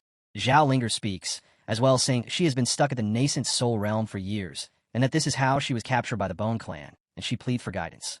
The hero thinks to himself that he does not actually know anything about cultivation, yet with so many eyes on him, it would be awkward to simply walk away. Suddenly the screen appears showing that the host has reached the check-in location, and the hero shouts in frustration, asking why it has taken so long since he has already been here, and is in deep trouble. The screen replies that it was just taking a nap, and offers a new feature called Verbal Enlightenment Mode as an apology gift. The hero accepts and signs in. The screen declares the sign as successful and grants the reward Supreme Divine Art Heaven Earth embodiment, along with activating Verbal Enlightenment Mode for 2 minutes, meaning that any words spoken will carry the power of Tao and Grand Enlightenment. The hero realizes that he simply needs to talk while the screen confirms he should speak freely. Stepping to the center, he says that cultivation is not about bottlenecks, and when it is time to break through, one simply will. He tells them to ask for techniques and insights if they wish. Yet if they understand, they will understand, and if not, they should not expect an explanation. If they understand, they should applaud. The crowd stares at him in shock as he repeats that when it is time to break through, one simply will. Ouyang suddenly cries out that he understands and claims the words refer to the duality harmonization technique, with water as Qian and the channel as Kun. The hero is surprised that Ouyang has actually managed to interpret it. Zhao Linger and Ouyang both release their power, and Zhao Linger announces that she too understands. Excitement spreads through the crowd as they jump and cheer. Li stands aside, thinking that with just one sentence, everyone is broken through and the master is truly remarkable. Hong privately thinks the hero is merely speaking nonsense, yet cannot prove it. The hero praises them for completing their breakthroughs, and then asks if anyone knows where the Bone Clan army's base is. Ouyang answers that the beasts are camped in Black Mill Ridge and offers to lead him there. Zhao Linger says she wishes to return to V-Nation to check on her father and the others, and the hero gives her permission before ordering the group to move out. Ouyang rallies the cultivators, saying the battle to decide the fate of their province is about to begin and that they must hurry to the front and fight alongside Senior Yi, since arriving late would be a regret for life. The scene shifts to the eastern domain in the desolate province at Black Mill Ridge within the Bone Palace. The Bone Clan leaders plan to crush the sect guarding the Stargate, noting that most of the domain is under their control, yet the Xintian sect remains troublesome and is resisting. Orders are given to inform the brothers, and soon all 5 Bone Kings arrive. Bazaar greets them, saying that although they injured the Xintian sect leader and the Peak Lord last time, they still could not break the Guardian Array. Yet this time, there is no way the sect will survive. Purple energy swirls as the second brother, the third brother, and the fifth brother land. Baggy says they never expected trouble from mere humans in such a remote province and mocks the so-called white-haired Godslayer as perhaps only a myth. Holding several stones in his hand, one of them scoffs at the title of Godslayer and says that against them no matter how strong he is, he will die. The second brother reveals the dark origin pills granted by the envoy and explains that with these and their forbidden technique, no one short of an immortal can stop them. They prepare to attack, but a giant beast rushes in warning that a powerful human cultivator has broken through. Golden energy spreads everywhere, and orders are given to form the battle array and summon divine forms. The beasts appear before Li and Hong. Li stands firm, accusing them of invading and humiliating his province, and warns that they will be wiped out. The beasts charge with their energy, but are struck back, and one falls as tribulation level or as surge. For beasts descend from the sky, asking if Li's the Godslayer Yi Junlin, yet he replies that he is only the disciple. They are shocked that even a disciple is at tribulation level, and accuse the master of arrogance for sending him. Li retorts that with their strength his master would not even need to lift a finger before launching his attack. The beasts try to block together with a 6-fold bone formation, yet purple energy crashes to the ground, and panic spreads as they yell to run. Ouyang urges the cultivators not to let up and to slaughter every last enemy. The beasts fight desperately, and one curses that he was already injured by a void immortal, or else the humans would stand no chance. Ouyang declares that he never thought he would live to personally slay a tribulation-level Bone Clan commander. The beast wonders if Yi Junlin's disciple is truly this strong and laments that even with help from 5 early-stage Bone Kings, he could not block a single strike. Li tells him that he is not even worthy of his master's attention. The beast spits out the dark origin pill and swallows it, boasting that he has ascended to the peak tribulation stage. He transforms and declares that the humans will die, while Li answers that the stronger the enemy, the more fun it will be. The beast acknowledges that Li is powerful, yet vows to end him with a Bone Clan forbidden art bone cage execution, which no one survives once his big brother uses it.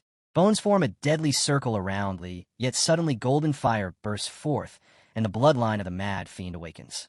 Li shatters the circle and steps forward with a cold challenge, telling them to come and let him hear their bones crack. A powerful beast in a blue form appears and demands that Li kneel before him, warning that a mere early-stage tribulation cultivator who acts arrogant will be turned to dust. Li glares at him with fury, and as the beast reaches forward to strike, Li moves to counter and retreat, but before the blow can land, another beast is caught in mid-motion and lets out a furious yell. One of the beasts shouts to his elder brother, urging him to take the pill. The elder brother understands that he has underestimated the power of Li's mad fiend bloodline, yet declares that this ends now. The Bone Clan warriors take the dark origin pills and form the abyssal-born demon sealing array. They challenge Li, asking if one man can truly stand against 5 mid-stage revelation cultivators. Li stands draped in energy which swirls and expands around him before erupting into a golden blast that sweeps across the battlefield. At that moment, Li arrives, and Hong steps forward, mocking Li for still struggling against a few born puppets and telling him to step aside. The beast in the red dress snarls at Hong to back off, warning that if she tries to steal his prey again, he will carve her up. He wonders aloud who he truly is, if even his other disciple is at peak early tribulation. Hong freezes as she processes what he called her, and Li challenges her to see whether her fire or his blade burns faster. She responds with cold fury that he has lost his mind and disrespected his elders, and vows to purge their sect in the master's name. Gale fire, charcoal palm, and true flame merge with purple phoenix wings between them, and golden light blazes as the beast laughs at their infighting, mocking Yi for letting his disciples brawl in front of enemies. The boy arrives with Mumu, who yells for them to stop, explaining that they were only meant to spar lightly to stabilize their cultivation, and questioning why they are going all out. One of the beasts realizes that the reckless clash is releasing intense spiritual energy, which would be the perfect sacrifice to forge the abyssal-born avatar. His companion agrees, and they decide to strike so that Yi can taste true despair. A skeleton-faced giant, forged from the abyss and bound in nether flame, takes form, its massive teeth bared.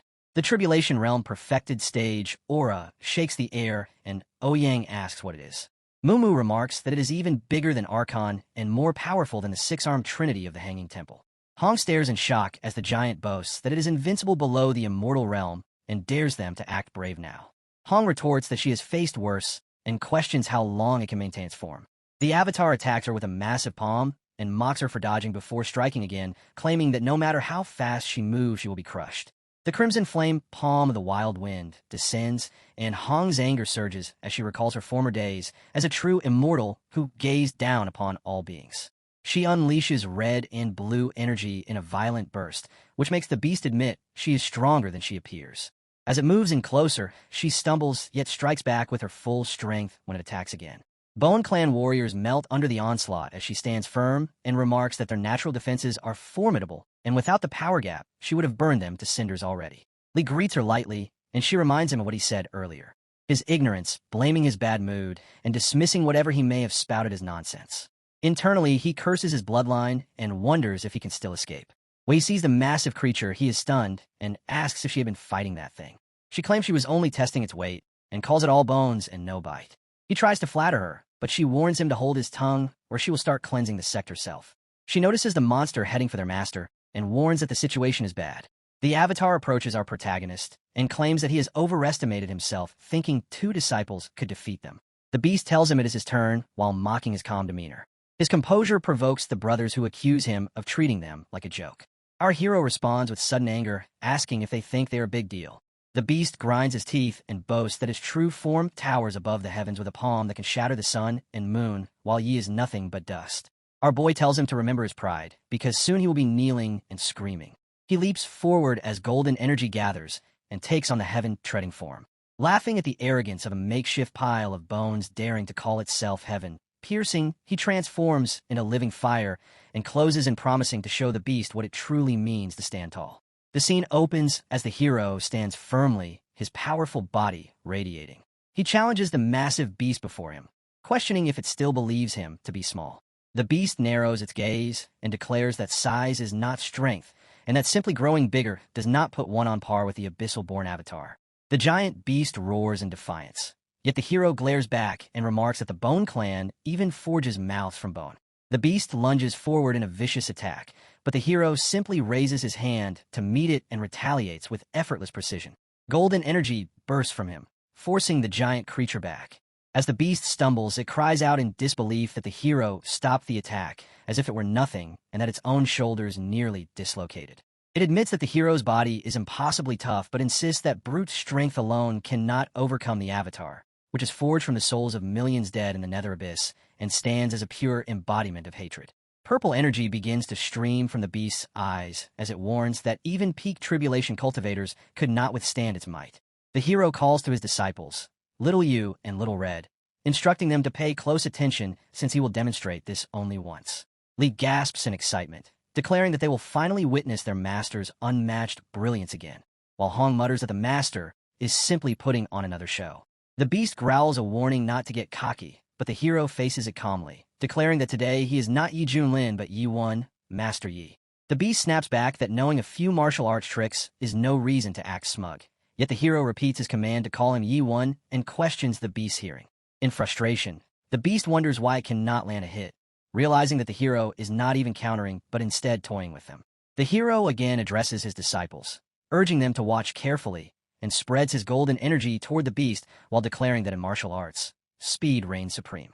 The beast collapses in pain, grinding its teeth and thinking that it is humiliating to be used as nothing more than a practice dummy for the master's disciples. Rage fills the beast as it vows not to fail its mission from the Nether Clan.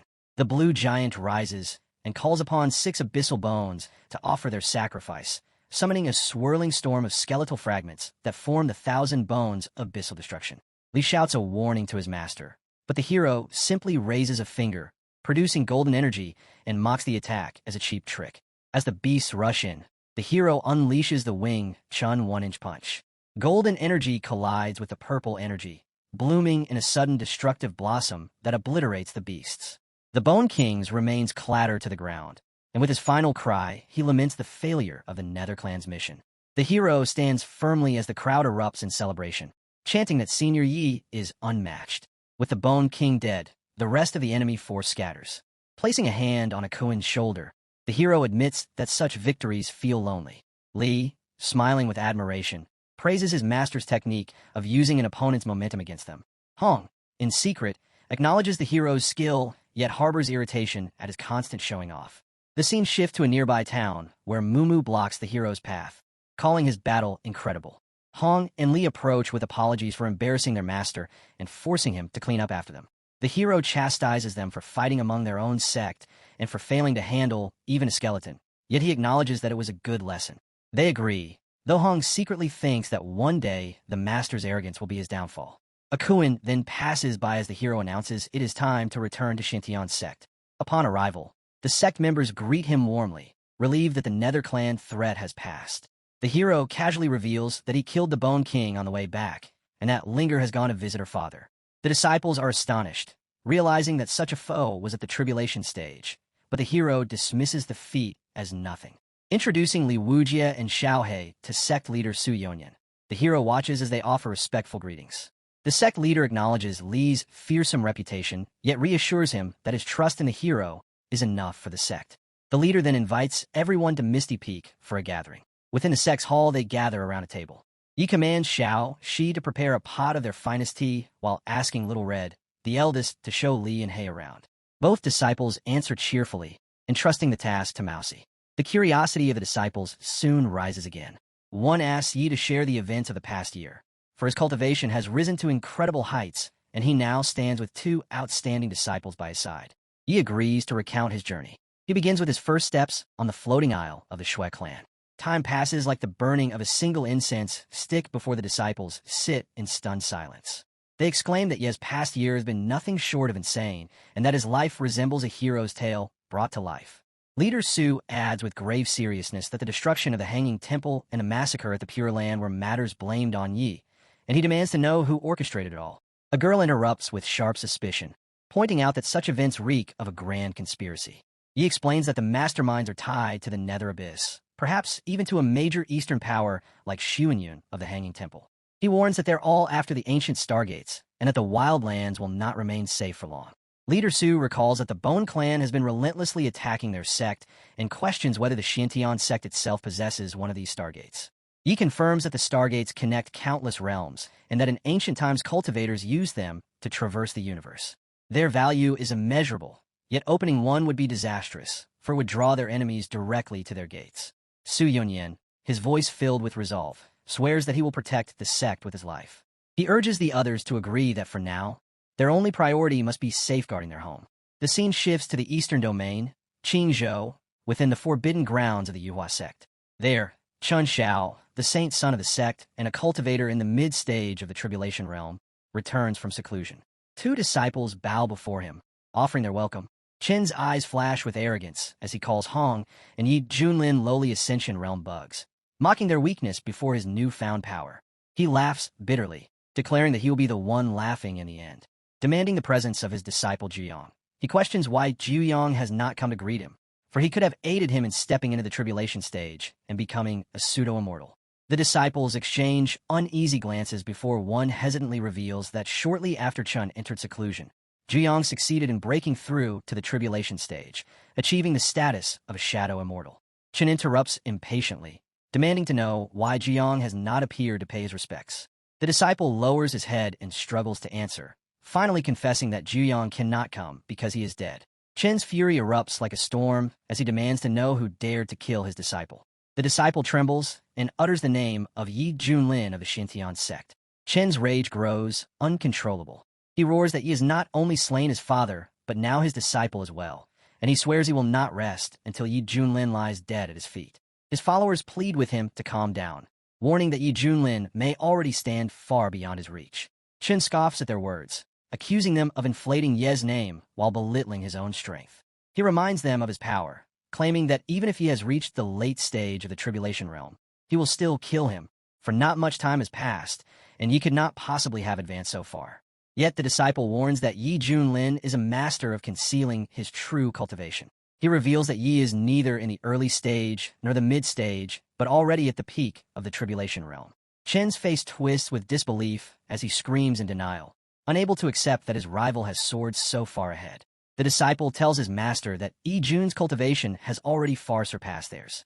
He requests his master not to throw his life away. His master was bathing in aura and frustration, thinking about how he had surpassed them. He grabs his heart in that state of fury and grits his teeth, continuously thinking about how he had surpassed them. Just then, he coughs blood heavily. The disciple immediately grabs him, requesting him to compose himself. Even if he can't catch up to Yi Jun right now, he has a rare opportunity in front of him. Even after being in seclusion so long, he might not know yet, but the world is on the verge of great upheaval.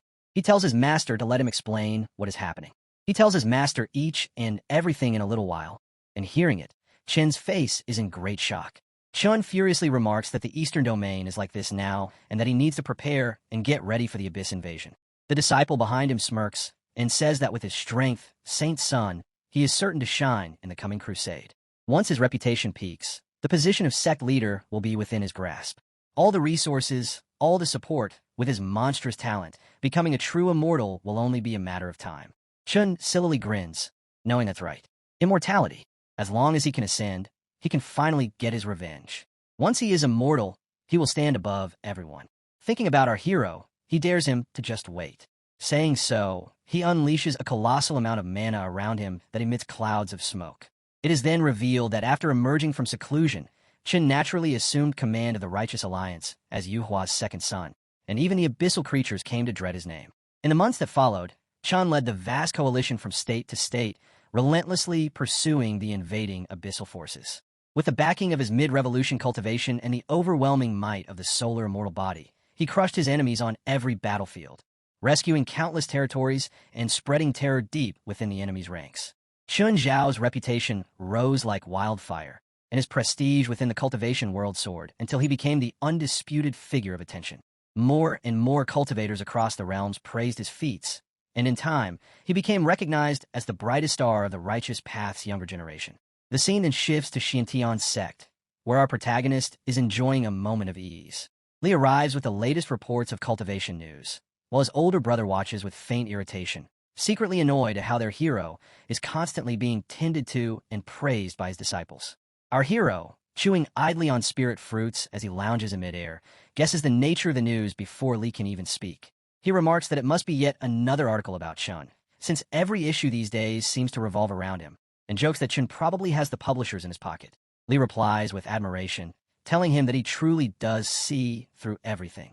Chun, after all, had just driven back the Ghost Clan in the southern states and freed thousands of captives. Now the man was marching north to rescue Guang State from its crisis. At the mention of Guang State, our hero raises an eyebrow in surprise, pointing out that it was none other than the territory of Miaoi's Ask the Tao sect. He wonders aloud what exactly could be happening there. Li explains in detail that, according to reports, 3 of the deadliest abyssal tribes, the Shadow, the Night, and the Dark, have joined forces to invade the state. Several tribulation cultivators have already fallen in battle, and the sect leader of the Ask the Tao sect himself has been gravely injured. The situation, Li stresses, is truly dire. Our hero questions the severity, asking if the news is accurate. Li reassures him, stating that he has heard confirmation from several other channels, all of which say Guang State is indeed on the verge of collapse. At that very moment, a crisp system notification rings in our hero's mind. A signing commission has been triggered. The directive is clear. He must travel to the Ask the Tao sect in Guang State, and upon completing the mission successfully, he will receive an immortal weapon as his reward. A smile spreads across his face at the revelation. He muses that the reward is indeed perfect, for with an immortal-grade greatsword in his hand, slaying tribulation cultivators would be no more difficult than chopping chickens. Without delay, he commands his disciples to make preparations for departure, declaring that they are setting out for Ask the Tao sect to save the people. His disciples agree at once, their eyes shining with admiration as they think to themselves how noble and selfless their master he has become. Li's brother, however, mutters in disbelief, wondering when he had suddenly grown so responsible. Had he taken the wrong medicine? Or perhaps was there a woman involved? Meanwhile, on the other side of the sect, a few cultivators chatter about him once again. They praise the enlightenment tea he had brought back previously, marveling that it had helped many of them successfully weather the tribulation stage. A woman among them thanks him warmly, adding that with he around, Shintian sect is only growing stronger and more prosperous with every passing day. The perspective then shifts to Ask the Tao sect itself, where fleets of majestic spiritual ships sail through the skies above. In the temple, the king scolds his daughter for ignoring his advice despite being grown.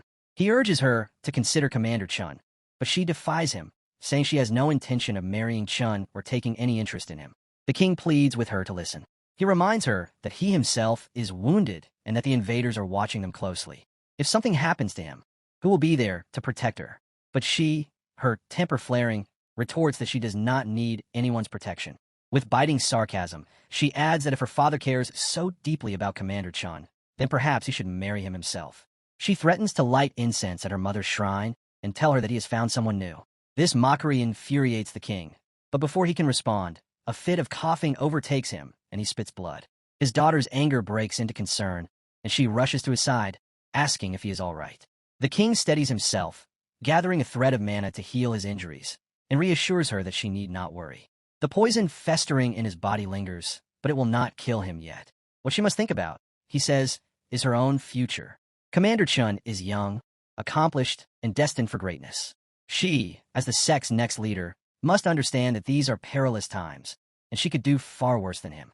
This time, the daughter cannot bring herself to argue further. Her voice softens, and she calls out faintly to her father. Just then, a disciple rushes in and bows, announcing that sect leader and commander Chun requests an audience. Zazia orders the disciple to bring him in quickly. Chun lands in their sect with his guards. He reassures Zazia that he has already worked out a plan with his elders, and as long as he is here, no one will lay a finger on his sect. Zazia thanks him and says his sect owes him a debt of gratitude.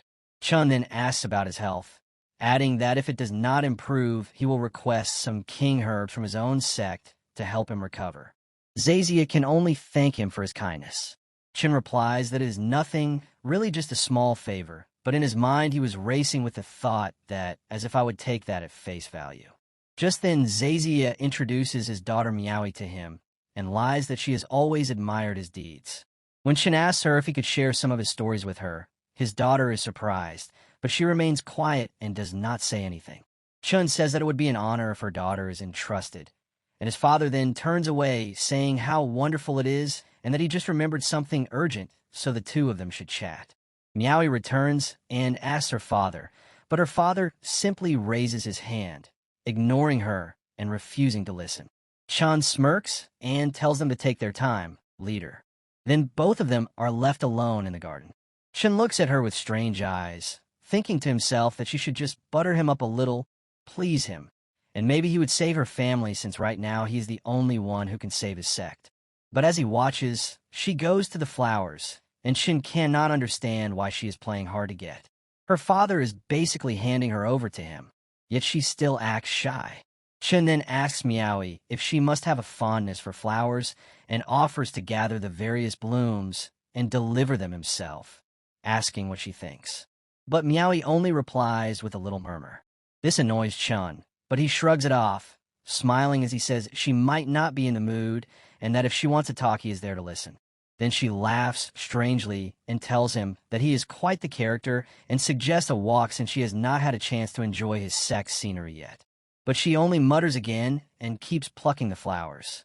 Suddenly, the air shifted, winds began to surge rapidly, and Chun lifted his head in confusion. What was this? Why was a tribulation demon emperor approaching Ask the Tao sect? Could it be that the abyss was invading again? Meanwhile, in the main hall of the sect, Chun was in discussion with the elder. He questioned the sect leader, asking why he would entrust his daughter to an outsider. Zazia replied firmly that Chun was already a legend at such a young age, and entrusting his daughter to him was a blessing for the sect itself. But before the elder could respond, the doors were thrown open and a disciple rushed in, breathless, declaring that a demon emperor was approaching. Zazia froze in shock. A demon emperor?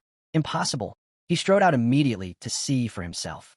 Overhead, a vast blue veil of energy stretched across the sky, and immense ships sailed above the sect. From the ground, the elder's eyes widened as realization struck. This was Kunpun. But why had it come here? Zazia turned to the elder and demanded if he recognized the beast. The elder's expression darkened. That beast belongs to Yi Junlin, the leader of Xiantian's sect. He has come here to make his presence known. The disciples around them broke into panic. Yi Junlin, was he not the one who destroyed the Hanging Temple and drenched the Pure Land Palace in blood? Why would the death god suddenly appear at their gates? Fear gripped their hearts, but Zazia quickly barked out his order. Show respect, lower the sect barrier, and invite him in immediately. The disciples obeyed at once, and the barriers of the sect opened. Our hero descended with his companions. The moment they appeared, Zazia's daughter flew straight toward Lord Yi, leaving Chun behind as he called after her in disbelief. She landed before Yi and greeted him with joy, saying they had met again. She asked softly if he had come because he knew of their trouble, or if it was simply to see her. Chun was shaken, stunned that she could possibly have feelings for Lord Yi. Could it be true? Yi, however, smiled faintly and replied that it was both, though inwardly he thought only of the sign-in reward system. As he secretly checked the system, he cursed in annoyance. It was powered off. What kind of broken system was this? Miaowie, standing nearby, blushed in silence, her heart secretly leaning toward him. Watching his daughter, Zazia asked Elder Fan if it was truly so. The elder sighed and told him that he could see plainly. Her heart was already given away. At that moment, Chen shot into the air, fury boiling within him, his body blazing with violent yellow mana. His voice thundered as he pointed at Yi. He called him the Death God, the man whose name shook the entire Eastern Domain, the one behind the blood-soaked destruction of the Hanging Temple and the Pure Land Palace.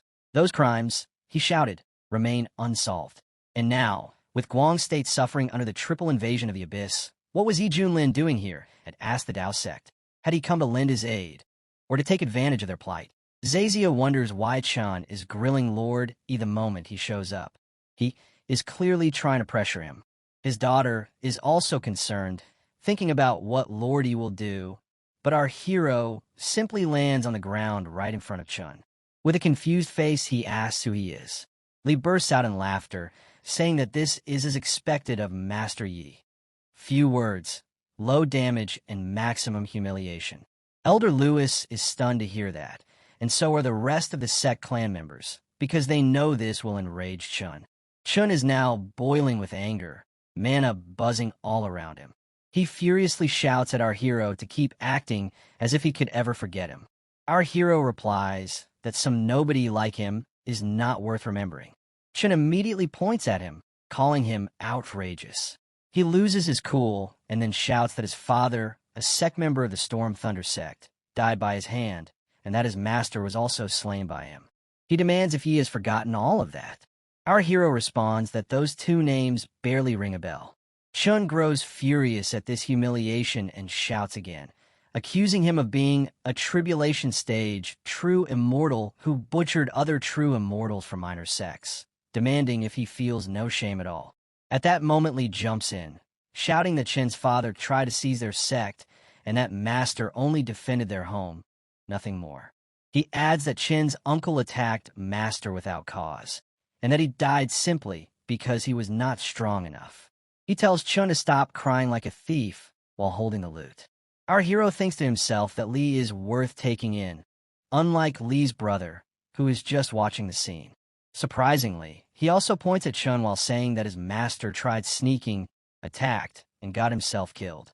He adds that it is laughable and mocks him for yapping instead of avenging him, questioning what kind of saint's son he really is. This almost crushes Chun, who grows furious and filled with killing intent. But looking at all of them, it is clear that such a thing would be difficult to do. Just then, Zazia raised his voice, tried to stop the chaos. He reminded them that both Chun and Yi were pillars of the Eastern Domain, that the times were dire, and that their grudges should be set aside for now. Uniting against the abyssal invaders should be their first priority. But before his words could calm the storm, someone coldly interrupted, silencing him with contempt and saying it was not his place to speak. Zazia's anger flared as he shouted back, demanding how dare they, but his fury was cut short by another fit of blood coughing. His daughter rushed to him in concern, calling out father. With burning eyes, she rebuked Chun, declaring that as commander of the coalition, he should at least show respect to his elders. Elder Lewis stepped in, trying to ease the tension. He explained that the saint's son had spoken in anger and pleaded that his words not be taken to heart. He then urged Chun to leave with him, but Chun was already boiling with humiliation. He thought of the glory he craved, the chance to face his father's killer and prove himself. Yet he had been mocked like a monkey from start to finish. The humiliation was unbearable. Consumed by rage, he charged forward to fight, ignoring Elder Lewis's attempts to restrain him.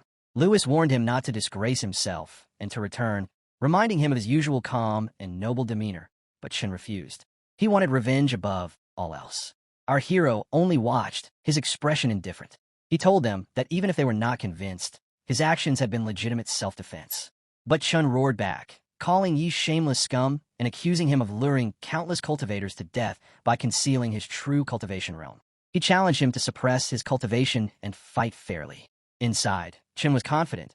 He had refined the true sun flame. His solar immortal body was flawless, and in the same realm, he believed himself absolutely invincible. He was certain he could kill Yi.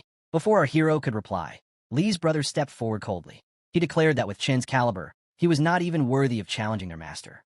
He said that their universe-crushing master need not waste time with him, that Chen was unqualified even to spar with Akuen, their master's mount. Our hero was relieved to see his disciple finally defending him properly. Chun, however, was stunned, wondering aloud who Akuen even was.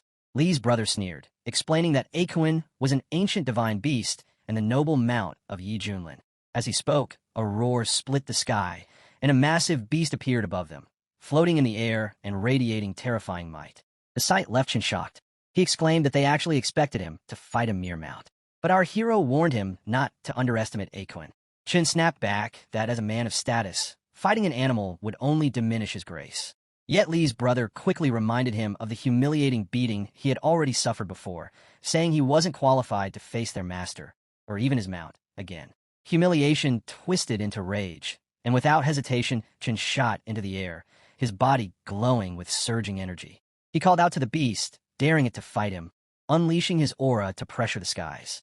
Akuen answered, soaring upward as our hero gave the command for it to show its true power. The beast opened its jaws wide, sucking in everything before it, but Chun countered with a devastating sun fist. The two forces clashed violently in midair. Chun unleashed blow after blow, striking the beast with terrifying force. With a mocking laugh, he promised to break the beast and formed a powerful sphere of mana in his hands. He released it with a slash of his mirror ruler technique, slamming it into Akuen and numbing the beast. Laughing loudly, Chin taunted, asking how it felt. The disciples below marveled, saying they had expected no less from Commander Chun, and no wonder enemies quaked before his might. Yet Yi's disciples were worried, warning their master that Akuen was in danger. Yi only waved them off, assuring them that the beast was fine. In the skies above, Chun smirked and addressed Yi mockingly, apologizing that he might have accidentally killed his mount.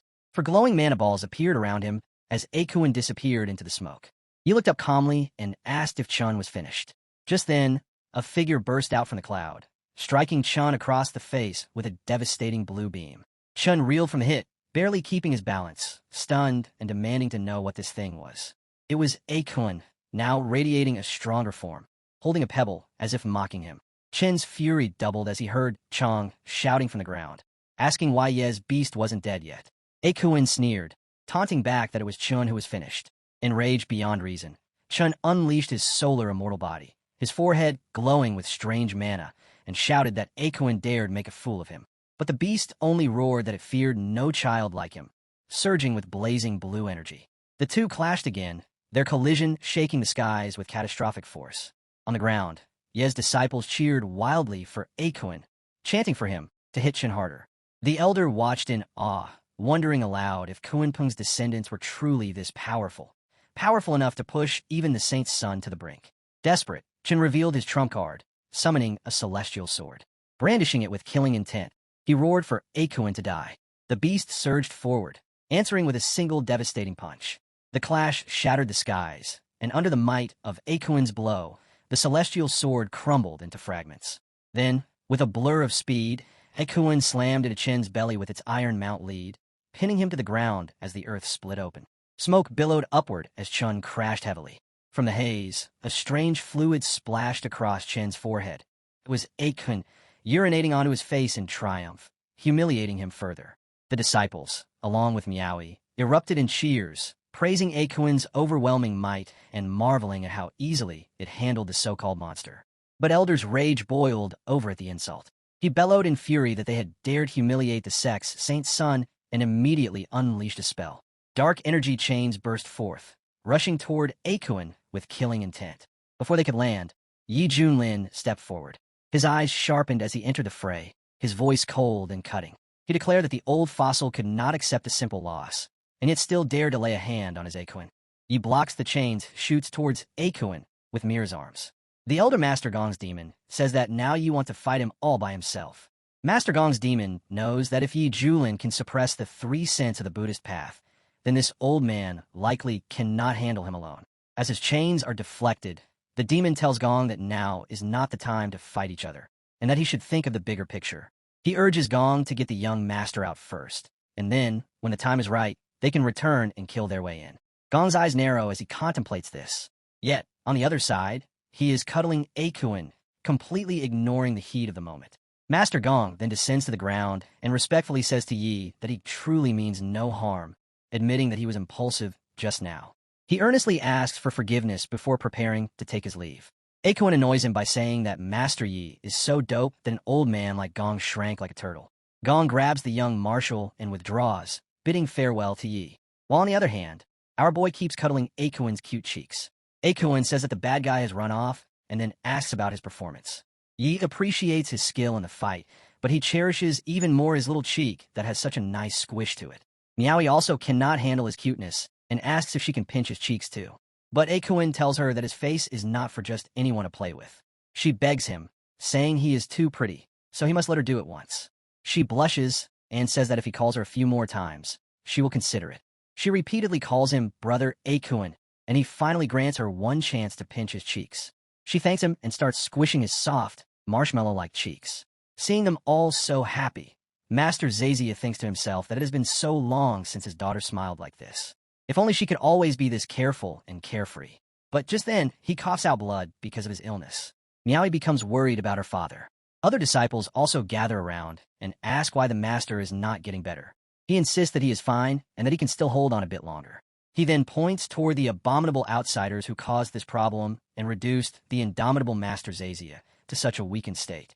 His daughter asks worriedly if this poison truly cannot be cured. He says that it is a small matter, and that his disciple can dispel this kind of toxin with ease. The master is surprised to hear this, and responds that he should not tease an old man, because this poison is far too harmful and self-regenerating. He explains that he has tried every method, yet nothing can cure it.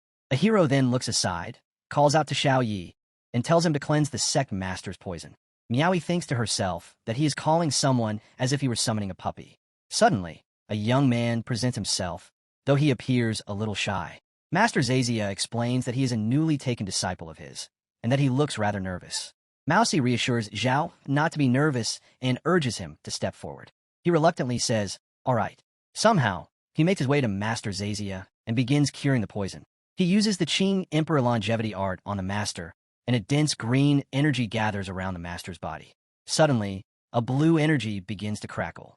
The pressure pushes Xiao back. Yet miraculously, the master and Miaoi are stunned to see that the effect appears to be working, as the warmth returns to his complexion. Master Zazia happily exclaims that he feels completely fine now, hardly able to believe it himself. Our hero praises Xiao, reassuring Yi that the poison should be fully purged. The master thanks the little healer, telling him that he is truly astounding for having removed such a vicious toxin. But Xiao humbly replies that he only lent a hand. He reflects that the simple feeling of helping others brings him peace, and that now he no longer fears people as he once did. Gong respectfully says to our hero that he is truly a master among masters, teaching with such care and showing such great kindness. The master declares that he must host a banquet of the highest order to honor them all. He replies to Sect Master Zazia that he is far too kind. Now that the scared cats are gone and the poison has been cured, he agrees, saying they should enjoy his hospitality. Miaoi reflects on the banquet her father promised. Since her birth, the sect has never held one at that level. It happened only twice in history, and both times changed their fate. She never thought her father would honor Lord Yi so highly. As the scene shifts to the eastern domain of the Elder Gong sect, he is using green energy to heal the young master, who sits there in pain. The young master says to Master Gong that he is a failure because he actually lost to the stupid Akuin, and this news will surely spread. The perfect image he has built up will be ruined overnight, and he will become a laughingstock for the eastern domain. Gong tells him that Akuin is no mere beast and warns him not to belittle himself. As for the duel, Gong asks, what if he tells him that it will not spread? The young marshal narrows his eyes and asks what Master Gong means. The master grins slyly, but his demon whispers that they should just wait, because the show is about to begin. Back at the Wendao sect, they sit in the hall and munch on food crazily. Ye's disciples almost weeps and mouse it too, because the food tastes damn good. Master Zazia says that he has heard he and his daughter have known each other for some time, and that it seems they are fated. He then asks if he thinks of his little girl in that way. Mia is blushing deeply, and both he and Mia are shocked. He almost bursts out the water he is drinking, while Mia complains to her father for asking Lord Yi about that so openly. Yi calmly apologizes to Master Zazia, explaining that he only choked on water, and adds that Mia is a good girl who is adorable like a little sister to him. Mia sadly wonders that Lord Yi only thinks of her as a sister. Zazia reflects that the hardest knot in this world is love, and he hopes his daughter can see past it. He then turns to Yi and says that the Dragon Gate should be sent in, since he feels Yi is no ordinary man. He recalls that earlier in Medicine King Valley, Yi saved him and a young lady, and this time he has saved their sect master. Such grace is beyond repaying, so he declares that he will offer a toast. He raises his drink in their cultural manner, and Yi responds by saying that Elder Fan flatters him. Suddenly Elder Fan's clothes are left hanging, and Yi is shocked to see Elder Fan completely naked. He remarks that even for great kindness, he does not need to go that far, adding that he would rather go blind than witness such a sight. But Elder Fan is not acting voluntarily. He gasps in confusion, realizing his body is not listening to him. The other disciples are equally sweating, wondering who could have known Elder Fan had that kind of hobby. Ye's disciples also find it completely gross, but Xiao feels it is somehow brave. Master Zazia was furious with Elder Fan and demanded to know what he was doing. Everyone pointed at him, accusing him of committing an indecent act. But Elder Fan cried out to the sect master that he could not stop, that some force was controlling him. Master Zazia was shocked. He gasped that this was not good and wondered if it could be them. He looked upward and shouted for whoever was playing tricks to come out. Suddenly a dark shadow emerged, roaring that there was no rush and the show was only just beginning. At once, the entire hall descended into chaos. The disciples began striking one another, their bodies beyond their control. They cried for help as they grabbed each other wildly, unable to stop themselves. Zazia shouted at the demon to reveal itself, declaring that it must be one of the three abyssal faces that had invaded Gong Prefecture, the Shadow Clan. In that moment, a demon appeared, roaring at sect Master Gong that it did not expect Gong to possess such an eye for detail. This was in fact an abyssal Shadow Clan king at the peak tribulation. It shifted into a human demonic form, announcing that the one who had ambushed Gong earlier was also a Dark Clan king. It mocked that it was a pity they had not finished the job back then, but now Gong's life was forfeit and his sect would become a graveyard. Gong shouted back that if the Shadow Clan thought they alone could wipe out his sect, then they underestimated him. As he spoke, energy crackled around him, but the Shadow Clan king laughed foolishly, clapped his hands, and ordered everyone to come forth. Gong was shocked and could hardly believe his eyes. He watched as a portal erupted out of nowhere, and dark energy surged through the hall. From it, a figure stepped forward clad in armored gear. The Dark Clan king laughed again and asked Master Gong if he still remembered him, mocking him about how the poison was treating him. Gong grew furious as he recognized the damn creature. He demanded to know how he had already entered his domain and since when he had come. The Shadow Clan king replied that naturally someone had cooperated with them, and he imagined that person was also about to make his own move. Gong turned back toward our hero, wondering if dozens of abyssal peak tribulation experts were hiding within his sect. Who would let them in? Even with Master Yi present, this might be too difficult to withstand. They had only wished to honor their benefactors, yet now they had placed them in grave danger. As the entire place shimmered with the dark energy of the Shadow Clan king, a figure was watching everything from outside. It was the evil Elder Gong, laughing proudly, for he was the one behind all this chaos. Elder Gong asked Chun if he did not desire revenge, if he did not wish to see the entire Wendao sect buried along with them. Chen asked what he meant and wondered aloud if the invasion of the Wendao sect by the Myriad Abyss had been his doing. Elder Gong answered that it was indeed so, and declared that today would mark the final end of the Wendao sect. That revelation shocked Chun, who cried out that Elder Gong had colluded with the Abyss. He called it treachery and warned that he would be cursed by the human race. He demanded to know what answer he could give if the sect discovered the truth. Elder Gong only smirked arrogantly and laughed, saying that the sect already knew. The word struck Chun with horror. His mind raced with the realization that the so-called First Holy Land of the East, the Yuhua sect, was colluding with the Abyss in secret. He thought of him, the so-called Saint's son, and the one who had founded the Righteous Coalition, and the truth twisted in his heart like a cruel joke. Elder Gong told Chun that he would soon understand why the sect had made this decision, for this was the tide of the age. He only needed to trust that his elder master was doing the right thing. Chun, with a worried face, asked if even his position as commander of the coalition had all been arranged by Elder Gong. Elder Gong admitted it was true. Every victory Chun had achieved, he had paved the way. He asked if Chun had never noticed how each battle had been far too easy, how the alien armies collapsed at a single touch, and how they fled without resistance. Chun's expression turned furious as he realized he had been toyed with by Yi Julin, and now even his own people had been pulling his strings. His mind raced in despair, asking himself what he had done to deserve such a fate. Elder Gong tried to calm him, saying that he cared too much about empty fame, and that truth did not matter. What mattered was climbing higher. Chun retorted bitterly, asking if Gong meant that he wanted him to wallow in filth alongside him, to do something so shameful, to be damned for all eternity. Gong pressed his step firmly and said that the sect's deal with the Abyss was merely a pledge of loyalty to the true powers hidden behind the scenes. He declared that Gradius ideals were nothing but illusions, and that when life and death hung in the balance and the world stood on the brink of upheaval, those who failed to adapt would see their sects vanish. Hearing this, Chun was struck with shock and demanded to know what Elder Gong truly meant. Gong told him that Chin's talent was undeniable, and that even if they favored him, his future lay above this world. So why was he still chaining himself to a small land? But then Elder Gong said he had spoken enough. Chun must stay here, because this old man had some killing to do.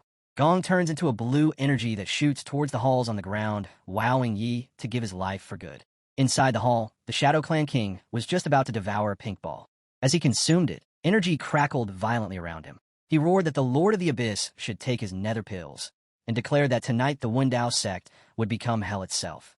After all the Wendao disciples had given up hope, our hero finally spoke, saying that these abyssal vermin should open their eyes and see that he was still feasting. The Shadow Clan King glared and demanded to know where this brat had crawled out from, so arrogant in tone. He sneered that it was fine, he would cut him down first. As our hero looked at them, he thought to himself that his system was still snorting, but his Tsang Yuan sword was itching for blood. He figured it was about time to claim his reward. A system notification suddenly appeared, apologizing for the delay and announcing that the host's reward had now been delivered. It informed him that his sword had advanced to the grade of an immortal weapon. At that moment, a shimmering white sword materialized in his hands.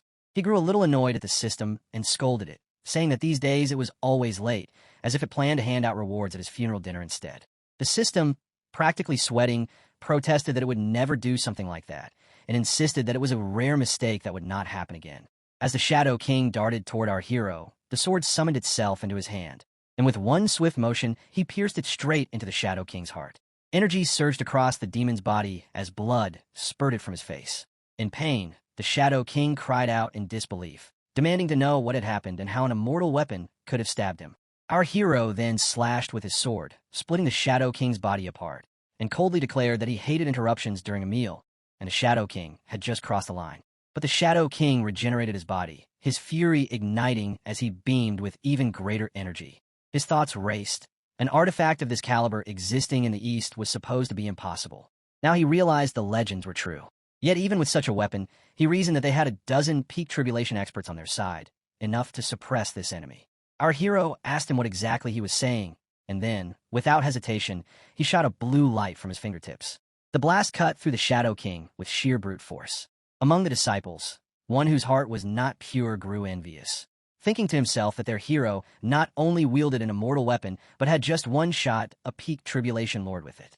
The Shadow King's companions broke into a sweat, but tried to reassure each other not to panic. They argued that their opponent was only at peak tribulation and was forcefully drawing upon an immortal weapon, which meant his energy would soon drain away. They resolved that if they struck him twice, it would be enough to kill him. Together, they vowed to act and planned to seize Ye's sword first. But our boy called them fools. Raising his sword high, he summoned the Tsang Yuan's calamity light. As he did, Energy swirled and gathered with brute force, revolving around the blade in a storm of raw power. The shadow people cried in pain. The blue circling wave also shot outside the sect building. It struck Master Gong, who was racing toward the hall, and he immediately wondered how it was possible that someone was wielding an immortal weapon. The wave then danced wildly around the entire place. Chen turned to Elder Gong and asked what had just happened. Elder Gong grabbed Van and told him not to ask a single thing, but to run from this place, or else he would be swallowed whole by the radiance of that blade. Suddenly, the blue wave stretched out over the entire sect. The people gasped in terror, realizing that the sword light was tearing the heavens apart. Could this truly be the fabled birth of an immortal sword? The radiance of the blue light surged far into the mountains, striking two massive stones near a man who was casually resting at a cliff. He gazed at the sight and declared that from that day forward, every cultivator in the East would understand what it meant for a sword to shake even immortals. That light of the blade etched itself into memory and became unforgettable for a lifetime. In later generations, it would be named One Strike Freezes 14 Provinces. Back at Wendao Sect Hall, our hero still held the blue energy in his hands and declared that the fight was over. He turned to Master Zazia, who was drenched in sweat. Our hero asked why he was frozen and told him to play the music and keep the dance going.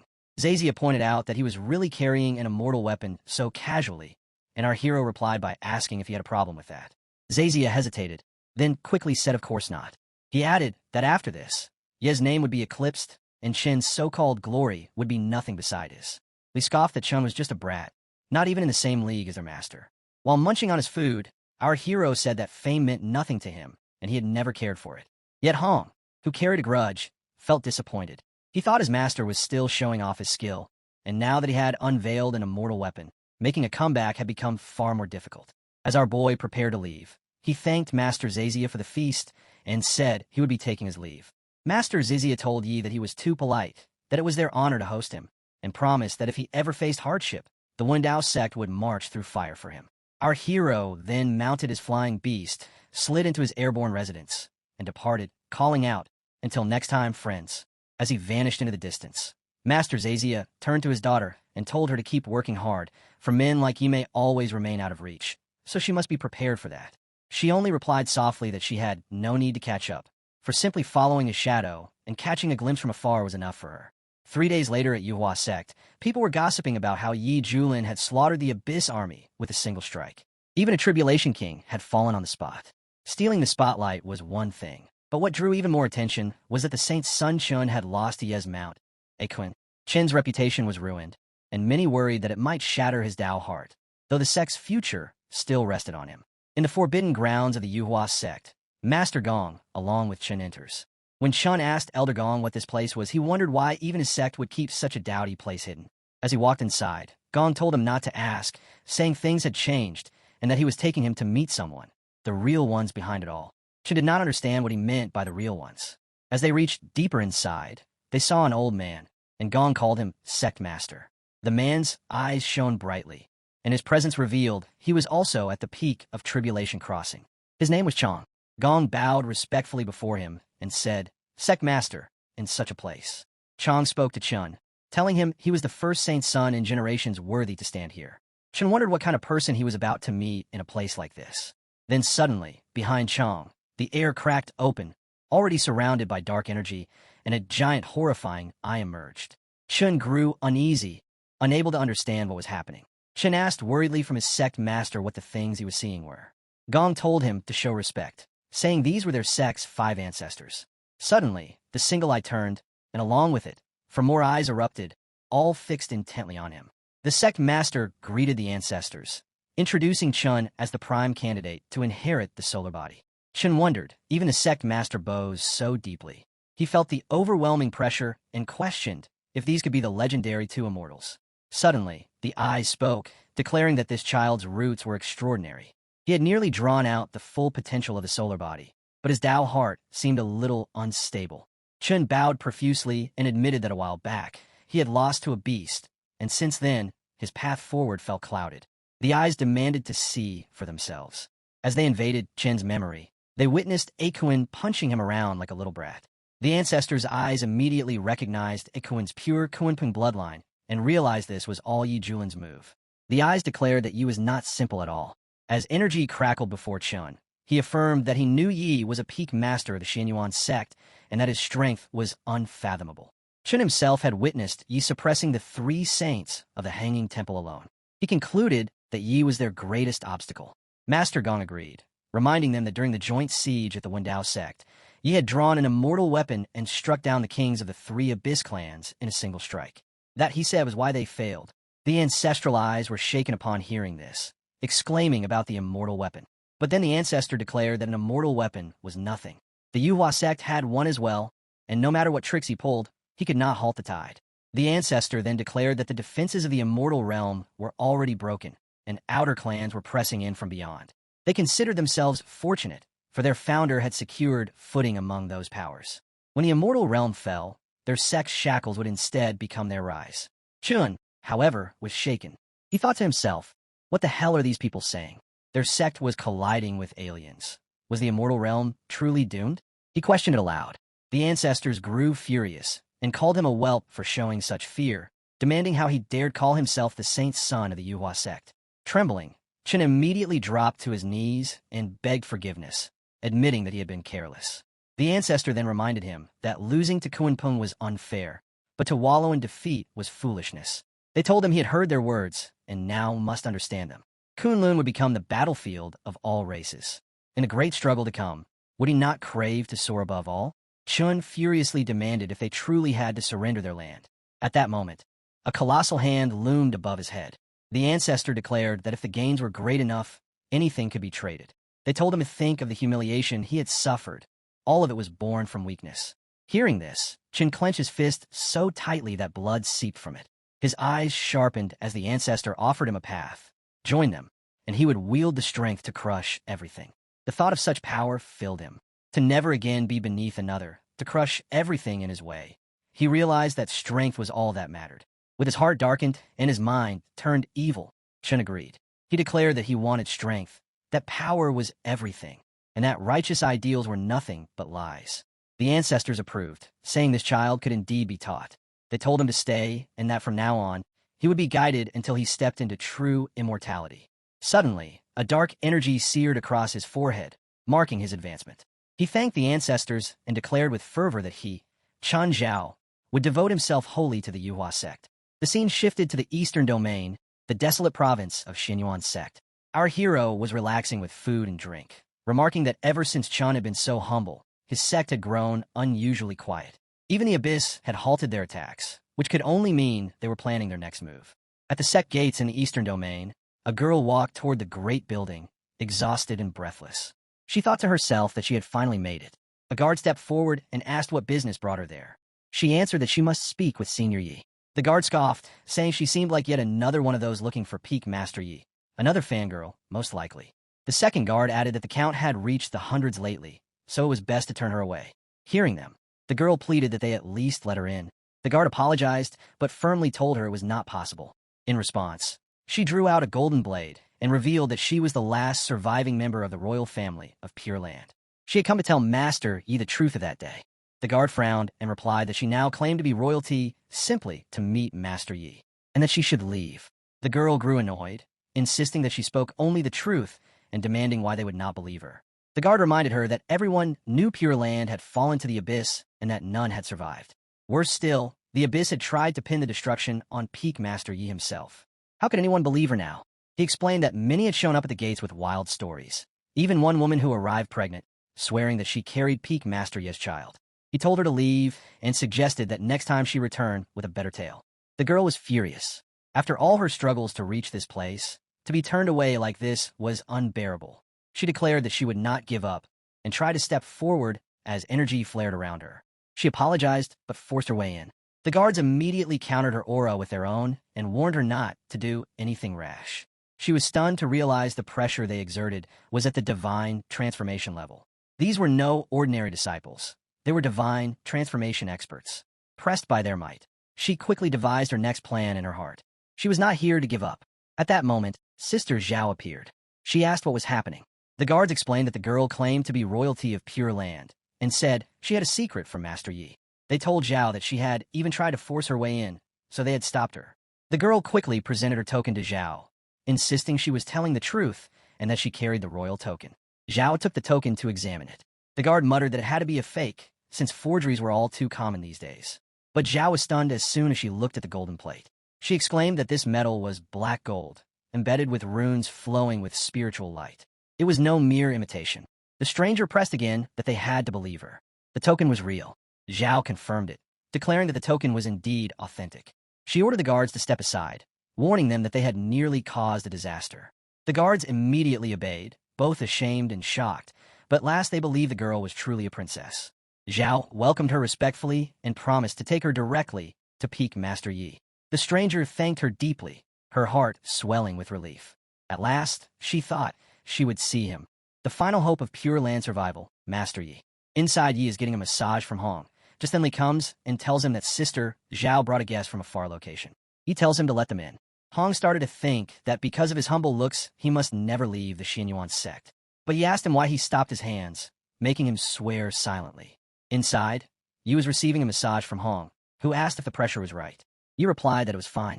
After a while, Zhao appeared and introduced the guest to Yi, saying this was Princess Ming of Pure Land. Yi was taken aback upon hearing the name Pure Land, remarking that he had heard the abyss had wiped it out. Ming began crying, saying she was the only one who escaped. Her royal brothers had died in the palace to save her. He asked her about the rumors that said he had butchered the palace, pointing out that she was the only one who knew the truth. Ming explained that on that night, a blood mist had blanketed the palace. Black-robed men swarmed in like ants. For tribulation experts had surrounded her father. He had carried the kingdom's fate on his shoulders and ordered them to flee. Her two brothers gave their lives to push her into the array, and she could only watch as they turned to ash. She said she ran for 3 months, haunted every night by dreams of her father's national luck guttering out. Then she heard that not a single brick of the palace remained, and that her father's dragon throne had been trampled by the abyss monsters. Ming declared that the Black Robes had colluded with the abyss and dared to frame Master Yi, and for that, they deserved death. She had seen it clearly. Their techniques belonged to the Yuhua sect, but she was powerless, so she begged Yi to avenge the countless deaths of Pure Land. She said she had nothing but this life, and if he would take revenge, she would serve as his maid or drudge without complaint. Looking at her bowing down so completely, our hero thought that it was no wonder the Yuhua sect and the abyss had gone quiet together. They were in the same boat. He took her hand, helped her stand, and told her that smearing his name alone warranted death, and colluding with the abyss doubled their crime. He told her seriously that he would take revenge for her sake. Ming asked if he truly would help her. She had thought no one would ever care about Pure Land. He told her not to worry, because Misty Peak happened to need a steward to stay. Our hero silently noticed the fire in Meng's eyes. He understood that she was a rough stone that, in time, would polish into a gem. When she gave her thanks and reassured him that she would work hard, he told Xiaoxi to bring her tea and sweets, then show her around the peak. Xiaoxi immediately complied. The scene shifts to the abyss itself, a place that swallows all light where only darkness and emptiness remain. For countless ages, the 100 clans of the abyss have bred here, yet during the Holy War they became nothing more than pawns for greater forces. Now, with Yi Julin's rise, an even heavier shadow looms over this darkness. One helpless dude cried out that the front lines were collapsing.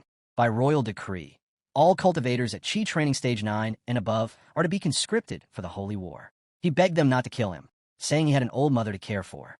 The Shadow King looked on, whispering that if even Qi Training cultivators are being drafted, the situation must be truly dire. Another demon scoffed, asking why they don't just mine their own abyss instead of coveting the outer lands. Others mocked him, saying such words were like biting one's own tongue, something that could be punished by death. The scene shifts to the palace of the Umbral clan in the abyss. People were sitting in their places before the throne, their faces heavy with concern. They all shared the same opinion, that this holy war had cost them too much already. If it continued like this, the legacy of the Umbral clan itself would be cut off. They warned the King of Fangs that if he destroyed their ancestral grounds, how would he explain his actions to the clan? The King of Fangs himself was troubled, but he told them sharply to hold their tongues, because there was still a path left to fight. A bearded man shouted back, demanding what they should fight with. Those Meng pills from the envoys? Another elder countered angrily, saying that against humans wielding an immortal sword, those pills were ruthless. What use could they be? Suddenly, a gate appeared above their heads, and dark energy shimmered throughout the hall. From the gate, demonic entities stepped forward, laughing coldly as they listened to one man mocking their pills as useless. The King of Fangs was startled, his voice trembling as he barely managed to call them divine beings. Bowing low, he begged them to spare him, insisting the pills were fine, but it was the humans who had used an immortal weapon. He said they had been mauled on the battlefield and asked desperately how he was supposed to respond. One of the demons told him that he must continue sending warriors from the 100 Abyss clans without hesitation and without looking back, because there was no other choice. Finally, the King of Fangs raised his head and retorted. He said they might be abyssal partners, but they were not vessels. If needed, they could end this deal and cast the demons out. The demon sneered, saying slaves daring to raise their hand against their masters was laughable. Did the King of Fangs really think this abyss was ruled by his kind? The King of Fangs was shocked and demanded to know what he meant. The Umbral clan had led the abyss for generations. If not them, then who? The demon lifted his cloak, revealing his form, a twisted yet human-like demonic figure. He said it was about time these mongrel slaves remembered what their true master looked like. At once, every person in the hall was struck by his overwhelming pressure, something deeper than any innate aura, as though it was carved into their blood itself. Unable to resist, they all fell to the ground and bowed, trembling, asking who these beings were. The demon explained that the abyss was only a pocket world their nether ancestor had carved out long ago. Generations of bloodlines had been branded, and all of them were nothing but slaves to the nether clan. The King of Fangs seethed in anger, but could only ask questions silently in his mind. They had ruled the abyss for ages, yet now it seemed they were mere pieces on a game board. The demon continued, saying that when Kunlun convulsed in ancient times, their ancestor led them beyond the veil, and now they had returned as kings. He told the King of Fangs that his only duty was to sacrifice everything for the return of the Nether Clan to Kunlun. Sweating, the King of Fangs asked if that was why they were pushing the Stargates at all costs. The demon confirmed it, saying the Stargates were Kunlun's throat. He raised a thin purple light filled with mana, energy rippling from it, and explained that anything passing through a Stargate was cleansed and approved by Heaven's will. Otherwise, it would be erased. The King of Fangs asked why they had chosen to return now. The demon turned to him and replied that Kunlun was about to awaken. Treasures would surge like tides, and immortal changes would reshape everything. In the end, Kunlun would regain its ancient glory, and the Nether Clan would reign as its lords. The King of Fangs muttered bitterly, saying, so that was the reason. But then he brought up that a man named Yi had used an immortal weapon to slaughter their king. They had been gutted by that strike and had no answer to such a blade. His men added an agreement, saying it was true. Back in Gong Prefecture, one sword had wiped out their entire assassination corps. The demon scoffed, explaining that an immortal weapon required true immortal power to fully awaken. That man had not reached such a realm. What they had seen was at best a tenth of the weapon's power. The King of Fang's jaw dropped in disbelief, thinking if that was only a fraction, then if unleashed fully, wouldn't the very sky be split apart? The demon went on, saying they had come to bestow upon him a relic designed to kill the man named Yi. He raised his hand, revealing a relic glowing with dense purple fire. The flames looked like they burned through the soul, and just looking at it made one want to kneel. The King of Fangs stared at it in shock, trembling at the sight, thinking to himself, what kind of taboo relic had they brought into this world? The demon handed him the relic, and said it was the soul-devouring lamp. Once its seed was undone, its abyssal power would ignite a flame that consumed souls. Even a true immortal would have their spirit burned to ash. As the King of Fangs held the relic in his trembling hands, the demon added coldly that the human factions already had agents working among them, and he must cooperate with them. With this lamp, would he not fall? He was nothing more than a candle waiting to be snuffed out. The demon's voice echoed further, declaring that soon immortal relics would flood Kunlun, and those wise enough would grasp the chance. When the Nether Clan reclaimed their homeland, the humans who served faithfully would share in the demon's path to immortality. The King of Fangs lowered himself to his knees, his head bowed deeply. With solemn reverence, he swore on behalf of the 100 clans of the Abyss that they would march through fire for the Nether Clan and await their lord's return to Kunlun. As Kunlun stirs back to life, immortal omens rise in every corner, relics fall like stars, and sects tremble as they fight to seize these changes. Peace treaties shatter, mighty powers clash for resources, and the world slips into blood-soaked chaos. Beneath revival lies only endless slaughter. Back at our hero Xinyuan's sect, he is always chill with his disciples, and Hong, as usual, holding the sneaky grudge against him. Suddenly, the sky crackled with surging blue energy. Mousa panicked and clung tightly to Yi, trembling in fear. Yi gently tried to calm her, saying that he was right there, and she did not need to be scared. Meanwhile, Hong was bursting with excitement. He instantly recognized this as an immortal omen, a supreme relic about to reveal itself. Our hero asked him what relic he was talking about. In front of their eyes, a blinding light shone from behind a mountain. Hong felt certain that this was a relic of unimaginable scale, one never before seen. A mighty figure then appeared in the sky with thunder roaring all around. The figure declared himself as the lord of the fallen immortal isle and announced that in 10 days a trial would begin. Whoever survived would earn the reward, and the final victor would inherit his mantle, becoming the new Isle Lord and gaining every cultivation resource the immortal Isle contained. He commanded all to live well and protect Kunlun. Hong immediately realized that whoever seized this legacy would rise to become a supreme immortal. He looked back at Yi and found him strangely uninterested. The thought disturbed him because if he actually claimed this legacy, it would become a problem beyond measure. Yi only muttered that it was boring, saying the trial disturbed his nap, and that compared to the rewards from his system, such legacies were scraps. Still, he admitted the relic might tie into the schemes of the Abyss. Just then, his system delivered a new notification. The new sign-in location was revealed as the Fallen Immortal Isle. To complete, it would grant vast golden fortunes. The system explained that golden fortune had 6 tiers. Even a shred of it would be enough in the mortal realms to build dynasties, and in the cultivation world to stand as a fearless sovereign. Our hero thought about how heaven-defying such fortune must be. He glanced at Hong and remarked that impatience would never lead to ascension. Hong accepted the lesson, but inside he was unwilling to be left behind forever. He finally confessed that he had hit a bottleneck and needed this opportunity. To show his resolve, he even vowed that if his master granted him this chance, he would serve humbly for a whole year by washing his feet. He laughed inwardly, realizing how desperate Hong truly was. Normally, he would reconsider such words about serving, but since a quest was already in play, he decided to allow it. He told Hong that if he was so eager, then he would take him along, and his brother as well. Hong bowed in thanks, but deep inside he knew this was the decisive moment. It was do or die, and he vowed that he would rise again. The scene shifts to 10 days later at the Fallen Immortal Isle. Crowds of cultivators gathered, whispering among themselves. Some marveled that whoever said Arzu was backward was wrong. Its chi density now outclassed Qingzhou. Others agreed, saying this place was nothing like before. One man remarked that times had changed, warning the younger disciples beside him not to cause trouble here. He pointed toward a cultivator from Arzu, and the youngsters quickly nodded, agreeing they wouldn't dare court death. At a nearby cliff, Chen stared down bitterly, thinking how Arzu now shone brighter than Qingzhou while his own name lay in ruins. Once he felt ashamed of being from Arzu, but now, as it thrived, he alone carried disgrace.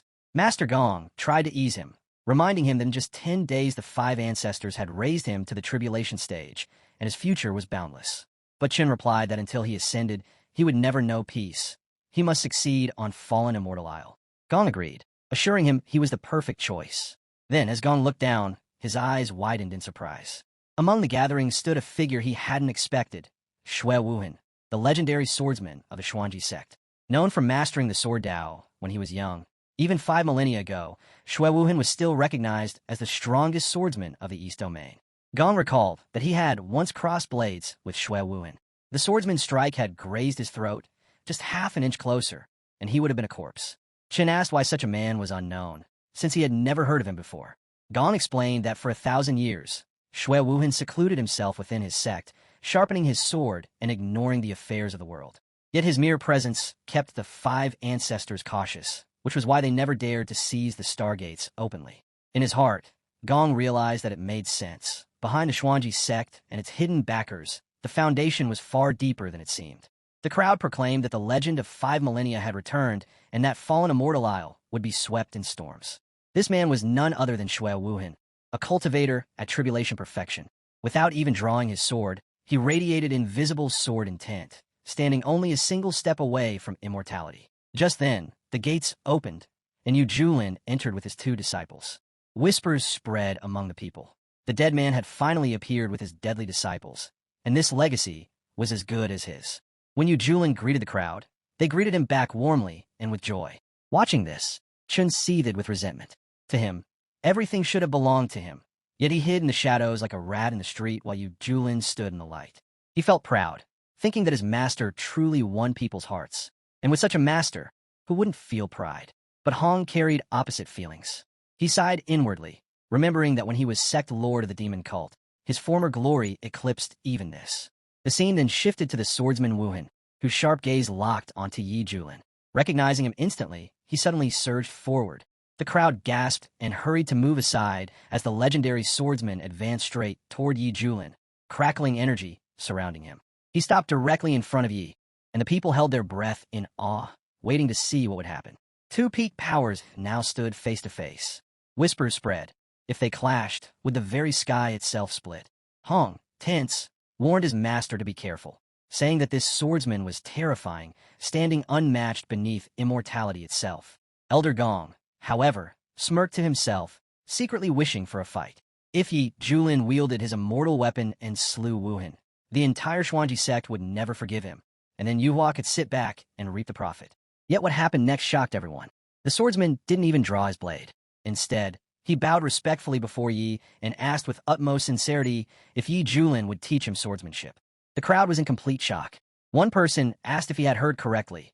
The East Domain Swordmaster was asking Senior Yi to teach him. Another muttered in disbelief, wondering if this wasn't the aloof and untouchable sword immortal. Hong, however, looked disappointed and thought that it seemed the man's face changed as fast as yes. Li countered that only Master Yi had the weight to make a living legend bow his head. On the other hand, Gong was utterly baffled, muttering that the sword master must have lost his mind. Why would someone of his stature lower himself before Yi Julin? Our hero hesitated before asking what made the young sword master think he needed Ye's guidance in the way of the sword. Wuhan replied respectfully, saying that Ye's strike in Gongzhou, the blade that split the skies across 14 provinces, was the true sword of Tao. For 1,000 years, he had sought the path, but had never seen such mastery. Surely, he said, Yi could guide him. Yi recalled that Wuhan was referring to the recent incident and dismissed it, saying it had been nothing more than a spur-of-the-moment swing and nothing that could be taught. But Wuhan refused to accept such modesty and begged sincerely for guidance. Annoyed, Yi snapped back, demanding to know who Wuhan thought he was. He declared that if he said he could not teach, then he simply could not, and told him to stop yapping. Chen was stunned, unable to believe that the white-clad sword immortal was being treated with such disdain. He worried that if Wuhan really lost his temper, the result would be disastrous. Wuhan, however, explained that he had honed technique for millennia, yet his sword heart had remained veiled in fog. Only upon witnessing Ye's sword had he finally understood what breaking through truly meant. He could not afford to let this chance slip away, even if it cost him his life. His expression hardened, and the onlookers gasped, thinking that Senior Wuhan might be about to draw his blade. But instead, Wuhan lowered himself further, bowing deeply and begging Yi once again for instruction. The entire crowd froze in disbelief, unable to imagine the proud, white-clad sword immortal humbling himself to such a degree. Yi cursed in frustration, demanding if he wasn't sick of begging and repeating once more that he could not teach. Still, Wuhan insisted, convinced that Yi was only testing his sincerity and resolved to endure until the end. Li whispered that such devotion showed the true nature of a sword maniac who could abandon all pride for the Tao. Hong scoffed, saying maniac was too kind a word. It was more like a stalker, as he had never seen someone so clingy. He himself thought bitterly that this man was stuck to him like glue. He could not teach swordsmanship, for all his skill came from the system and its graded rewards. Yet Wuhan persisted, humbly asking for even a single pointer. At last, Yi relented and said that if Wuhan was truly sincere, he would give him one. Overjoyed, Wuhan bowed and thanked him profusely. Yi then picked up a stick and said that Wuhan must watch closely, for all of his sword comprehension would be woven into the word he was about to write. Whether Wuhan could grasp it or not would depend on fate. Wuhan trembled with excitement, eagerly awaiting to see what kind of word could possibly contain Senior Ye's sword Tao.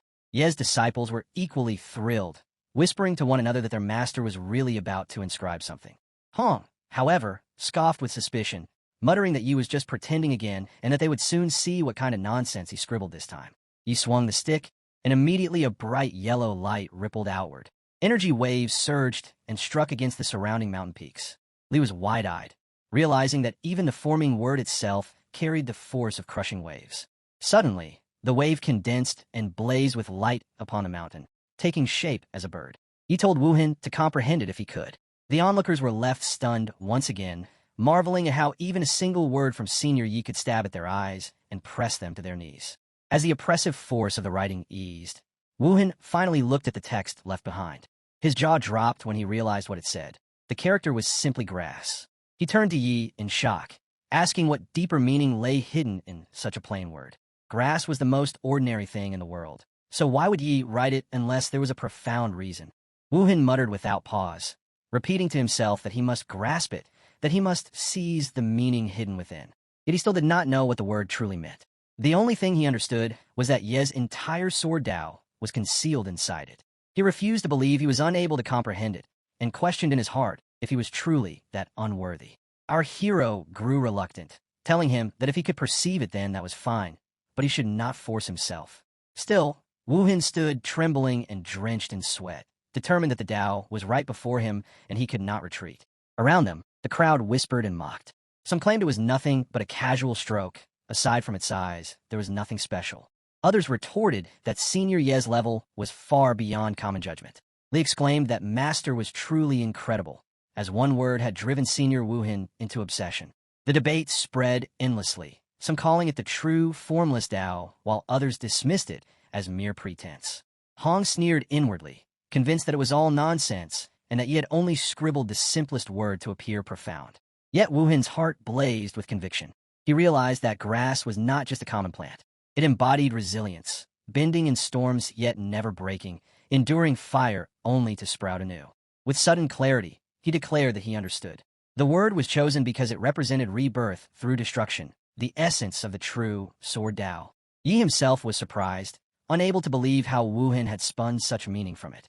At that moment, his eyes narrowed as the sky above darkened and crackled with purple energy. He leapt into the air, stunned that this man was summoning tribulation from a single word.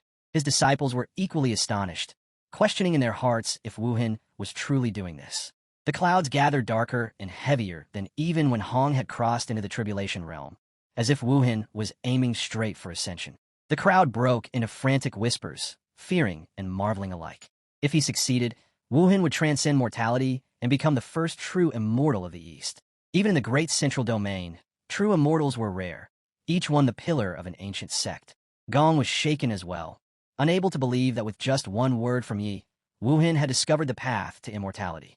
People began to wonder who Yi truly was. Chen's heart sank with bitterness, for he believed he was supposed to be the chosen one. Yet someone else had surpassed him. For Wu Hin, there was no hesitation. 1,000 years of stagnation had shattered in this single instant. The thunder of tribulation loomed above, and he knew it was the perfect chance to temper his sword anew. He lifted his blade high and roared to the heavens that his sword, once broken in despair, longed to be reborn. He would temper it in tribulation fire and carve his immortal path this very day. His sword pierced the skies, colliding with the storm. A brilliant light exploded on impact, and his roar echoed across the realm as the heavens themselves split apart. Radiance flooded down like a tide, engulfing all who watched. Even Yi was taken aback, marveling at the sight of Wu Hin stepping across the boundary. The man's soul turned golden, his entire essence blazing with bright yellow light. Wu Hin trembled in awe as realization struck him. This was what it felt like to become an immortal. Wu Hin observed as the spiritual power within his body transforms into a pure immortal efflux, condensed like starlight and flowing like a great river. Each cycle resonates with heaven and earth. He draws his sword and slashes it hard toward the ground, declaring that this kind of power is 10 times greater than before. The ground practically splits into two, stretching miles away and reaching a depth close to a kilometer. A single casual strike like this could split a mountain for miles. He realizes this sword now carries 70% of his former full power. The gap between mortal and immortal is not just a realm, but the difference between heaven and earth, cloud and mud. Meanwhile, Li is completely stunned, wondering if this is the true power of an immortal. It feels as though Wu Hin could kill a cultivator undergoing tribulation with just a casual strike of his sword. Yet, this true immortal was enlightened by his master, something no one else could achieve. The other onlookers congratulate Wu Hin on ascending to immortality, remarking that no mortal deceit can now touch him, and every gesture shakes mountains and rivers. Hong, pressing his teeth and drenched in sweat, realizes that Wu Hin truly ascended and wonders if that grass collector had really hidden a profound Tao he couldn't perceive. Soon, people begin whispering among themselves, saying that Wu Hin became an immortal after being enlightened by Senior Yi. First, that blade tore apart Gungju and 14 states, and now a single word has birthed a true immortal. They begin to question who Senior Yi really is. Elder Liu observes quietly, pondering whether Senior Yi could truly be an ancient immortal in hiding.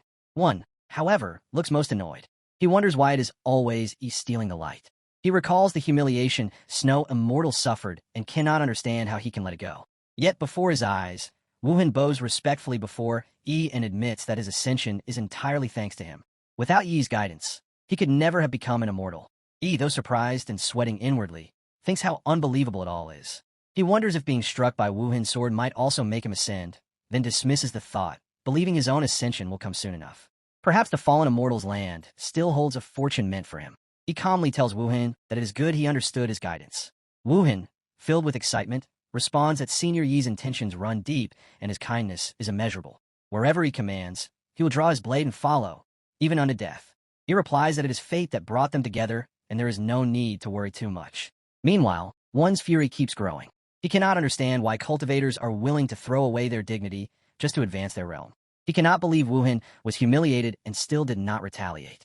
Elder Lu, too, is lost in thought, realizing that with Xuanji's sword sect now housing a true immortal, Yuhua sect's plans may collapse entirely. In the fallen immortal's land, if it comes down to either one or the eastern domain's dominance, it may already be lost. Suddenly, a transmission beam descends from the sky onto the mountains with blinding force. The cultivators rush toward it in excitement, realizing that the Iceland has opened and they must reach the beam at once. But as they draw near, a powerful barrier blocks their way. One of them, already in the tribulation realm, shouts in frustration at being barred from the trial, calling it absurd and unfair that even new ascendants are allowed while others are left out. Desperation fills the air as they beg the great immortal to let them in, slamming their hands and weapons against the transmission beam in vain. Li quietly observes the chaos and notes how strange and stranded the situation feels, while Hong calmly remarks that it must depend on each cultivator's potential. Those without value simply aren't qualified to enter the fallen immortal Iceland. Then, along with our boy, they also leap toward the beam, wrapping up their conversation as they charge ahead. Elder Lu says to one to go ahead. As they rush ahead, he says he knows his own potential, that this change isn't his to claim, but they all carry the hopes of their people. One clenches his fist with excitement, promising Elder Lu that he won't fail and telling him to wait for his return as the master of this island. Hong steps into the dimensional portal, thinking that it finally begins. Though his master acts indifferent, he's certain the old man still has a few tricks hidden. As he looks down, he realizes that with a true mortal among them, this trial is destined to descend into chaos. The notification echoes his thoughts. Hong once believed this was a contest for fortune, but never imagined it would become an unprecedented trial. The scene shifts to the fallen immortal Iceland, where those who couldn't enter the transmission beam watch helplessly from below. They gasp in confusion as their cultivation suddenly drops, suppressed all the way down to the chi refining stage. Some panic, unable to understand why, while others whisper that it might actually be a good thing. After all, if not for this restriction, who could possibly compete with the snow immortal? Meanwhile, inside the transmission beam, Li thinks this feels exactly like what they saw back in Medicine King Valley. Hong, scanning the surroundings, reasons that the rules of the realm are at work, likely set by the fallen immortal's former lord. Our boy smirks at Wuhan, fine with everyone being equal now, though of course he feels excluded and he laughs inwardly because this way even Wuhan will not be a threat to him on this island. Wuhan's thoughts are strained. He finally ascended yet is now beaten down to this, but it does not matter so long as he holds his sword, for he fears no one. Suddenly a mountain cracks open and wind blows out as the mountain tears further apart, revealing a blinding light from the core. Someone shouts that the trial is about to begin. Li wonders what the light is, and they soon see a shining, plane dimension appear before them, veiled in clouds. Within it, different pieces of equipment float in the air, surrounded by mana of various colors. The cultivators receive instructions. Each must roll the dice and advance according to the number. Various unexpected rewards trigger along the way, and they can advance to the next level if they reach the finish line before the hourglass countdown ends. The trial is safe. Lethal threats will teleport them out. A hero thinks then this trial must be a fortune. Suddenly, from a time-like device stars, and multiple dice appear in front of all cultivators. The hero realizes it is a test of destiny. Hong says time is short and urges everyone to begin. Since this is a contest of luck, he is confident he will not lose. But the hero is more confident than ever, knowing he must handle the dice. So he immediately awakens his system and asks where his golden fortune is. The system pops up a congratulations, saying he reached a signing site, and the reward is a vast golden fortune. The hero knows even the golden fortune dice will bend to him. He looks at one standing behind and plans to play dirty, thinking this will be a fun game after all. Meanwhile, Wuhan's dice rolls, and he moves with speed, noticing that the light barrier isolates each roll so no interference can occur from other cultivators. When he opens a chest and grabs a paper, his face turns troubled. He is shocked to find a task to perform a monkey dance for 10 breaths to gain 70 steps forward, refusal meaning forced back to the start. He stands silent, unable to understand what just happened, and crushes the paper in fury, thinking such humiliation that he is a sword immortal not a clown. But turning back would leave him far behind. As he looks back, someone compliments a lady's flawless dance, calling her a peerless beauty, yet little do they know it is Hong, who without hesitation dances. Wooing grows even more annoyed that the task seems so easy, calling it unfair. Lee thinks his brother Hong actually put on palace robes to dance, and that this must have completely broken his inner pride. Meanwhile, Hong is more furious than any of them because dancing in palace dress for 10 breaths grants him 80 steps forward, and refusal means being stuck here for an hour.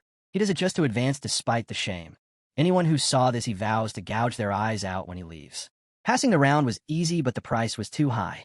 As he steps ahead, he curses the hero, telling him he better not have seen this disgrace. Looking back, he wonders why the hero is still standing there and what he must be plotting. He rolls his dice again, saying it does not matter if he wastes time, first place will be his. Wooin watches Hong rushing ahead and gets annoyed, muttering that the red-clothed woman just crossed an enormous distance in one step. He refuses to fall behind out of pride. Though furious over the humiliation he's about to endure, he forces himself to start dancing anyway, moving awkwardly with the strangest steps he knows. Seeing him, several cultivators burst out laughing, wondering what the sword immortal is doing and joking that he's acting like a monkey. Another warns them to keep quiet, afraid the senior might turn back for revenge, but Woohin reminds himself it's only a trial and he can't let it shake him. Meanwhile, one grows angrier still, his forehead pressed to the ground as he kowtows step by step. The onlookers soon realize he's the saint child of the Feathering Gate, shocked to see someone once so proud reduced to this.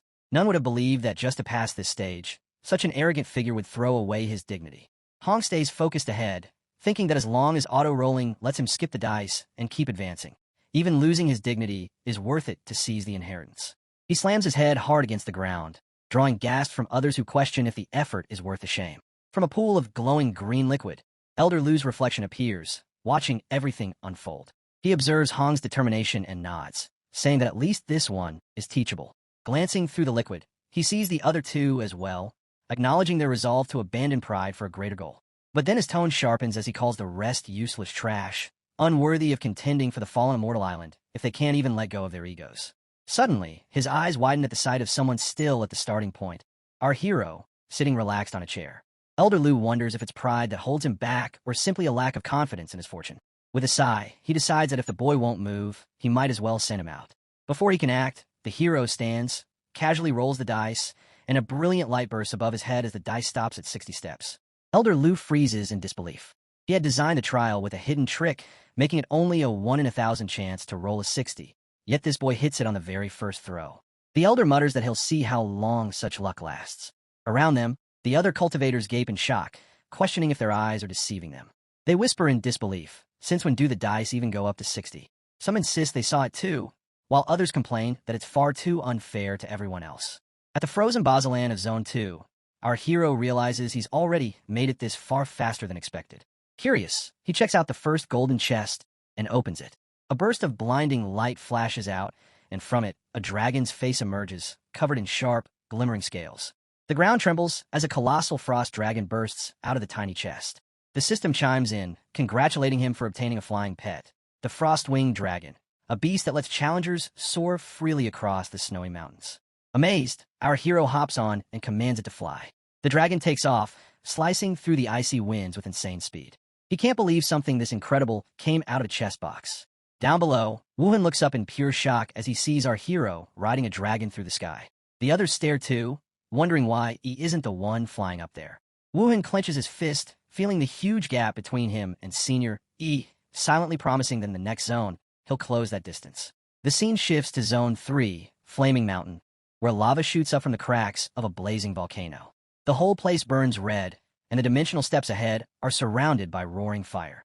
Some disciples struggle to move forward, complaining that the heat is unbearable and they might pass out any moment.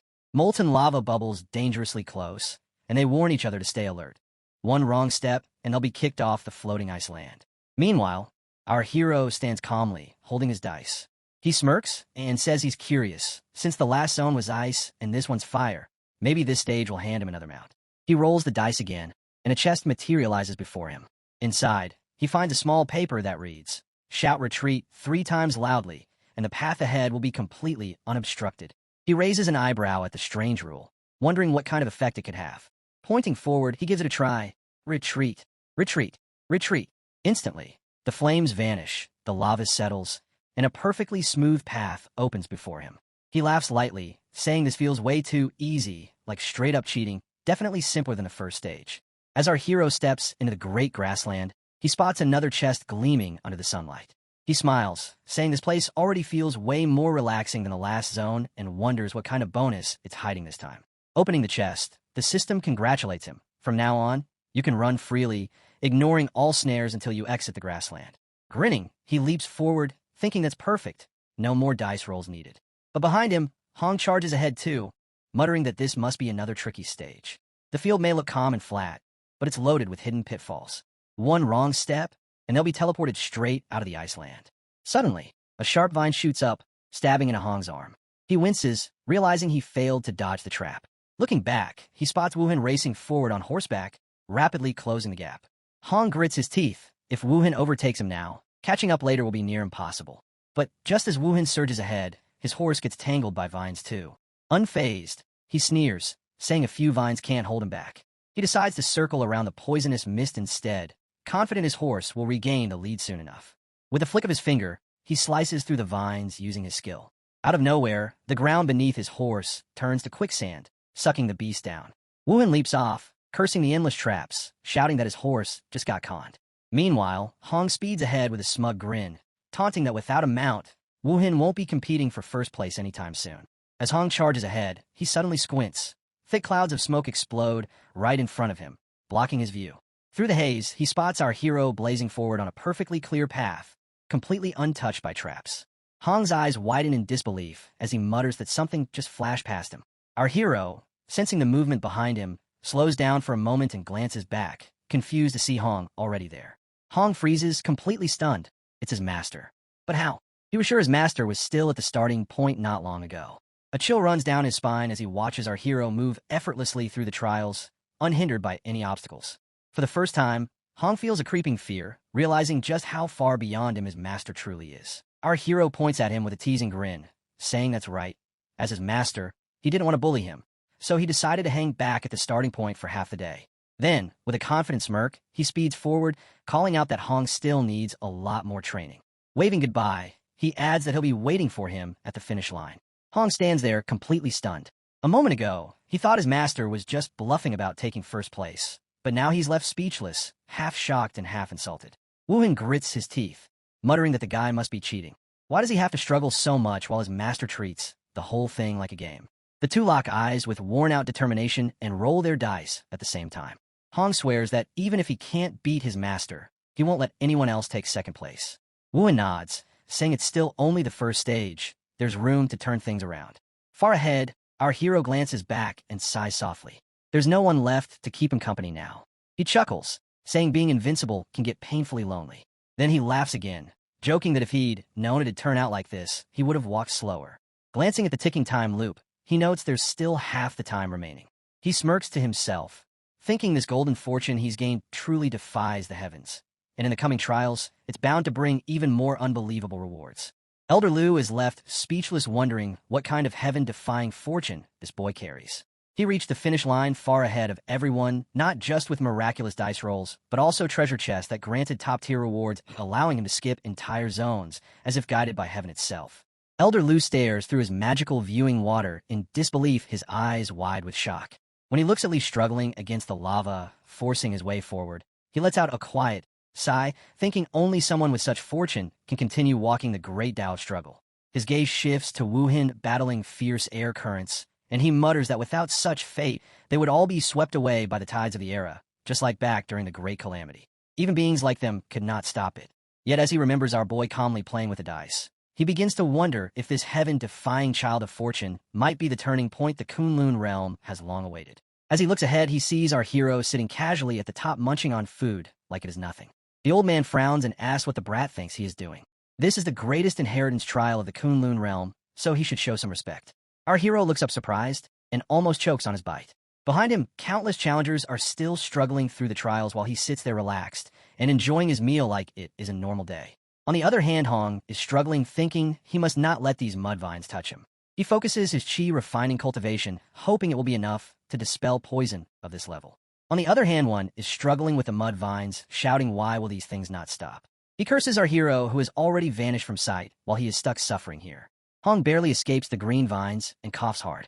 When he looks up and sees our boy munching on food, he gets even more annoyed, thinking, does his master believe he is some kind of immortal lizard pig? He's just sitting there so carefree. Hong grumbles that he almost lost his life, and this guy still has time to eat. How is that fair? Our hero glances at him and asks if he is hungry, saying he has an extra skewer. Hong quickly replies respectfully to his master, while thinking, just keep acting though, you will suffer later. Later, the rest of the cultivators finally reach the finish line, covered in bruises and burns. They're stunned to see our boy sitting there still munching on food. They whisper that Senior, he not only breezed through the trial, but even had time to eat along the way. His composure feels completely out of reach for them.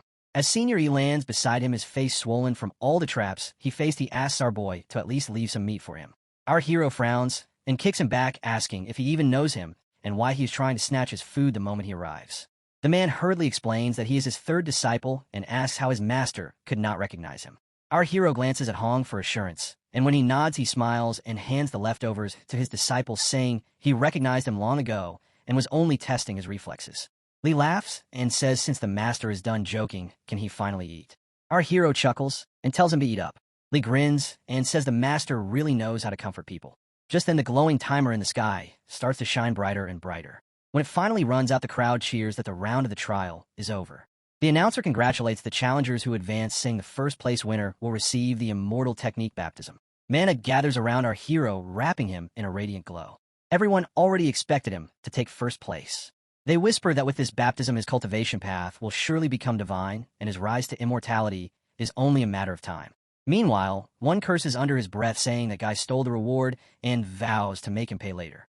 Our hero stands calmly with his arms spread wide, while he behind him asks why he looks so indifferent despite such a huge immortal opportunity. Another cultivator mutters that outside this kind of fortune would spark a heaven-shaking battle, yet Senior, he remains unmoved. They whisper that he might be someone who can enlighten two immortals with a single word, and that even greater fortune must be waiting ahead. Our boy hears the cultivators whispering behind him, so he thickens his mana, and the buzzing energy spreads across the area. He feels a rush of shock, realizing this immortal technique baptism is insane. His whole body overflows with power and excitement. Elder Lu glares at him, calling him a brat, and says this baptism is something countless immortals fought for with their lives, while he stands there acting half-hearted. Furious, he shouts that if the boy is so arrogant, then he should hurry and start the second trial and see how long his luck lasts. Suddenly, a massive mountain splits open and yellow light bursts out. A notification appears announcing that the second stage has begun and all challengers must proceed to the next location. Blue portals open one after another, and the voice instructs everyone to enter their projection space in order. The longer they survive inside, the higher their chance of victory.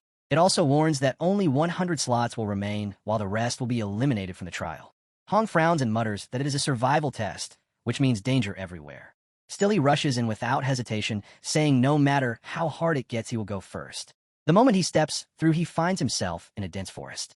His hands are empty. He looks down and sees the body of an old man with no trace of cultivation.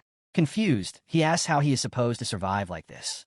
The notification rings out again, saying the challenger will take the role of an ordinary old man and must survive in this beast-infested mountain until he dies by accident. Lee groans in frustration, shouting that it must be a joke, then takes a breath and laughs at himself, telling his nerves to calm down before the trial even starts.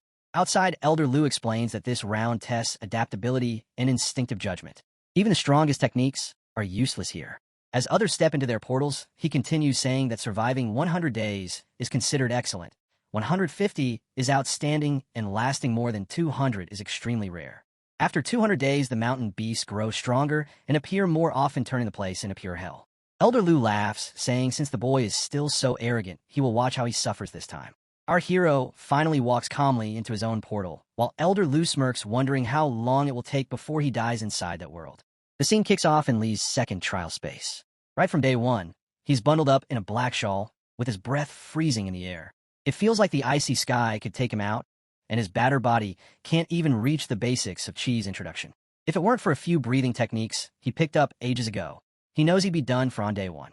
Struggling with the little food he has, he grumbles about how even the meager fruit he finds barely fills the gaps in his teeth, but he decides to eat it anyway to stay alive. While munching, memories of his past failure haunt him, and he swears he'll make things right this time. He promises himself to hold his head high and survive at least 100 days. On day 2, he's by a stream, scooping up water in his hands and taking a sip, only to spit it out immediately because it burns like poison. Frustrated, he grumbles that the trial feels more like a death trap than a challenge. But even amid his anger, determination sparks in his eyes as he vows to figure out how to make it through and earn back his masters' respect. By day 10, hunger and fatigue are pulling him down, but he charges after a rabbit with fierce determination. He remembers the brutal training he endured with a blade to avenge his sister, pounding stone until his hands bled, never backing down. Compared to that kind of pain, this struggle is a piece of cake, and he pushes through it with grit. After another 10 days, he's protecting a small stash of food, telling himself that every bite means survival and that he has to guard it if he wants to make it to 100 days. When the 50th day rolls around, Lee finally grips a stone sword he made himself. It took him 50 days of grinding 2 ores each day, but now he holds the weapon firmly, promising to fight until the end. The 100-day milestone is feeling pretty close, and he believes this one will bring back his master's pride. By day 88, his muscles had toughened up, and his once weak body was now the result of non-stop struggle. As he takes a moment to rest, a snake casually slithers by. He feels a rush of triumph, thinking he's almost there. But then, out of nowhere, the snake strikes, its fangs sinking deep into his skin, and pain shoots through him. He screams in shock and agony, realizing that after all he's been through, he might actually die at the finish line. Fueled by rage and desperation, he grabs the snake, determined to take it down with him. As his strength diminishes, he murmurs his apologies to his master, wishing he could have shown he was worthy. When he finally passes away, his body reverts back to how it used to be, and his last thoughts are filled with regret, cursing his own weakness and wishing he'd had the foresight to see danger coming. Around him, the spirits of other fallen challengers share their tales. One tells about surviving 88 days before a snake ambushed him, yet he managed to kill it first. Another shares that he made it 160 days before lightning took him down during his trial. Lee listens, captivated, understanding just how tough this whole challenge really is. Our hero asks Woohin how he died. Woohin lets out a bitter laugh and says his life ended in shame, struck down by lightning. He thought he had overcome tribulation, yet ended up lying dead here anyway. He lasted only 160 days. Lee blurts out in surprise that lasting 160 days is incredible and praises Senior Woohin. But our boy just tilts his head and asks if that's really considered long. Lee tries to explain that it's extremely difficult to survive that long. Woohin agrees, saying that inside the trial it's crucial to stay cautious since all cultivation is stripped away. Our hero grins, saying that doesn't sound exciting enough, then steps toward the blue portal ready to see what kind of trick his golden fortune will play this time. Then, he walks right into the glowing space. From day one, Yi Junlin feels like he stepped into a whole new world. The air is fresh, he's really hungry, and the cold hits hard. Remembering survival shows, he figures he should find food and somewhere to crash. When a rabbit hops into view, he can't believe his luck and goes after it, surprised when it practically jumps into his arms. He roasts it over a fire and thinks a little honey would make it even better. Just then, a bear barrels past, buzzing with bees. Spotting the honey, Yi Junlin laughs and drizzles it over the meat, calling it amazing. After chowing down, he heads out to find a place to stay and stumbles upon a cave by a lake. He names it his golden fortune and gets comfy. The next day, fishing is a breeze, and he jokes that the fish are just waiting to be caught. Each day brings him more food and comfort, making him think this challenge, meant to push him, has actually turned into a chill getaway. He even plants some crops outside the cave and settles into a laid-back routine, enjoying his peaceful life. After 200 days, the other trial takers start coming back one by one. Lee is impressed by how tough they are, especially Brother Hong, who managed to stick it out for 206 days. Hong talks about how, after the 200th day, the beast started mutating, getting stronger, and teaming up, which made it impossible to get any rest. He says he could have gone even longer if it weren't for an ambush. Lee's all about praising his strength, but Hong just laughs it off, wondering where the heck Yi Junlin is. Lee's all about praising his strength. Hong says they just don't get it. He could have lasted way longer if the mutation hadn't hit out of nowhere. He remembers being ambushed, completely surrounded by a bunch of mutated wolves, the kind no normal person could survive against. Still, he managed to reforge his body using demonic arts, and thinks that if he'd been a bit more careful, he could have made it another 100 days. After that, he turns to Lee and asks about their hero, wondering why he hasn't come back yet if Hong was the last one out. Lee quickly explains that the master went in much later than everyone else, and hearing that, Hong nods, letting out a small sigh of relief as he thanks him. Hong thinks that the man usually spends his days lazing around, eating and drinking without a care, and now he must be suffering miserably inside. He imagines him hiding every day just to find a single bite of food, and the thought almost feels satisfying because, to Hong, it serves him right. He knows the trial grows hellishly difficult after 200 days, and he is certain there is no way that man will endure for that long. In Hong's mind, it is only a matter of time before he crawls out in shame, and when that moment comes, Hong intends to be there, waiting to laugh at his downfall. The scene kicks off in the trial space on day 200. The boy is sitting among heaps of flowers, feeling pretty relaxed as he thinks about whether he'll just keep living like this until his oil runs out and his lamp goes dark. Then, he notices the sky has changed. It hits him that it's exactly day 200, and he feels like something is shifting in the trial. His eyes land on a bunch of sticks scattered near a tree, and he's surprised when he realizes the rabbit must have mutated. He's impressed by its strength and thinks that if he were a wild boar, that rabbit could have easily snapped the tree in half, leaving him without his regular meals. Before he can wrap his head around what's happening, a tiger suddenly turns his way. He's caught off guard. In the past 200 days, he hasn't seen anything as fierce as this. As the tiger charges at him, he braces himself and thinks it's finally time to use the old wooden spear he used to see as a hassle. Feeling a bit lucky, he figures there's no need to be scared of a wild tiger. But just as he's about to make a move, another animal jumps out from behind the tiger and starts attacking it. He stands there, stunned, as the two beasts go at it, clashing with raw, brutal force. Their fight gets so wild that the ground shakes under them. The boy can't take his eyes off it, thinking it's way more exciting than a 3D movie. When both creatures finally drop to the ground, bruised and bleeding, he steps in closer to take a better look. He imagines how the bear's tough skin would be an awesome winter coat, and that the tiger's striped fur would make a cool rug for his cave. Holy Cow watches from a distance, totally blown away by the boy's luck and wondering how he keeps getting so lucky despite being so reckless. While all the beasts are busy fighting each other, the boy always manages to scoop up the fisherman's profits. But Holy Cow knows that as the beast tide gets closer, this luck won't last forever. Before long, a bunch of animals with glowing eyes comes out from the shadows. Holy Cow squints, curious about how the kid will handle this next surprise. Just then, the ground shakes, and the kid jumps up, totally caught off guard by the tremors. He spots the creatures gathering around his place and can't help but mumble, half in disbelief, that it feels like they're all showing up for a party right at his doorstep. As the beasts growl and move in closer, Holy Cow just watches, waiting to see if he'll make it through. Suddenly, he hears a soft voice calling out, "Grandpa." He freezes, totally confused by the sound of kids' voices in this lonely, challenging place. When he hears it again, he starts to wonder if it might actually be the famous Halua.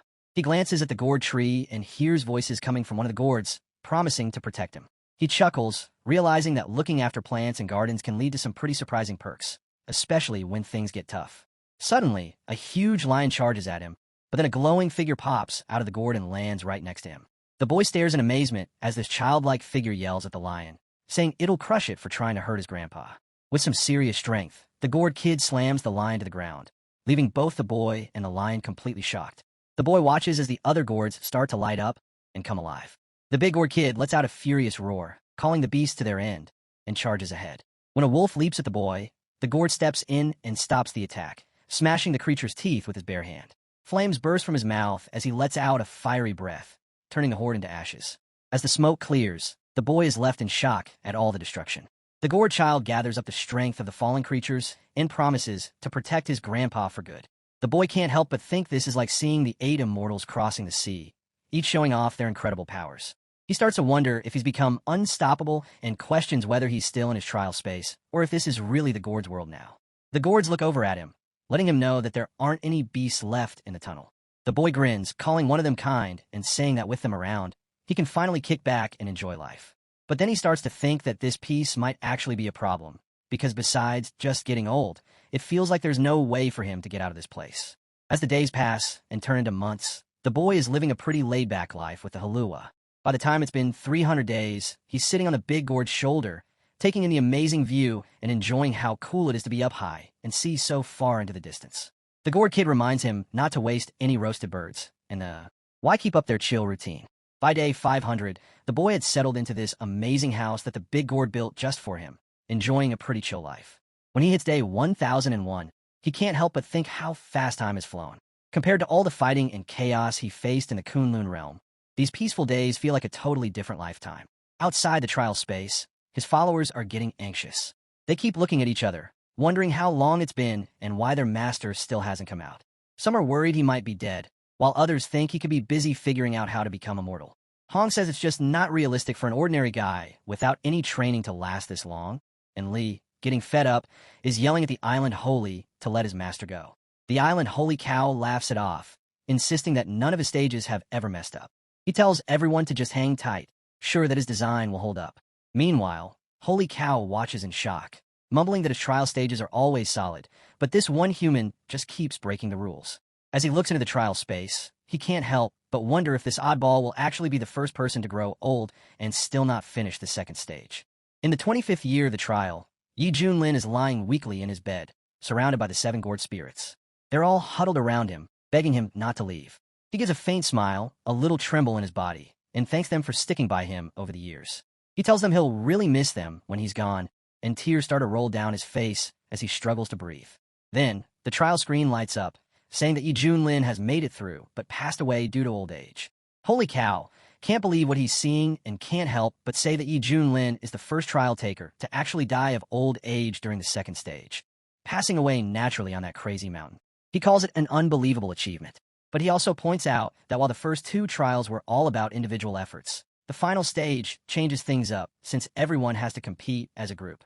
He's curious to see if Yi Junlin can keep pulling off these amazing feats against all odds. Yi Junlin steps out of the glowing light, looking totally calm, while everyone else looks shocked.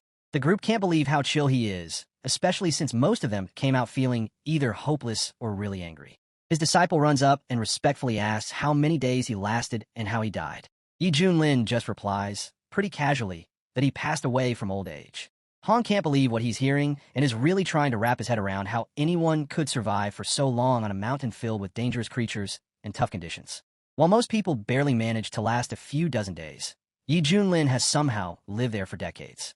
Shui steps up and politely asks if there's some secret trick to this unbelievable survival. Yi Junlin answers that the secret is pretty simple. Just relax, take care of some flowers and plants, and soon enough, 7 magical gods will show up to help you conquer the mountain, letting you live a chill and easy life. The crowd looks around, totally confused. Hong raises his eyebrows, seriously unimpressed that anyone could keep it together enough to grow plants in such a crazy place. He starts to think that Yi Junlin might be hiding something, and that those gourds could actually be magical treasures. It hits him that the real challenge of the second stage isn't just about surviving. It's a test of how you handle your mind. Shui catches on, too, and says that they've all been going down the wrong path from the start. Holy Cow chuckles, realizing that Yi Junlin has pulled one over on the whole group again, but he decides to go with it and gives him the reward for finishing the second stage. As this divine light shines down, everyone watches Yi Junlin's vibe boost. Li quietly thinks that getting the blessing of 2 immortal arts back-to-back is bound to up his master's chances of immortality and set him up for a smoother future. Meanwhile, Hong is fuming, grinding his teeth in anger that Yi Junlin snagged both rewards for himself. Yi Junlin isn't impressed at all, thinking how pointless these so-called gifts are if his opponents keep getting stronger, just like him. The others take his expression the wrong way and whisper that he must be trying to be humble and low-key. Even Holy Cow looks a bit annoyed by Yi Junlin's indifference, wondering why the kid acts like these awesome gifts mean nothing to him. Finally, Holy Cow claps his hooves and kicks off the final stage, claiming it to be his best and most creative trial out of all the heavens and realms. A blinding light fills the space as he announces that anyone ranked below 100 is out. Li breathes a sigh of relief, glad to have made it this far, even if he didn't hit his goal. Hong teases him, saying he's acting like he still has a shot. Holy Cow then tells everyone to line up as they enter the passage to kick off the final trial. They step onto the glowing path, and everything around them shifts once again. As they walk, Hong shoots a glare ahead, completely focused on beating Yi Junlin in this final stretch. He's convinced that winning the inheritance of the fallen immortal all means taking Yi Junlin out, which won't be any more than just part of the challenge. Suddenly, the light dims, and a huge projection screen lights up. A voice fills the air, welcoming them to the projection world. It goes on to explain that to keep things fair, each participant can change their look and use a fake name to prevent any future revenge. The competitors watch their glowing screens as the voice carries on, saying they can pick where they want to drop on the island, which is packed with both riches and dangers. They'll need to scavenge for gear, potions, talismans, and techniques, or they can take down mutated beasts to get what they need. A spinning clock shows different areas like Ancient Sword Valley, Misty Jungle, and Frost Plains. The voice warns that as time ticks away, a lethal miasma will start to cover the island, pushing everyone to find safe zones or face death. The last person standing will become the inheritor of the fallen immortal isle. A buzz of excitement spreads among the crowd. Some people can't believe this trial is even a thing, saying it totally blows their expectations out of the water. Others joke that this is probably how immortals have their fun. Yi Junlin stands there in shock, Thinking this is like being pulled from a friendly game of Ludo into something crazy like Ark Survival Evolved, all while chaos unfolds around him. He can't help but wonder if Holy Cow is actually some kind of immortal gamer. Nearby, Lee can't resist the opportunity for a laugh. With their identities hidden, he figures, why not change things up a bit? He bursts out laughing and morphs into a stunning female version of himself, joking that someone as awesome as him deserves a killer look. As he finishes adjusting his appearance, he finds himself standing on a boat, cruising across the open sea. Holy Cow's voice booms again, announcing that the prep phase is kicking off and they'll soon fly over the island to pick their landing spots. The others burst into laughter at Lee's new look, poking fun at his weird choices. Hong shakes his head, teasing him about his bold transformation, while Shui warns that if anyone finds out who he really is, it'll be a permanent mark on his reputation. Lee rolls his eyes, insisting no one could figure him out as long as he keeps it under wraps. He changes into a new shape and grins, teasing everyone by asking if they can guess who he is. Someone bursts out laughing and says he must be a Lee, surprised that he's into something this weird. His eyes go wide, and he quickly snaps back that his surname isn't Lee and that they shouldn't talk nonsense. Hong steps in, acting all mysterious, saying he's the only honored one here and asking how anyone could have figured it out. The other guy rolls his eyes and says there's no need to be so dramatic. They're on the same side anyway. But Hong just smirks and says he never knew his friend had such a secret hobby, warning that if outsiders ever found out, it would probably ruin his reputation forever. The man scoffs, telling Hong to quit trying to scare him, and says there's no proof. He points out that a name floating over his head doesn't mean anything, and that as long as he denies it, no one will ever know who he really is. Meanwhile, on the other side, people are shouting because the light is so bright it's hurting their eyes. They're all wondering who the guy is, saying he's got such a plain face, but somehow still looks so punchable. Hong, squinting through the glare, mutters that the annoying aura feels weirdly familiar, and that just looking at the guy makes him want to beat him up. Then the Holy Cow's voice echoes through the air, announcing that Buji Island has been reached and telling everyone to pick their landing spots, as the final trial is about to begin. The trial area is packed with tension as tons of cultivators float in the air, each one scanning the huge landscape below. Everyone seems a bit lost, not sure where to start. Then, out of nowhere, Holy Cow's voice booms across the sky, reminding everyone one last time that they can't use any real-world cultivation techniques in this trial. All the skills and secrets have to be picked up from the specific spots set out for them, so everyone really needs to think about where to land. Wishing them good luck, the voice disappears, leaving the crowd in an awkward silence. Shui quickly says he's heading to Blade Valley, feeling good about his decision. Senior brother Hong shoots back, all cold, and isn't sharing his own plans. He makes fun of Shui for being so open about where he's going. Shui just laughs and jabs at him, saying Hong's just scared he'll lose. Hong comes back, saying that with Shui's basic skills, he'd never even get the chance to cross paths with him again. A girl shows up next to Hong and suggests they head to Red Brow Mountain together, saying they should watch each other's backs. Hong goes along with it, but deep down, he thinks only sheep travel in packs, while a real man goes solo.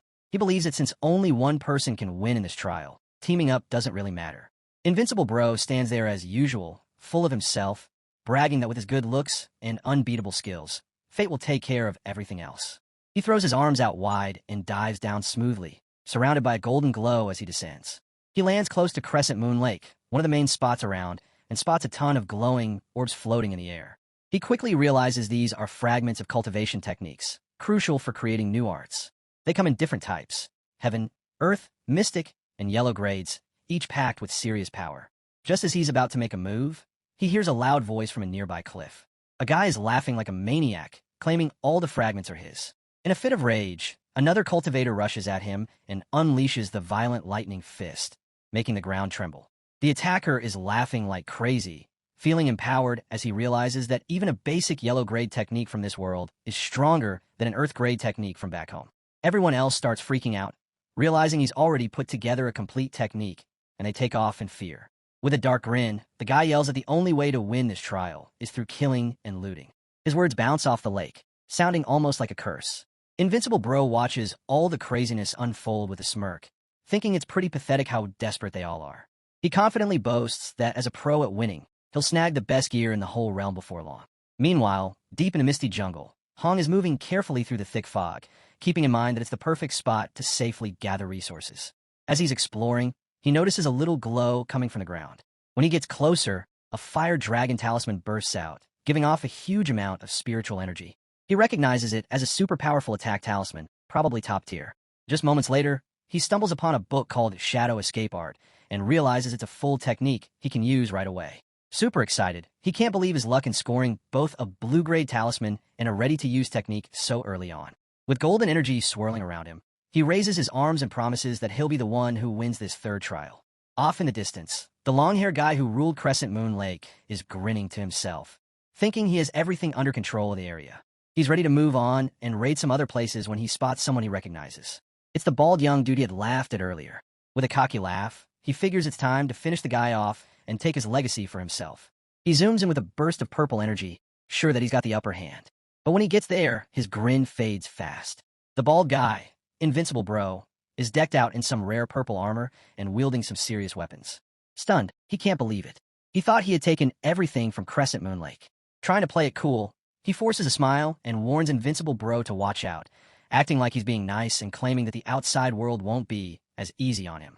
Invincible Bro grins and gives the guy a fake compliment about being kind. But before he can leave, he stops him and tells him a hand over everything he just stole. The long-haired dude freaks out, begging for mercy and promising to give up his stuff, but Invincible Bro isn't having any of it. He unleashes a blast of golden energy and knocks the guy down hard. Tears stream down the fallen man's face as he sinks into a glowing box. Invincible Bro strolls over to the box, sarcastically thanks him for collecting all the goodies around, and starts absorbing the energy. He then decides it's time to move on to new areas and walks away with confidence. Up above, Holy Cow is watching everything unfold and thinks that even though Invincible Bro has decked himself out in a full set of sweet purple gear, he's still got a long way to go to tackle the unique challenges on the island. Holy Cow's got a gut feeling that the battles ahead are going to be tough. Meanwhile, over in a far-off mountain range, 3 cultivators are chatting about Invincible Bro's crazy luck. One of them is really hating on his fortune. Another is griping about how cocky he is and remembers wanting to teach him a lesson, while the third is suggesting they just take him down to swipe his resources. They're all on board with that idea, but they're a bit freaked out by his purple gear. The guy dressed in red and green reassures them that there's still a way to get this done, if they nail his plan just right. Back at Crescent Moon Lake, Invincible Bro hears someone calling him. When he turns around, he spots a woman striding over with a ton of confidence. She teases him by calling him the Kidney King and mentions she's there to make a deal. Our hero curiously asks what kind of deal she's talking about, but she hesitates, saying it's pretty improper. Our hero's face lights up when the girl sweet-talks him, saying their identities in this virtual world might be fake, but their emotions are real, and she wants to trade something valuable. In return, he'll get what he needs. Our hero even remarks that having such a thing right there is a bit inappropriate. This baddie actually starts removing her clothes, telling him to stop being childish, since this sort of thing doesn't require a special occasion. Our hero agrees without a second thought.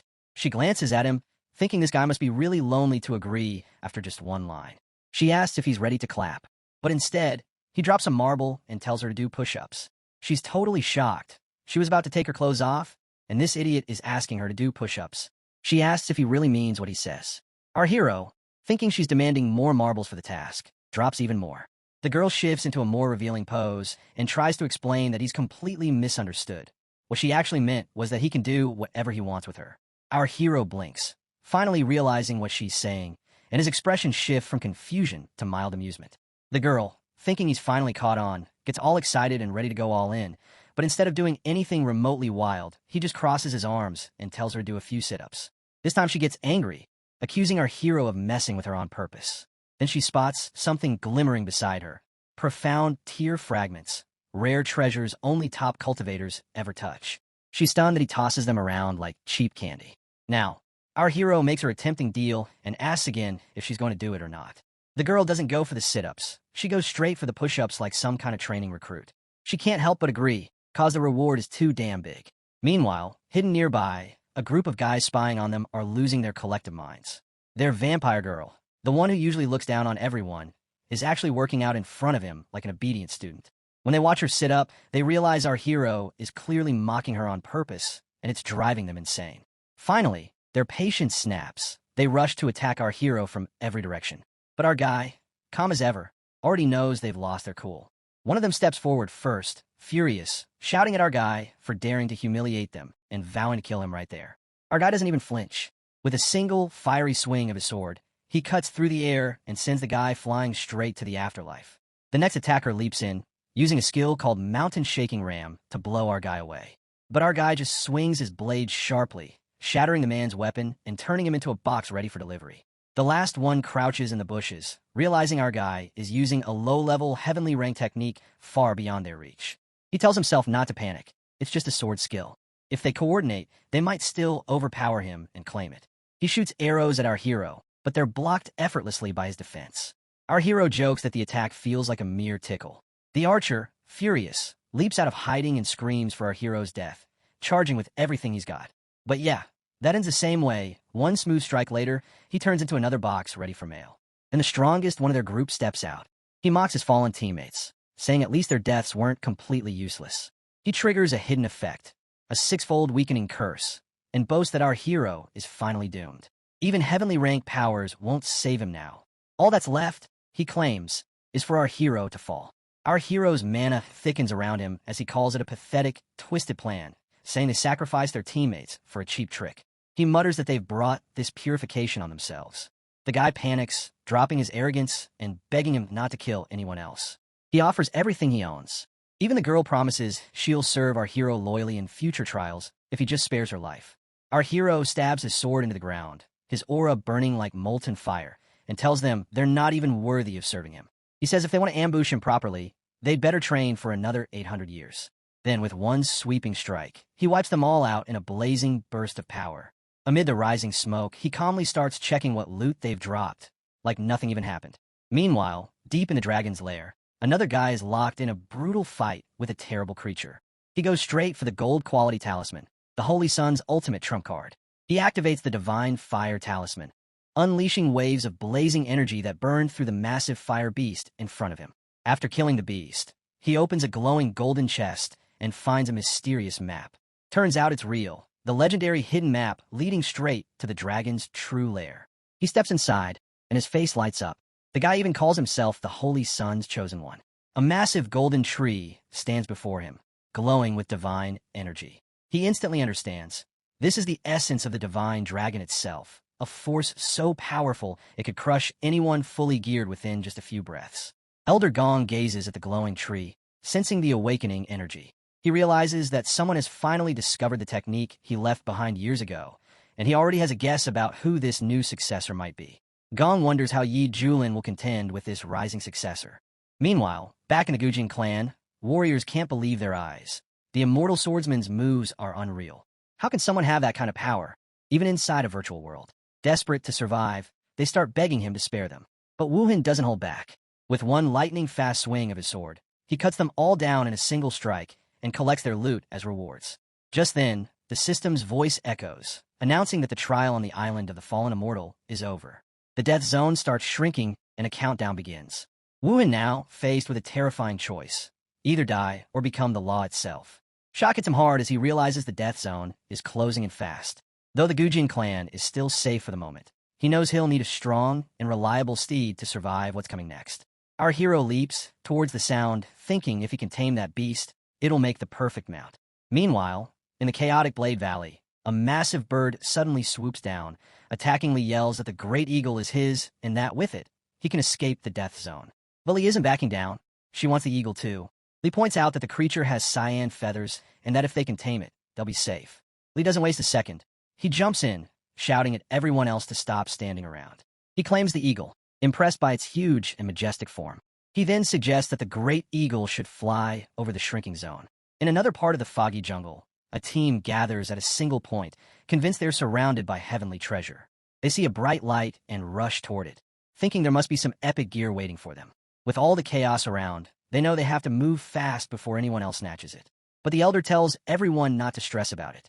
There are 6 of them, and he's sure no one can beat them to the treasure. Deep down, though, he's thinking, with such epic loot waiting ahead, why would he bother sharing it with a bunch of losers? When they finally reach the site, the ground is completely wrecked, like it's been hit by a giant fireball. One of the team members looks around and asks if this is really the great treasure they were chasing. The leader immediately smacks him on the head, telling him to stop staring because this treasure belongs to him. He gets mad, shouting at him for attacking Old Lee. The leader just laughs and tells them they already know, of course. He's taking the treasure for himself. The rest of the team draws out weapons, and one of them yells back, calling him arrogant, and asking if he really thinks he can fight all 4 of them alone.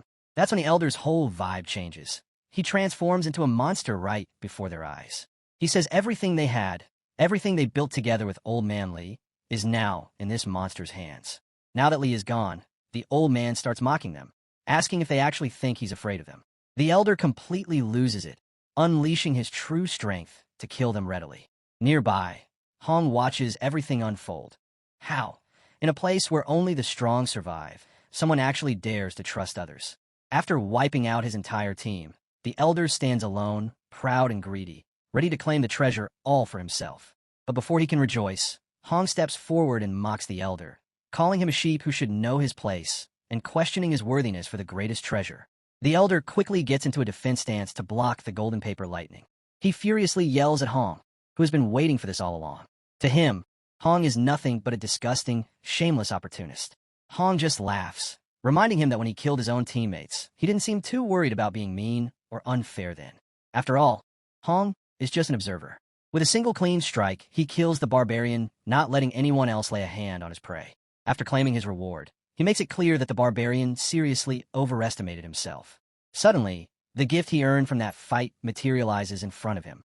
Hong quickly realizes it's an epic level gear set. He tries it on and instantly feels unstoppable, thinking heaven is totally on his side. With this power, no one can stand against him now. The final death zone lies at Mount Red Brown, and he's eager to unleash chaos there. He vows to make our boy wait for his dark and destructive return. Meanwhile, our hero suddenly sneezes and instantly knows someone's talking about him. He's traveling with his muley eye, heading toward the border between Crescent Moon and Mount Red Brown. The problem is the actual zone is on the opposite side, so he's literally running the wrong way. He yells at his mule to stop going towards the poison track. He punches his pet on the head, telling it to stop being stubborn. Then, something unexpected happens. He spots the most legendary airdrop right in front of him. He stops in his tracks, confused at first, but then thanks Xiao Hui for somehow guiding him the right way after all. As he approaches, the glow from the airdrop almost blinds him. Its brilliance makes it clear that this is a true golden legend. He can hardly believe a trial could offer such incredible rewards, and he knows things are about to get truly exciting. At the same time, everyone else is gathered at Red Brown Mountain, where only 40 survivors remain. Wuhan, who wiped out all his enemies, is now riding a massive white tiger. The others quickly recognize him as the immortal swordsman Wuhan. One teammate warns the rest to check Ye's mount and gear since everything is above purple level, so they should stay hidden. Li, who rides a great eagle, compliments Wuhan, saying his tiger looks impressive. He thanks him for the praise and jokes that maybe everyone else realized they can't compete and decided to hide instead. Li agrees, though he's clearly annoyed. He absolutely hates cowards who hide in the shadows but still act tough from afar. If they refuse to come out, he figures there's no point wasting time chasing them down one by one. One participant grumbles about the crazy woman from the ship, saying she's still as full of herself as ever. Another agrees, admitting he understands her arrogance, but questions why Wuhan acts the same way. Wuhan also shares his thoughts to Li that he also despises those who hide instead of fighting openly. Since they share the same goal, Wuhan suggests joining forces to deal with the others once and for all. Li agrees, saying that after they're done wiping everyone out, he and Wuhan will have their final duel. That's how real warriors settle things. Li slashed his sword with brute force, calling the enemies mere rats and ordering them to come out because this mountain will be their grave after all. The hidden participants get revealed, so they ready themselves to openly attack our hero and Li. Wuhan wastes no time. He draws his sword and a blue aura oozes outwards. Its intensity is so massive that the enemies stop at the spot. They soon see his weapon is no ordinary blade, but something epic. Panic spreads as they sense his power and start backing away. From a distance, Wuhan raises his sword and unleashes a wave of attacks that ripple through the battlefield, striking down anyone in his path. Wuhan aims perfectly, freezing everyone in place and wiping them out in an instant. The few who survive are left stunned, finally understanding what it means to face an immortal swordsman. The idea of fighting someone like him terrifies them, so they panic and run away. But to Wuhan, they look like scared little rats trying to escape, and he knows they don't stand a chance. Li steps forward and tells him that these outsiders are done for, and now it's time for their duel. But Wuhan stops him, saying there's still one more person hiding nearby. His tone turns sharp as he orders that person to come out right now. A shadow moves through the thick smoke, and Hong slowly steps into view with a smirk on his face. He laughs, clearly amused, saying things just got interesting. He admits Wuhan truly lives up to his name. His senses are far sharper than any ordinary fighter. Hearing that, Li's curiosity spikes. He wants to know who Hong is referring to. But Wuhan immediately warns him to stay alert, explaining that this guy is fully equipped with epic grade gear. Woohin tells Hong is dangerous, maybe even more than his own icy soul sword. Hong then mentions that his original plan was to wait until Woohin and that girl are done fighting so he could swoop in afterward and claim the reward for himself. But since Woohin forces him to show himself early, he now has to kill them both, and Woohin shouldn't expect him to hold back or offer any help afterward. Woohin, with his sword already drawn, calmly asks what he means by that and says there's no point pretending. He already knows her. That comment makes the younger brother furious. He snaps at them to stop, warning that anyone who exposes his identity will pay with blood. He knows exposure would ruin her, and he can't believe Hong once a classmate acts so smug. Hong, clearly unfazed, asks him who he's trying to intimidate and whether the younger brother actually thinks he's scared of him. He challenges Lee to a one-on-one fight if she's bold enough. Strangely, that gives Lee some relief. His older brother helps her save face, and now he can use this situation to his advantage. He accepts Hong's challenge, deciding to deal with him later. Woohin stands there, putting the pieces together, realizing the two clearly share some history. But he still doesn't get who this guy really is, or why he's so desperate to hide his identity. Woohin immediately charges at Hong, slashing forward and telling him to stop running his mouth and actually fight. Hong smirks, clearly unfazed, and says he's more than ready. He wants to witness firsthand the power of the so-called immortal swordsman. But before their weapons can even collide, everything around them shakes. Out of nowhere, a massive wave of fiery energy crashes down between them, completely shattering both of their attacks. Everyone freezes on the spot, stunned and confused. None of them have any idea who just showed up. Then, through the blazing flames, a figure steps forward, a man covered in fire, radiating pure dominance. His voice booms through the air as he orders them all to stay where they are. He says that the Holy Sun does not seek victory without first savoring the slaughter, and that every single one of them will die by his hands. Hong feels a terrifying aura coming off this guy and can't figure out what kind of power he's dealing with. Trying to stay composed, he demands to know who this fiery stranger is. The man introduces himself as the Holy Sun, the chosen one of destiny, destined to inherit the lost island of immortals. Hong is thinking this guy sounds way too full of himself. Does he actually believe he's untouchable? But the stranger doesn't even hesitate. He confidently declares that yes, he's truly our hero, and that Hong's so-called epic gear is nothing compared to his strength. Hong refuses to back down. He tightens his grip on his spear, ready to put this arrogant guy in his place. He lunges forward, determined to drag the so-called Holy Sun back to reality. Lee watches from the side, feeling the crushing pressure in the air. He quickly realizes this newcomer's power is far from normal. It's on another level. He suggests to Woohin that they team up to take this monster down. Woohin nods, thinking the same. It's their only chance to survive. But Hong doesn't stop to listen. He spins his spear, channeling a surge of purple energy that explodes into a massive wave, the signature move of his epic weapon. Woohin can feel the raw power radiating from it, and knows that if he were the target, even he might not make it out unharmed. The Holy Sun doesn't flinch, just lets the purple wave hit like he's testing it. When the smoke clears, he's fine, and Hong realizes his strongest attack did nothing. Woohin realizes that's a full power strike from an epic weapon, and this guy just tanks it like it's nothing. The Holy Sun strikes back, his voice dripping with arrogance as he explains his earlier words. To him, their epic weapons and flashy gear are just junk. He blocks their combined attack with ease, calling them all nothing but trash. He has had enough of the arrogance and rushes in to back Hong up. He channels his Arctic sword intent, releasing a wave of freezing energy that slices through the burning air. Hong, still in disbelief, demands to know where this stranger gets such terrifying power. Even Lee looks confused what kind of nonsense this is, and why he can transform into something this strong while they can't. The stranger replies coldly. He's the Holy Sun, Destiny's chosen, and heir to the fallen immortal island, and he mocks them as insignificant. That pushes Lee over the edge. Him anger explodes, and he vows he'll die even if his blade breaks and he bleeds. He channels his sword's fury and unleashes a blinding, divine light that slices straight at him. But the Holy Sun doesn't even flinch. He laughs, calling him a foolish freak for daring to get so close to someone like him. With one devastating strike, he smashes Lee's attack aside and sends him flying backward, knocking him off his feet. Still, Lee refuses to give up. He calls his spirit Eagle, which dives with a fierce cry and tears through the flames. Its wings glowing with raw power, but the Holy Sun's fiery energy bursts outward, engulfing it completely. In seconds, the eagle is obliterated, reduced to nothing but falling feathers burning to ash in the air. Lee watches in shock as his companion's last bloody feathers fall to the ground. Rage and grief hit hard. His beloved partner was just wiped out before his eyes. Li jumps in, saying the Holy Sun's about to taste all 8 of his talismans. 6 to weaken, 2 to ignite. He's sure this combo will take him down. Chains burst out and wrap around him, but instead of getting trapped, the Holy Sun just gets pissed and blasts back with crazy power. Li gets blown away by the blast. Before fading, he tells them they have avenged his giant eagle. Seeing that brief opening, our guy jumps in and yells that the Holy Sun's been weakened, urging everyone to attack together.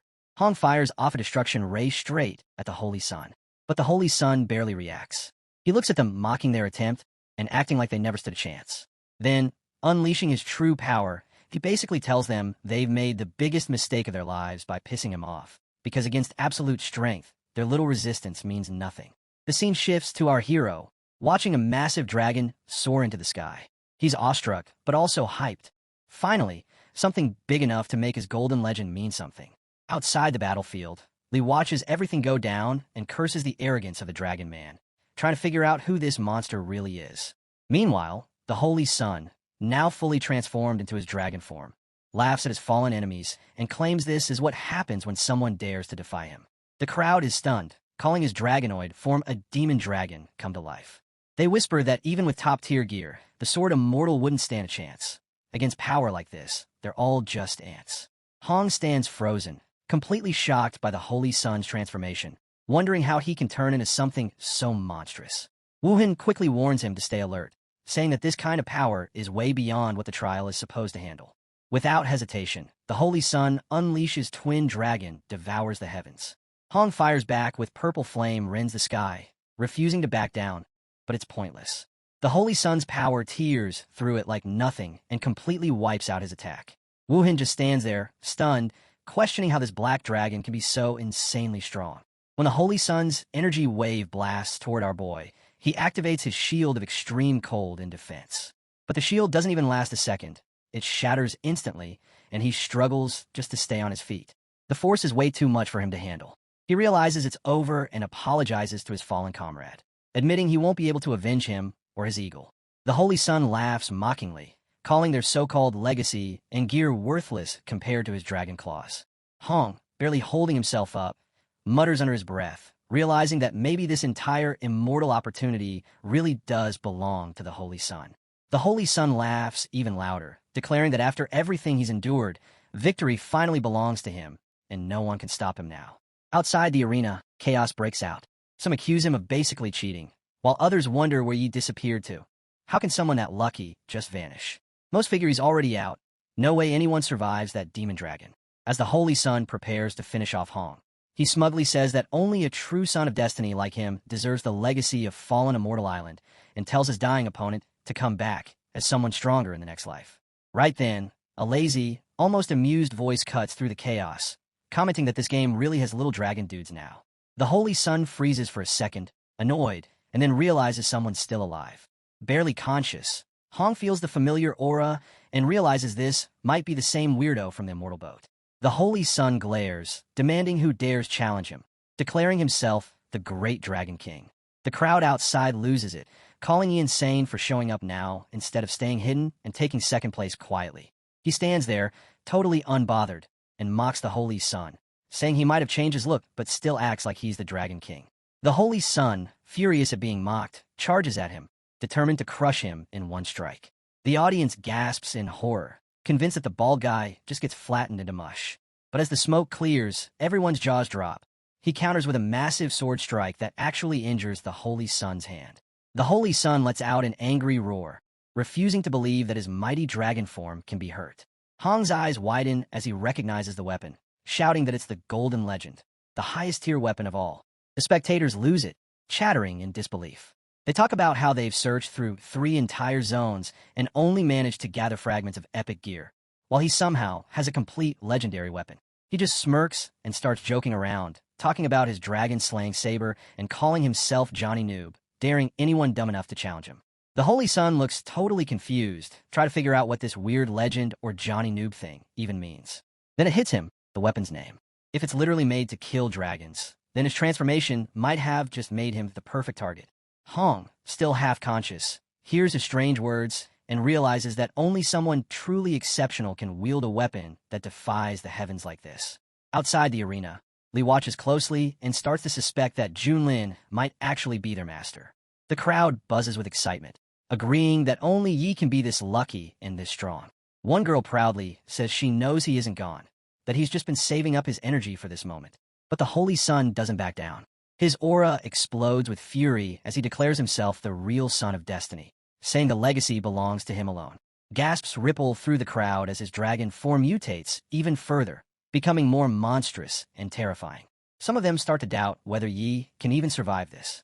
The Holy Sun launches another massive attack, roaring that he is the new master of fallen Immortal Island. But he doesn't even flinch.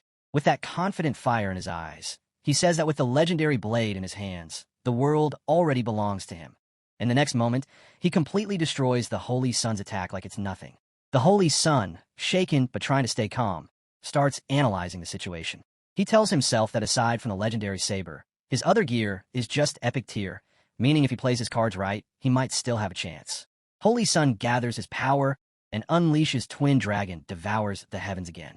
He stays chill and tells him it's pointless because the dragon-slaying saber is literally made to kill dragons. The Holy Sun tries a surprise attack from behind, but the strike bounces off harmlessly. He explains that his saber gives him total defense. No blind spots, no weak points. The Holy Sun loses it, screaming that he's the strongest, but no matter how many times he attacks, every single blow is deflected with ease. Outside, Li can't stop laughing, saying that trying to hurt their master is like trying to tickle him. The crowd watches in total awe, whispering that even one punch from the Holy Sun could kill them a dozen times. Yet he keeps standing strong. From a distance, Hong watches the battle unfold, sensing that his power keeps growing. He realizes that the longer this fight goes on, the more terrifying both of them become. Hong realizes that the fight between Yi and the Holy Sun has reached a level way beyond anything he can handle. The shockwaves tear through the battlefield, forcing him to stumble back as he admits to himself that he needs to retreat before he gets caught in their chaos. Each clash pushes him even farther away, and coughing from the pressure, he thinks that if he doesn't get away soon, he'll be completely wiped out. Outside the trial grounds, the spectators watch in stunned silence. One of them trembles as he says that the power behind the Holy Sun's attacks is insane, and even the shockwave alone could probably kill him. Another replies that Senior Yi is handling it like it's nothing and starts wondering just how strong this guy actually is.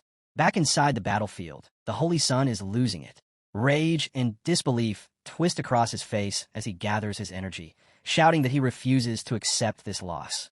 He yells that he won't survive his next move and unleashes his technique, Golden Dragon's heaven-searing roar.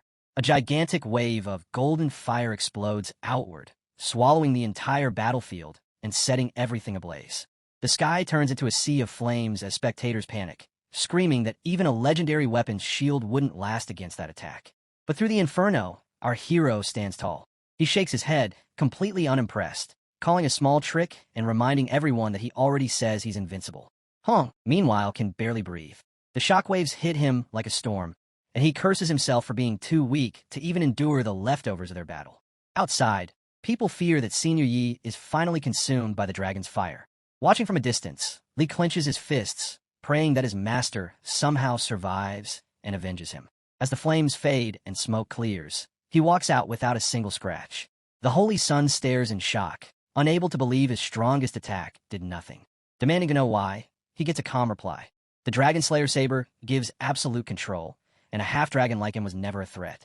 Raising his blade, aura blazing, our hero says it's his turn, and unleashes Dragon, slaying delusion-shattering slash. The Holy Sun's confidence completely shatters as fear takes over. He starts begging for mercy, desperately trying to convince himself that he should be the invincible one since he carries the Divine Dragon's power. His mind refuses to accept that he's losing again, but it's already too late. The blazing slash swallows him whole, wiping him from the battlefield. As the light fades, our hero lowers his saber and lets out a quiet sigh, muttering that being invincible really does feel like a lonely curse. Outside, the crowd erupts, cheering that Senior Yi is unbeatable, winning every fight without even trying. People start saying he's destined to be the top cultivator in the Eastern Domain. Li watches proudly, knowing his master has once again surpassed everyone's expectations. A booming voice announces that the stage has been cleared. Our hero laughs, saying he finally got his chicken dinner, even if it wasn't easy. The crowd calls him shameless, saying it's ridiculous for someone who crushed everyone to act like it was tough. Then a bright light wraps around him, and before anyone can react, he vanishes, leaving everyone wondering where he went and what reward he's getting next. He opens his eyes to find himself floating in a strange, cosmic-looking space filled with swirling energy and shimmering lights. He glances around, confused about how he even got here. In the distance, he spots a radiant, celestial body glowing brighter than anything he's ever seen, surrounded by countless immortal boats. A strange feeling washes over him. It all looks oddly familiar. He starts wondering if he's looking at the ancient Kunlun realm, maybe a vision or memory from a forgotten age replaying before him. Before his eyes, an epic battle unfolds. Immortals clash among the stars, their sheer power so intense it makes the heavens quake. Yi watches in awe as the cultivators of the Kunlun realm fight fearlessly against invading forces. He realizes that this realm must have been unimaginably powerful in its prime. Thousands of immortals once stood together to defend it. The shockwaves from their battle are so strong they tear through the sky and shatter entire celestial bodies. Among the warriors locked in battle, several foreign cultivators announce that the fight is already over, and resisting any further is just a waste of time. But the defenders of the Kunlun realm roar back with defiance, saying that true cultivators never fear death. They'll live and die alongside their realm. The invaders sneer, calling them fools who've been abandoned by the divine court, asking if they're still holding onto the hope of being saved. One of the defenders fires back with pride, saying that even without the divine court, the Kunlun realm has the strength to save itself. The foreign leader raises his hand high and commands his troops to unleash the river of death, declaring that it's time for the realm to face total destruction. A massive purple river bursts into existence within the void, pulsing with deadly energy. As it flows forward, the defenders start feeling their strength fade, their bodies weakening with every breath. One of them yells that every drop of that river carries pure lethal energy. Touching it means instant death. He shouts for everyone to retreat into the realm before it's too late. The invaders laugh, claiming that the realm's end is already written and that this star will soon belong to them. But suddenly, a powerful and steady voice cuts through the chaos. A cultivator steps out, filled with unshakable resolve, and declares that as long as he stands, their conquest will never succeed. With a single motion, he activates an enormous formation that completely changes the flow of the river of death. The defenders cry out in joy as they recognize him, the master of fallen immortal island, the greatest formation expert of their age. His power twists the deadly river back toward the invaders, turning their own weapon against them. In an instant, the purple flood devours their army, erasing them in a burst of blinding light. The Kunlun cultivators cheer with relief, praising the island master's genius and celebrating their hard-won victory. He stands frozen in awe, watching the scene unfold and feeling amazed by how that one man flipped certain defeat into absolute victory. As he thinks deeper, he starts realizing this must be tied to the fallen immortal island he came across during his own trial. Suddenly, the island master himself appears before him, surrounded by glowing fragments of celestial light. He turns to Junlin and calmly says that what he just witnessed is only part of the truth about what really happened to the Kunlun realm. Yi, startled but curious, asks who this mysterious man actually is. The figure introduces himself as Lu Huanglu, the master of Fallen Immortal Island, known across all realms as the Grand Master of Formations. He adds with a knowing tone that everything Junlin has seen so far is only the beginning, and the real truth still lies ahead. The revelation leaves our boy stunned, his jaw dropping. Old Man Lu wonders if his aura imitation is convincing enough. Our hero asks about his 5 tiger generals, but Lu has no idea what he means and tells him he doesn't understand. Our hero bows respectfully and says he will call him Senior Lu, introducing himself as Yi Julin and paying his respects. Lu feels pleased, saying it's good to see some manners. Then our boy asks if he didn't die completely, which irritates Lu even more. He stays silent, thinking this kid really knows how to hit a nerve. Soon, a strange celestial phenomenon appears, and our hero turns to Lu, reminding him that he once said that the planet holds the truth of the Kunlun realm. Old Lu tells him that in the ancient era, traders colluded with other races, corrupted the star core, and drew in the outer realm allied forces. Our hero asks if there weren't immortals all over Kunlun back then, wondering why no one stopped them. Old Lu answers that of course people tried to stop them, but it was impossible because their power was so immense. He tells our hero that he has to experience it to understand, as the traitor was one of the 4 absolute chaoses. Our hero is sweating, realizing that it was a top-tier being who turned traitor, when he had thought it was just some small fry causing trouble. The old man tells him that chaos colluded with the 9 nether to corrupt the star core. The other 3 powerful ones tried to stop him, but fell to his vicious assault. Emperor Tian was slain, Fuyao perished, and Changsheng disappeared. The star core was corrupted, the spiritual energy was ruined, and the cultivation environment deteriorated. On top of losing their top combatants, they became the divine court's abandoned pawns. Left all alone, Old Lu laid down a formation and forcibly changed the direction of the River of Death, crushing the Nine in one fell swoop. It was pure chaos, with massive sea waves surging everywhere. Later, Old Lu joined forces with other experts, gathering the power of the myriad realms to create the immortal realm. Although it couldn't compare to Qianlong in its prime, it came close enough. Old Lu gives him a thumbs up, saying that they were the ones who made the immortal realm. Nice work. The old man tells him to keep it down, then points at our boy, shouting that he must remember Kunlun's fate must remain in their own hands. The divine court cannot be trusted, and the Nine Nether is their mortal enemy. Our hero assures his senior not to worry, whether it's the Nine Nether or the divine court. If one comes, he will suppress one. If a pair comes, he will suppress a pair and bury them all in the star core as fertilizer. Old Lu laughs and compliments him, saying he's got spirit and that with him, Kunlun still has hope. Our hero then asks, speaking of which, since the trial is over, does that mean he now inherits Fallen Immortal Island? Old Lu replies that from this day forward, all the resources and living beings of Fallen Immortal Island shall recognize him as their master. Meanwhile, Old Lu thinks to himself that this is a supreme immortal opportunity, something countless cultivators dream of, and assumes this brat will be weeping with gratitude. But our hero casually replies, which freezes the old man, asking if that's all he's got. Aside from the title of Immortal Island Master, he declares that he is also a Supreme Formation Master. Then it's explained that the Supreme Formation Master stands at the pinnacle, followed by Tao Formation Master, Heavenly Formation Master, Earthly Formation Master, and finally Spirit Formation Master. The old man stomps his feet in anger, refusing to let his junior look down on him and vowing to regain his dignity. So he asks our hero what he thinks of his skill in formation. Our hero gives him a thumbs up again and says the hero who saved Kunlun could only be amazing. The old man points at his forehead, blue mana swirling around him, and explains that the level of a formation master is most closely related to spiritual power. If one spiritual power does not meet the standard, even superb techniques cannot create corresponding formations. He then shows our boy a peculiar signature that takes him aback and explains that spiritual power is divided into 200 ranks from lowest to highest, and that he himself stands at the 200th rank.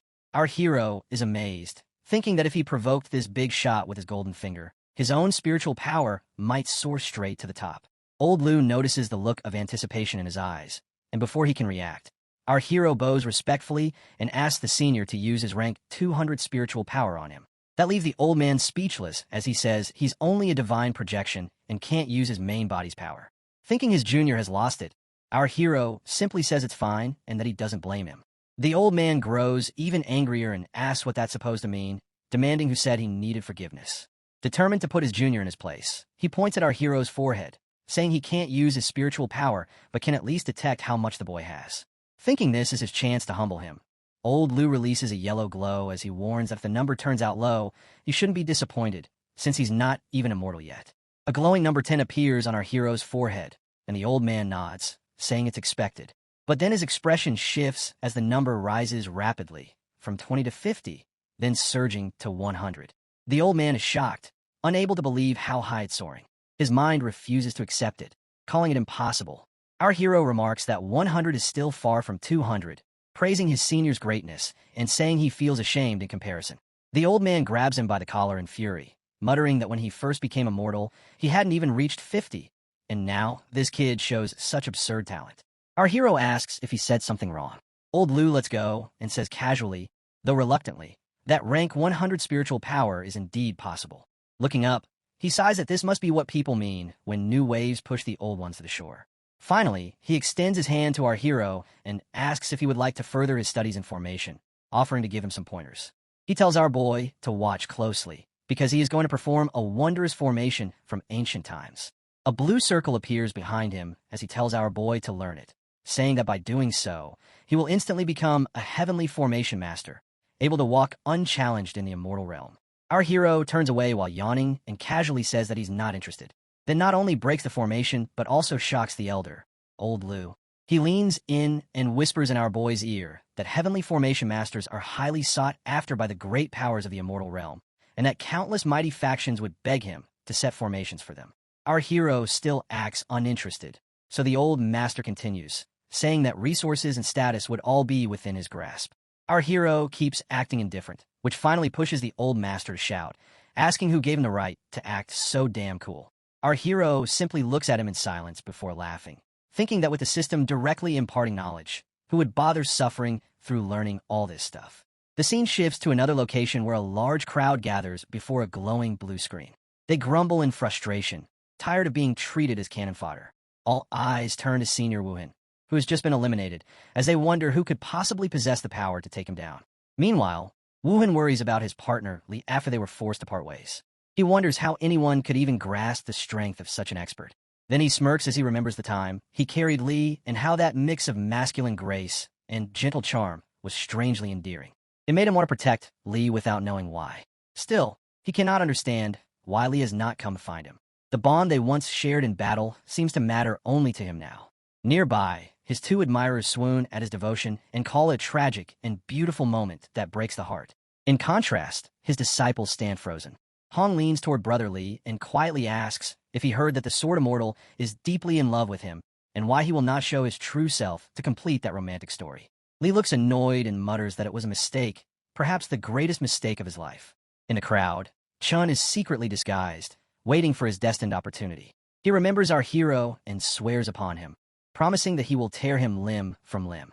Suddenly, all the contestants become alert and begin to talk among themselves, wondering why, after all this time, the succession still has not been decided and what is going on. One of them claims he will bet 10 spirit stones that it must be some reclusive old monster, since no member of the young generation could possibly possess such power to defeat so many masters and remain until the very end. Yet he admits that whoever it is must be an astonishing and brilliant figure. Then a huge light descends behind the mountains with a shocking boom. Instead of feeling fear, everyone is amazed, realizing that the figure emerging from the light is finally coming out. Our hero descends from the radiance. The system announces to everyone that the succession is established, and from this moment forward, Yi Julin is the lord of the falling immortal Iceland, now controlling the laws of this realm. The participants joyfully remark that it is Senior Yi, that it is truly him, and they shower him with congratulations. Li is also amazed, realizing that one of the disciples of Li, who always carried a grudge in his heart, still holds on to it, still unable to comprehend what he lacks for not attaining that status. Even Wu Hin is deeply impressed by our hero and calls him unfathomable. Hong, along with his elder master, continues to harbor resentment while secretly scheming his death. Meanwhile, our hero enjoys the spectacle without understanding why he feels as though a few flies are giving him strange looks. Yet despite his triumph and invincible status, he still feels lonely and bored. Wu Hin says that Senior Yi has won first place for 3 rounds in a row and that it must be the will of the heavens, confessing his envy. Our hero responds that Wu Hin has done well himself and reminds him that at least for these 3 rounds, he was present. Wu Hin appears confused but agrees, admitting that he was right. Then, without warning, a surge of green mana ripples out of nowhere and spreads across the area, carrying a wave of dark energy. Our hero's disciples wonder where the sudden change in weather has come from. They sense pure killing intent filling the air as the energy crackles through the sky and grows denser while a green glow emerges from the darkness. A strange voice echoes through the realm, declaring itself as the strongest king of the Nether Abyss and demanding Yi Julin to come forth and die. The green portal rippled, and a figure stepped out, high above them, gazing down with the cold amusement of someone watching frogs trapped at the bottom of a well. His voice rolled across the battlefield, mocking their struggles. Even if they gained miracles on this island, he said, they were still ants trying to shake a towering ancient tree. When the true war descended, not a single one of them would even qualify as cannon fodder. And then his eyes locked onto Yi. He declared that he had danced long enough, and the curtain on his little performance had finally come down. Before that threat could tighten around them, the Sword Immortal surged forward. His aura erupted as he summoned the barrier of the Nether Abyss, shouting that a mere Tribulation Realm insect had no right to posture before him. Around them, whispers erupted, people saying that even their king had stepped in, yet he still looked like a man trying to stop a charging war chariot with nothing but his bare arms. To the crowd, the Sword Immortal's snowy strike carried enough force to slay demons and gods alike. Many believed the Abyss King's downfall was already sealed, but the Abyss King didn't even blink. He called the Sword Immortal a fledgling true immortal, nothing more, and said he would show them that beyond every sky, another sky waited. He raised an ancient artifact, and chains whipped out as dense darkness coiled around it. A pulse of violet energy blasted outward, In an instant, countless draconic phantoms erupted from the artifact, all lunging at the Sword Immortal at once. The sheer pressure crushed the air from everyone's lungs. The Sword Immortal tried to brace himself, forming a barrier of his own, but the dragons tore through it effortlessly and hurled him across the battlefield. His eyes trembled with disbelief. A true immortal strike, shattered like brittle glass. He whispered that power like this shouldn't even exist in their realm. The Abyss King reveled in their horror. He declared that the supreme nether artifact had been gifted to him by a mysterious envoy from a higher plane, and worms like them were never meant to withstand its might. The artifact's energy lashed out violently, draining the life force of everyone nearby. Cultivators collapsed, screaming as their souls were ripped away. His laughter echoed, wild and delighted. Souls, he said, tasted exquisite. Treasures from realms beyond theirs were truly terrifying. And now, he lifted the artifact again, ready to claim the Sword Immortal's soul as its first immortal offering. Despair crept into the Sword Immortal's heart. Had he really ascended just to fall moments later? Then, he stepped forward. He told the Sword Immortal to stand aside, that this intruder had come for him alone. Yi's disciples stared at him in disbelief, unable to understand why his master was walking straight toward death. Even the onlookers cried out, unwilling to lose Yi. The Abyss King twisted with delight. Yi, he said, had walked straight into his trap. He would use Yi as the sacrificial banner, and then slaughter the rest. The Abyss King unleashed his strike. A colossal dragon manifested from pure energy, jaws stretching wide, as if it meant to swallow Yi whole. But he only smiled. His pupils sharpened, turning a predatory yellow as his aura erupted like a storm, tearing through the heavens. In that instant, the system activated. It detected Yi facing a true immortal of the fifth heaven and instantly triggered his pressure-born passive skill. Power roared through him. His cultivation surged, breaking through to the true immortal sixth heaven in a single heartbeat. His disciples stood rooted to the ground, unable to believe what they were seeing. He exhaled lightly, then spat. The tiny droplet transformed into a blazing streak of force that shot forward faster than thought. It hit the massive dragon head-on and erased it in one blinding flash. Silence blanketed the battlefield. Cultivators trembled. Even the Sword Immortal's jaw shook as he sensed the overwhelming immortal aura radiating from Yi. He finally understood. He had stepped fully into true immortality. Fear swallowed the Abyss King whole. The supreme nether artifact, crafted for a true immortal of the fifth heaven, had been destroyed like scrap metal. He closed the distance, remarking calmly that the king had traveled all this way just to hand over free experience. The Abyss King collapsed to his knees, begging, offering the artifact with shaking hands. He accepted it and demanded to know who the envoy behind it was. Bowing even lower, the Abyss King confessed it had been gifted by a messenger from a foreign realm. Greed had driven him to obey those hidden villains, he said, and he offered a hand over the entire nether abyss if Yi spared him. He answered with icy calm. The nether abyss had been fighting north and south for 2 years, not to expand, but to secure locations where stargates were buried. Those gates connected countless realms, and once activated, armies from beyond the stars would flood into Kunlun's eastern sky. That envoy, he concluded, clearly belonged to those higher forces lurking above their world. The Abyss King confirmed everything with terror. He insisted that while he was strong here, he was nothing compared to the masters beyond the heavens. He suggested cooperating with the Outer Realm Coalition instead of resisting it. He chuckled, calling the attempt to recruit him amusing. The king bowed eagerly, offering to send any message he desired. He stepped closer, thanked him for trying, and called those outer forces nothing but cowardly rats hiding in the dark. His hand pressed to the Abyss King's forehead. A single strike of pure, killing intent erupted, erasing him completely. With the danger gone, he brushed off his sleeves and declared that peace had finally returned. The crowd exploded in praise, shouting that immortal, he was invincible and unmatched beneath the skies. He waved them off, muttering that he preferred staying low-key. Inside, he was simply relieved the trouble was over. At last, he could head toward his newly inherited Guanshan Island. Chapter 89. Deep inside the nether abyss, in the shadow-drenched palace of the Umbral clan, the Abyss King staggered, his face pale and trembling. Blood spilled from his lips, the result of a single strike from Yi. Even now, he still couldn't believe it. Yi, a true immortal. If the king had faced Yi's real body instead of an avatar, he would have been erased on the spot. A calm but chilling voice cut through the hall. The divine envoy stepped forward, asking why the mission had failed. The Abyss King bowed and explained through shaking breaths that he had hidden his cultivation. The nether artifact was mighty, but against Yi it had been useless. The envoy frowned. The artifact carried the full might of a fifth heaven immortal. Yet Yi brushed it aside. Could his cultivation be above the sixth heaven? The Abyss King admitted he couldn't see through Yi at all. The 9 raging flame dragons the artifact unleashed were wiped out by a single casual drop of spit. A smile tugged at the envoy's lips. He hadn't expected Yi to hide such depth.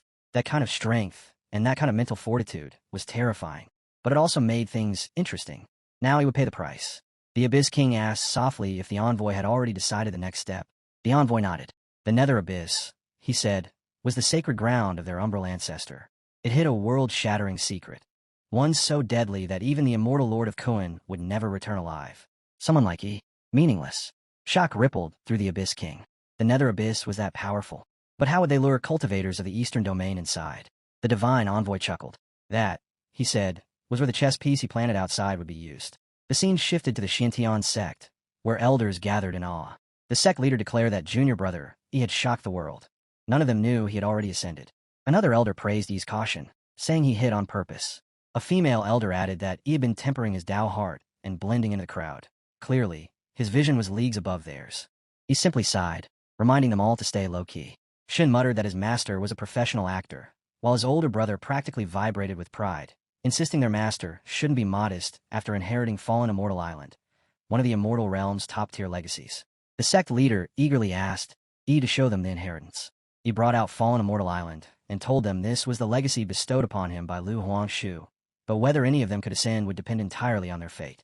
One elder frowned, asking why the island looked so small and how they were supposed to enter it. His daughter sniffed, wondering if it was just a magic treasure. He replied that it was a spatial treasure, an entire world that could expand or shrink at will, filled with abundant resources and countless ancient immortal beings. Li stepped forward and begged Yi to let them enter the island to seek their immortal chances. Hong's eyes burned with hope. Maybe this was finally his chance to restore his true immortal body. He nodded calmly. If they desired fortune so desperately, then the island would open for them, whether destiny favored them or not. That part was their own burden. Heaven and earth bent at his chant. Fallen immortal Al shimmered and received them, pulling every disciple and elder into its hidden world. Inside, Li touched down alone. Confused, he looked around. Why was no one else here? And why did the scenery feel oddly familiar? His thoughts froze when he spotted an eagle perched nearby. His eyes welled up instantly. He called out to it, his carving giant eagle, his old companion, still alive. The eagle stared at him, then dropped a steaming load squarely onto his head before flying away. Li screamed after it, demanding to know why it didn't recognize him, and insisting the poop was unnecessary. As it soared off, a golden feather drifted down. Li grabbed it and felt a surge of awe. The material was top tier, capable of forging a weapon rivaling immortal artifacts. But its aura was completely different from before. Was this truly his old eagle? Or an ancient immortal spirit taking its form? Elsewhere, the sword immortal crouched beside a strange clump of soil. He examined it, stunned.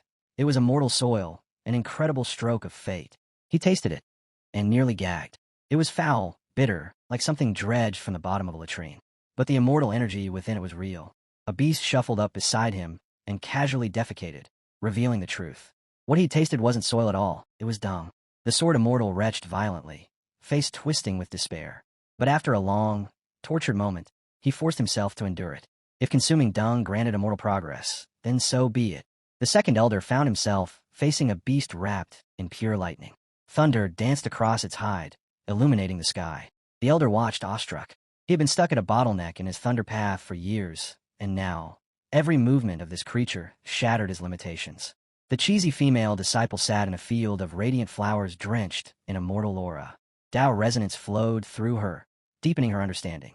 A new technique bloomed in her mind, a heaven-defying insight she never imagined she'd gain. Then came Hong, wandering with a heavy sigh. Such magnificent beasts and treasures, yet none of them seemed fated for him.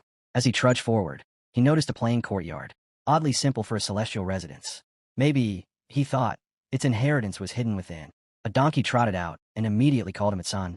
Hong exploded, cursing it with every insult he knew. So much for immortal fate. He had found a donkey instead. But then something glowed behind him. Hong turned to see a herb burning with immortal light. His breath caught.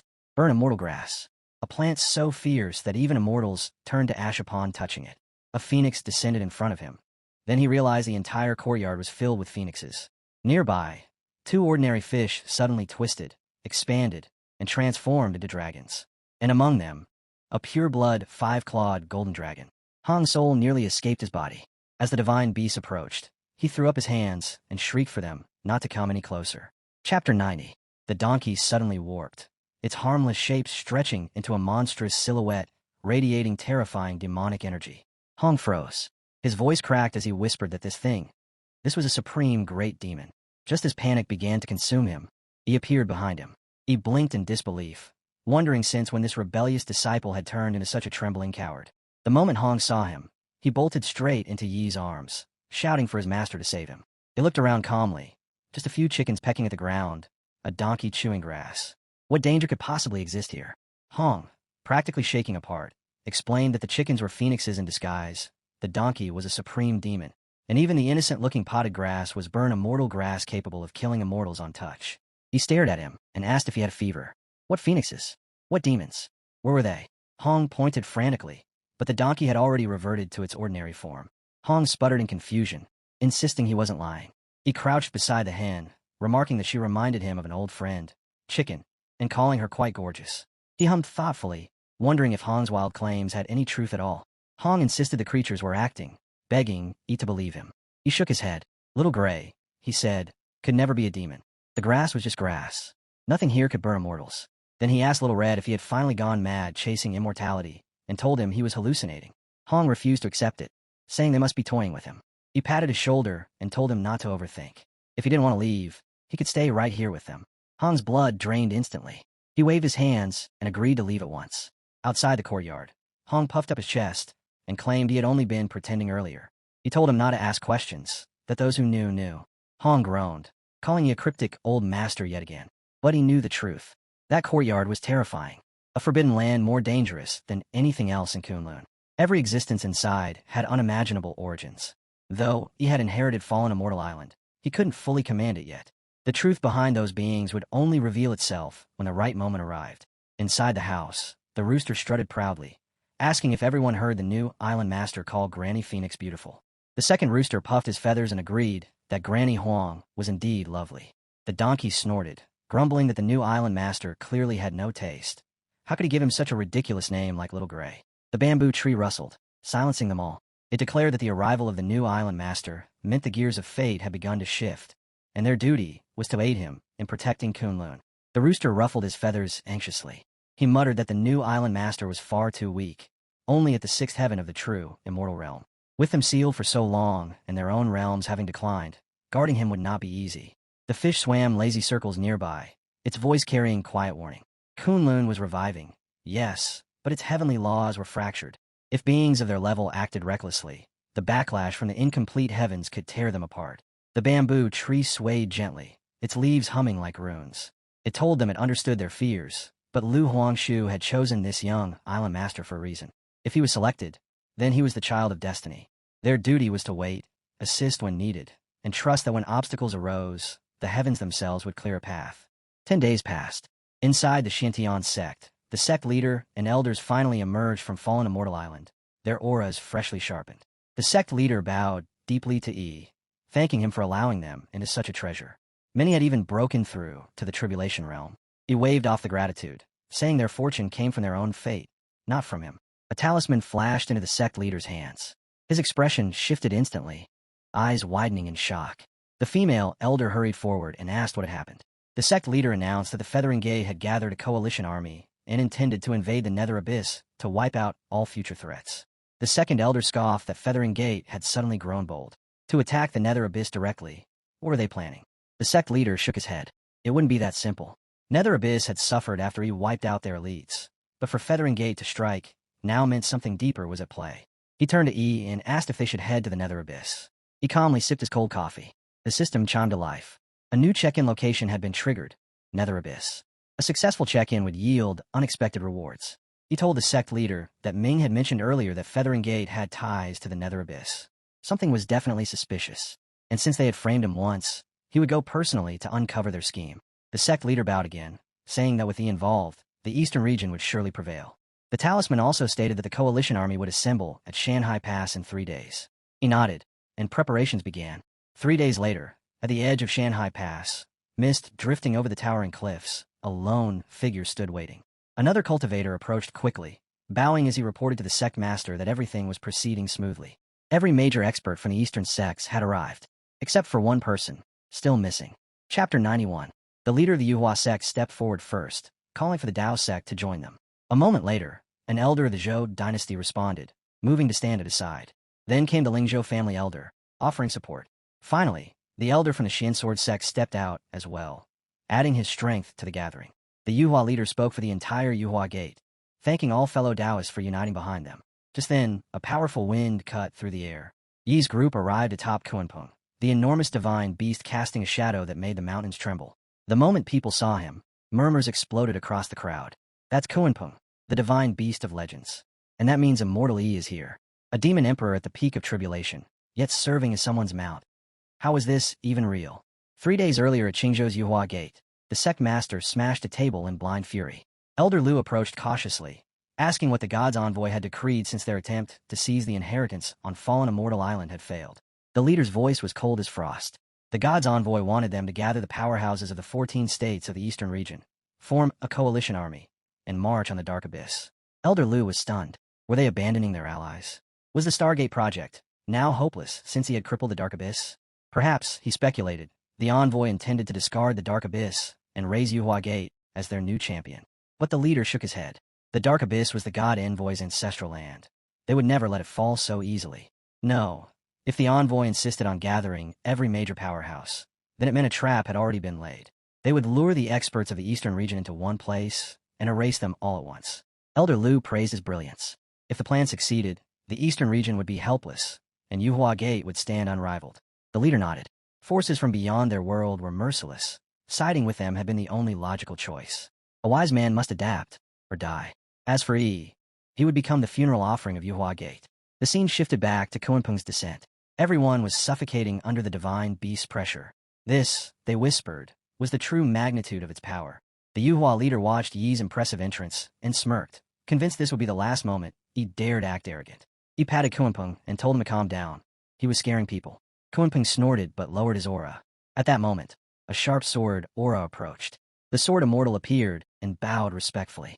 He glanced at him and casually said, "Little Shui, you're here." Gasps rippled through the cultivators. Little Shui? The #1 sword immortal of the eastern region? The Yuhua leader smirked again, certain that Shui Wuhan, famous for his pride, would never stomach such disrespect. But Shui Wuhan only froze for a moment, then bowed his head and replied softly, "Little Shui is here." Gasps rippled through the crowd. The cultivators stared wide-eyed at Shui Wuhan's obedience, whispering that this calm, deferential figure didn't resemble the aloof, white-robed sword immortal they knew at all. Even the Yuhua leader felt his confidence crack. He clearly occupied a place in Shui Wuhan's heart that he had never imagined. Yi's gaze swept across the gathering. "So many familiar faces," he said lightly. An elder and a young girl stepped forward, bowing respectfully in place of their absent sect master. The girl smiled shyly, admitting she never thought she'd see Yi return as an immortal. She worried she'd never catch up to him. He shook his head and told her she still had a chance. With Kunlun awakened again, celestial fate was everywhere, and with enough fortune, she might even surpass him one day. Before she could respond, an old man hurried forward with trembling excitement. He claimed he had dearly missed Yi ever since he left his residence, and asked if he still remembered him. He stared blankly and asked who he was. The old man puffed out his chest, announcing he was the ancestor of the Lingzhou family. He reminded Yi of the grand banquet he once held in Yi's honor, where, supposedly for Yi's sake, he crippled 2 of his children. The girl's jaw dropped. She whispered that she never expected Yi to be the type to demand such cruelty. He turned to her slowly. "What do you mean by that?" Then he fixed his gaze on the ancestor, voice cold. If the old man valued his life, he'd better explain himself properly. The ancestor broke instantly, waving his hands frantically. He said those 2 beasts had offended Yi's beloved disciple, the Blade Demon, so he had acted righteously on Yi's behalf. He sighed and called him a fool, warning him to think carefully before speaking nonsense again. At that moment, the Yuhua sect master, Wan Chong, stepped forward. He introduced himself as the leader of Yuhua Gate and the initiator of the coalition army. He looked him up and down and remarked that big sects were impressive. Despite how many he had wiped out, they still managed to gather this many people. Wan Chong forced a smile, saying that if Yuhua Gate had one thing in abundance, it was manpower. He nodded, then suddenly asked about the saint child who had fought Akuan and ended up soaked in the latrine. "Where is he hiding now?" he asked. Wan Chong stiffened and explained the saint child remained at Yuhua Gate to oversee the sect should he himself die in the Dark Abyss. He chuckled. "So he's staying behind to clean up his mess. Let's hope he manages." He raised his hand and told everyone to prepare for departure. The Sword Immortal's voice rang out boldly. Everyone should follow Senior Yi, flatten the Dark Abyss, and help Immortal Yi forge an era of peace for the eastern region. The coalition army moved. Sects, clans, dynasties, everyone followed Yi. Wan Chong clenched his teeth. He was supposed to command this army, Yet every step, every gaze followed E instead. His frustration twisted into hatred. He would pay for humiliating him. The scene shifted to the entrance of the dark abyss. Jagged cliffs surrounded a churning void. The Sword Immortal stepped forward and declared that they had arrived at the most dangerous place in the entire eastern region. The girl lifted her sword and declared confidently that the dark abyss fiends had already been crushed once by Yi's hand.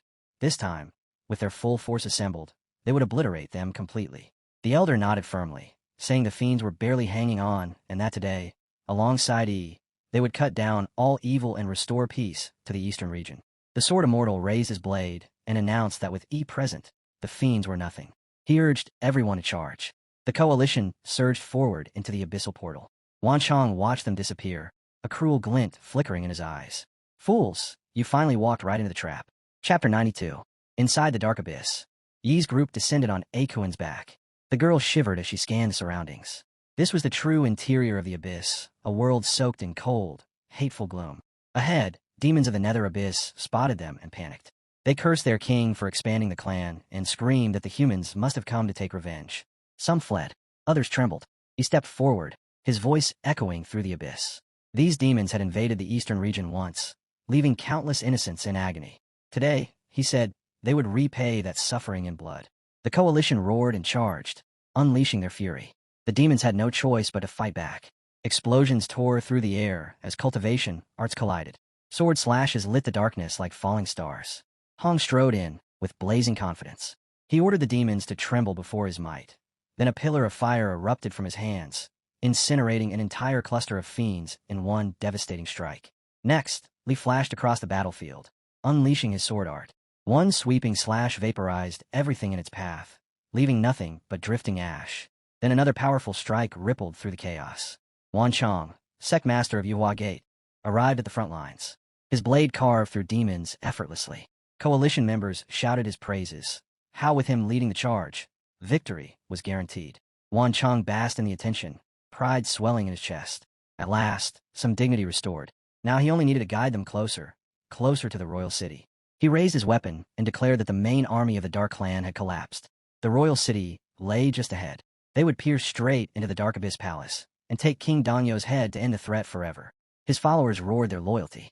They vowed to follow him to the death, to flood the abyss with blood, to avenge every fallen kin. He watched silently.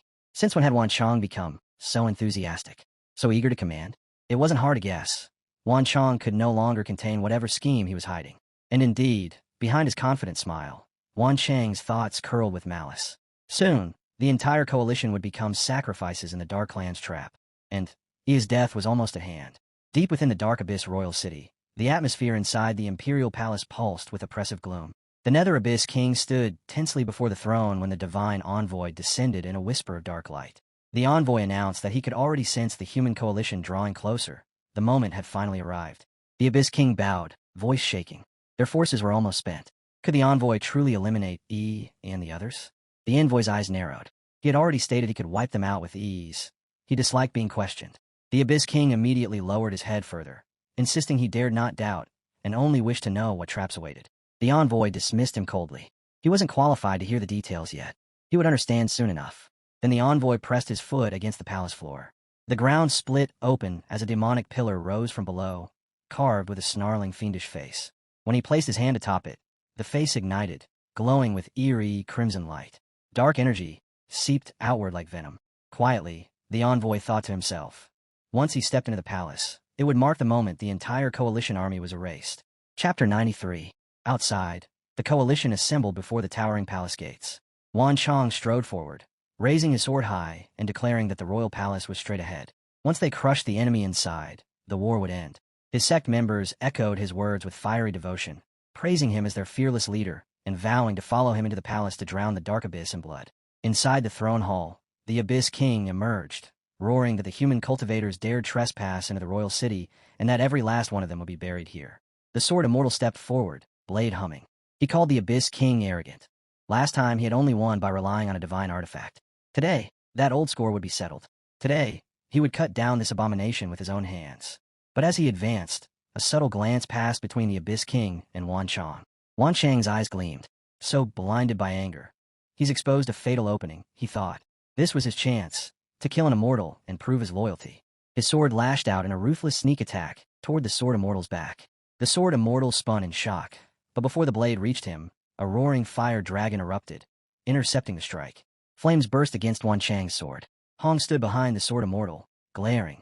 He called Wan Chang a shameless coward for attacking from shadows. Wan Chang's face twisted. He recognized him instantly, the infuriating disciple of Yi. Hong said coldly that his master had anticipated this betrayal, and assigned him to watch for the moment Wan Chang slipped. Tricks like these could never deceive them. Cornered, Wan Chang abandoned all disguise. He shouted that the eastern region was already doomed. From today onward, the Abyssal Clan would rule. He pledged the entire Yuhua Gate to the Abyssal Clan and offered to help them sweep through the east and crush all who resisted. His mask had finally fallen. The coalition erupted with fury.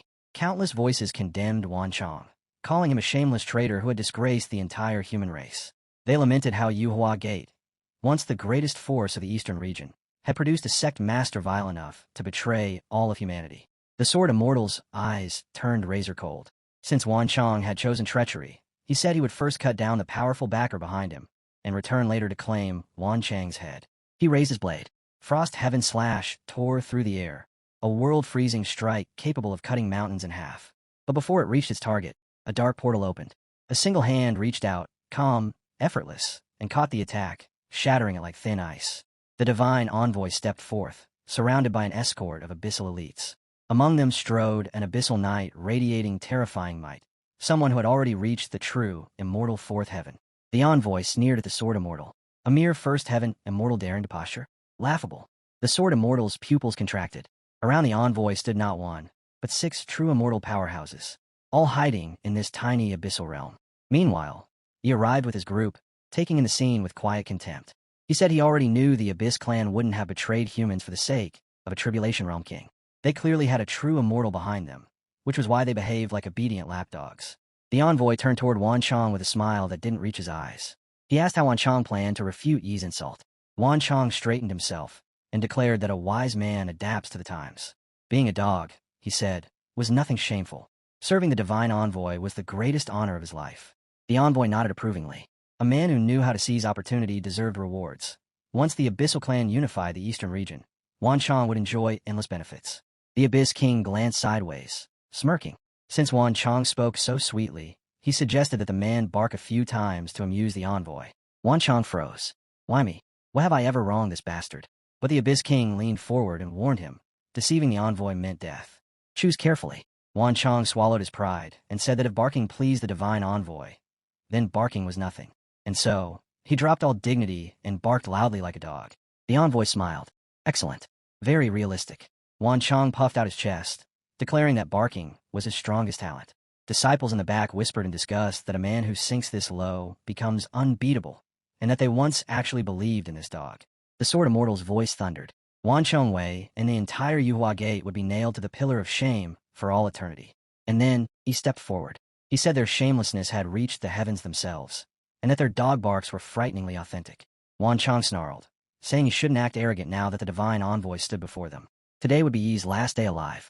The divine envoy finally turned his full attention on Yi. His voice lowered into a chilling growl. He had caused him endless trouble while reclaiming this land. Outside, he might have hesitated to act directly. But here, in the heart of the dark abyss, there was no one left who could save him. The divine envoy raised his hand, and dark energy surged outward as a formation was forcibly opened. In an instant, a massive green formation spread across the land, sealing the entire area within its glow. The moment he saw it, his pupils shrank. He immediately recognized it as a formation and understood that the enemy had come fully prepared this time. Beside him, the Sword Immortal's expression turned grave as he identified it at once. The immortal imprisoning demon slaying formation. The divine envoy laughed proudly, clearly pleased. Mortals, he said, were at least not completely ignorant. He explained that the formation had been created by an ancient heavenly formation master and ranked as a 6th grade formation. Once activated, even an immortal lord would find it impossible to escape. Panic exploded among the cultivators. One after another, they rushed toward the green barrier, pouring all their energy into it and slamming against the wall. But not a single person managed to break through. Instead, their cultivation began to drain away, leaking from their bodies like water from shattered vessels. Despair quickly replaced panic. Realizing the situation had turned into a complete disaster, some began cursing their own foolishness, regretting their choices, and shouting that Wan Chongwei had dragged them into a certain death. The US sect leader burst into wild laughter, mocking them mercilessly. He called them short-sighted trash who failed to recognize a true hero. With absolute confidence, he declared that with the divine envoy present, he and the others would never escape, even if they grew wings. At that moment, the divine envoy spoke again from behind him. He calmly agreed, then added that before dealing with anything else, he needed assistance with a small matter. The Abyss King frowned in confusion and asked what he meant. Without warning, energy began draining from the bodies of the Abyss demons. Terrifying screams filled the air as unbearable pain tore through them. They collapsed in agony, crying out and begging their king to save them. The Abyss King stood frozen in shock, staring at the scene in disbelief before roaring in fury, demanding to know why the divine envoy was treating his people this way. The divine envoy only laughed. He explained that once the formation was activated, it required an enormous amount of life energy as its medium. The Abyss demons, he said, should feel honored to sacrifice themselves for such a grand cause. Elsewhere, Hong and Li witnessed everything unfold. Hong was shaking with rage, unable to believe that the Nether clan would slaughter even their own people, cursing them as beings completely devoid of humanity. Li, on the other hand, felt nothing but despair. His long-awaited rise to power seemed destined to end right here. He could not accept it, and the crushing guilt of having dragged Senior Yi into this deadly trap weighed heavily on his heart. Just then, the divine envoy turned his gaze toward Yi and remarked with amusement that Yi's expression must be quite interesting at this moment. He stood at the peak of Kunpeng, staring straight at the divine envoy. His gaze was terrifying. Pure killing intent overflowed from his eyes, so dense that it caused the divine envoy's heart to tremble. He could not understand it. There was not the slightest trace of despair on Yi's face. Was Yi truly fearless? Or did he still possess some hidden method to face this situation? The divine envoy reminded himself silently that this was a 6th-grade, immortal imprisoning demon slaying formation. Even an immortal lord would be reduced to a pool of blood inside it. With that thought, the divine envoy sneered inwardly, completely dismissing Yi as nothing more than an ant. He coldly declared that he would now sit back and watch Yi and his disciples walk straight toward their deaths. The scene shifted to Kunpeng. He suddenly broke down, tears streaming down his face as he cried that he did not want to die. His voice trembled as he sobbed that if death was truly unavoidable, then he wished to return to his roots, like fallen leaves drifting back to the earth. At that moment, he gently placed a hand on Kunpeng's shoulder and asked him calmly why he was crying. He assured him that as long as his master was still standing here, there was no chance he would allow his disciple to die inside a mere formation. Something like this, he said, could never trouble him. In his eyes, it was nothing but worthless trash. Hearing Yi's words, the divine envoy spoke coldly, accusing him of nothing more than putting on an act. He responded with calm indifference, asking whether that was truly the case. At the same time, a thought surfaced in his mind. The formation experience pack he had obtained after signing in at the Nether Abyss. It was finally time for it to show its value. Without another word, he immediately began dismantling the formation. The moment he made his move, shocked cries rang out from his disciples. They stared in disbelief, unable to comprehend what they were seeing. He was actually breaking the formation apart. The Yuhua Gate leader immediately shouted for everyone to stay calm, insisting that he was only pretending. He mocked the idea that a heavenly formation personally arranged by the divine envoy could be shaken by mere junior, and confidently turned his gaze toward the divine envoy, waiting for confirmation. Yet inside, the divine envoy's heart was already in turmoil. What he was witnessing made no sense. This was a 6th-grade heavenly formation, something even an immortal lord would be incapable of breaking. A terrifying thought suddenly crossed his mind. Could he actually be a heavenly formation master? He tried to reject the idea at once. Such an existence should not appear within the Kunlun realm. To become a heavenly formation master required at least 100 levels of spiritual power. A true immortal usually possessed only around 20, and even a profound immortal would find it nearly impossible to approach such a level. Sensing the divine envoy's strange silence, the Yuhua Gate leader grew uneasy and asked what was wrong. After a long pause, the divine envoy finally spoke, his voice heavy as he admitted the truth. He was a heavenly formation master. The Yuhua Gate leader froze in place.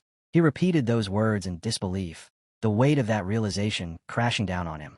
The god envoy then spoke of a legendary existence, a master whose formations could seize the fortune of heaven and earth itself, wielding power capable of deciding the rise and fall of entire races. The Yuhua sect master added quietly that even immortal lords would have to greet such a being with the utmost respect and courtesy. Nearby, another leader shook his head in denial, insisting that he could not be such a figure. If he truly were, then the god envoy's formation would pose no threat at all. At that moment, he shattered the green wall with a burst of power. With a casual flick of his fingers, energy erupted from his fingertips, and the formation exploded apart, collapsing in a deafening blast that tore the barrier into fragments. The Sword Immortal gasped, staring in disbelief. A sixth-grade heavenly formation had been destroyed with nothing more than a flick of the hand, a scene that completely defied the laws of heaven. The disciples erupted in wild joy as realization struck. They were saved. Kunpeng beamed with excitement, praising Master as he excitedly told Mouser that they no longer had to die and could continue following him without fear. The god envoy stood frozen, his mind unable to process what he had just witnessed. A monstrous prodigy like this actually existed within the Kunlun realm. Panic spread among his subordinates. One leader asked desperately what they should do next, while another cursed his own haste, realizing they were now trapped with no path forward or backward. The envoy clenched his teeth and summoned all his minions at once, declaring that if he was not eliminated here, this battle would be completely lost. He extended his hand, condensing 4 pills in midair, and ordered his followers to take them. Without hesitation, the demon-faced subordinates swallowed the pills. Their bodies convulsed as terrifying energy burst outward, forcefully elevating them into Dark Abyss Envoy true immortals of the 5th level. With roars filled with killing intent, they charged together with the envoy, claiming that even a heavenly formation master without a prepared formation, or a mere 6th level true immortal, stood no chance against them. He watched calmly, his expression unchanged. Killing a few temporary rank clowns, he thought, was hardly worth any effort. His figure spun lightly across the battlefield as he released a sweeping 360-degree energy strike.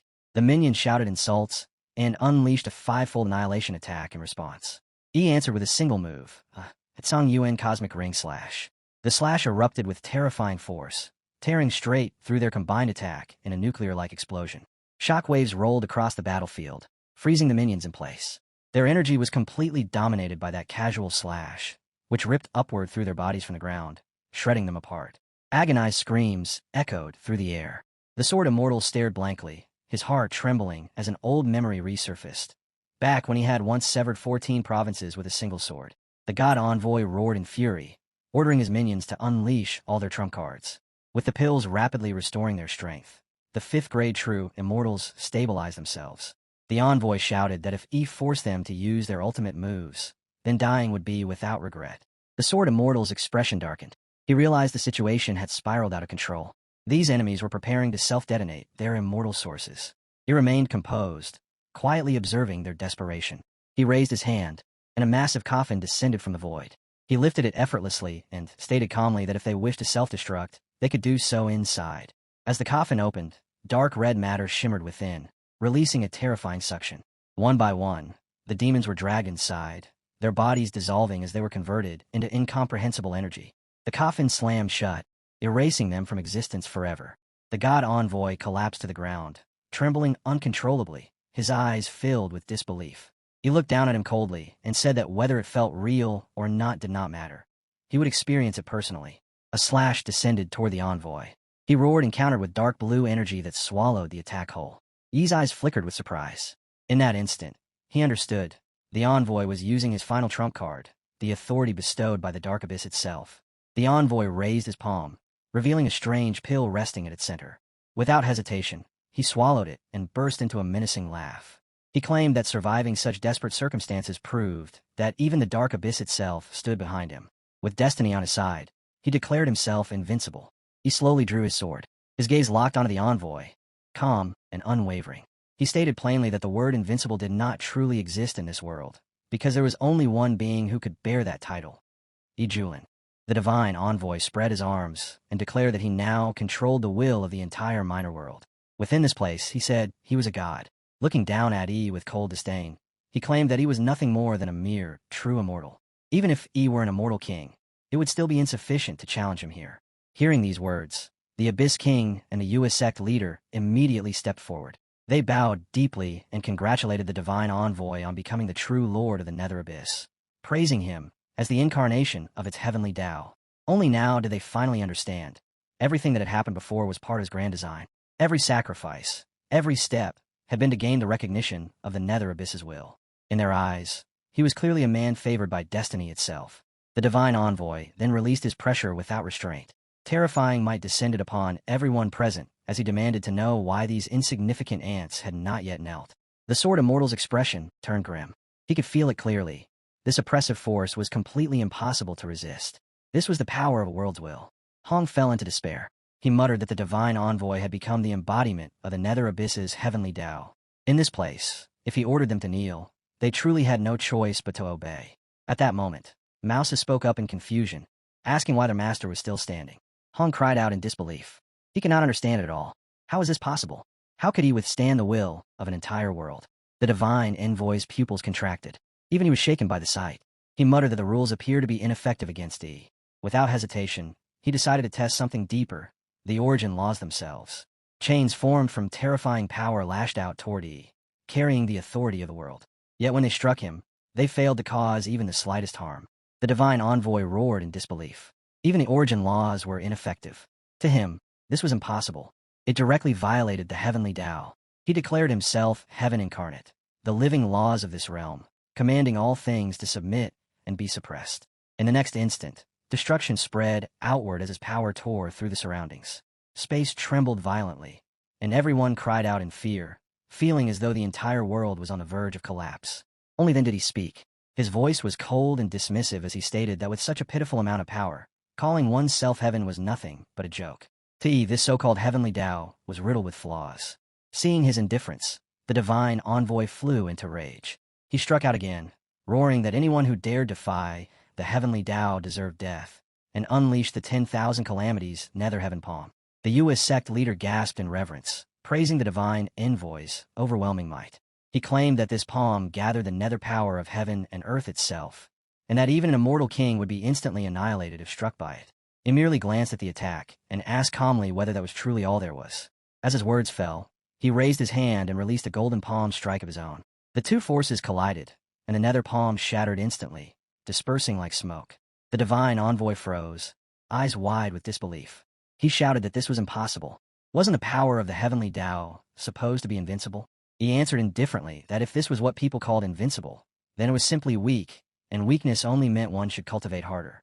The divine envoy's expression turned icy. He declared that what had just happened was nothing more than a minor test, and that the true might of the heavenly Tao was only now beginning to emerge. In the next instant, he erupted with power. Countless giant hands filled the sky, crashing down in a furious barrage. He responded by releasing his Dharma body, his aura surging as he expressed genuine interest in seeing what abilities this so-called little world truly possessed. He activated the Fighting Saint Fist, and from that moment on, the two clashed head-on in a violent, earth-shaking battle. The sword immortal trembled as he watched, murmuring in disbelief whether he was truly confronting the will of the world itself. Hong was equally stunned. He could not accept what he was seeing. He was not only ignoring the suppression of the nether abyss's will, he was forcing it back step by step, overpowering it instead. This sight completely overturned everything they believed to be possible. Meanwhile, the divine envoy grew increasingly frantic. He could not understand how things had reached this point. The more he strengthened his suppression, the stronger Yi's rebound became, as if Yi's power grew in direct response to the pressure placed upon him. Suddenly, he launched a devastating blow that sent the divine envoy staggering back several steps.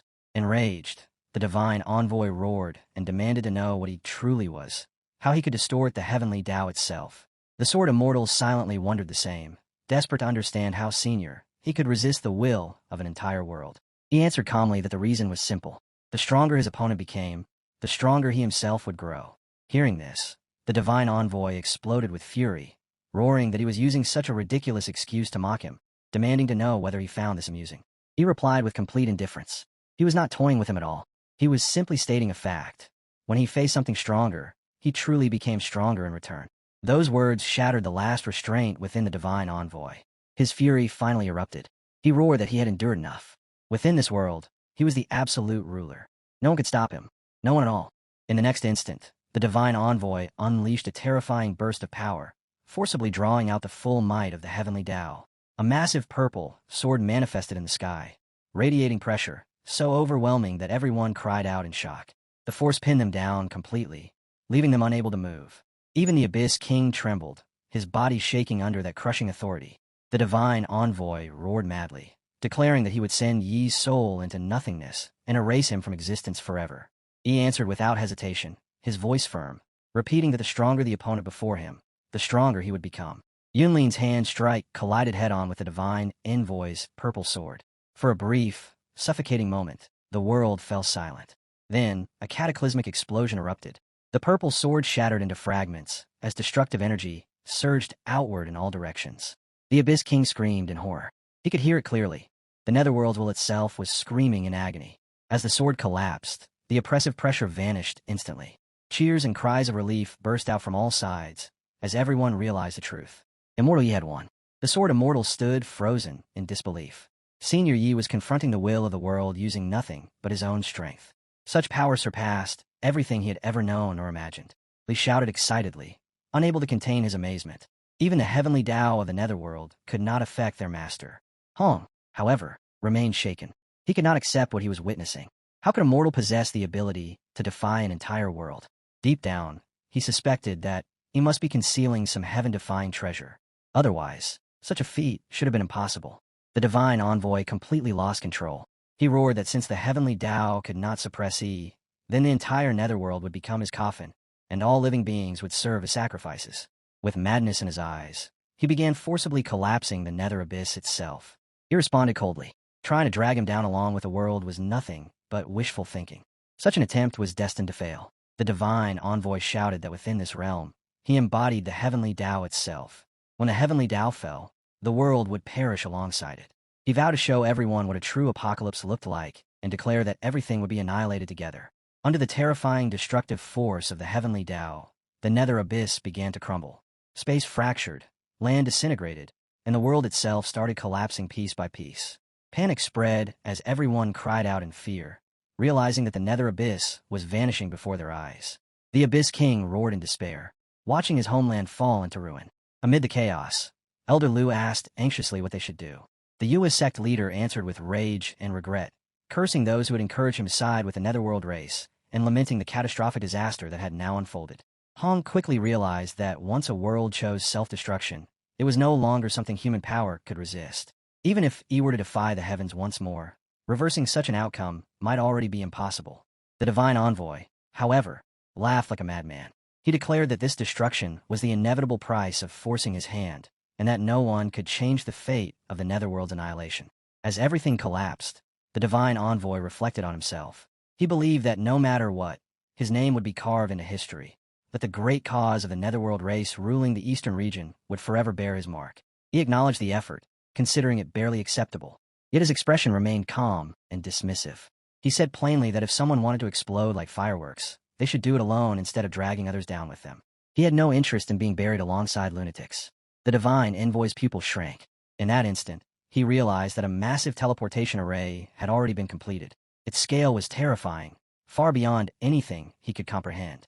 He tried desperately to stop Yi, but he only replied coldly, telling him to stay where he was. Yinlin struck next. With a single move, he shattered the divine envoy's remaining attack and sent him flying. Without another glance, he turned to leave, casually waving goodbye. At that moment, the Yue sect leader suddenly shouted, revealing himself as an undercover agent of the eastern region. He claimed that everything earlier had been an act, and that he had always belonged to their side. He looked at him indifferently and asked what relevance that had. His answer came in the form of a kick, sending the man flying as he remarked that such last-minute confessions were utterly pointless. The sect leader cursed in rage. Nearby, the divine envoy lay trembling, his voice weak and broken. As defeat settled in, he reflected bitterly on his life. Once hailed as a prodigy of the netherworld, the ruler favored by the heavenly Tao, he now realized the truth. He had been nothing more than a frog at the bottom of a well, a complete joke. He regretted never witnessing the netherworld race dominate the eastern region, and resented becoming nothing more than a stepping stone for Yi. With venom in his eyes, he swore that the flames of the netherworld would await Yi at the end of the Yellow Springs. The scene shifted to Shanhaiguan in the eastern region. Everyone had returned safely. The sword immortal bowed deeply, praising immortal Ye's boundless kindness, and declaring that it would never be forgotten by the human race of the eastern region. Yi's actions were acknowledged by all, though he himself dismissed them as insignificant. An elder sighed with relief, observing that with the destruction of the netherworld, the threat of dark creatures had finally come to an end. Immortal Yi, he said, had secured peace for countless generations. The sword immortal, however, remained cautious. He warned that the true danger still lay within the feather transformation sect. Chun Xiao and his forces were the real hidden threat. Another elder confirmed this, revealing that Chun Xiao's past massacre of the netherworld races as coalition commander had merely been a facade. He had remained hidden all this time. A young woman asked quietly whether they could truly succeed against the feather transformation sect, given its terrifying foundations. The sword immortal turned and asked Yi for his thoughts. At that moment, the system's voice echoed. A new sign and location had been unlocked, granting E3 true, immortal, grade artifacts, all simultaneously upgraded to Immortal Lord grade. He noted this calmly. Old grudges settled, new enemies addressed, and his treasures strengthened in the process. One move, two outcomes. The Sword Immortal silently acknowledged Yi's caution. He understood it clearly. He was not acting out of fear, but out of responsibility toward the sect, the oldest existence in the eastern region. He responded calmly. In his eyes, the Feather Transformation sect was nothing more than a nuisance, one that would cease to exist by tomorrow. The Sword Immortal's heart surged with excitement. He expressed his gratitude openly, recognizing Senior Yi's righteousness and decisive resolve. Yinlin waved it off, telling everyone that formalities were unnecessary. He was simply settling both old grudges and new accounts in one sweep. The scene shifted to the back mountains of the Feather Transformation sect in Azure State. A man spoke in a tense voice, warning that something terrible was approaching. Ancestor Tianhong had sensed it, an existence of the sixth heaven of the true, immortal realm. Other ancestors immediately gathered, asking whether their plan had failed. Tianhong's expression was grim. He revealed that he had just received a memory transmission from Wan Chongwei. What he saw within it was nothing short of horrifying. The Netherworld Divine Envoy had not only been defeated by Yi, but had been completely annihilated. Worse still, the entire Netherworld had vanished alongside him. Shock spread instantly through the gathering. The ancestors struggled to comprehend it. The Netherworld had been blessed by the will of the world itself. How could it fall so completely? Tianhong spoke heavily. Yi's strength, he said, had far surpassed all their expectations. Even with every advantage, even wielding the will of a world, the Divine Envoy had been utterly helpless. There was no doubt about it. He was coming, and he was coming to settle accounts with the Feather Transformation sect. Unease crept into the air. One ancestor asked what they should do. Tianhong answered without hesitation. The Stargate plan would be activated immediately, ahead of schedule. Some ancestors objected, saying it was far too early. The number of Stargates was still insufficient, and forcing it now carried enormous risk. Tianhong's voice turned cold. If they delayed any longer, he said, they might not even have the chance to activate it all. Disaster was already at their doorstep. The expressions of the gathered ancestors hardened. All of them were Zixia true immortals at the fifth heaven stage. After a brief silence, they reached the same conclusion. Forcing open the Stargate was better than waiting to be wiped out. Even under the suppression of the heavenly Tao laws, the Netherworld army's remaining strength was enough to contend with the, at least in theory. Ancestor Qinglan asked a single, crucial question. Where would the energy for such a forced activation come from? Tianhong's answer was ice cold. The long-cultivated chess piece would be used. A life would be exchanged to secure the future of the Feather Transformation sect. The Holy Sun steadies his breathing, telling himself that it is almost over. Just a little more, and his tribulation will be complete. When the sect master returns victorious and formally hands over the mantle, he will stand at the very top of the eastern domain. As for Yu Julin, so what if he once inherited the fallen immortal isle? In the end, he still died to a scheme. That was all that mattered. At that moment, several figures descend from the void. They are the ancestors. The Holy Sun's heart tightens. Seeing all five of them appear together, he hurriedly asks why they are here and whether the sect master has already returned. An ancestor lets out a long sigh and answers him directly. The plan failed. Wan Chongwei has been completely wiped out. Not a single path remained. Everyone sent there perished.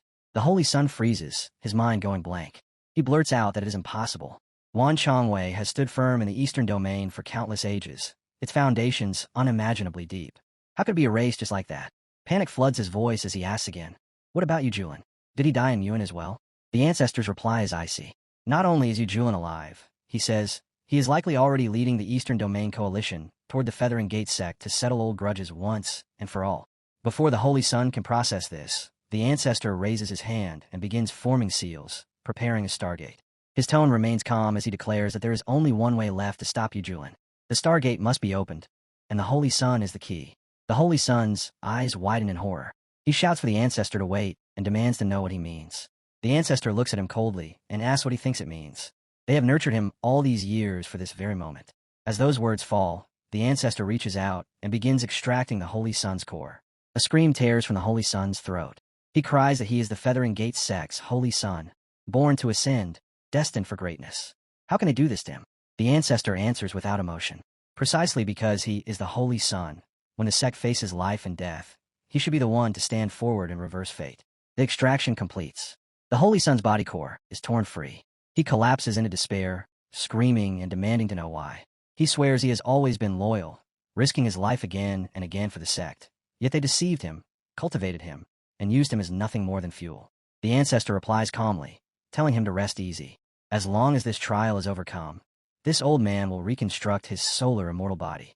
Bitterness floods the Holy Sun's heart. He thought the eastern peak was already within reach. Instead, this is how it ends.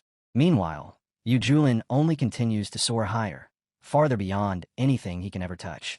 The hatred burns deep. At that moment, the ancestor speaks again, his voice cold and precise. Such pure energy matter is more than enough to open the Stargate, and even keep it open for several days.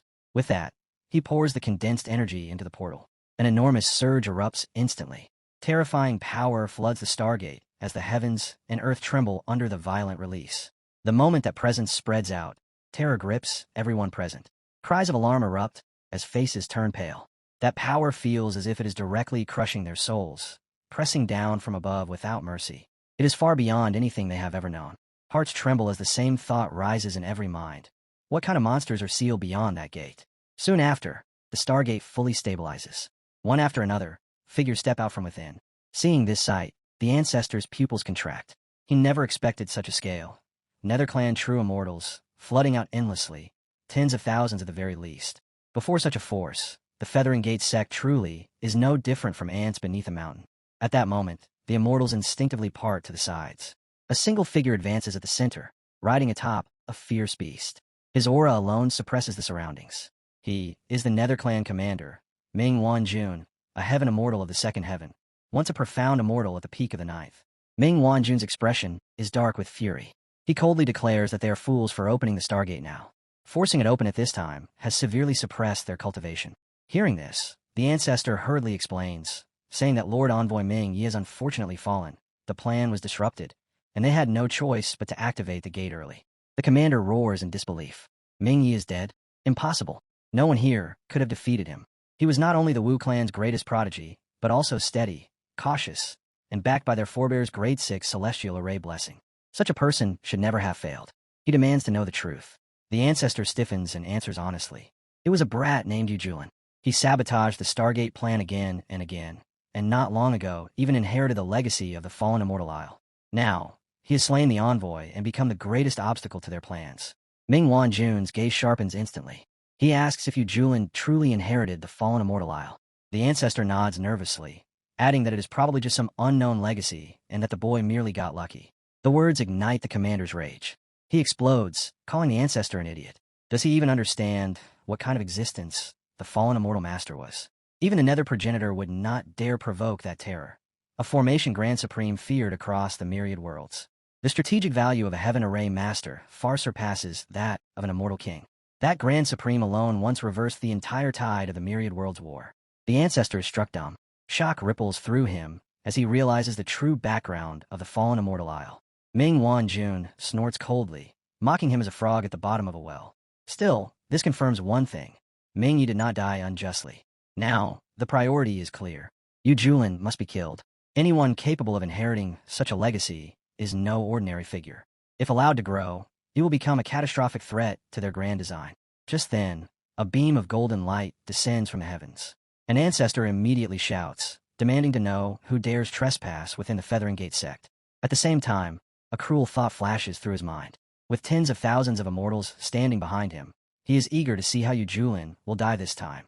At that moment, Yu Julin arrives with his army. His voice echoes across the heavens, declaring that the Feathering Gate sect has acted against the will of heaven, colluded with outsiders, and today justice will be enforced as traitors are slain. In response, all the Netherclan immortals simultaneously release their aura. The pressure surges like a tidal wave. Sensing it, the Sword Immortal's expression changes drastically as he cries out in disbelief, questioning how the Feathering Gate sect could possibly possess so many immortals. The third disciple pales, his voice trembling as he admits that this force is impossible to fight and that retreat may be their only option. The first disciple speaks grimly, pointing out that tens of thousands of true immortals have already sealed the surrounding space. Even if the master wanted to deploy formations now, escape is no longer possible. Hearing this, the ancestor lets out a cold sneer. He declares that times have changed, let alone these ants. Even if Yu Julin gathered all the immortals of the Eastern Domain, the Feathering Gate sect would still fear none. At that moment, the Netherclan commander speaks, his tone icy as he asks which one among them is Yu Julin. The Sword Immortal grows anxious, and hurriedly warns Senior not to act rashly, urging him to find a way to escape first. Before anyone else can respond, Yu Julin calmly steps forward. He states plainly that it is him, and asks what they want from him. Seeing this, the commander bursts into laughter, declaring that as long as he kills Yu Julin, the fallen immortal Isle will turn him into a hero of the Nether Clan. Yu Julin's expression does not change. He replies indifferently that a heaven immortal crippled and suppressed by the Stargate is not even worthy of carrying his shoes. The words ignite the commander's fury. He releases his full power and roars that Yu Julin is courting death. The Sword Immortal shouts urgently, warning Senior E to be careful. In the next instant, the commander's palm attack surges forward, carrying terrifying might. Yu Julin remains calm and says that this is perfect, that he can finally experience what heaven immortal cultivation truly feels like. Yu Julin stands his ground as the commander's attack is about to strike him. At that very moment, the system manifests and announces that it has detected the host encountering an attack from a heavenly immortal of the second heaven. The passive effect, grow stronger when facing the strong, is triggered, granting heavenly immortal third heaven cultivation. It then detects a grade 1 immortal force attack and triggers again, upgrading the host's immortal force to grade 2. In the next breath, Yu Julin releases his power and completely shatters the incoming attack. His voice remains calm as he remarks that this is all the commander has, and that it is barely enough to make him itch. The commander staggers in shock, staring in disbelief. He questions how Yu Julin is also a heavenly immortal, and realizes with horror that Yu Julin's immortal force grade is actually one level higher than his own. At this moment, the Holy Sun appears. Witnessing the scene, his eyes light up with excitement. He mutters repeatedly that this is good, that Yu Julin was still hiding his strength, urging him to keep going. Soon, his voice twists into unrestrained laughter, sounding almost mad. Seeing this, people nearby whisper among themselves. The hated father killer has become a heavenly immortal while still in tribulation. With the gap now this vast, perhaps his mind is finally broken. The commander's gaze darkens as his thoughts race. This must be the inheritance of the fallen immortal Isle. Only something that terrifying could allow Yu Julin to force his way into the heavenly, immortal realm under such brutal pressure. If this man is not erased now, he will become a fatal threat to the Nether Clan. He speaks aloud, his voice cold and controlled. A battle between heavenly immortals is not decided by brute force alone. Once this space is covered by the momentum of their Nether battle formation, Yu Julin's immortal force circulation will slow by at least 30%. With a sharp command, he orders the giant python, devours the heavens formation, to assemble. Instantly, boundless energy surges. An enormous python formed of dark light coils across the sky, its body blotting out heaven and earth. As the formation stabilizes, the commander narrows his eyes. Yu Julin's trump cards are still unclear. There is a real possibility that he is hiding an inherited treasure from the fallen immortal Isle. Hearing this concern, several subordinates quickly suggest preparing spirit arts to ambush Yu Julin's sea of consciousness. The commander replies indifferently, asking whether killing a mere heavenly immortal truly requires such an extravagant setup. Someone immediately answers that caution keeps a ship afloat for 10,000 years, and that the fallen immortal Isle is far more terrifying than it appears. Another echoes his agreement, praising the commander for being as meticulous as ever. The commander snorts. With their 69th order spiritual power, slaughtering a chicken is already overkill. Taking the Black Dragon Halberd as the core, they will draw upon the baleful aura of 10,000 troops to condense the Nether Clan's supreme killing array. At once, one of his men shouts for the giant python, devours the heavens formation to devour. Augmented by the commander's profound immortal grade artifact, this formation could suppress even a 9th heaven expert, let alone a mere heavenly, immortal third heaven. Dying beneath the commander's weapon would be a blessing for this brat. Seeing the terrifying scene unfold, the Sword Immortal shouts urgently, warning Lord Immortal Yu to be careful. At the same time, the first disciple's heart sinks. That is a profound immortal grade artifact. The Sang Yuan sword is likely no match for it. He cannot help but wonder how Senior Yu intends to respond. After all, this is a profound immortal grade artifact. In the next instant, Yu Julin moves. He activates a combined formation and launches his attack directly at the commander. Seeing this, the commander sneers inwardly. These tricks are nothing but toys. He has long since grown tired of playing with them. Yet as the aura surges forth, his expression suddenly changes. What immortal artifact is this? Why is its presence so terrifying? A shocking realization strikes him. Immortal Lord Grade. Yu Julin speaks calmly, his tone steady. He admits that he did not expect the commander to actually possess an Immortal Lord Grade artifact. It seems the inheritance of the fallen immortal Al truly lives up to its reputation. The commander stiffens in surprise.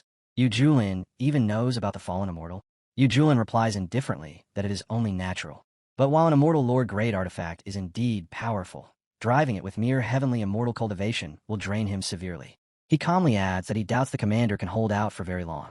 Hearing this, the commander lets out a furious roar and says fine.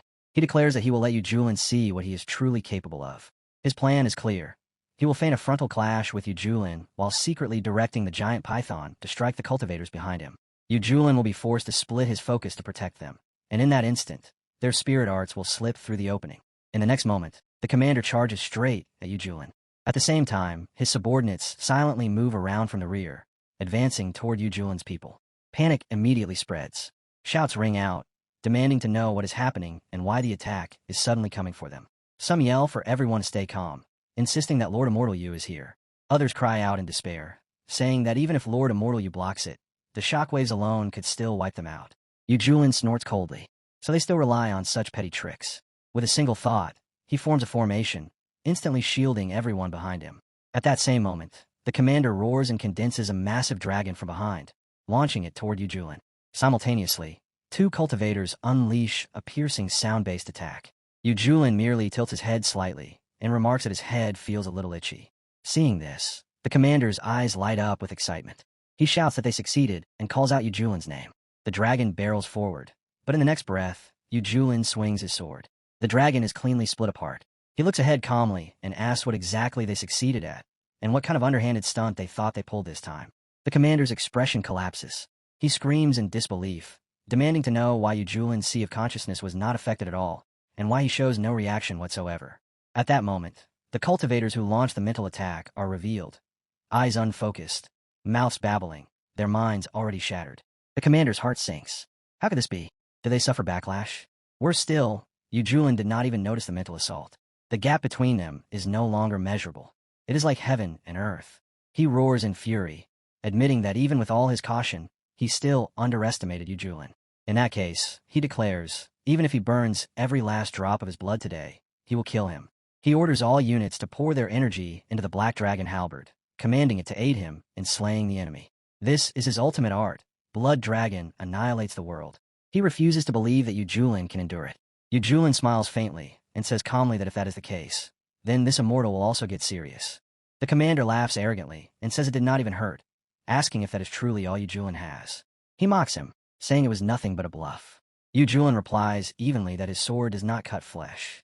It cuts the life force that binds one to the world. As those words fall, the commander's body begins to disintegrate. Power collapses, vitality drains away, and panic floods his face. As death takes him, he screams in disbelief that only the heavenly Tao can sever life force. He demands to know how an ant like Yu Julin could possibly comprehend the power of the world. With that final exchange, the commander is completely annihilated. Nothing remains, not a trace of soul, not a fragment of existence. Seeing this outcome, the Yua sect ancestor collapses inwardly. His voice trembles as despair spills out. It's over. Everything is finished. Yua Gate has lost. Completely. On Yu Julin's side, shock turns into wild exhilaration. Cheers erupt as voices shout in disbelief, asking if this is truly the strength of a mortal. With a single motion, enemies are erased. Too strong. Unreasonably strong. Amid the uproar, the first disciple stares blankly and mutters that he does not understand how it is possible to directly sever someone's life force. The Sword Immortal answers slowly, explaining that the highest realm of swordsmanship has never been about cutting flesh or objects. A true sword cuts the past and the future. It severs karma, erases destiny, and destroys future existence itself, rewriting the rules of the world. Inwardly, the Sword Immortal exhales. Senior Yi's strength is far beyond what they are witnessing now. At that moment, the Holy Sun is dragged toward the Stargate. Chaos breaks out as people shout that the Stargate is reacting violently, forcibly draining Chun Zhao's solar power. Before anyone can stabilize the situation, the heavens darken again. Another army descends. Gasps of horror spread instantly. Another nether army. All true immortals. 600,000 of them. A booming laugh echoes through the sky. A new commander steps forward, mocking loudly, calling Ming Wanjun an idiot for not waiting and rushing ahead with his army. He tells him he should not have killed everything, that he ought to have left some natives behind for others to enjoy. This man is introduced. Ming, a Stage 2 celestial immortal. Yu Julin looks at him calmly and speaks without urgency. There is no need to worry. Ming Wanjun did not kill a single person. Since that is the case, he may as well let this one play first. The new commander explodes in anger, roaring and demanding to know who Yu Julin thinks he is, saying he has far too much nerve to speak to a commander like that. At that moment, the ancestor shouts desperately, telling him to avenge General Wan Jun and their fallen soldiers. He points at Yu Julin, declaring that this is the man who repeatedly ruined their plans using the legacy of the fallen immortal Isle, the one who killed Envoy Mingfeng, General Wan Jun, and thousands of nether soldiers.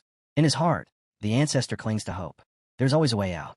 No matter how terrifying Yu Julin is, his power must have limits. He refuses to believe Yu Julin can survive a war against so many nether immortals. The commander suddenly turns and grabs the ancestor by the throat. His roar shakes the air as he accuses him of lying.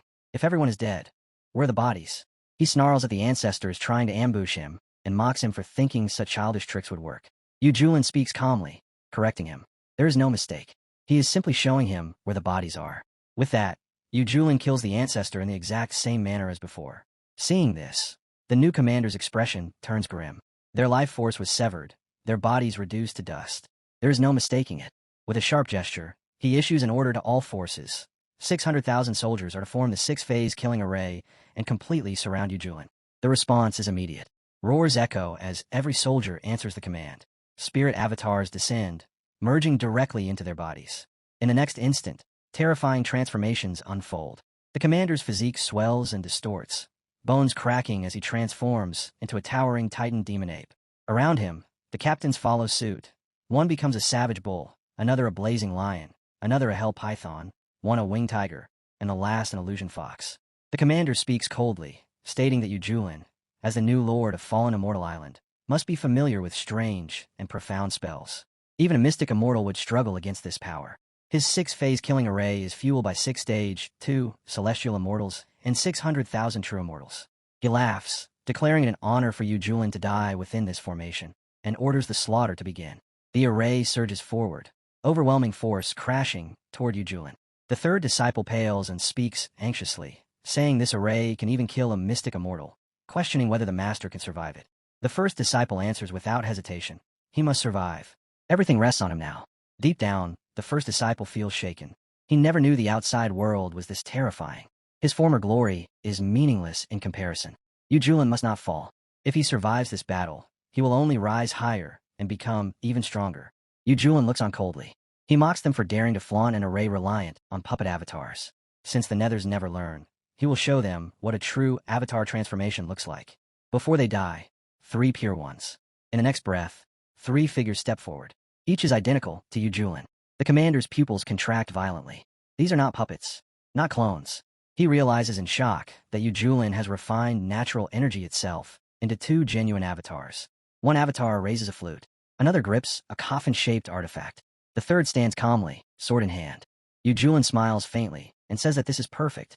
They will see which of them kills more. One of the avatars laughs lightly, saying he is certain he will win.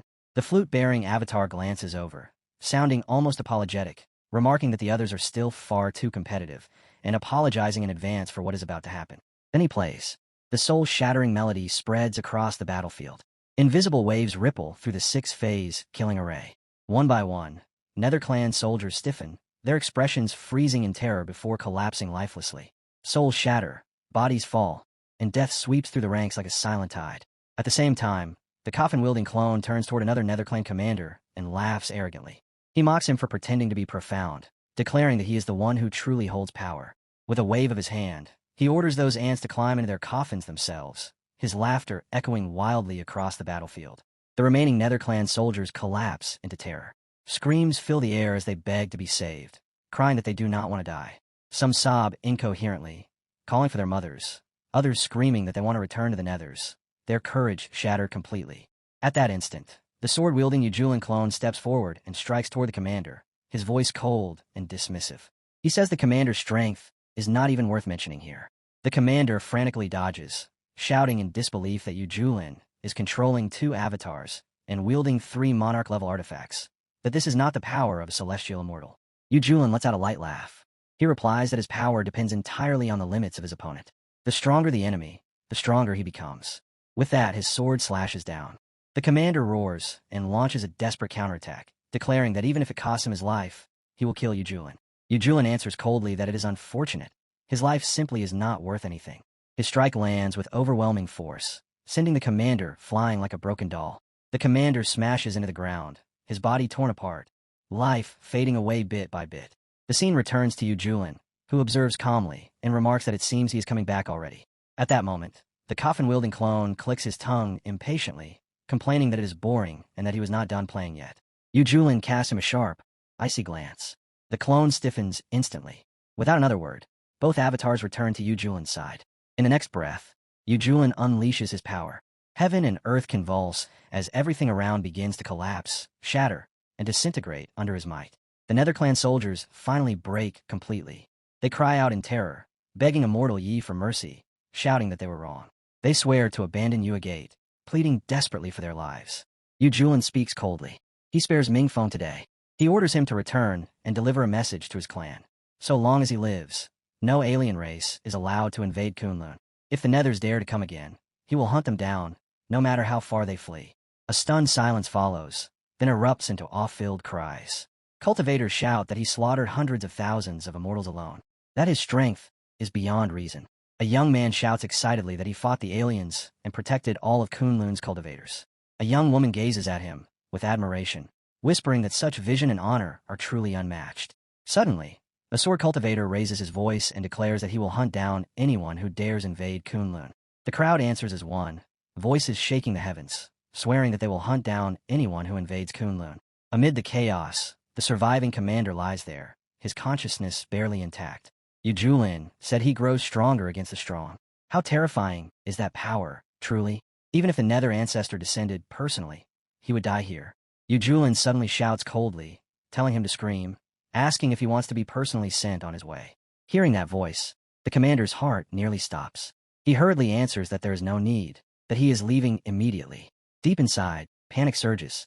He must report this freak, Yu Julin, to the ancestor at once.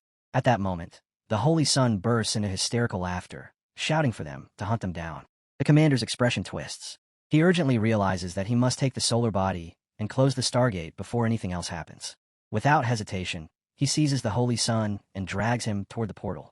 As he moves, dread fills his mind. If that monster follows them into the Nethers, their entire clan could be wiped out. Moments later, the commander reaches the other side of the portal and shouts toward the ancestors that the invasion has failed, that a man named Yu Julin slaughtered nearly 1 million of their soldiers. The response is immediate and brutal. An ancestor roars in fury, calling him trash and dismissing his words as a ridiculous excuse. Before the commander can say anything more, the ancestor strikes and kills him on the spot. Turning away coldly, the ancestor orders the others to forget about Mingfeng. The Alliance is currently busy expanding elsewhere, and with the Stargate now closed, Kunlun can be ignored for the time being. The scene shifts. High above, within the Immortal Palace, Yuhua Palace, a furious voice rings out. Someone demands to know how the plan to use the aliens to attack Kunlun could have failed, scoffing at how a group of backwater country cultivators could possibly stop another army of immortals. This man is revealed to be Yuhua Shang, the founder of Yuhua Gate, an immortal venerable. His gaze turns icy as he speaks. He will send his spirit brand down personally to see what happened. No matter who ruined his plans, he will make them regret ever being born. Inside the ancestral shrine of Yuhua Gate, Li approaches the staircase before abruptly forcing open a concealed gate, and as he steps through the hidden entrance he scans the surroundings with clear curiosity and excitement, thinking to himself that this must be the most important treasure vault within Yuhua Gate, which means he naturally has to see what kind of rare treasures are stored here. Moving deeper inside, Li slowly advances until he reaches the items placed within the vault and stretches out his hand to examine them. Yet the moment he picks one up, his excitement vanishes completely. After inspecting it carefully, he mutters with disappointment that the thing is nothing but a piece of rotten wood. Just as those words leave his mouth, his gaze shifts toward the title page of a nearby book, and the title references the founding ancestors of Yuhua Gate. This makes Li pause in mild surprise as he realizes that what lies here is actually the memorial tablet belonging to the old Dao sect master of Yuhua Gate. However, while he is still processing this realization, sudden laughter echoes from somewhere behind him, and the unexpected sound immediately makes Li's eyes widen in shock. Even so, Li quickly steadies himself and responds with open arrogance, saying he will treat this as nothing more than a small surprise and a bit of punishment, before casually adding that the old man should not worry because he will aim carefully and make sure it does not split his forehead. Li instantly launches his move. The strike slams into the ground and detonates with a violent surge of power, unleashing a terrifying shockwave that bursts outward from the impact. Realizing what has just happened, Li immediately shouts in shock, because even the cultivators of Yuhua Gate who had reached the early stage of the Ascension realm are wiped out instantly by the force of that shockwave. At the same moment, Jinzi's eyes open wide and his teeth grind together in fury as purple energy begins swirling around his body while he shoots forward through the air, wearing a cold and furious expression. He demands the truth, stating that Li is clearly not a disciple of Yuhua Gate and demanding to know what exactly has happened to the sect, while also asking where the army of the Zhu clan has gone. Under the crushing pressure, Li is slammed down onto the ground. Yet even while enduring the pain, he immediately talks back with blatant attitude, calling the old man out and telling him to stop shouting at his grandpa. Then Li launches into harsh criticism of Yuhua Gate, accusing them of colluding with foreign races and slaughtering their own people, insisting that the corruption began at the top and that once those in power became crooked, everyone beneath them followed the same crooked path. Hearing this only makes Junzi even angrier, and he coldly tells Li that if he wants to leave with a complete corpse, then he should answer honestly. Otherwise, he will personally make Li experience the terrifying methods of an immortal venerable. As those words fall, white energy begins spreading outward from Junzi's body and surges directly toward Li. The overwhelming force sweeps Li away and slams him violently into the ground once again. Yet even after suffering such a blow, Li still refuses to back down. With absolute confidence, Li declares that an immortal venerable is nothing but trash, claiming that his own master could erase Yuhua Gate and even the Nether Clan's million immortals with a single finger, then mocking Junzi outright by asking who he thinks he is when daring to stand before his master. Those words ignite Junzi's fury completely, and he roars that Li has already ruined his grand plan while declaring that the one he intends to kill is this so-called master. At that instant, purple energy erupts violently from his body and rushes toward Li once again.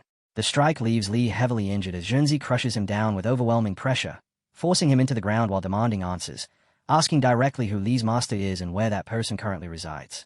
Then something unexpected occurs. Junzi abruptly releases a surge of golden energy that shoots into the sky, and as he turns his gaze toward the distance, a voice emerges together with that energy, calmly announcing that this venerable has already arrived, before challenging Junzi by asking what exactly he intends to do about it. Golden spiritual power spreads rapidly in all directions, filling the entire space and blanketing it with terrifying pressure, and the moment Junzi senses it, he immediately realizes just how frightening the spiritual strength before him truly is. At the same time, Li is left utterly shocked, shouting loudly as the oppressive energy continues intensifying while the ground trembles beneath him and waves of power roll outward in every direction. Junzi remains standing firmly in place while violent storms of energy swirl around him.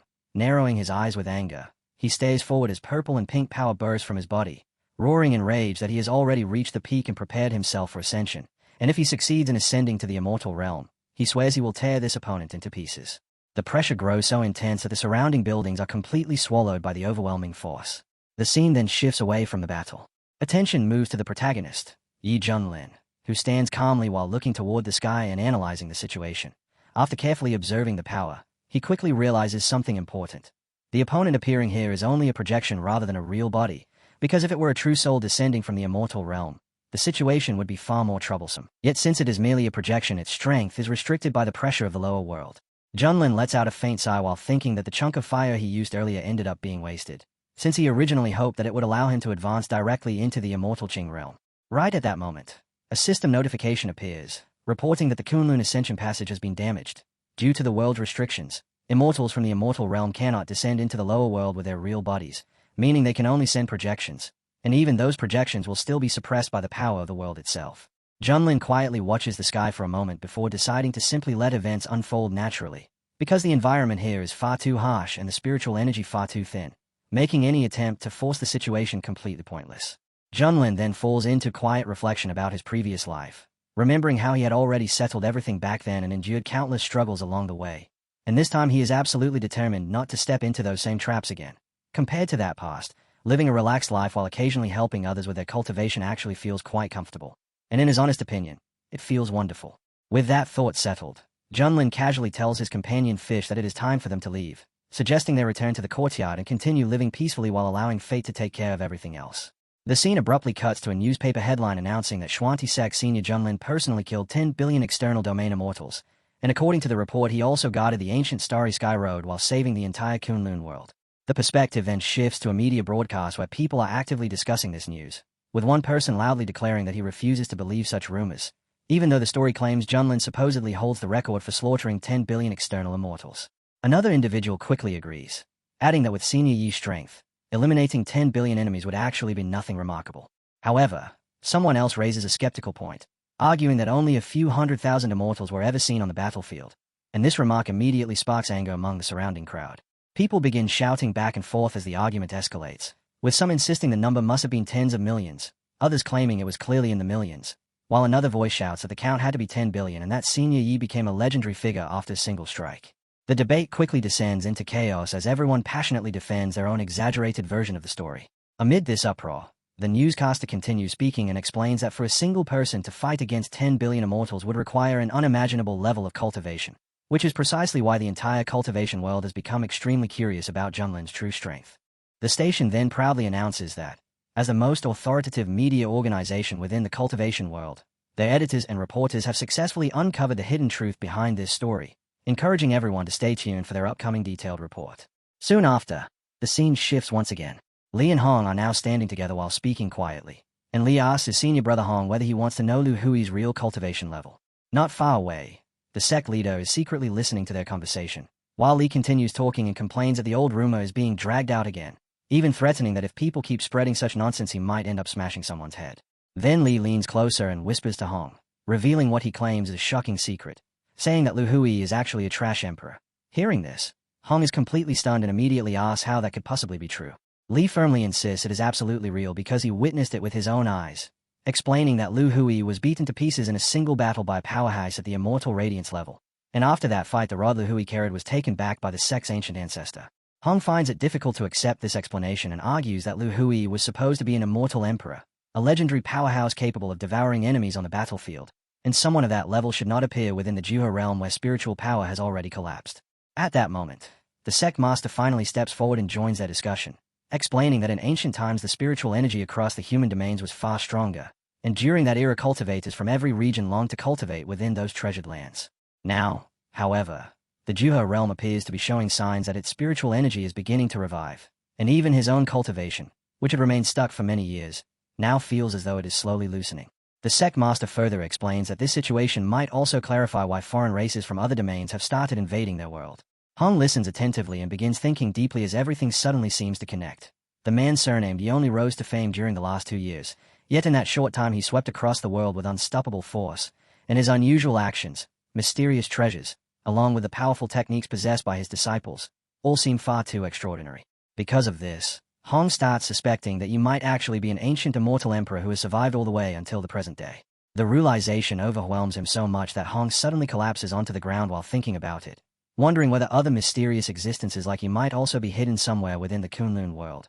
And if that is true, then the entire heaven of Kunlun could soon experience a massive transformation. Grinding his teeth, Hong realizes something important. Improving his cultivation has suddenly become extremely urgent. At that moment, he lifts his gaze toward the sky, and Li also raises his head in confusion to look upward, when suddenly thunder and lightning begin erupting across the heavens. Li asks what exactly is happening and wonders why the sky has suddenly changed like this. The lightning abruptly shifts direction and concentrates directly on Hong, leaving the sect master shocked by this sudden development. Hong remains standing firmly in place while the thunder gathers around him. Spreading his arms wide, he shouts loudly as his eyes turn red and powerful crimson energy begins surging out from his body. Right then, a system notification appears, reporting that the host's eldest disciple is currently undergoing the highest grade 8 to 9 lightning tribulation. Based on big data predictions, the system calmly advises the host to prepare a banquet and simply enjoy the upcoming show, even wishing him a pleasant meal.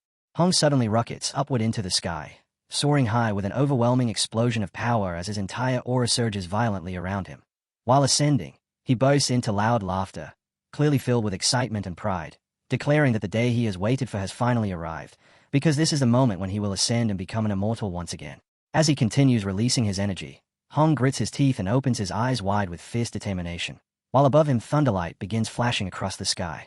At the same time, blazing red flames ignite around Hong's body, and as the crimson fire clashes violently with the thunderlight gathering in the sky, the two forces collide and mix in mid-air, triggering massive explosions that erupt both above and below as the overwhelming power tears through the surroundings.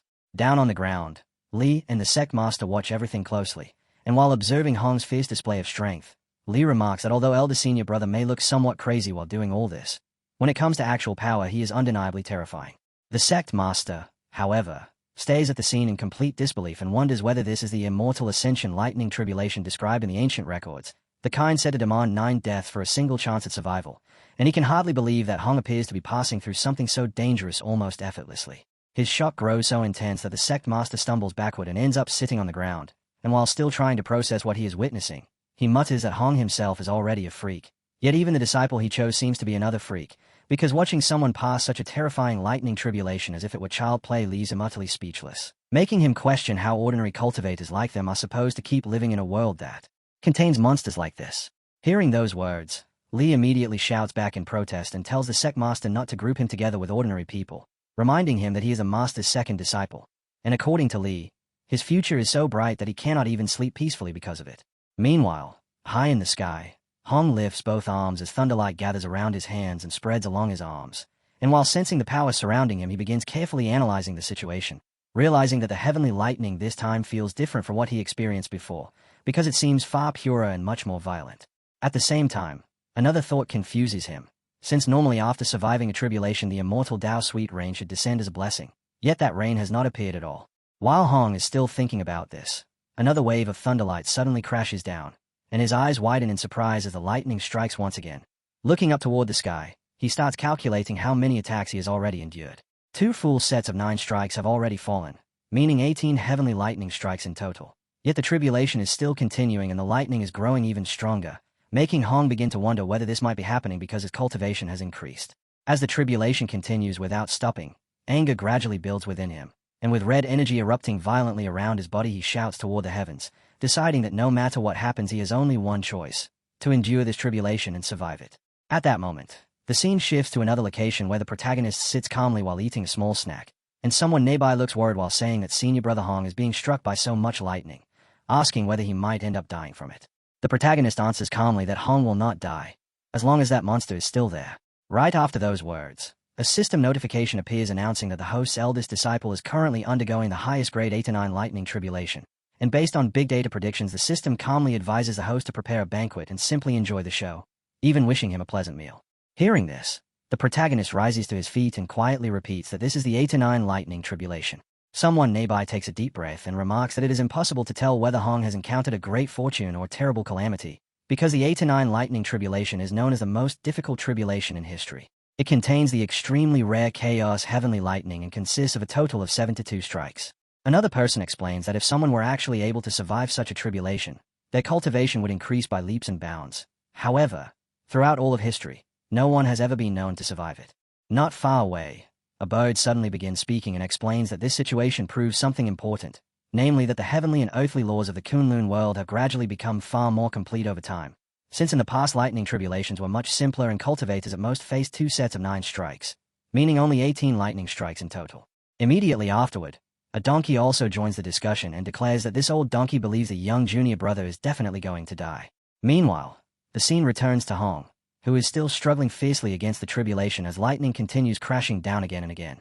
Hong even begins grabbing the thunderlight directly with his hands while fighting against it, counting each strike as he resists the relentless attacks.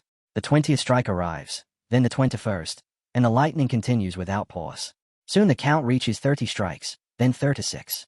Hong releases more and more energy in order to resist the lightning as the count climbs again to 4 to 5 strikes, while purple-red energy erupts violently around him with incredible intensity. The lightning does not stop. The 51st strike arrives, followed by the 52nd. Standing within the blinding light, Hong glazes fiercely at the sky while grinding his teeth and shouting as the 53rd strike crashes down, followed immediately by the 54th heavenly lightning. Roaring toward the heavens, he declares that this venerable will not fall, and even if his flesh body breaks apart, he will continue fighting.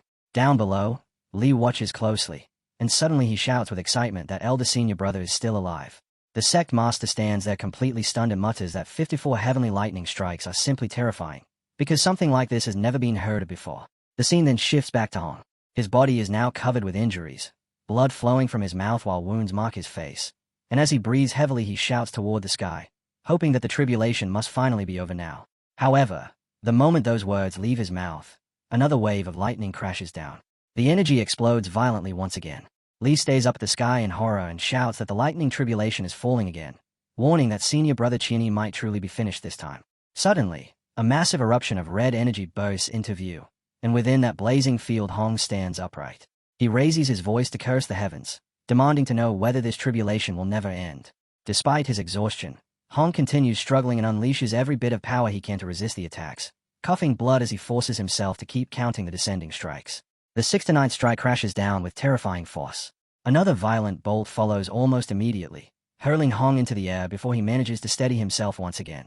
Then the 70th strike descends. The moment it hits, Two enormous waves of red energy explode across the sky, and Hong is smashed down violently by the impact. His eyes can barely remain open now, and with immense difficulty he wonders whether his life is truly about to end here. As his consciousness begins slipping away, memories from his past slowly surface within his mind. He remembers being an orphan since childhood, kneeling on the streets to beg for food just to fill his stomach, while people everywhere looked at him with endless contempt.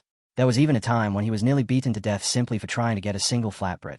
Yet even during those miserable moments he kept reminding himself that he had to keep living. Within those memories, he repeatedly tells himself that only by living can hope continue to exist. Then he recalls the day everything changed, when he was lying weakly on the ground and suddenly saw an old man appear before him. The old man called out and told him that he was already very old and had no child to take care of him, asking whether the young boy would be willing to stay and help him. At that moment, Hong believed that hope had finally entered his life. But that hope disappeared once again when the old man eventually died. Back in the present, blood drips from Hong onto the ground as he struggles to rise to his feet once more. He narrows his eyes and forces himself to stand despite the pain, while flames and tribulation lightning continue raging all around him. With unwavering determination, he declares that there is only one demon venerable, and that is Hong Wui. Laughing again, he releases an even more violent surge of red energy as his body lifts into the air once more, roaring that he refuses to accept defeat. Grinding his teeth, he shouts that even if he dies today, he will die while standing above the 9 heavens as a king who looks down upon all living beings. He swears that he will never again live as an ant who is humiliated and trampled beneath others. With fierce resolve, he decides that if the tribulation refuses to stop, then he will simply self-detonate and destroy the tribulation cloud itself. But just as he prepares to act, his eyes suddenly widen in shock. Just then, someone suddenly appears beside him. A calm voice speaks, telling him that he has already done his best and that the rest should be left to his master. At that moment, the protagonist arrives. He steps forward and directly grabs hold of the tribulation lightning itself, and as golden energy begins spreading from his body it blends together with Hong's red energy. Hong stays in disbelief as he suddenly realizes something important. He is the disciple of Wui Junlin, and anyone who dares to bully him must first face his master. Golden energy rapidly spreads across the entire sky, overwhelming everything around it and gradually wiping away the terrifying tribulation lightning from the atmosphere.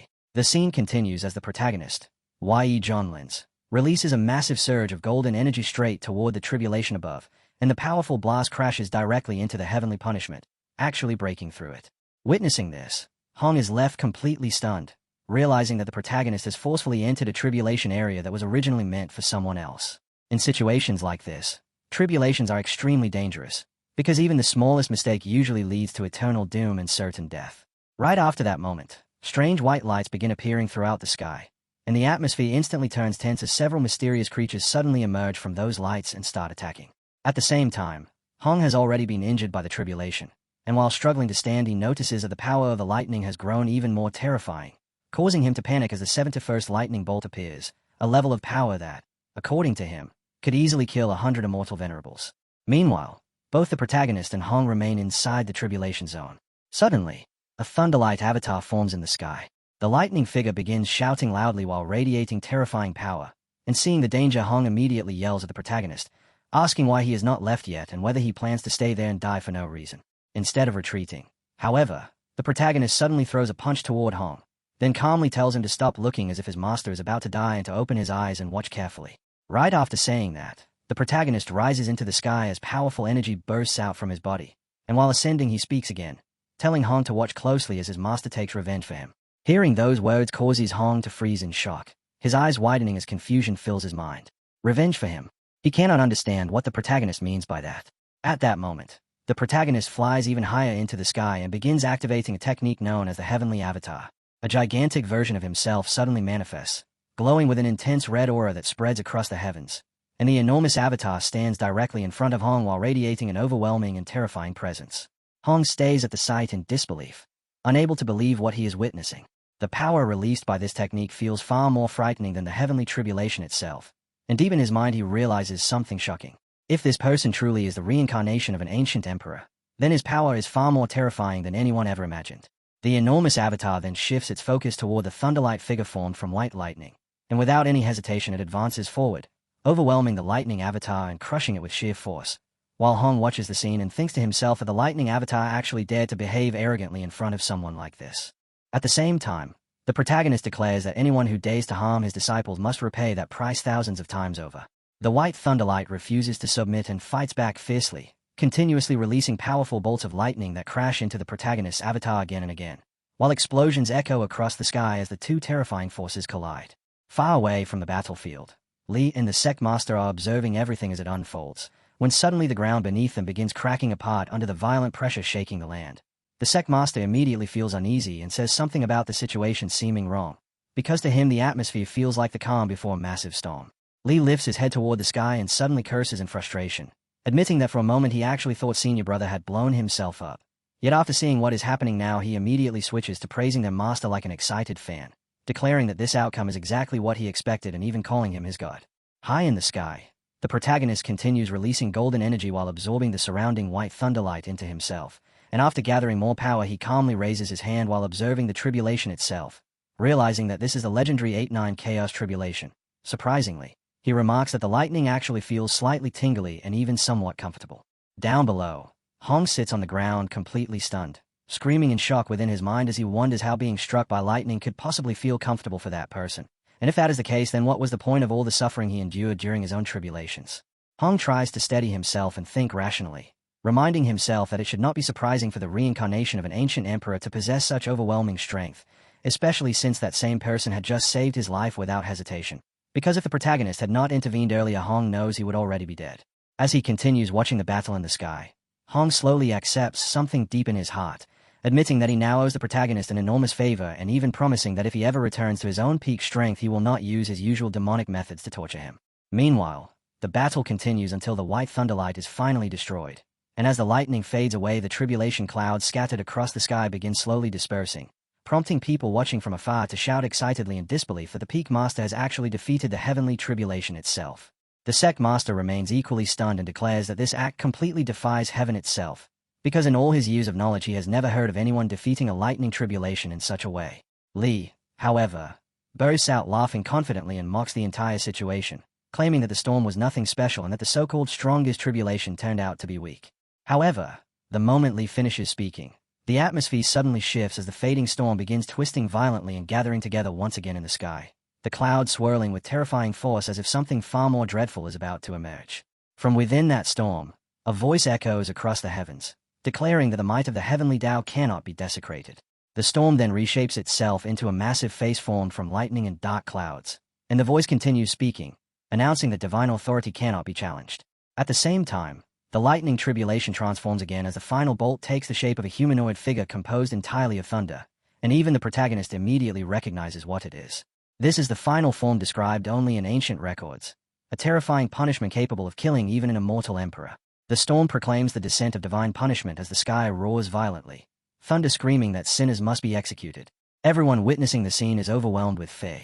Lee suddenly panics and shouts that the old sect master has jinxed everything by predicting the storm earlier, because the tribulation has now gathered again and its power has increased tens of thousands of times, and according to him everything is finished since no one could possibly stop divine punishment at this level.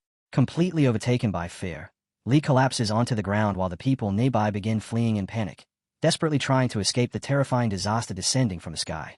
Meanwhile, the protagonist simply stands calmly before the massive storm. Instead of fear, a faint smile slowly appears on his face as a thought crosses his mind, that the timing could not possibly be better. He recalls an old rumor claiming that heavenly lightning is actually a supreme treasure and extremely nutritious for cultivation, and the thought makes him feel excited, almost like someone preparing to taste a rare delicacy. The protagonist then raises his hand forward again as golden energy erupts from his body once more, forming a massive heavenly swallowing form around him, and the enormous construct of golden energy opens wide like a gigantic mouth in the sky. With complete confidence, the protagonist commands the golden energy to swallow the lightning. Immediately afterward, he opens his own mouth as well and begins devouring the white storm energy directly. Watching this unbelievable scene, Hong is left completely speechless, his voice trembling with disbelief as he realizes what is happening. The protagonist is actually attempting to swallow the divine punishment itself.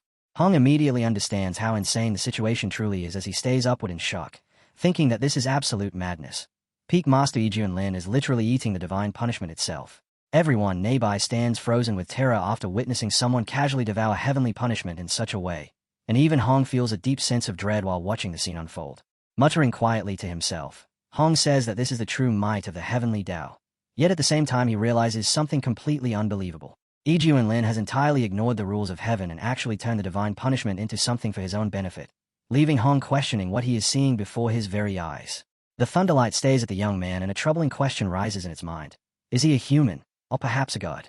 Yet almost immediately another realization follows, one that unsettles it even more. No, he seems to be neither, because the presence he gives off feels less like a living being and more like the very embodiment of the rules that govern everything.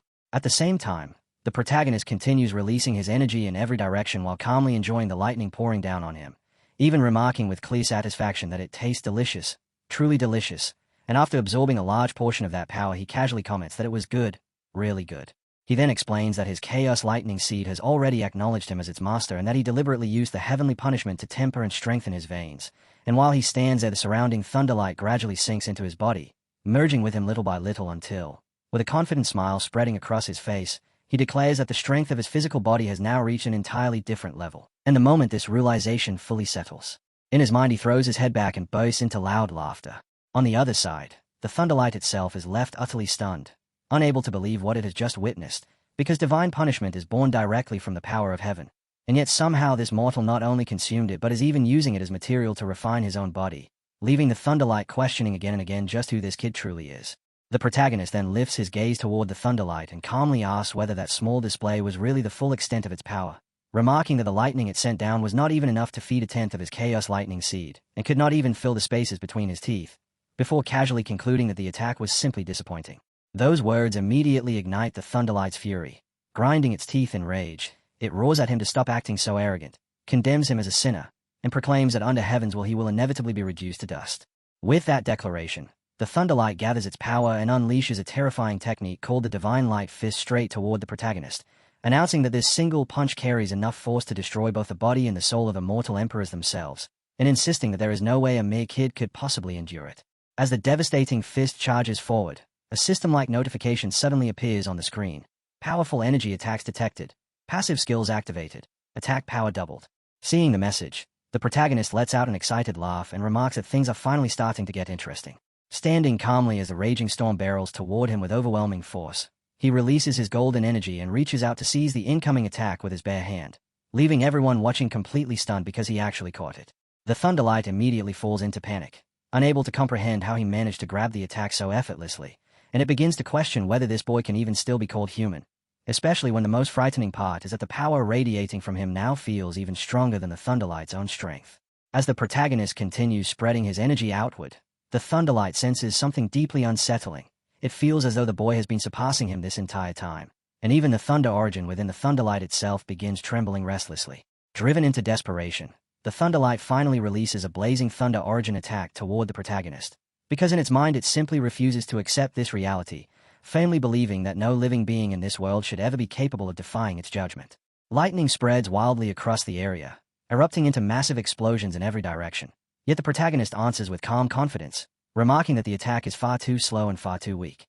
The thunderlight repeats those words in stunned disbelief. Too slow and too weak. While frustration floods its mind as it struggles to understand how its punch could have become so powerless, angrily questioning whether its thunder origin is running dry and mockingly referring to itself as Little Thunder with bitter sarcasm. The protagonist continues provoking it without restraint, telling Little Thunder that it already missed its chance and casually asking whether it is scared. Meanwhile, as the thunderlight releases even more power in desperation, it shouts in mounting frustration that every time it manages to grow a little stronger, the boy somehow becomes twice as powerful, and to make matters worse, its thunder origin is constantly being drained by the boy's devouring ability. Golden energy continues spreading from the protagonist across the battlefield, and at that moment the thunderstorm begins to grasp a horrifying truth. This boy resembles a bottomless pit of endless power, and if the battle continues in this way, the thunderstorm itself will eventually be completely drained and perish. Down below, Hong watches everything unfold with a mixture of amazement and longing, thinking about how unbelievably powerful that strength is, realizing that this is precisely the level of power he has always dreamed of obtaining. Because for him it is not merely about gaining strength but about standing above the entire world with absolute dominance. Taking a deep breath, Hong quietly admits to himself that Yi Junlin is unbelievably cool. Back on the battlefield, the protagonist also inhales deeply before once again expressing disappointment, bluntly telling the thunder that it is weak and not even worthy of forcing him to fight seriously. Hearing those words only drives the thunderstorm into even greater rage, and it shouts furiously that the boy is playing with it just like a cat tormenting a mouse. Then a horrifying realization strikes the thunderstorm. It has already lost half of its thunder origin to the boy's devouring, and if it does not unleash everything now, the boy will completely refine and absorb what remains. With desperate determination, The thunderstorm declares that even if it must drain the power of the entire world itself, it will still destroy this freak. Yet before it can fully carry out that resolve, it suddenly begins screaming and crying in panic. At that exact moment, the protagonist launches another attack directly toward the thunder. Below them, the people watching suddenly notice something strange, and many shout in shock that their cultivation is being drained, while others panic and cry out that their cultivation levels are disappearing, fearing that they might all end up as crippled cultivators. Meanwhile, the protagonist continues pouring his power toward the thunderstorm and commands it to die. In response, the thunderstorm splits apart into several smaller thunderstorms. Seeing this, the protagonist's face lights up with excitement as he smiles and says that so many little thunders are perfect for stabilizing his chaos lightning seed, and rather than worrying about the situation, this development only makes him feel even hungrier. As those thunderstorms surge toward him, the protagonist remains standing firmly in place while releasing an enormous wave of golden energy, and the intensity of the power radiating from him rises to an astonishing level. With complete confidence, the protagonist declares that today he will reveal the true power of devouring. In the next instant, golden and red energy erupts from his body and spreads violently outward, surrounding the thunderstorm from every direction until it is entirely trapped within the expanding aura. The thunderstorm immediately screams in panic, crying out that its clones are being taken away and that even its thunder origin is being stripped from it. The protagonist releases even more of his energy, pushing it outward as the power continues to expand, and then calmly announces that the Chaos Lightning Seed has finally been completed, explaining that it can now generate Chaos Lightning on its own and that the seed inside his body has fully stabilized. With obvious satisfaction, he remarks that the feeling is truly amazing. Meanwhile, the thunderstorm is utterly terrified, panicking as it cries and begs in fear. Watching everything from the ground, Hong quickly realizes that the battle has already ended, and in his mind he understands that it was never truly a fight at all but simply a one-sided slaughter carried out by Yi Junlin.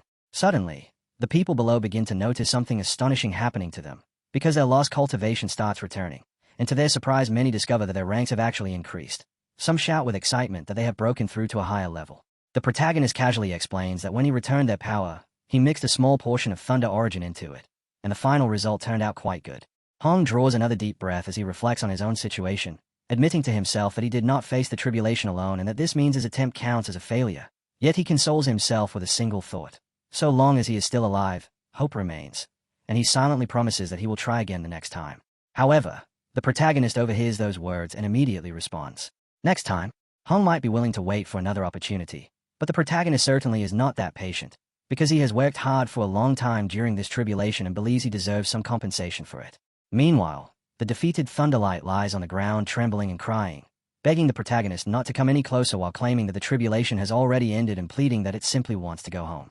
The protagonist lets out a mischievous laugh and tells it that this is not a place where it can freely come and go whenever it pleases, and that if it truly wants to return home, then it must first pay a price. He then orders the Thunderlight to send down the auspicious light of Ascension. Hong is completely stunned and begins wondering to himself whether such a thing is even possible, questioning how a heavenly tribulation that controls fate could actually feel threatened by a human being. At that moment, the thunderstorm suddenly becomes extremely humble, hurriedly calling out to the protagonist like a terrified subordinate while begging him not to kill it, addressing him as senior big boss and even calling him dad, promising that it will arrange everything immediately as long as its life is spared and insisting that it will do absolutely anything. The protagonist calmly answers by telling the thunderstorm to hurry and help his god-level disciple ascend. The thunderstorm instantly obeys, replying that it understands while respectfully calling him boss, and then it turns toward Hong to carry out the order. Everyone witnessing the scene is left utterly stunned, the surrounding onlookers struggling to believe what is unfolding before their eyes as shocked whispers spread through the crowd, many of them remarking how unbelievably cool Peak Master Yi is while marveling that his power seems to have no limits whatsoever. They can hardly trust their own ears, because the heavenly tribulation, an existence that governs the fate of countless beings, is actually submitting willingly to Peak Master Yi. And, from their perspective, Hong appears unbelievably fortunate. At that moment, the thunderstorm begins releasing golden energy toward Hong. As the energy flows into him, Hong immediately feels the transformation taking place within his body, where his meridians begin visibly repairing themselves while every hidden injury buried deep inside him gradually disappears, the entire sensation washing through him with a feeling that is incredibly comfortable and refreshing. The thunderstorm then speaks proudly about what is happening, teasingly calling Hong a pumpkin while revealing that this light is the top-tier auspicious 9-turn locust light, and according to the thunderstorm the benefits it brings are far greater than Hong might expect. Soon afterward, powerful thunderstorm light spreads across the surroundings, and at the same time a surge of intense red energy begins radiating outward, the crimson glow growing stronger and stronger as it gathers around Hong. Hong is once again shocked by what he is experiencing, his eyes widening as he senses his cultivation undergoing a dramatic transformation. Inside his body, his cultivation sky begins rotating before rising to the 9th stage of the celestial immortal realm, and at the very same time the quality of his immortal power suddenly leaps to grade 7. The realization leaves Hong completely stunned. Grade 7? What kind of concept is that?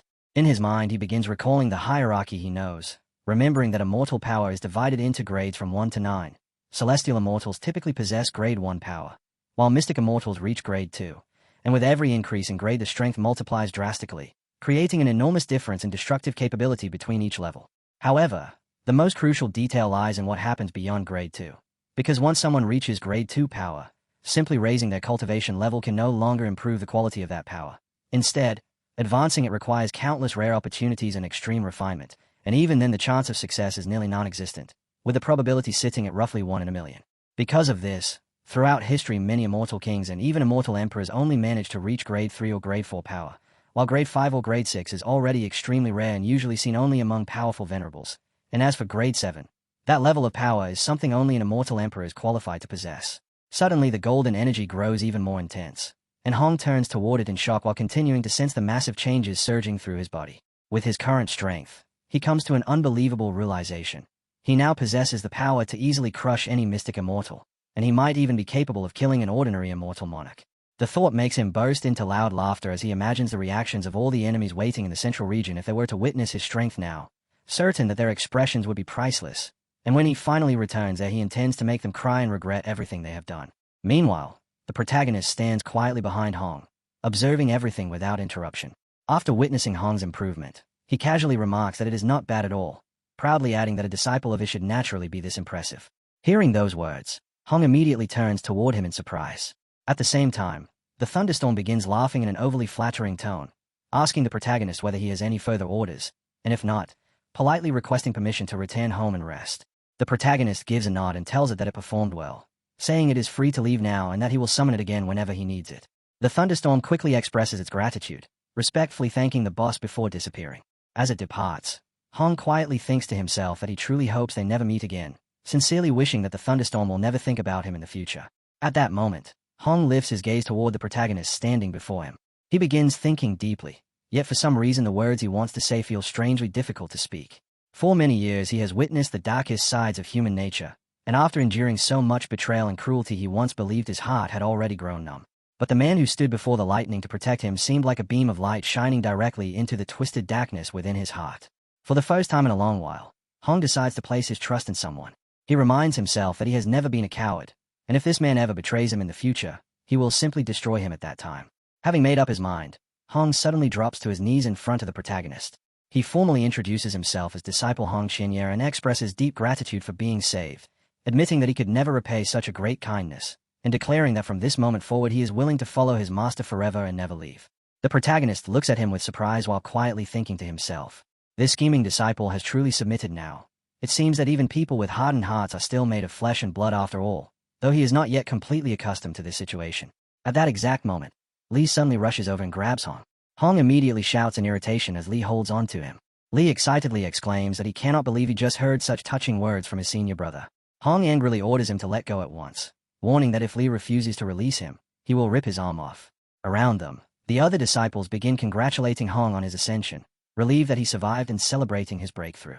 Meanwhile, Li continues acting overly emotional, saying he never expected his senior brother to appear sharp and fierce on the outside yet secretly soft-hearted on the inside, joking that he is so moved he might actually start crying. Nearby, another master also offers congratulations to Hong and tells him that after this battle, his disciple has clearly changed. The master remarks that Hong has now become far more polite and respectful, something he considers a wonderful blessing. Meanwhile, the protagonist, still standing there, jokingly comments that he actually preferred Hong's old rebellious personality, because disciplining him back then felt far more satisfying. At the same time, however, the protagonist is secretly thinking about something entirely different, wondering whether beating his own disciple now might grant him valuable experience points from the system, and even considering the possibility that the system could reward him with some massive gift pack for such a victory.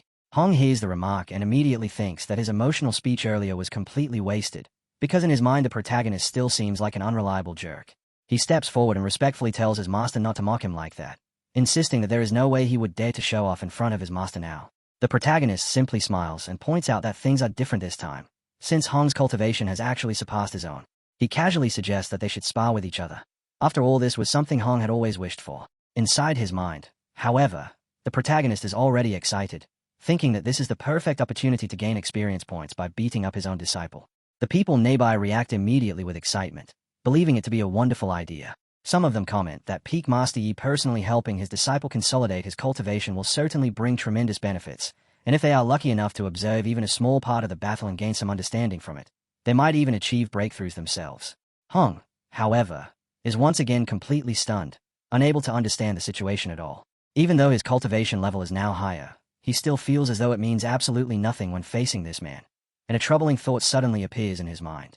Is his master using this sparring match as an excuse to beat him again and remind him not to forget his place?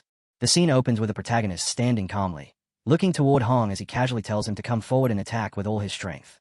Hearing that, Hong immediately panics internally, convinced that this must be some kind of trap, because there is no way he would be foolish enough to attack his own master. Instead of fighting, Hong suddenly grabs the protagonist's legs and drops to his knees, desperately apologizing while admitting that he had been ignorant in the past and offended his master, and because of that he claims he deserves death. He continues begging and swearing that from now on he will obey every command his master gives, promising that he will never betray him again. The protagonist, however, remains completely calm and simply tells him once more to attack, explaining that he only wants to test Hong's progress and see how strong he has become. Meanwhile, Hong is completely losing his composure inside his own mind, complaining to himself that all he wanted was to level up peacefully, yet somehow this entire situation has turned into a massive misunderstanding. Hong's eyes suddenly widen with fear as he hurriedly explains that he has already sworn an oath, one that states if he ever offends his master again he will die in a miserable way, and then he quickly adds that if his master continues forcing him to fight, he will kill himself on the spot just to prove his loyalty. He continues pleading for mercy, insisting that his devotion and loyalty are perfectly clear, and then, in a strangely dramatic and slightly awkward manner, he even wishes his master good luck in the year of the horse and hopes he remains strong. Watching this ridiculous display, the protagonist finally grows tired of Hong's nonsense and, with an irritated expression, bluntly tells him to get the hell out of there. At that exact moment, a sudden explosion of energy erupts nearby as a massive and powerful aura spreads across the area, causing the protagonist and everyone around him to immediately turn their head toward the source of that energy. The protagonist looks surprised and wonders what kind of powerful spiritual energy this might be, beginning to suspect that perhaps a rare treasure has just been born. Right then, a system-like notification suddenly appears on the screen, announcing that spiritual energy has revived in the eastern region and that the 100,000 immortal mountains have appeared, a place filled with countless hidden fortunes and treasures. However, the protagonist shows absolutely no interest in the announcement, casually stating that he does not care about it and that others are free to chase those fortunes if they want, because his own method of leveling up is simply lying down and relaxing. Nearby, Huang quietly lets out a sigh of relief, thinking to himself that he barely escaped earlier and almost got beaten up, and he proudly congratulates himself for being smart enough to get out of that situation. Meanwhile, the scene shifts to the eastern region, where the 100,000 immortal mountains have emerged and powerful spiritual energy is erupting from the mountains. At that moment, Chen Jizi, an elder from the Tsangming sect, flies into the air while laughing loudly, excitedly declaring that the barren eastern land has now given birth to the 100,000 immortal mountains and that heaven itself is clearly helping the Tsangming sect. As Jizi flies through the sky while surveying the area below, he suddenly notices something on the ground where a father is walking together with his young daughter. The little girl happily asks her father whether the fruit they found can cure her mother. Her father smiles gently and assures her that it can indeed cure her, calling her Little Bao while telling her that this fruit is their miracle medicine. Yet inside his heart, the father is thinking that heaven has truly blessed them with this island, believing that not only will they be able to cure the mother but that they might even earn some money from it as well.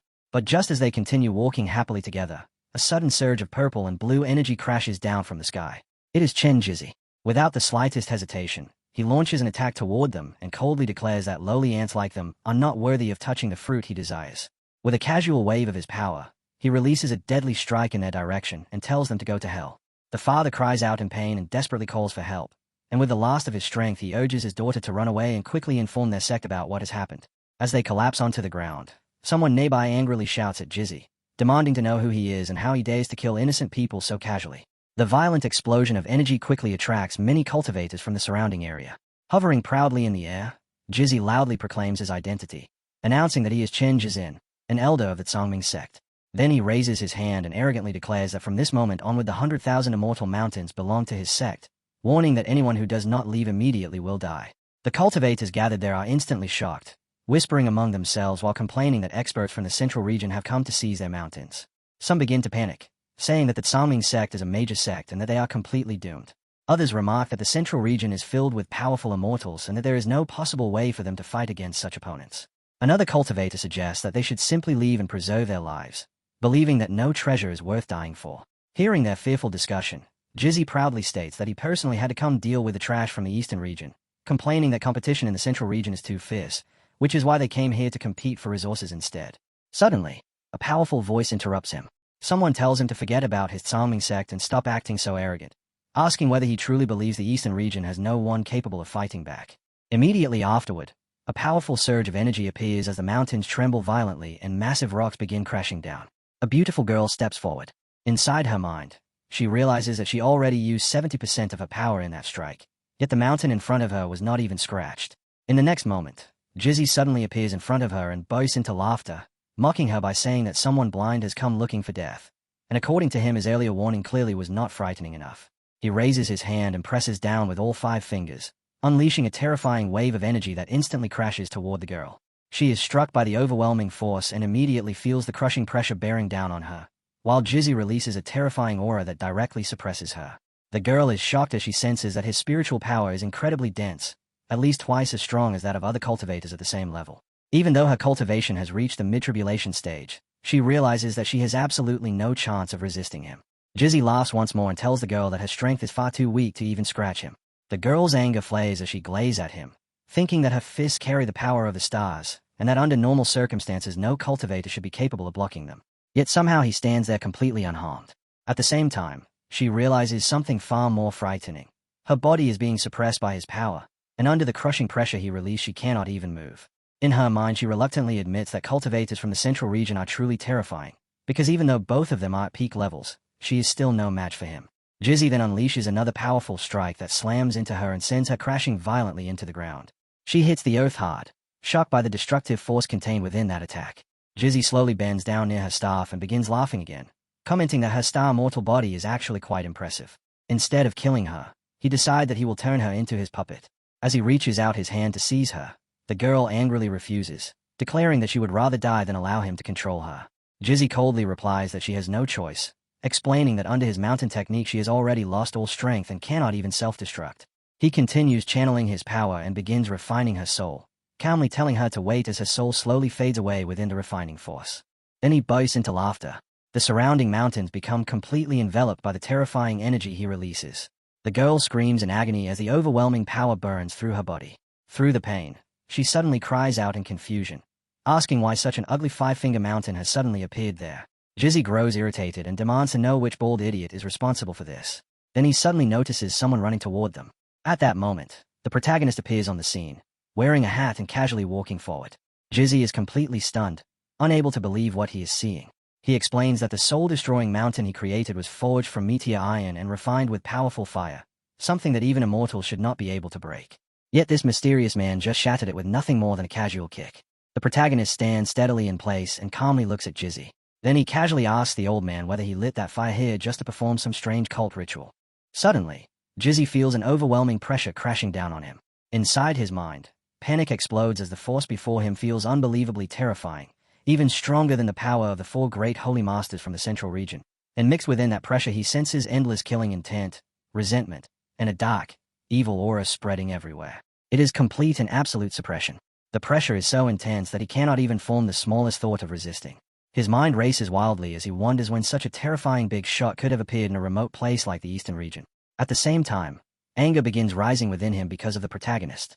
The protagonist looks at Jizzy and asks why he is stuttering, reminding him that he asked a question and that if Jizzy refuses to answer, he will simply assume the answer is yes, while also complaining in an annoyed tone that he hates working overtime.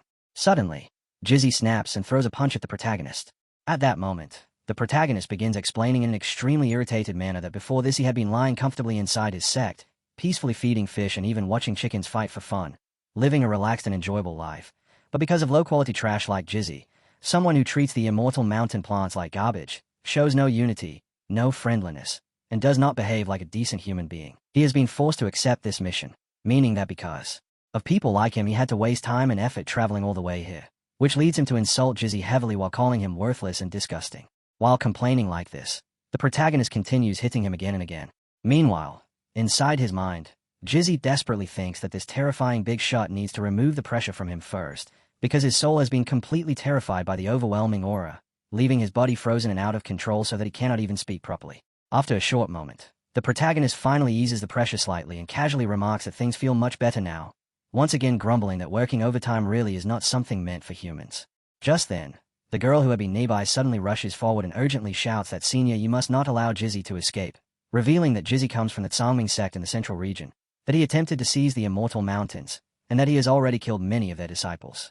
At that moment, the situation becomes clear. Their enemy comes from the powerful central region.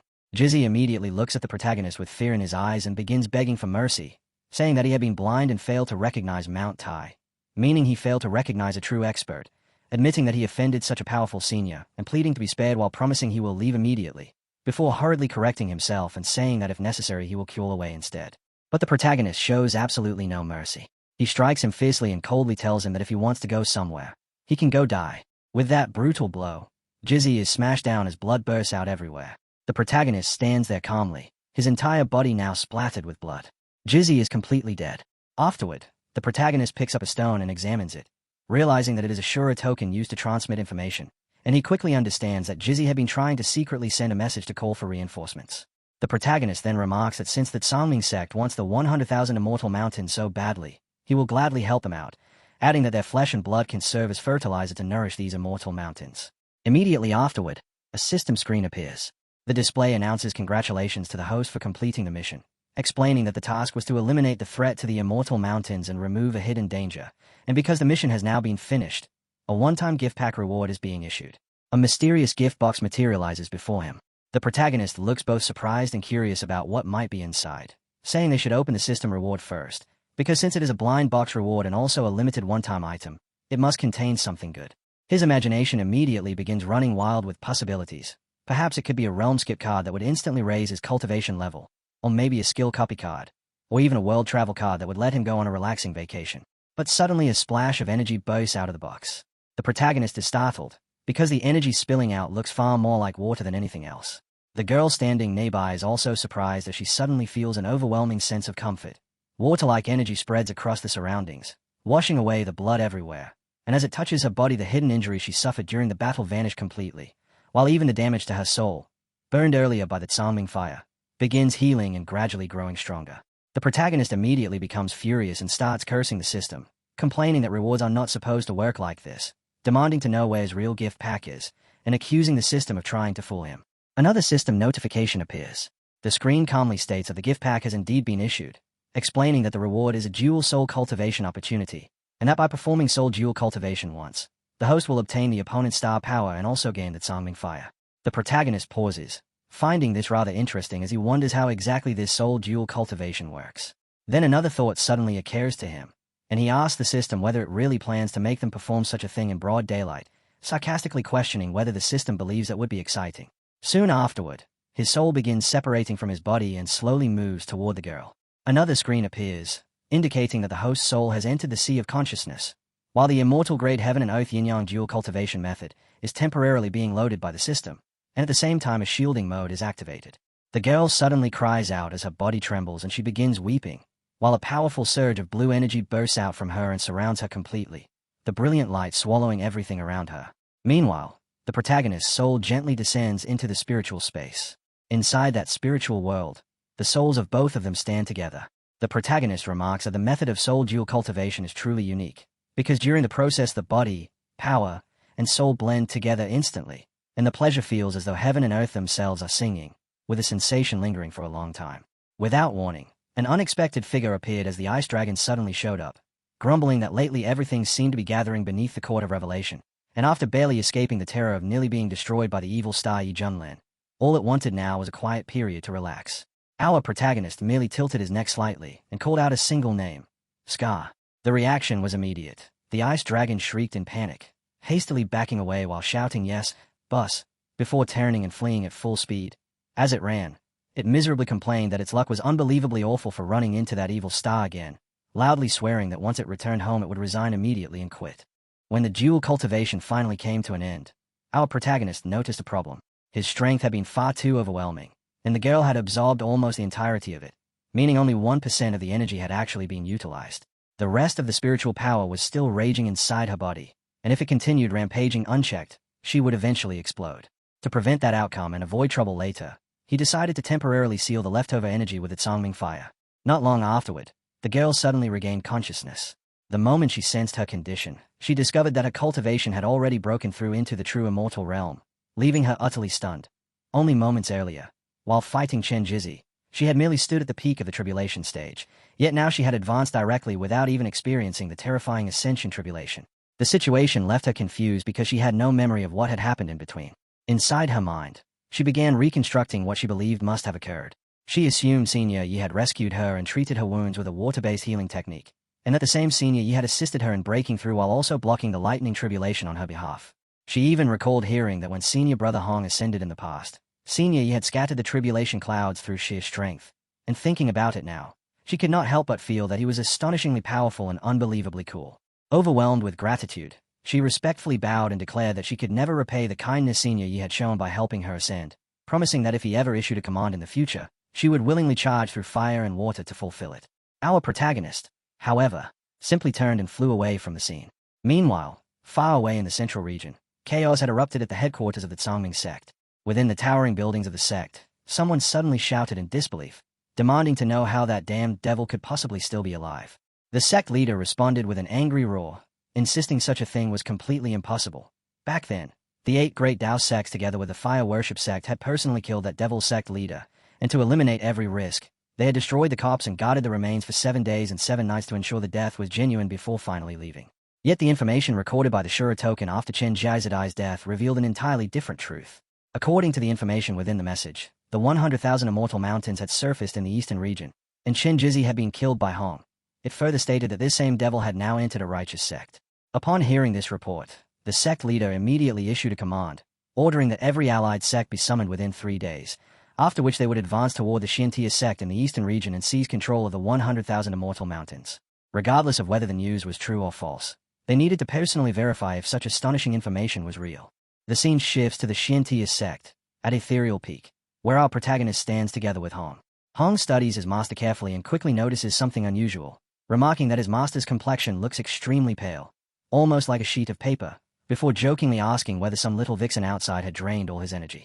Our protagonist does not treat the teasing seriously. Instead, he casually throws an object toward Hong and tells his good disciple to catch it, adding that it is simply a gift for him to play with. The moment Hong catches it, he is stunned. Instantly, he recognizes the item as Yu Sheng's Shura token, and confusion floods his mind as he wonders how his master could possibly possess such a thing. At the same time, another thought makes him uneasy. He begins to worry that his master might already know his true identity as the demon lord of the central region. After thinking quickly, Hong decides the safest choice is to confess his fault and show obedience, so he immediately drops to the ground and kneels. He admits that he knows he has done wrong, explaining that he concealed his identity as the leader of a demon sect because he feared his master would despise him and look down on him. However, ever since he met his master, he says he has finally understood how high the sky is and how thick the earth is, meaning he has realized just how vast and powerful the world truly is. Then Hong launches into enthusiastic praise, declaring that his master is extraordinary, that in his eyes his master is like the blazing sun hanging high in the sky, while he himself is merely a bug crawling through a filthy gutter, able only to cautiously lift his head and admire his master's brilliance from far below. Our protagonist listens quietly and then remarks in a casual tone that he has heard the fire worship sect leader was quite glorious and well known throughout the central region. Hearing this instantly makes Hong nervous. Inside his mind, he believes his master must be bluffing and testing him, yet he reassures himself that he reacted quickly enough earlier, so the situation should still remain under control. Hong then begins recounting a dramatic explanation, saying that his master probably does not know the truth, and that when he was being hunted by the 8 great Dao sects of the central region, Yu Sheng, the sect master of the Tsangming sect, played a very significant role in everything that happened. Hong continues explaining that competition within the central region is brutally intense, and because the Tsangming sect was the weakest among the major powers, it constantly endured pressure from the other 7 sects, seeking revenge in a way to improve their standing. Their sect master secretly impersonated Hong and carried out numerous evil acts under his name. Hong says that once he uncovered this scheme and confronted the man, the situation only deteriorated further, because Yu Sheng then incited the 7 great Dao sects and organized what became known as the Demon Slaughter Alliance, which together surrounded and attacked Hong's sect. He explains that after he was eventually captured, he was thrown into a dungeon where he suffered brutal torture, personally inflicted by Yu Sheng in the old strategist way, and the only reason he survived was because he cleverly staged his own death and escaped. As the painful memories surface, Hong suddenly smashes his fist down hard onto the ground and declares that back then he swore to himself that if he ever recovered his peak cultivation, he would return to the central region to take revenge. He continues, saying that he would carve a path back through blood and flatten the 8 great Dao sects entirely, while the Tsangming sect would face an even worse fate. He would skin their members alive and feed their bones to demonic beasts, then extract Yusheng's soul and refine it endlessly, tormenting it day and night with a red lotus karmic fire. After listening to everything, our protagonist calmly remarks that if this is truly the case, then when the Tsangming sect army arrives in 3 days to attack, Hong can simply kill them all on his behalf, which will allow Hong to completely vent the hatred that has been accumulating in his heart. Hong immediately looks stunned and asks in confusion whether the Tsangming sect is actually coming to attack the Shintia sect. Our protagonist confirms that this is exactly what is about to happen. He then reminds Hong of one important fact. Regardless of what Hong's identity may have been in the past, he is now Junlin's disciple and also a member of the Shintia sect. Hearing those words, Hong falls silent for a moment, feeling conflicted and emotional as he wonders why his master clearly knows that he is the demon lord whom the entire world wishes to eliminate, yet still seems completely unconcerned about it. Meanwhile, our protagonist casually adds one final reminder, telling Hong that when he goes out to fight, he must make sure not to embarrass his master by losing. Hong immediately nods and says that he will remember his master's words. After Hong departs, our protagonist relaxes and comments to himself that having a disciple is actually quite wonderful, because with a disciple around he can take it easy while someone else handles the work, even joking that having someone to carry things and run errands is extremely convenient. He then reflects on the plan he carried out earlier, concluding that tampering with the Shura token in order to lure the Tsangming sect into this trap was definitely not a waste. 3 days later, the scene moves forward as a massive force from the Tsangming sect of the central region arrives, where a large army of true immortals has assembled, hundreds of powerful cultivators standing in tight formation while Elder Wei, commander of the Tsangming sect army and himself an expert of the true immortal realm, stands proudly at the front of the ranks. Elder Wei raises his voice and shouts toward the Shintia sect, ordering them to listen carefully as he commands the sect to open its gates immediately and surrender, warning that if they refuse, the true immortal army of the Tsangming sect will completely flatten their entire sect. Inside the Shintia sect, the disciples are shocked when they hear the threat, and some whisper anxiously among themselves, asking what kind of sect this Tsangming sect actually is, terrified that the enemy has brought hundreds of immortals to attack them, which makes the situation feel extremely frightening. Yet one girl quietly thinks to herself that even this terrifying army is not enough to fill Peak Master Yi's teeth, because after all he is the very master who once tore apart 1 billion true immortals with his bare hands. Outside the gate, the commander begins laughing arrogantly as he proudly announces that in order to seize the 100,000 immortal mountains, their sect has dispatched 500 true immortals, and with such an imposing lineup they can easily dominate this barbaric land, where they can practically walk sideways without fearing anyone. He continues boasting that in the central region they were constantly suppressed by the powerful Wujidao sect, but today in this place they can finally raise their heads proudly. One of the soldiers nearby agrees and remarks that although they traveled a great distance to reach this place, the chance to display their strength before others makes the journey completely worthwhile. However, after shouting outside the sect for a long time, not a single person from the Shintia sect responds. The commander's expression turns angry as he declares that the people inside clearly do not take them seriously at all, and since they refuse to accept the friendly offer of surrender, they will now have to drink the punishment instead. Without hesitation, he issues an order to the immortals of the army to bombard the mountain gate with full force and slaughter every disciple within the sect. But just as the assault is about to begin, something unexpected suddenly happens. A heavy surge of terrifying energy erupts out of nowhere as flames burst violently across the battlefield, and in an instant many members of the Tsangming sect army find themselves engulfed in blazing fire. Amid the chaos, laughter suddenly rings out, and a voice casually suggests that instead of standing around there, they might as well fly straight up to heaven. The commander's eyes widen in shock because he cannot even see where the attack originated. Then a figure suddenly appears. It is Hong. Looking directly at Elder Wei, Hong calmly asks whether the old dog Wei still remembers his grandpa, the Red Demon. Wei's eyes immediately widen with disbelief as he shouts in shock that it is Hong, the leader of the fire worship sect, unable to believe that Hong is actually still alive. The surrounding soldiers immediately fall into panic and begin shouting that it really is Hong, the leader of the fire worship sect. After all, back then the 4 great holy lands together with the 8 great Dao sects had joined forces to besiege him, yet somehow he survived. Fear spreads quickly among the ranks as many whisper that the blood nightmare of the central region has returned. Hong stands calmly in place, dressed in striking red robes, his appearance so breathtaking that even women might feel jealous of such beauty, while around his body terrifying demon flames roar like a raging natural disaster. Standing within the violent sea of fire, Hong quietly states that whenever he appears, slaughter and destruction are never far behind. Hong then steps forward and positions himself firmly in the air, his expression turning serious as a terrifying surge of crimson flames erupts from his body, blazing so fiercely that they seem capable of scorching the heavens themselves. The massive tide of fire rushes directly toward Wei and the entire army while Hong coldly announces that none of them will leave this place alive today. Commander Wei reacts instantly, releasing a burst of green energy that spreads outward like a poisonous storm surrounding him. With a mocking expression, he calls Hong a demon and says that even if Hong managed to survive until now through sheer luck, that does not mean he can still behave with the same arrogance he once showed in the past. As he speaks, Wei launches a terrifying technique known as the torrential fear blossom needle, sending countless razor-sharp needles formed from spiritual energy shooting straight toward Hong. Hong calmly watches the incoming attack and quickly observes Wei's cultivation level, casually remarking that Wei has already reached the 9th stage of the true immortal realm.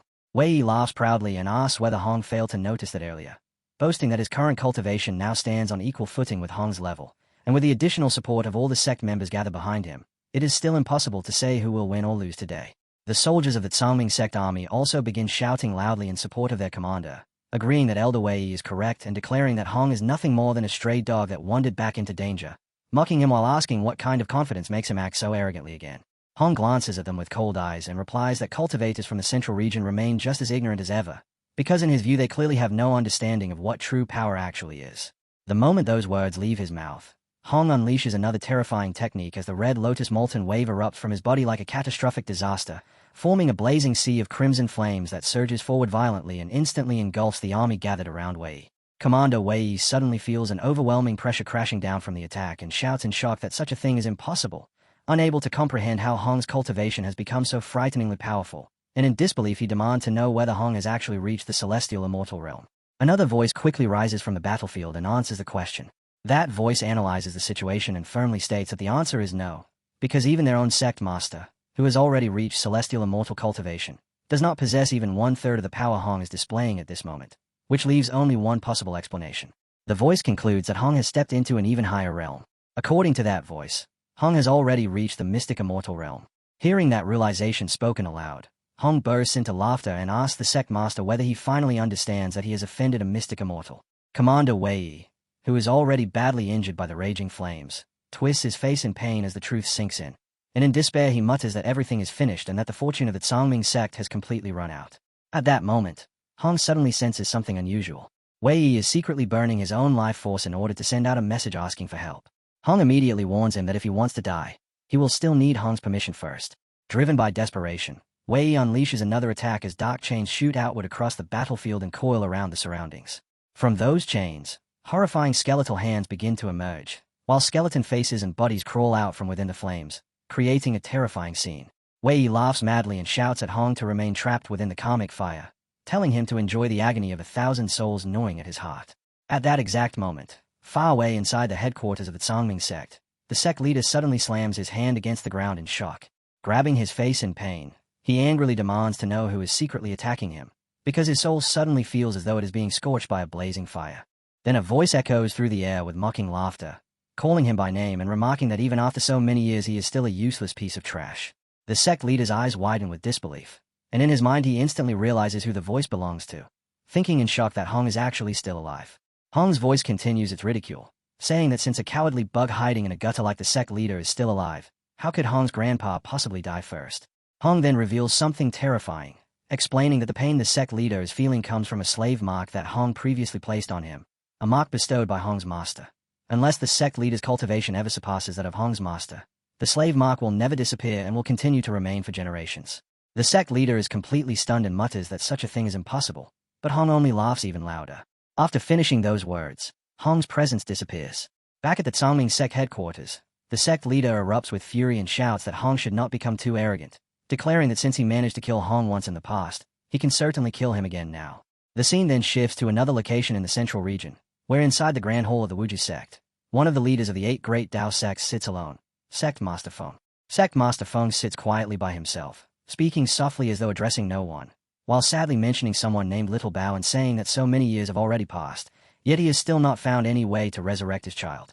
Although he already killed the demon responsible and avenged his son's death, the hatred burning in his heart has never faded, and that endless resentment has even begun to interfere with his cultivation.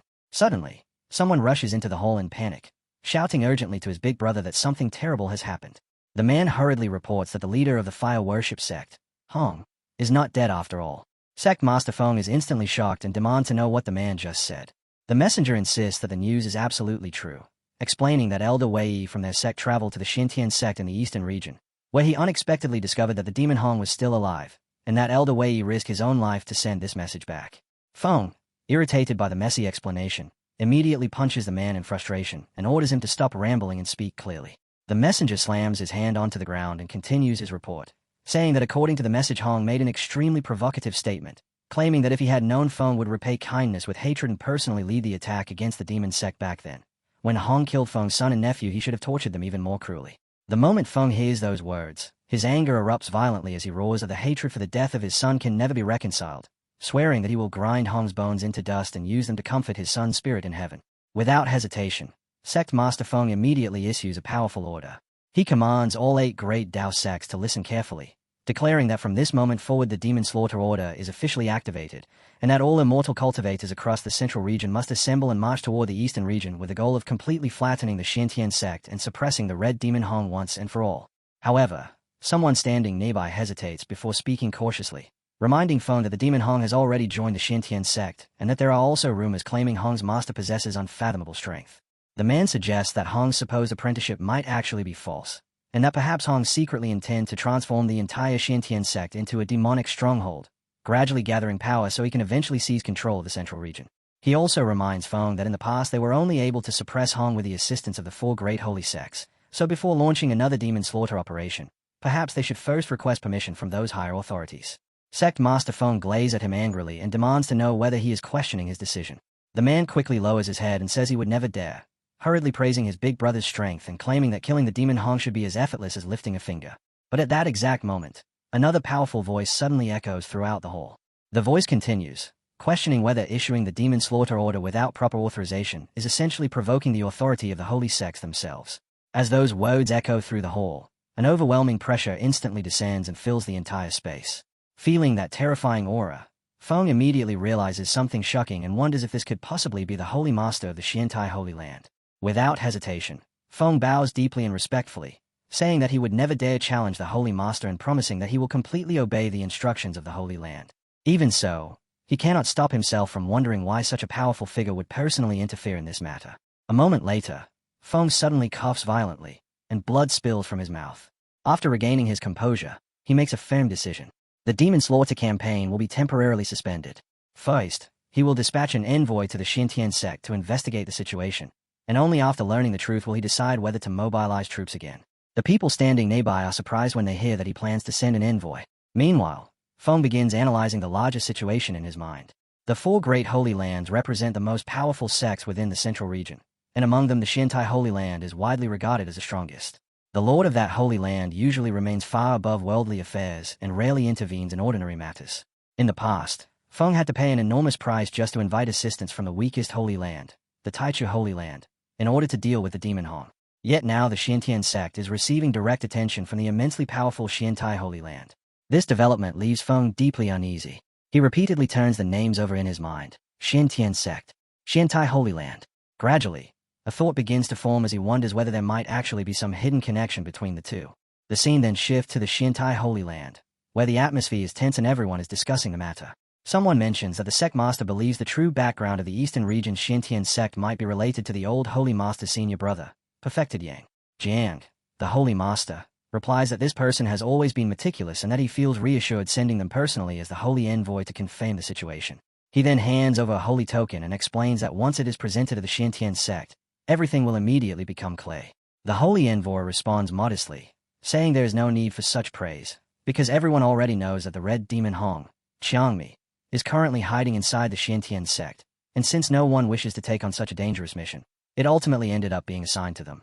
However, the holy envoy, Qiangmi, shows no fear at all, stating that even if this journey turns out to be a suicide mission, exterminating demons and defending the Tao remains the highest duty of cultivator. They solemnly swear that even if they die and their cultivation disappears, they will still ensure that the light of the Holy Land shines upon the dark chaos brought by the Red Demon. As they declare with firm resolve, the cold wind howls above the frozen river, and the brave hero steps forward despite knowing they may never return. Death may be unavoidable, but leaving behind a loyal heart that shines through history is what truly matters. They do not fear being reduced to dust, because what they wish to leave behind in this world is their purity and integrity. The Holy Master merely smirks, privately thinking that the envoy's words are naive, because this mission has never truly been about loyalty. Instead, it is a calculated move to take advantage of that supposed connection and seize the 100,000 immortal mountains. In his view, Every faction is already watching closely, and the Xintian sect master is intelligent enough that he should recognize this opportunity and complete the task assigned by the summit. If he fails to do so, then the Holy Land may have no choice but to destroy both the demon sect and the Xintian sect together in order to avenge the disciples who died so tragically. The scene then shifts to the Xintian sect itself, where the entire sect is buzzing with discussion about the legendary feats of immortal Emperor Wei Yizhenlin. People excitedly recount how he once cut through 1 billion immortals with a single sword, shattered a lightning tribulation to rescue a beautiful disciple, and even swallowed heavenly lightning in a furious rage simply to protect his disciple. The sect members cheer loudly as they praise Lord Wei Yi's strength, proclaim him invincible, and even joke that they would love to have his children. Meanwhile, Liu, the holy envoy, listens to these stories with skepticism and comments internally about the so-called tales surrounding the Red Demon Hong's power, thinking they sound exaggerated, almost like propaganda created to brainwash others. He scoffs at the claims about slaying billions of immortals and devouring heavenly lightning, believing the Red Demon is simply being pushed into the spotlight. Yet even while dismissing those stories, he cannot ignore something far more tangible. The Xintian Holy Land itself radiates a pure and overwhelming immortal energy that feels vastly stronger than anything he has experienced in the central region. Narrowing his eyes, he suddenly realizes that this energy is unexpectedly strengthening his own cultivation. In an instant, 7 minor realms surge upward, propelling him from the 2nd stage of the true immortal realm all the way to the 9th stage. The experience leaves him stunned, making him feel as though this Xintian Holy Land is the genuine one, while the version he knows in the central region might actually be the fake. The sect master laughs warmly and congratulates the holy envoy on breaking through, remarking that the central region is full of talented individuals who can advance in cultivation anywhere and at any time. The holy envoy quickly responds with humility, claiming that it was nothing more than pure luck, and he even recalls that it once took him a full 50 years just to progress from the 1st stage to the 2nd stage of the true immortal realm. At that moment, someone nearby notices the sect leader bowing deeply and asks in confusion why he is showing such great respect. The sect master responds by saying that he feels far too young to receive such a grand bow and cannot possibly accept it. Hearing this, the holy envoy reflects silently in his heart that he has always lived with purity, firmly following the righteous path, yet now he suddenly finds himself forced to accept enormous rewards he never earned, which makes the entire situation feel overwhelming. Just then, the sect master points toward the sky and explains that what they are witnessing is an Ascension tribulation, something cultivators at their level must eventually face. He adds that it is his junior brother Yi at Ethereal Peak who is currently undergoing the tribulation. The holy envoy looks up at the terrifying lightning gathering above and immediately realizes that this tribulation is far beyond the one he previously experienced, leaving him wondering whether it might be a 4-9 tribulation, or perhaps even a 6-9 tribulation. Meanwhile, Li, the disciple standing beneath the gathering lightning, laughs confidently and declares that after years of cultivation he is finally about to become an immortal. When the first bolt of lightning crashes down, he immediately calls out to his master.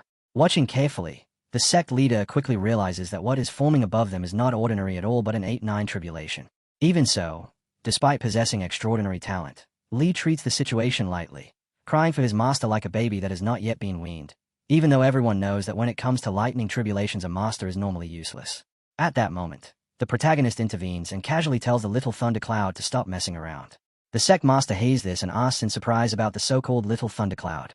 In response, the cloud itself speaks, explaining that it was only teasing Li and questioning why its disciple even needs to undergo such a trivial tribulation, promising instead to send down auspicious light that will allow Li to ascend immediately. Yet internally the cloud groans with exhaustion, wondering when all of this will finally end and how many disciples there actually are, because it cannot possibly handle everyone ascending at the same time. It is both exhausting and humiliating. Li then absorbs the power of a 5th-stage celestial immortal and bursts into laughter, delighted that by relying on his master he can bypass the lightning strikes entirely and ascend without danger. Nearby, a small child marvels at how warm and comfortable everything feels and excitedly talks about wanting to ascend as well. Another disciple remarks that the Ethereal Peak family should remain neat and orderly even if everyone ascends together, laughing nervously. Yumi suddenly exclaims that everything is happening so suddenly and that she is not ready yet, while another kid happily celebrates that he has finally reached adulthood. The sect leader stands there completely stunned. He realizes that a tribulation this dangerous, something that normally determines the ascension fate of countless cultivators, is now effectively being overridden by Yizhenlin, allowing an entire group to ascend together as if the rules no longer matter. In disbelief, he wonders where the disciples' attitude, principles, and dignity have gone. The surrounding voices answer bluntly that in this world strength determines respect, and as long as someone is powerful enough, even the rules themselves will bend. At that moment the protagonist steps forward, praises Li for his performance, and casually rewards him with a single wisp of primordial chi. The thunderclouds immediately burst into excited laughter, thrilled by the unexpected reward. The cloud reflects that tribulation clouds might not absorb even a single strand of primordial chi over billions of years, yet now it has received enough in one instant to break through and upgrade itself completely. This situation is far beyond ordinary, and having a powerful benefactor like the protagonist feels incredible. The cloud loudly shouts its thanks and even declares eternal devotion to the boss. Hearing this, the protagonist lets out an exasperated groan and tells the cloud to stop fooling around, casually remarking that it was only a small wisp of primordial power and that perhaps he might give it more later. However, that seemingly casual reward is actually legendary primordial power capable of creating an entire world filled with immortals.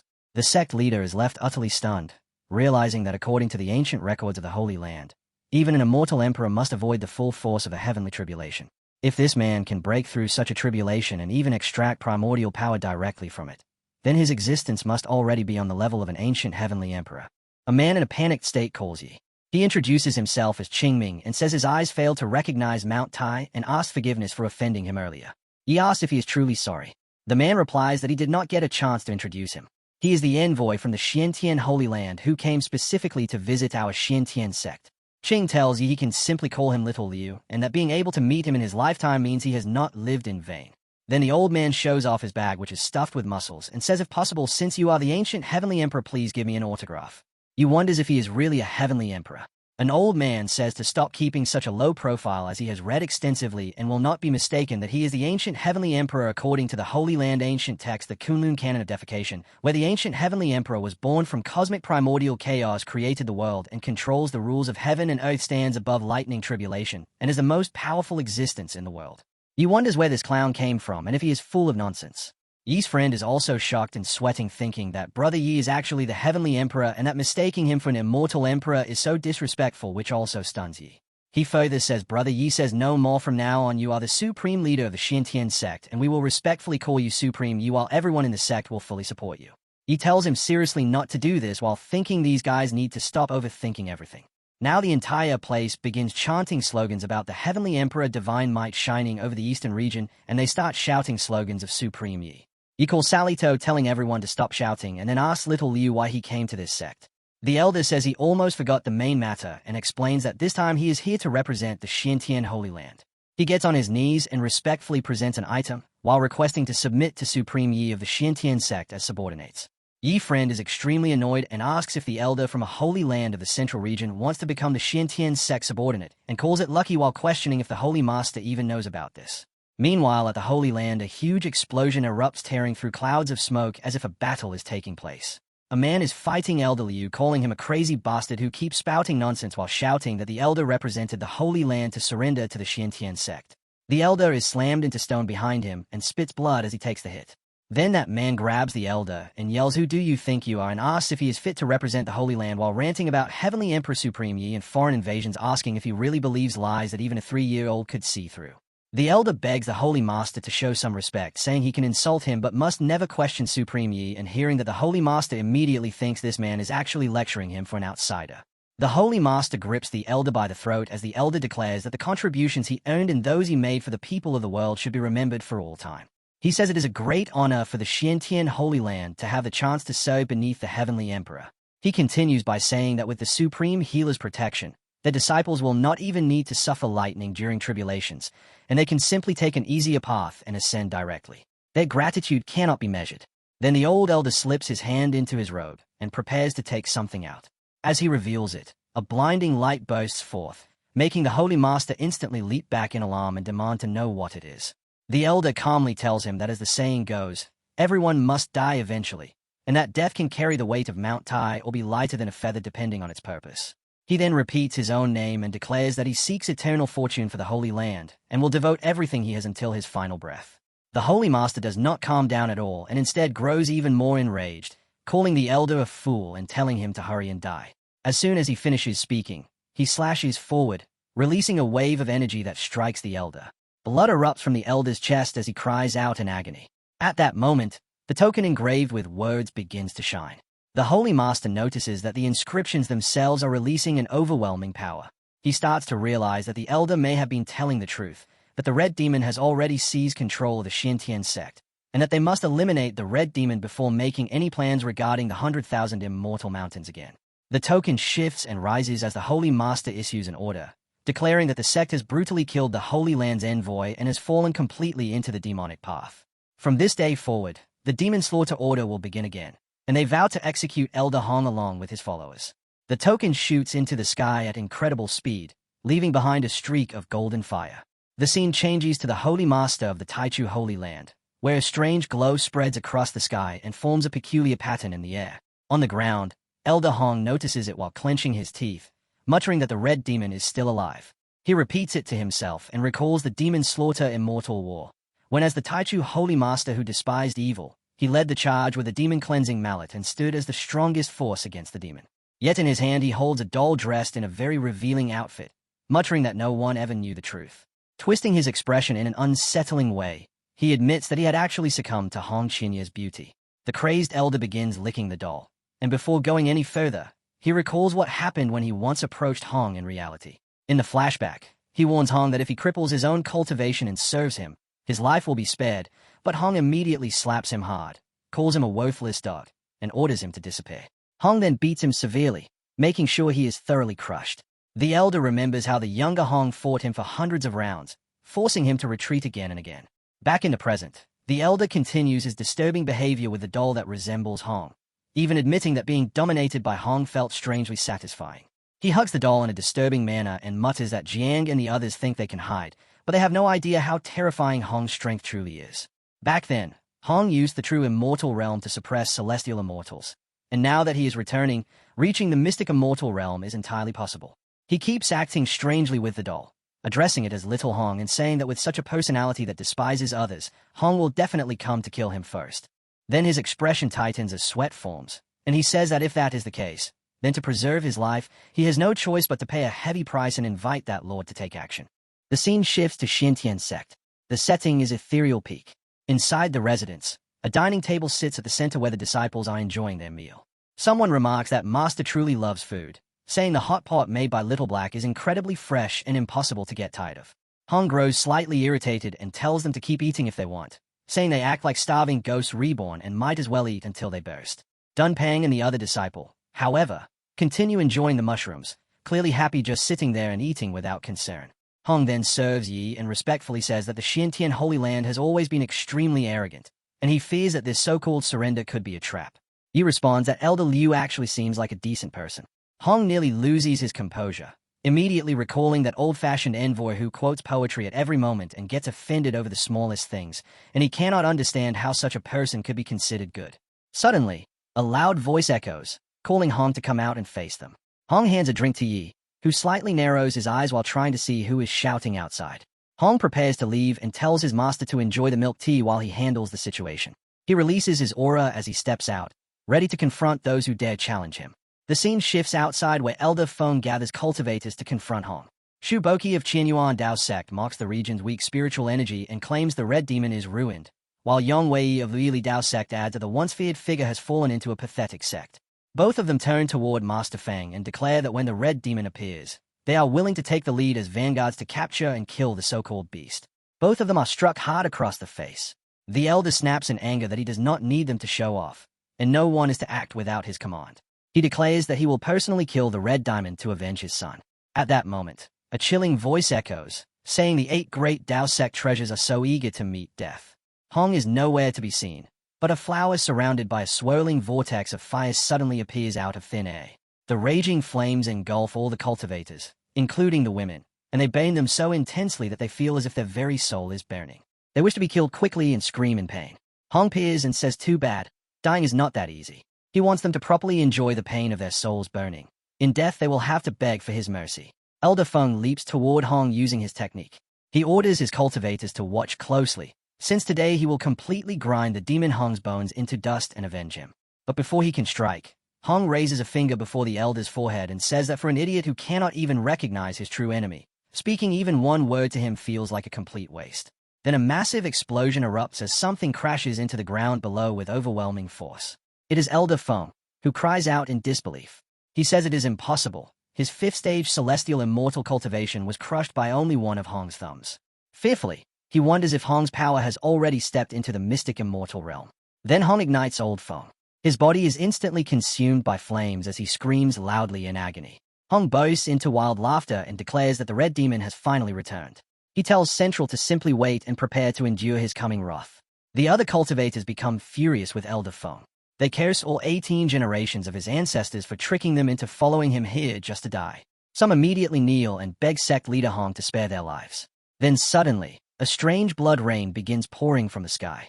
Hong instantly senses that the aura of whoever is arriving is likely even stronger than his own. The terrified cultivators suddenly grow excited as Hong's fire spell vanishes at once. They wonder where this blood rain is coming from, yet they are far happier that their souls are finally free from those flames. But then something horrifying happens. The ones touched by the blood rain are instantly severed apart, their bodies becoming decapitated within mere seconds. A demonic creature emerges and laughs loudly, declaring that everyone present will become his fresh blood food. Hong is left stunned by this sudden turn. He wonders what kind of creature this is, since he has never once heard of such an existence within the Kunlun realm. The demon inhales deeply, savoring the fragrance of blood. He remarks that the scent here must be premium and now desires Hong's blood most. Hong questions the monster, calling him an ugly mosquito and demanding to know where a beast like him crawled out from. Just then, a system notification suddenly appears, announcing that the Outer Realm Blood Clan has launched their attack. But if sufficient energy exists, you will also gain an indestructible body from this moment onward. The tale reveals that this demon is named Shui, a Nine-Nether Undying Blood Clan immortal lord. He says that, judging by your temperament, you must be the Red Demon Hong. He declares that from now onward he will become your master. Hong gathers some flames and calls Shui's words nonsense, saying, "Who are you trying to disgust? You filthy mosquito. Who exactly do you think you are? You are not worthy. Watch as I beat you until you kneel and call me master." Then he unleashes the technique Hellfire Myriad Tribulation Whip. It causes the flames to spiral and rush directly toward Shui. In truth, he ends up injured across his chest and abdomen. He thinks that a grade 7 immortal power should only belong to immortal emperors. To think it actually appears on a mere celestial immortal like you is quite a pleasant surprise. Then in an instant he dashes straight toward Hong. Hong can only watch as he merely blinked for a moment. Shui suddenly seizes Hong by the head and appears above him, saying that if I drain you completely, my cultivation will surely return to the peak immortal king realm. Because my exclusive blood slave and I will grant you an undying body. What do you think? Meanwhile, Hong realizes that even with the grade 7 immortal power enhancing his red lotus karmic fire, he cannot harm him at all. This is the terrifying regenerative speed Shui possesses. Hong somehow slips free from Shui's grasp and ignites flames in his other hand, preparing to strike. He shouts at Shui to keep dreaming. If he wants Hong as a slave, then he should wait until his next life. Before he can attack, Shui grabs Hong's arm. He moves closer as he twists his arm behind his back, laughing while saying, "These petty tricks will not work on me. They only excite me further." Hong thinks while cursing this man that his cultivation is likely at the immortal lord realm, and he has absolutely no strength to resist. When Shui opens his mouth wide to bite Hong, Shui bites down on his neck. Hong's blood begins to flow out as he screams in agony. Shui continues drinking his blood while saying, "What a delightful expression. As a reward for entertaining me, I will be gentle." Hong is drenched in sweat, cursing this vile mosquito and swearing that he will kill it one day. Then a beam of light shoots directly toward Hong as someone calls him a good disciple, telling him not to panic, while Shui continues draining his blood. This is he who finally arrives and says, "Do not resist. Guard your mind. Keep your spiritual power circulating, and your master will help you break into the mystic immortal realm." Hong cannot believe that this situation for a breakthrough is nothing like he imagined. Hong thinks there is no chance he will achieve a breakthrough in such a miserable condition. He does not want this moment to be seen because it might get censored. Then Hong finds himself within Shui's jaws, where Yi explains that there are two great supreme factions in the universe, the Divine Court and the Nine Nethers. This man belongs to the Undying Blood Clan of the Nine Nethers faction. They possess incredibly powerful regenerative abilities, able to recover from even a single fragment of flesh or blood. If this process is applied in small quantities, you would become the lowest class hybrid blood slave. Yi says he will not merge this ability into your flesh and blood. At that moment, streams of golden light surround Hong's heart. Finally, Shui pauses and says, "Delicious, so delicious." After only a few bites, the hidden injuries from crossing realms have healed by 1/3. Then he leans in again, biting and drawing more blood, calling Hong a good boy, saying the transformation will soon succeed. From now on, only I will enjoy you. Meanwhile, Hong can barely endure the pain. Suddenly, a blinding radiance emerges from the wound where he was bitten. Shui is forced back by that light. Shui realizes that his fangs have shattered from this strange power. Then Hong performs the impossible. He thrusts his hand into Shui and tears out his heart. As Xue speaks his final words, saying you were not transformed and instead broke through the mystic immortal realm. This is impossible. Hong is fully healed. And he responds by calling Xue a filthy mosquito as always, saying just the thought of relying on your poison to break through to the mystic immortal realm makes me sick. If I do not tear you into 10,000 pieces, I will never be satisfied. Then he drives his hand into Xue again, this time using the technique Desolate Mystic Fire. Xue coughs out blood as he is pierced repeatedly. The silhouette of Yi appears above them while Hong continues stabbing Xue. Xue sees him and asks, "Who are you?" Hong replies to Xue that I am your father. Then he slams Xue down with his signature move Phoenix dancing in the 9 heavens. A massive phoenix manifests behind him as he crushes Xue. Xue is shattered into clumps of blood and flesh from the devastating strike. Hong is astonished, saying this is the power of the mystic immortal realm. The gap between even a single realm truly feels like an unreachable abyss, and this sensation feels incredible. Hong becomes extremely excited, thinking, holy crap, my injuries instantly return to normal. Is this the horrifying regenerative ability of the Undying Blood Clan? Meanwhile, he bursts into laughter in his dominant manner, and with his strength, not to mention ruling the central region, even conquering the Kunlun realm is now within reach. Then the remnants begin gathering Xue's scattered flesh. They slowly merge together, and within moments Xue reforms his body once again. He calls Hong nothing more than a trivial insect that has merely irritated him slightly. He once again notices the silhouette of Yi and realizes that the phantom he witnessed earlier was definitely real. Now he sees Hong completely supported by that figure. He thinks that after regenerating this time, it feels like a mysterious, powerful force is constantly eroding my flesh and blood, and the wounds simply refuse to heal. We see that his limbs and head are still not fully restored. He thinks that even when facing Immortal King-level experts before, I have never experienced such a situation. I fear that person is the mysterious revived being the Patriarch warned us about. Right now my power has not completely returned, so it is impossible for me to fight him. However, after some time, he finally recovers fully, and now he summons a Grim Reaper scythe once again. He shouts that kid, "Today I will show you what real hell looks like," thinking that he might as well defeat him using his own methods. Xue hurls his weapon toward Hong, calling out the Grim Reaper scythe. On the other hand, Hong is not unarmed either, as he summons a spear. He answers that you think I fear you. The Red Lotus God-destroying spear is prepared for you. But then the Grim Reaper scythe suddenly loses its intended path and flies past Hong, leaving him shocked as he wonders where it is heading. The scythe begins slaughtering nearby cultivators. Xue intends to eliminate these weaker cultivators first to restore his strength.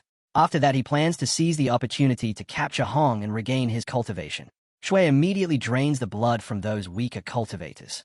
Then he says he should now have enough energy, and the time has come. Then he charges toward Hong once again with overwhelming force. Hong cannot even react in time. Xue declares that little insect, "You are the key to restoring my cultivation, so just come with me." Xue rushes forward, seizing Hong, but then he speaks toward Yi, saying that hiding the head while exposing the tail is not the conduct of a true strongest expert. Hong snaps back by cursing Xue, demanding to know where he is being taken. Xue leaves behind a trail of his own blood as he moves. Then Yi appears just behind that trail which has only just been left behind. He simply points toward the trail while laughing, saying Xue has some intelligence but not enough. He feels a bit sorry for Hong since he will need to endure a little suffering, so they can locate the place Xue is heading toward. Yi breaks the trail into tiny fragments, likely collecting them to track the destination.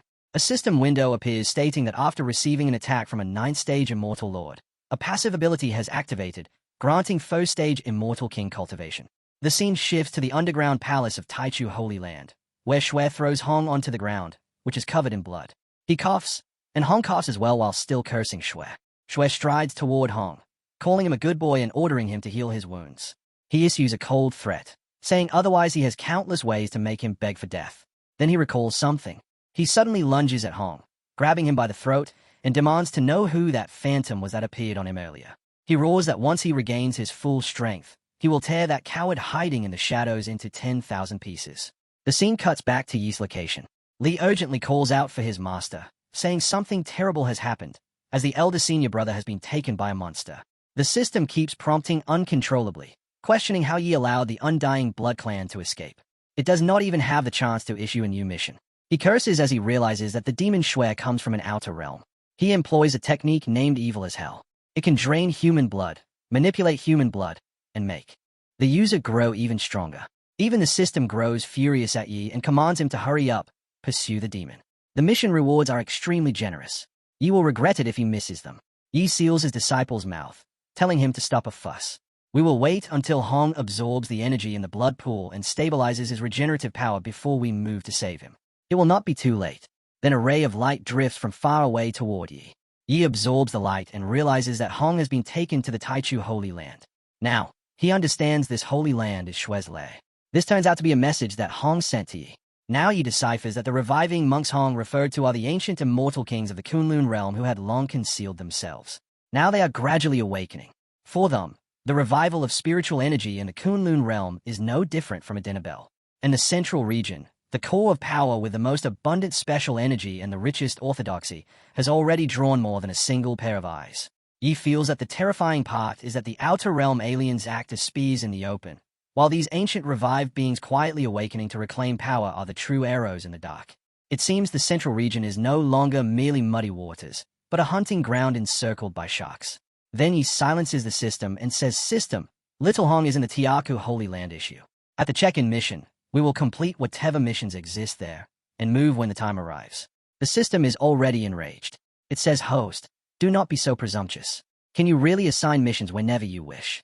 He asks again with a serious tone whether it will issue it or not. The system begins sweating and remains silent. Anyway, the system releases a prompt and congratulates the host for unlocking a new check-in location, the Tiachu Holy Land in the central region.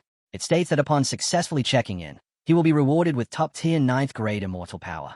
The scene shifts to the 9 Dao sects, and on one sect screen urgent alerts appear saying Qianya has broken through to the mystic immortal realm. It is a disaster. The Demon Slaughter Alliance has been wiped out by the Red Demon in the eastern region. Elder Feng and the other 7 great Dao sect masters are dead. Everyone reading this is shocked and sweating. Another report spreads that the 4 great holy lands have recalled all disciples and activated an ancient defensive array. No one can enter their territory. Panic begins to rise. People treat it like a joke because the holy lands are hiding. The Red Demon is heaven-defying and the news is terrifying. They question why the 7 great Dao sects provoked him and dragged everyone into danger. They decide to join the 5 Worship sect. He says he has no way to repay this life-saving kindness. This elder only has this worthless life and is willing to go through fire and water for Supreme Yi without hesitation. Back at Yi's location, his great blue chart appears above the area. Lu is almost left stunned and asks Yi, "Where did this person come from, and did you not return to the central region? So why are you here?" Yi sits calmly on a chair and answers that this is their first time in the central region and they lack a guide. Little Liu is dependable, so he brought him along. Then we see the elder being thrown down from the beast onto the ground. Lanili goes mad thinking, what is this foolish scholar trying to do now? The elder expresses his gratitude to Yi for saving him. He says that if not for the puppet substitution technique left within the token, Qingming would have died in a miserable way. Yi tells him to stand up and says that since he has submitted to the Xintian sect, he is now a disciple of the sect, and as long as he is present, no one can take his life. The elder says that a supreme leader is truly like a celestial being, unmatched in grace, refined as jade, possessing great virtue and profound kindness. He stands quietly in place, lost in deep thought. Then he asks the elder where exactly they are right now. The elder replies that reporting to Supreme Yi, they have arrived at Fengming Prefecture within the central region.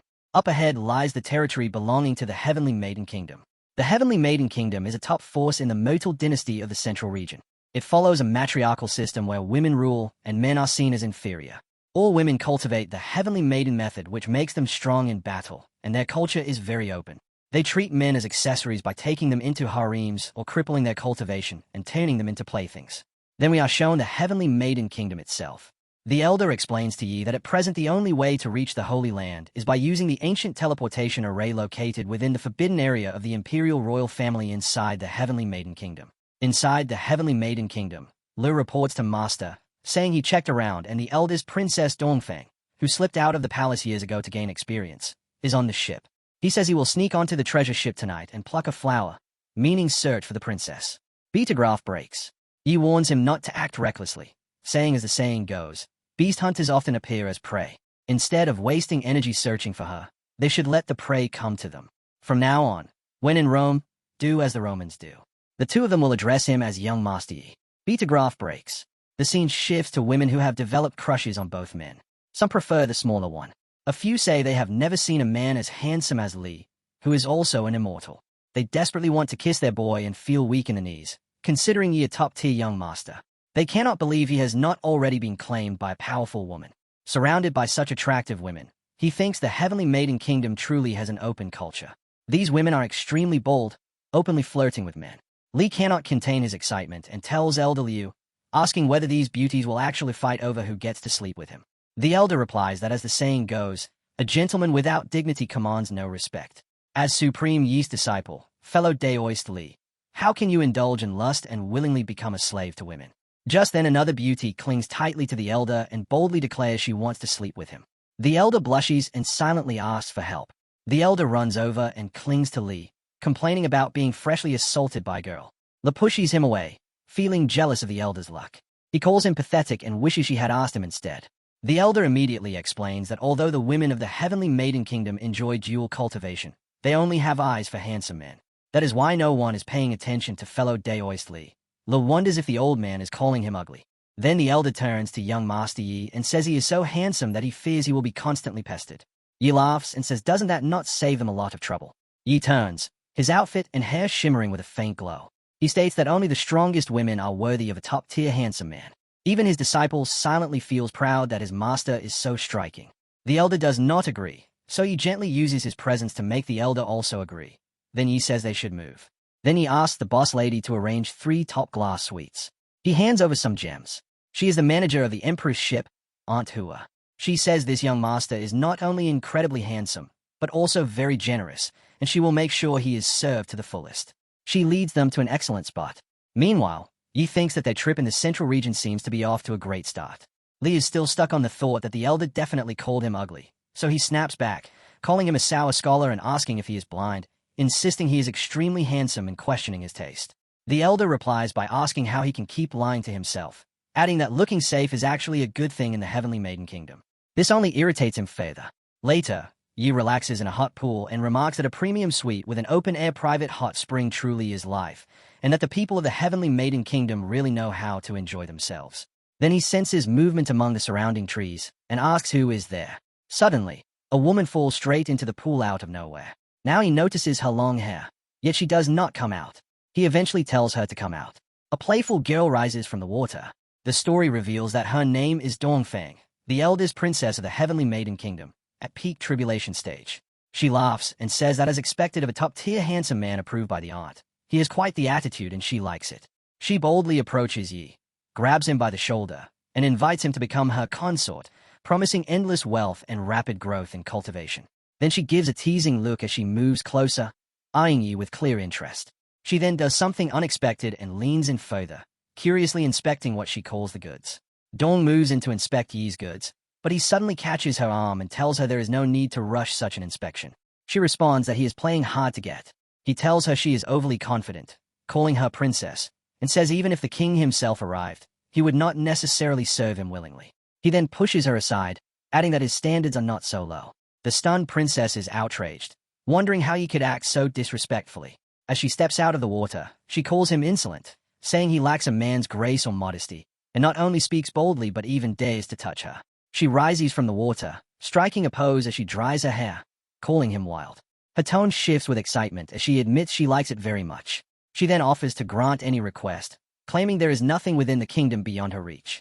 He thinks to himself that the bait has clearly been taken. He also steps out of the water, revealing himself to the women with slight hesitation. Dong is stunned by what she sees, thinking his goods are truly impressive. He asks what would happen if he requested entry into the palace's forbidden grounds and whether she could arrange it. Her gaze lingers before she looks away, explaining that entering such a place requires the Empress Mother's approval, and she questions his purpose. He quickly covers himself, remarking that her bold claims seem empty, and prepares to leave. She almost pleads with him to stay, saying it is not impossible and that his charm could win her mother's approval. She quietly adds that the only issue lies in the price. He narrows his eyes and replies that cost is not a concern, thinking he thrives on challenges and there is nothing he cannot afford. She clings to him as he laughs and says he will await good news. Before she can respond, he turns back and gently touches her face, asking if he is correct. That soft touch shifts into a light grip on her neck, leaving her startled as he mentions he nearly forgot something. He leans in again and teasingly asks if she is satisfied with his goods. She grabs him by the waist and pulls him close. She admits she is more than satisfied and can hardly wait. Yi immediately flees in panic, thinking the women here are like ravenous beasts. Meanwhile, Dong becomes determined to have him in her bed sooner or later. Later we witness the Imperial City Flower Festival. The women discuss whether they heard that the eldest princess has already fixed this year's flower deity selection. Some claim that is not everything.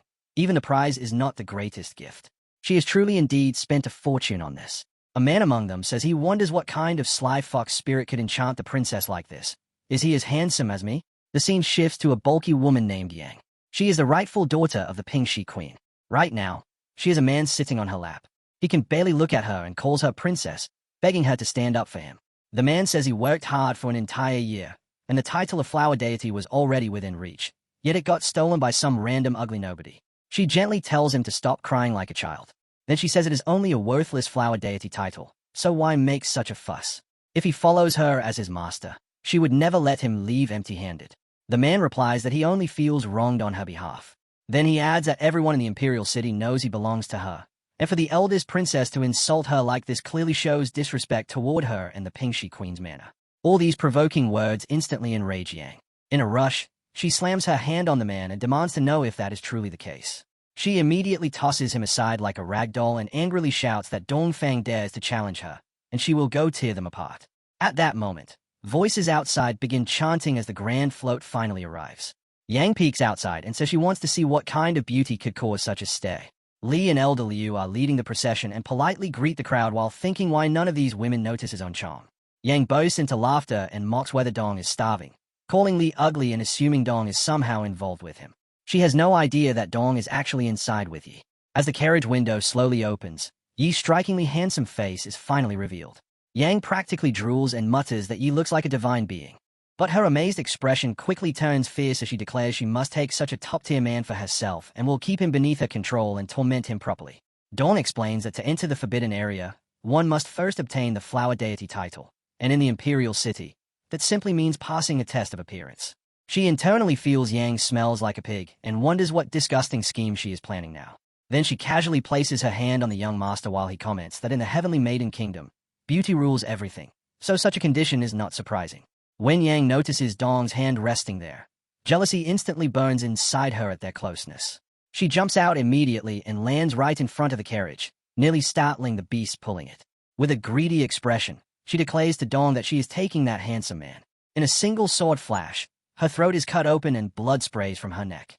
Li coldly asks where this pig came from and how she dared to lust after his young master, saying she is utterly disgusting. Yang's head drops to the ground as her life ends. Several onlookers stare in shock. One of them shouts that the queen's beloved daughter has been killed and calls Li a menace. Dong says this is terrible since Yang has been killed, and now the queen will never let this matter go.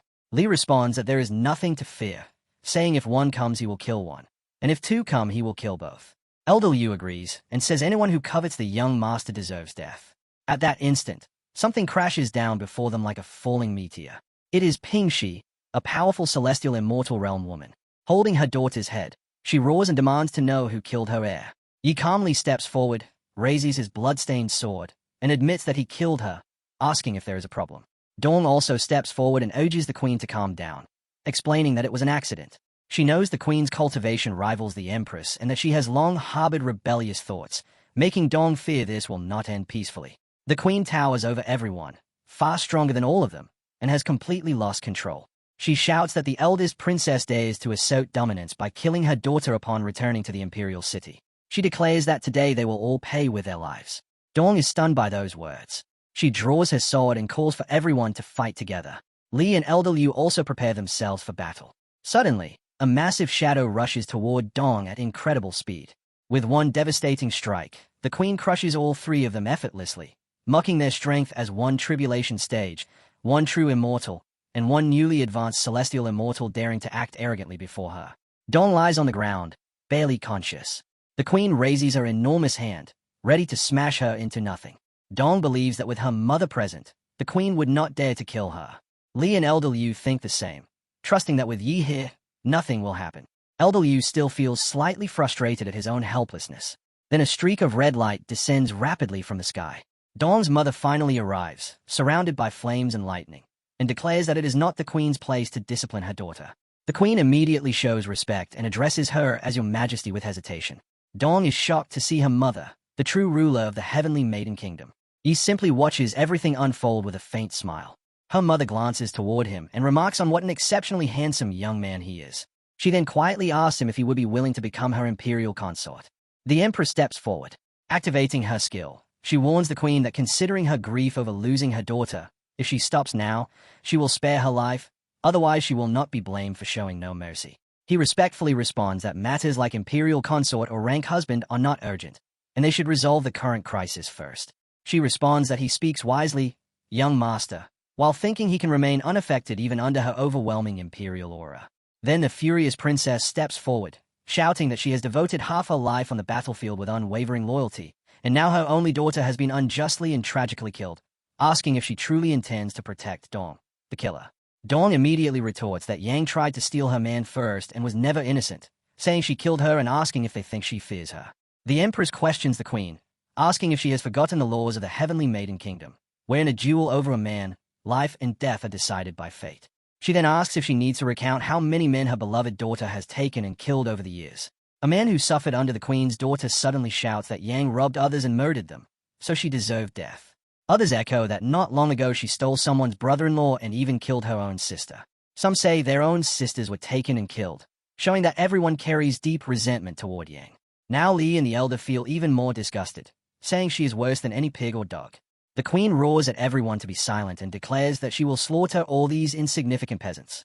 Then the massive woman spits out a foul substance, unleashing a move called Howling West Wind, which makes people vomit instantly as the stench burns their senses and they begin begging for help. A web shoots out from her arms and instantly seals the queen's mouth shut. With her mouth forcibly sealed, she thinks that it is the cursed imperial aura, and once she sits upon the throne, that power will belong to her. She then breaks free from the binding and shouts at the Empress, declaring she is not afraid and that today she will duel her for the handsome man, letting life and death be decided by fate. Yi watches this bulky woman calmly and thinks she is doing nothing but seeking her own death. Yi is about to release some of his power as a faint glow begins to gather at his fingertip. But the Empress suddenly steps in front of him, telling him not to fear since she is present and no one can harm him. She activates her skill again while Yi internally thinks he should have stayed low-key, as these women keep trying to dominate around him. However, this time those binding strips fail to restrain the queen. She grabs them instead and shouts at the Empress, accusing her of daring to fight over a man and overestimating herself. Then she forcefully snaps and breaks all the restraints with her immense strength and massive body. She roars that not only will she take the man, but she will also seize the throne itself. She then activates the Heart of the Conch, the supreme treasure of the Seal clan. As she blows into it, the surrounding atmosphere begins to distort and shift. The clouds twist and spiral, forming a massive vortex resembling churning seawater. The Empress is visibly shocked upon witnessing this. She is slammed heavily onto the ground by the overwhelming force. She identifies it as the conch shell used to summon the Seal clan. Dong hurriedly checks on her mother, asking if she is all right. She says the queen has gone mad and has actually dared to collude with a foreign race in order to rebel against her. Meanwhile, the queen floats high above them. She laughs loudly, openly admitting that she is indeed rebelling. She shouts, questioning why both of them possess royal blood, yet one is as beautiful as a flower while she herself is unbearably ugly. A flashback appears from the past. She constantly felt jealous of the Empress, saying that because of her ugly face, she endured endless cold stays and ridicule. No matter how hard she trained, it was useless, as she was always suppressed by someone like her. She begins to cry, explaining that the royal heavenly maiden method becomes easier to cultivate the more beautiful one is. She calls it a cruel joke and questions whether the ugly do not deserve strength and what right decides that. She then reveals that she deliberately reversed her cultivation. The uglier she became, the stronger she grew, which is why she summoned the foreign clan to rebel. Now grotesque sea creatures like octopuses and crabs begin emerging everywhere. The queen declares that as long as she can crush them beneath her feet, sacrificing half the citizens of the Heavenly Maiden Kingdom as blood offerings for the Sea Clan means nothing. Dong immediately commands all her female warriors to charge forward. They vow to live and die for their majesty and rush to battle the invading Sea Clan. Li also calls upon his sword scholars to join the fight. The Elder activates his skill to support and shield Li during combat. While the queen floats in the sky, the ground below descends into complete chaos with fierce clashes between the factions. The queen shouts that once she claims the throne, she will force the entire nation to cultivate the reversed Heavenly Maiden method, and ugliness will reign supreme. At that moment, Yi steps forward and calmly declares that the farce ends now. He snaps his fingers and releases his absolute domain. A faint yellow wave spreads across the entire area. Wherever this light passes, everything becomes completely frozen in place, including both humans and creatures. The crabs remain locked exactly in their attacking positions, unable to move. Even the queen becomes completely immobilized with her mouth still open. She wonders what has happened, realizing her body is paralyzed and she cannot even sense the flow of air around her. Dong walks over to her mother and asks what is happening. Her mother explains that this young master she brought is likely an extraordinary figure of immense power. He then tells the queen that he will show her what true strength really looks like. He steps upward on platforms formed by his own ability and explains that strength has no fixed form. There is no division between beauty and ugliness, as the strong remain strong and the weak remain weak. Reflecting on past experiences, he says that the weak can rise and become strong, just like Hong once did. And even the strong can fall into weakness when facing someone greater, just like when Hong confronted the devil. For cultivators, he states that one must grow stronger when encountering the strong, because only through that can one achieve everlasting strength. Li feels inspired by these words and vows that he will definitely become stronger. At the same time, the elder is stunned, saying he possesses the heart of a true powerhouse and stands as a model for all cultivators. The Empress realizes that the path of cultivation lies in becoming stronger, not more beautiful. She wonders who he truly is, as just a few words from him have loosened her stagnant cultivation. He calls the queen's situation a pity and says her path was flawed from the very start. Yi then says that since her heart for the Tao has not been completely extinguished and she was only manipulated by the Sea clan, he will spare her life for now. He begins cleansing her soul, and the dark, corrupted energy starts leaking out from her body. As the energy drains away, the queen questions whether she had always been wrong. When the last traces of that darkness leave her, she mutters that everything is over. A bright radiance bursts from her body, but then a voice says it is not over yet and there is still time. Yi explains that the Netherfire has already reforged her soul, and if one day she comprehends the correct path, her body and soul will reunite, restoring her original appearance. The massive queen immediately kneels before Yi, thanking him for his guidance and vowing to remember his kindness forever. Li says he does not know why, but seeing that former appearance reminds him a little of elder senior brother Hong.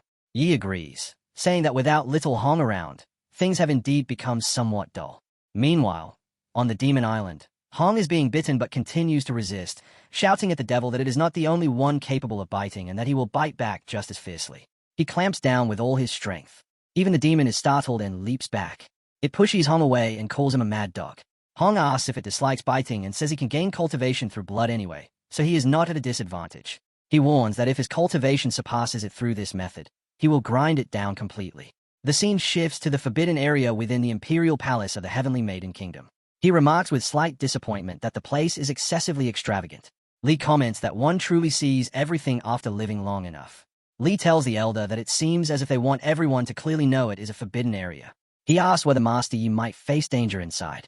The elder blushes and says that the Supreme Master is not in danger.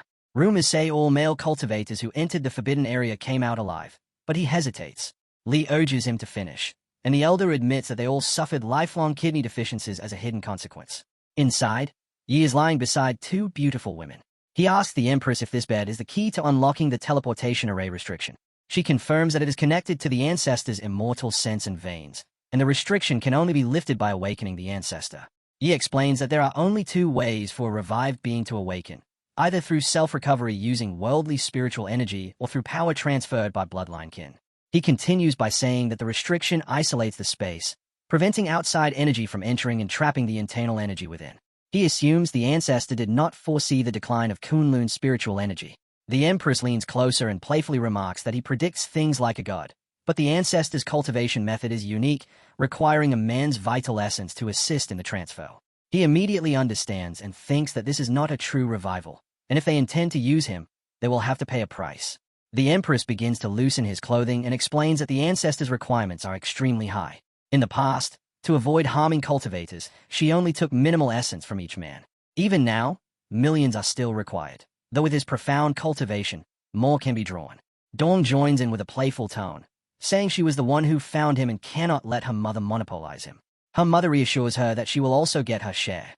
They tell him they are about to begin their effort, and after some time, the room fills with a strange atmosphere. The Empress praises his performance as exceptional, saying she has experienced many men but never anything like this. Dong adds that her first experience feels unexpectedly amazing, confirming her mother's words about how enjoyable it can be. They continue their process while Yi remains lying there, deep in thought. Although he does not resist, he reflects that this mother and daughter pair are quite bold, actually indulging themselves while using him. But suddenly, a strange surge of energy rises so violently that it lifts both mother and daughter into the air, trapping them within a swirling vortex. Yi realizes that by using his vital essence as bait, the hidden presence has finally revealed itself. Both women remain suspended mid-air, while the bed beneath them begins to glow even more intensely. A dark and ominous energy starts to gather around that light, spiraling upward toward the sky. Yi unleashes a technique, striking through the air as if hitting a distant target with precision. Dawn tells her mother that the golden light is draining the bloodline power from her body. She feels as if she is being completely emptied and begs the senior, saying that even a trace of bloodline power would be enough for the transfer, pleading for him to stop and show mercy. But he shows no intention of stopping. Instead, he intensifies the force, making it denser as it continues extracting their bloodline power. From within that darkened blood energy, a voice suddenly laughs. It remarks that Big Brother is being far too rough and has already bruised this concubine, as the hand of another woman slowly emerges from within the bloodline. Dong and her mother are floating inside the vital energy when suddenly Dongfang Bubai, the ancestor of the Heavenly Maiden Kingdom, shows up. He says he's going to use Big Brother's vital essence to heal his own injuries. He calls him a rootless thing who can only cultivate by stealing other people's vital essence, yet still has the audacity to talk trash in front of him. Bubai just glazes at him angrily. Then he suddenly activates a technique called Flying Immortal from beyond the heavens and says he's changed his mind. Since Big Brother is being so disobedient, he might as well just devour him completely. He rushes straight at Yi to swallow him through his skeleton minion. Just like that, Yi doesn't do anything and lets the skeleton swallow him. A screen pops up, showing that the host has encountered an attack from a 4th-stage Immortal King, and his cultivation is now raised to the 5th-stage Immortal King. Yi releases his energy toward that skeletal body, staring coldly and calling it a cheap trick. Then he unleashes a radiant golden light directly at Bubai's skeletal face. After that, Bubai suddenly starts smiling and mockingly cries, saying Big Brother actually hit his cultivation. How mean. He doesn't respond at all, just keeps staring at him. But then, with anger, Yi strikes him and tells him to stop acting disgusting and speak properly. Our protagonist then says someone like Bubai isn't even worthy of absorbing his vital essence. The moment he lifts those 2 fingers, golden light begins to gather around them. That golden light shoots straight toward Bubai's hair. Bubai gets slammed hard onto the ground by the force of that attack, but still manages to threaten him, saying just wait. He just laughs and says even if he waits right there, Bubai won't be able to do anything now that his true form has been exposed. Bubai then transforms and reveals his ugly male face, staring at you while thinking he messed up and leaked too much vital essence. If he can't recover soon, this body might just die of old age. Then he suddenly remembers Dong and her mother still have vital essence. As long as he absorbs theirs, he can fully recover. Bubai stands up again with a smile and says it'll be their turn next, calling him Big Brother. But suddenly something happens behind him. He turns his head in shock and asks what's going on. Dong and her mother are standing there.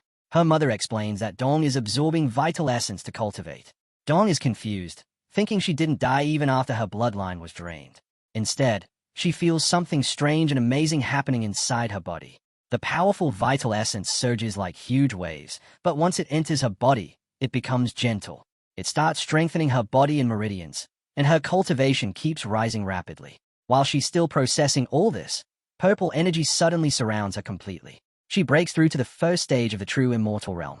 She stands up in shock and excitement, telling her mother she advanced without even facing a lightning tribulation.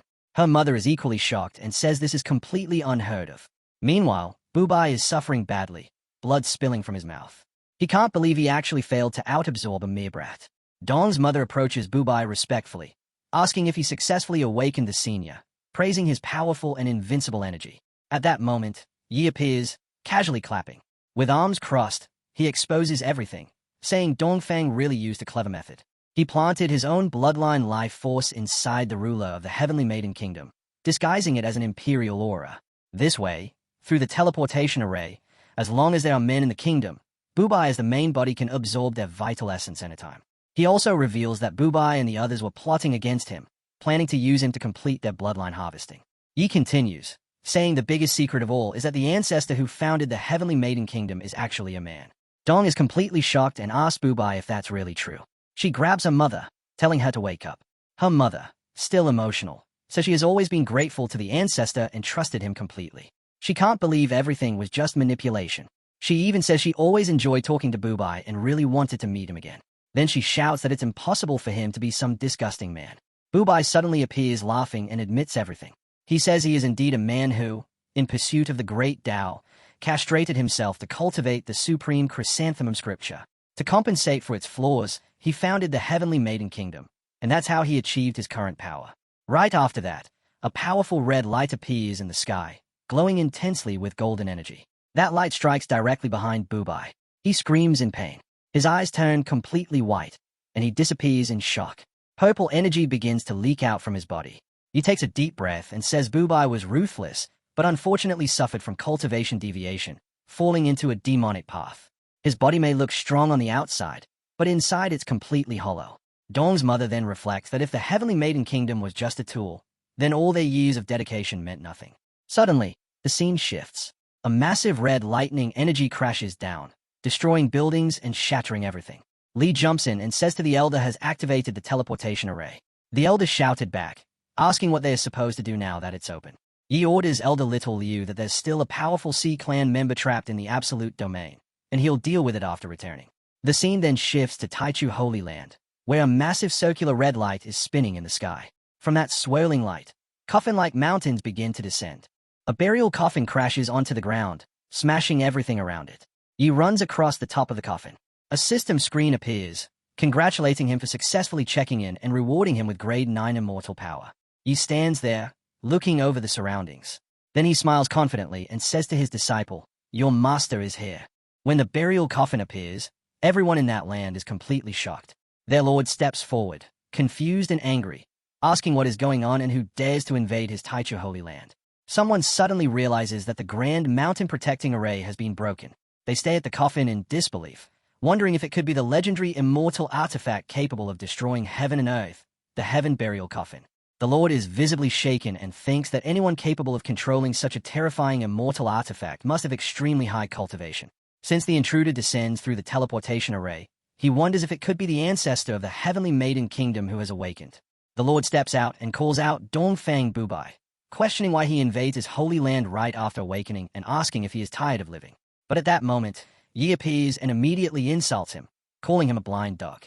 He calmly places his hand on the burial coffin and tells them to look carefully at who he really is. The coffin mountain, acting as a protective mountain, appears there. The Lord is surprised at first, then realizes it is just someone hiding behind a disguise. He thinks since this is not the revived ancestor, there is no reason to fear him. The Lord named Yudava steps forward confidently, declaring that today he will teach this arrogant outsider the true might of the Holy Land. He leaps into the air, golden energy surrounding him. Holding his weapon tightly, he activates his technique, saying Dao is surpassed by one Zhong, and launches himself straight toward Yi. The onlookers are amazed and praise the Holy Lord's strength, saying the terrifying part of this technique is that it always surpasses the opponent by one level. They believe Yi is finished. The Lord laughs to himself, thinking that even if the opponent holds the Heaven Burial Coffin, he still cannot defeat his Dao, who grows stronger when facing stronger enemies. Yi jumps into the air as well, mocking him and questioning whether an old geezer like him even deserves such a Dao. Then he activates the Netherworld Ice Palm, releasing a powerful bluish energy straight toward the Lord. The Lord blocks the attack and immediately follows up by activating his demon-subduing fierce flames. As the fierce flames spread, they begin to clash with and suppress Yi's bluish palm energy, gradually shattering it. However, Yi does not stop and continues releasing wave after wave of palm energy. The Lord suddenly realizes something is wrong and says it is impossible. According to his Dao, if he becomes twice as strong, his opponent should only surpass him by a little. But now if he doubles his strength, the opponent doubles beyond that. If he increases 4 times, the opponent jumps to 8 times stronger. Yi keeps unleashing his palm energy rapidly, overwhelming the Lord until his energy starts fading away. The Lord screams in disbelief, saying his Dao is failing him, and blood bursts from his mouth. At that moment, the burial coffin descends from above like a mountain and slams directly into the Lord's body while he cries out in pain. He screams that it is shattered as the coffin crushes him completely. When the coffin fully hits him, he collapses onto the ground, completely defeated. The surrounding people are horrified, saying everything around them is destroyed and questioning how someone can possess such terrifying power, wondering who he really is. He then steps forward and introduces himself clearly, saying everyone should listen carefully because he is Yi Junlin, the peak master of Ethereal Peak from the Shintian sect.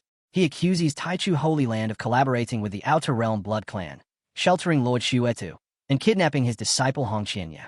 He declares that today he will cleanse this place on behalf of Kunlun. He further states that under the heavenly net, anyone tainted with blood malice or turned into a blood slave will be buried along with the alien race. The disciples of the Holy Land are shocked and confused, saying they do not feel any blood malice in themselves and asking what is really going on, looking toward their Holy Lord for answers. He releases a wave of red energy toward them, commanding them to stand still and accept it. Some of the people immediately start dying under the pressure of that energy. The Lord suddenly reappears and activates his undying Dharma body to block the attack, and countless flying birds appear around him. Thunderlight flashes in the sky as he warns the boy not to get arrogant. He says Lord Shuetu is about to recover from seclusion, and when that happens, it will be the boy's end. Yi responds calmly, saying he might as well force him out right now. At that moment, the burial coffin appears again, this time wrapped in black energy. Yi merges the coffin's power into a black arrow. He then fires that arrow toward the Lord while invoking the power of the heavenly Tao. Yi himself seems slightly surprised as he watches the arrow. As it moves forward, the Lord realizes in shock that the attack carries the power of the heavenly Tao itself. It is even more terrifying than a lightning tribulation, as if the hero himself has become the heavenly Tao. The black arrow spins through the air, creating rippling circles from its intense power as it rushes straight toward the Lord. As it gets closer, the Lord panics and shouts for Lord Shuetu, saying the Holy Land is about to be destroyed. The arrow strikes, releasing massive destruction and spreading red energy everywhere. With a trembling voice, someone speaks, asking who has disturbed him. Another voice follows, declaring that anyone who disrupts his cultivation will die. That figure casually catches the arrow with one hand. Yi is shocked, thinking that this person has just shattered an immortal king-level artifact with a single punch. He realizes this enemy's strength has recovered significantly. The man then speaks, saying he has finally found a chance to drain that lunatic red demon dry and is only one step away from returning to his peak immortal king strength before being interrupted. He stomps forward angrily, calling the Taichu Lord useless trash and telling him to get lost. The defeated Lord turns to him and explains that the attacker is Yi Junlin, the master of the red demon, who has come for revenge and to save his disciple. Shuetu glazes at Yi and recognizes him as the coward who hid in the shadows before. Yi replies calmly, asking who told him to run away so quickly last time, clearly provoking him. Hearing this, Shuetu becomes furious and declares that the boy is courting death. He then mocks him, saying he wants to save Hong, but it is too late because his disciple has already become his food. With blood-red eyes, he stays at Yi and says he is next. But suddenly, Hong appears, shocking Shuetu, and boldly declares that everything he says is complete nonsense. Shuetu sneezes and mocks Hong, calling him a dead insect and asking if he really thinks he can refine his own master. Then Shuetu shouts in disbelief, realizing that Hong is actually still alive. Lord Tu speaks coldly, calling Hong a weak red mosquito and mocking him for not even knowing his own limits, yet still daring to try refining him. Tu becomes furious, and with all his anger rising, he declares that this reckless fool will be trapped to death today. Hong is clearly surprised and just stares at him. Then Hong gathers all his strength and releases a surge of golden energy toward Tu. Hong shouts that Tu should not push things too far, and even if he manages to trap him, he should not expect him to bow his head. Lord Tu is surprised at first, then bursts into laughter, saying Hong is not even worthy of bowing. He says today Hong will clearly understand who the real powerhouse is. As Tu releases his energy toward Hong, the pressure is so intense that Hong starts stumbling and stepping backward uncontrollably. Tu laughs loudly, enjoying the situation and imagining how everything will play out. He continues releasing his energy again and again, forcing Hong to retreat step by step. But suddenly, a voice appears, saying no one is qualified to touch his people. That voice belongs to Yi, who appears right beside Hong and turns to face Lord Tu. Yi stands firmly and challenges him, asking if he really thinks he alone is worthy of touching his disciple. Meanwhile, everyone around is completely stunned, feeling the overwhelming pressure of this immortal power. They realize it is even more terrifying than an immortal king's aura and begin wondering what level it actually is. Lord Tu roars in anger and releases a massive burst of power, then throws a punch toward Yi. He declares that with his imperishable body, he can even contend with an immortal sovereign, so there is no way this opponent can defeat him. Yi calmly releases his own energy and says that an imperishable body means nothing in front of his immortal power, and is basically a joke. Hearing this, Tu becomes even more enraged and unleashes his technique, Boundless Blood Sea, sending a massive wave of energy toward Yi. Despite the overwhelming force, both Yi and Hong stand their ground without moving. Then Yi steps forward and activates the burial coffin, and powerful energy flows out from the mountain-like coffin. That energy directly blocks and neutralizes the attack released by Tu. A system screen suddenly appears, showing a newly triggered mission to defeat Shuetu and force him to call the host daddy. The rewards include Blood Clan Essence and a Heavenly Tao Blessing. Yi thinks strategically, realizing that sealing the Blood Clan while boosting his immortal power will allow him to draw out all the forces behind them. Without hesitation, Yi throws a punch and declares that he will now show the true power of Grade 9 immortal power. He unleashes the Rising Dragon Fist, releasing an enormous surge of golden energy. Everyone watching is shocked and realizes this is grade 9 immortal power, something that has not been seen in the Kunlun realm for 10,000 years. Hong clenches his teeth, thinking in frustration that this guy has been hiding his true strength all along. As the dragon fist slams directly into two, his eyes widen in shock. He screams that it is impossible and questions how his imperishable body could be destroyed so easily. He steps forward and coldly tells him to behave and call him daddy, or else he will destroy both his body and soul completely, leaving him unable to reincarnate forever. Tu refuses and shouts that he would rather die than kneel, and warns that the Blood Clan will never let this go. Yi's eyes turn red as he responds that if Tu does not learn his lesson, he will make him submit by force. Then Yi releases golden chains that wrap around Tu and begins interrogating him about the forces behind the Blood Clan and the hidden conspiracy of the Stargate Project. Hong also steps in and strikes Tu, telling him to be smart and call them Master Daddy, reminding him that crushing him is as easy as crushing an ant. Tu screams in pain, saying he cannot take it anymore and begs them to stop torturing him. He finally submits and pleads for his life. Desperate, he calls him Daddy and promises to reveal everything. He explains that the Blood Clan is trying to open the Stargate to let in Outer Realm demons, and that the central region is already filled with their strongholds. As soon as he reveals this, the system screen appears again, showing the mission is complete. The Heaven Burial Coffin is upgraded to the Immortal King level, and all of its dual functions are fully unlocked. Yi reflects that with this upgraded coffin, he can suppress the Blood Clan strongholds and deal with the Stargate crisis, though he knows the Outer Realm forces are far from simple.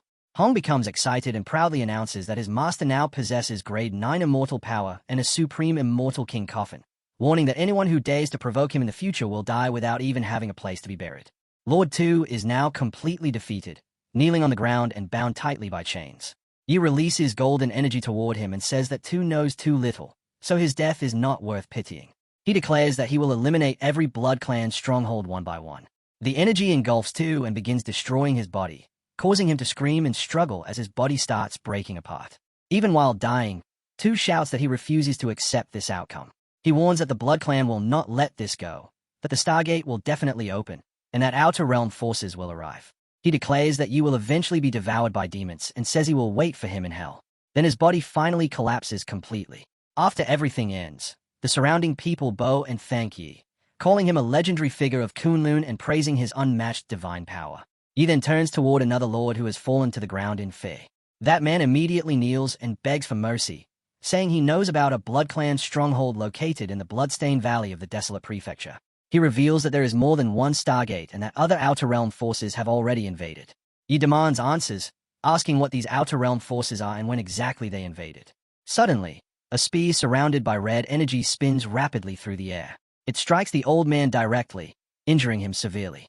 With his last strength, the man reveals that it is the Light Clan from the Paradise Realm and that they have already reached Fengming Prefecture. The scene then shifts to the coast of Fengming Prefecture, which looks peaceful and beautiful. Deep beneath the North Sea, everything is tense. The Light Clan has already arrived, but their ancestor has not yet awakened from seclusion, putting the North Sea in grave danger. A nearby lord declares that the Sea Clan has only 3 days to open the North Sea Stargate and welcome the Divine Court's army. Otherwise, the entire North Sea will be destroyed, leaving nothing alive. A beam of light appears on the sea, marking the water's surface. At that moment, Yi arrives along with his disciple Hong. Fengming Prefecture's North Sea is now in crisis. The Light Clan army is already at the gates. The Stargate has appeared, and a massive catastrophe is about to unfold. The next development will revolve around the mastery of the North Sea Stargate.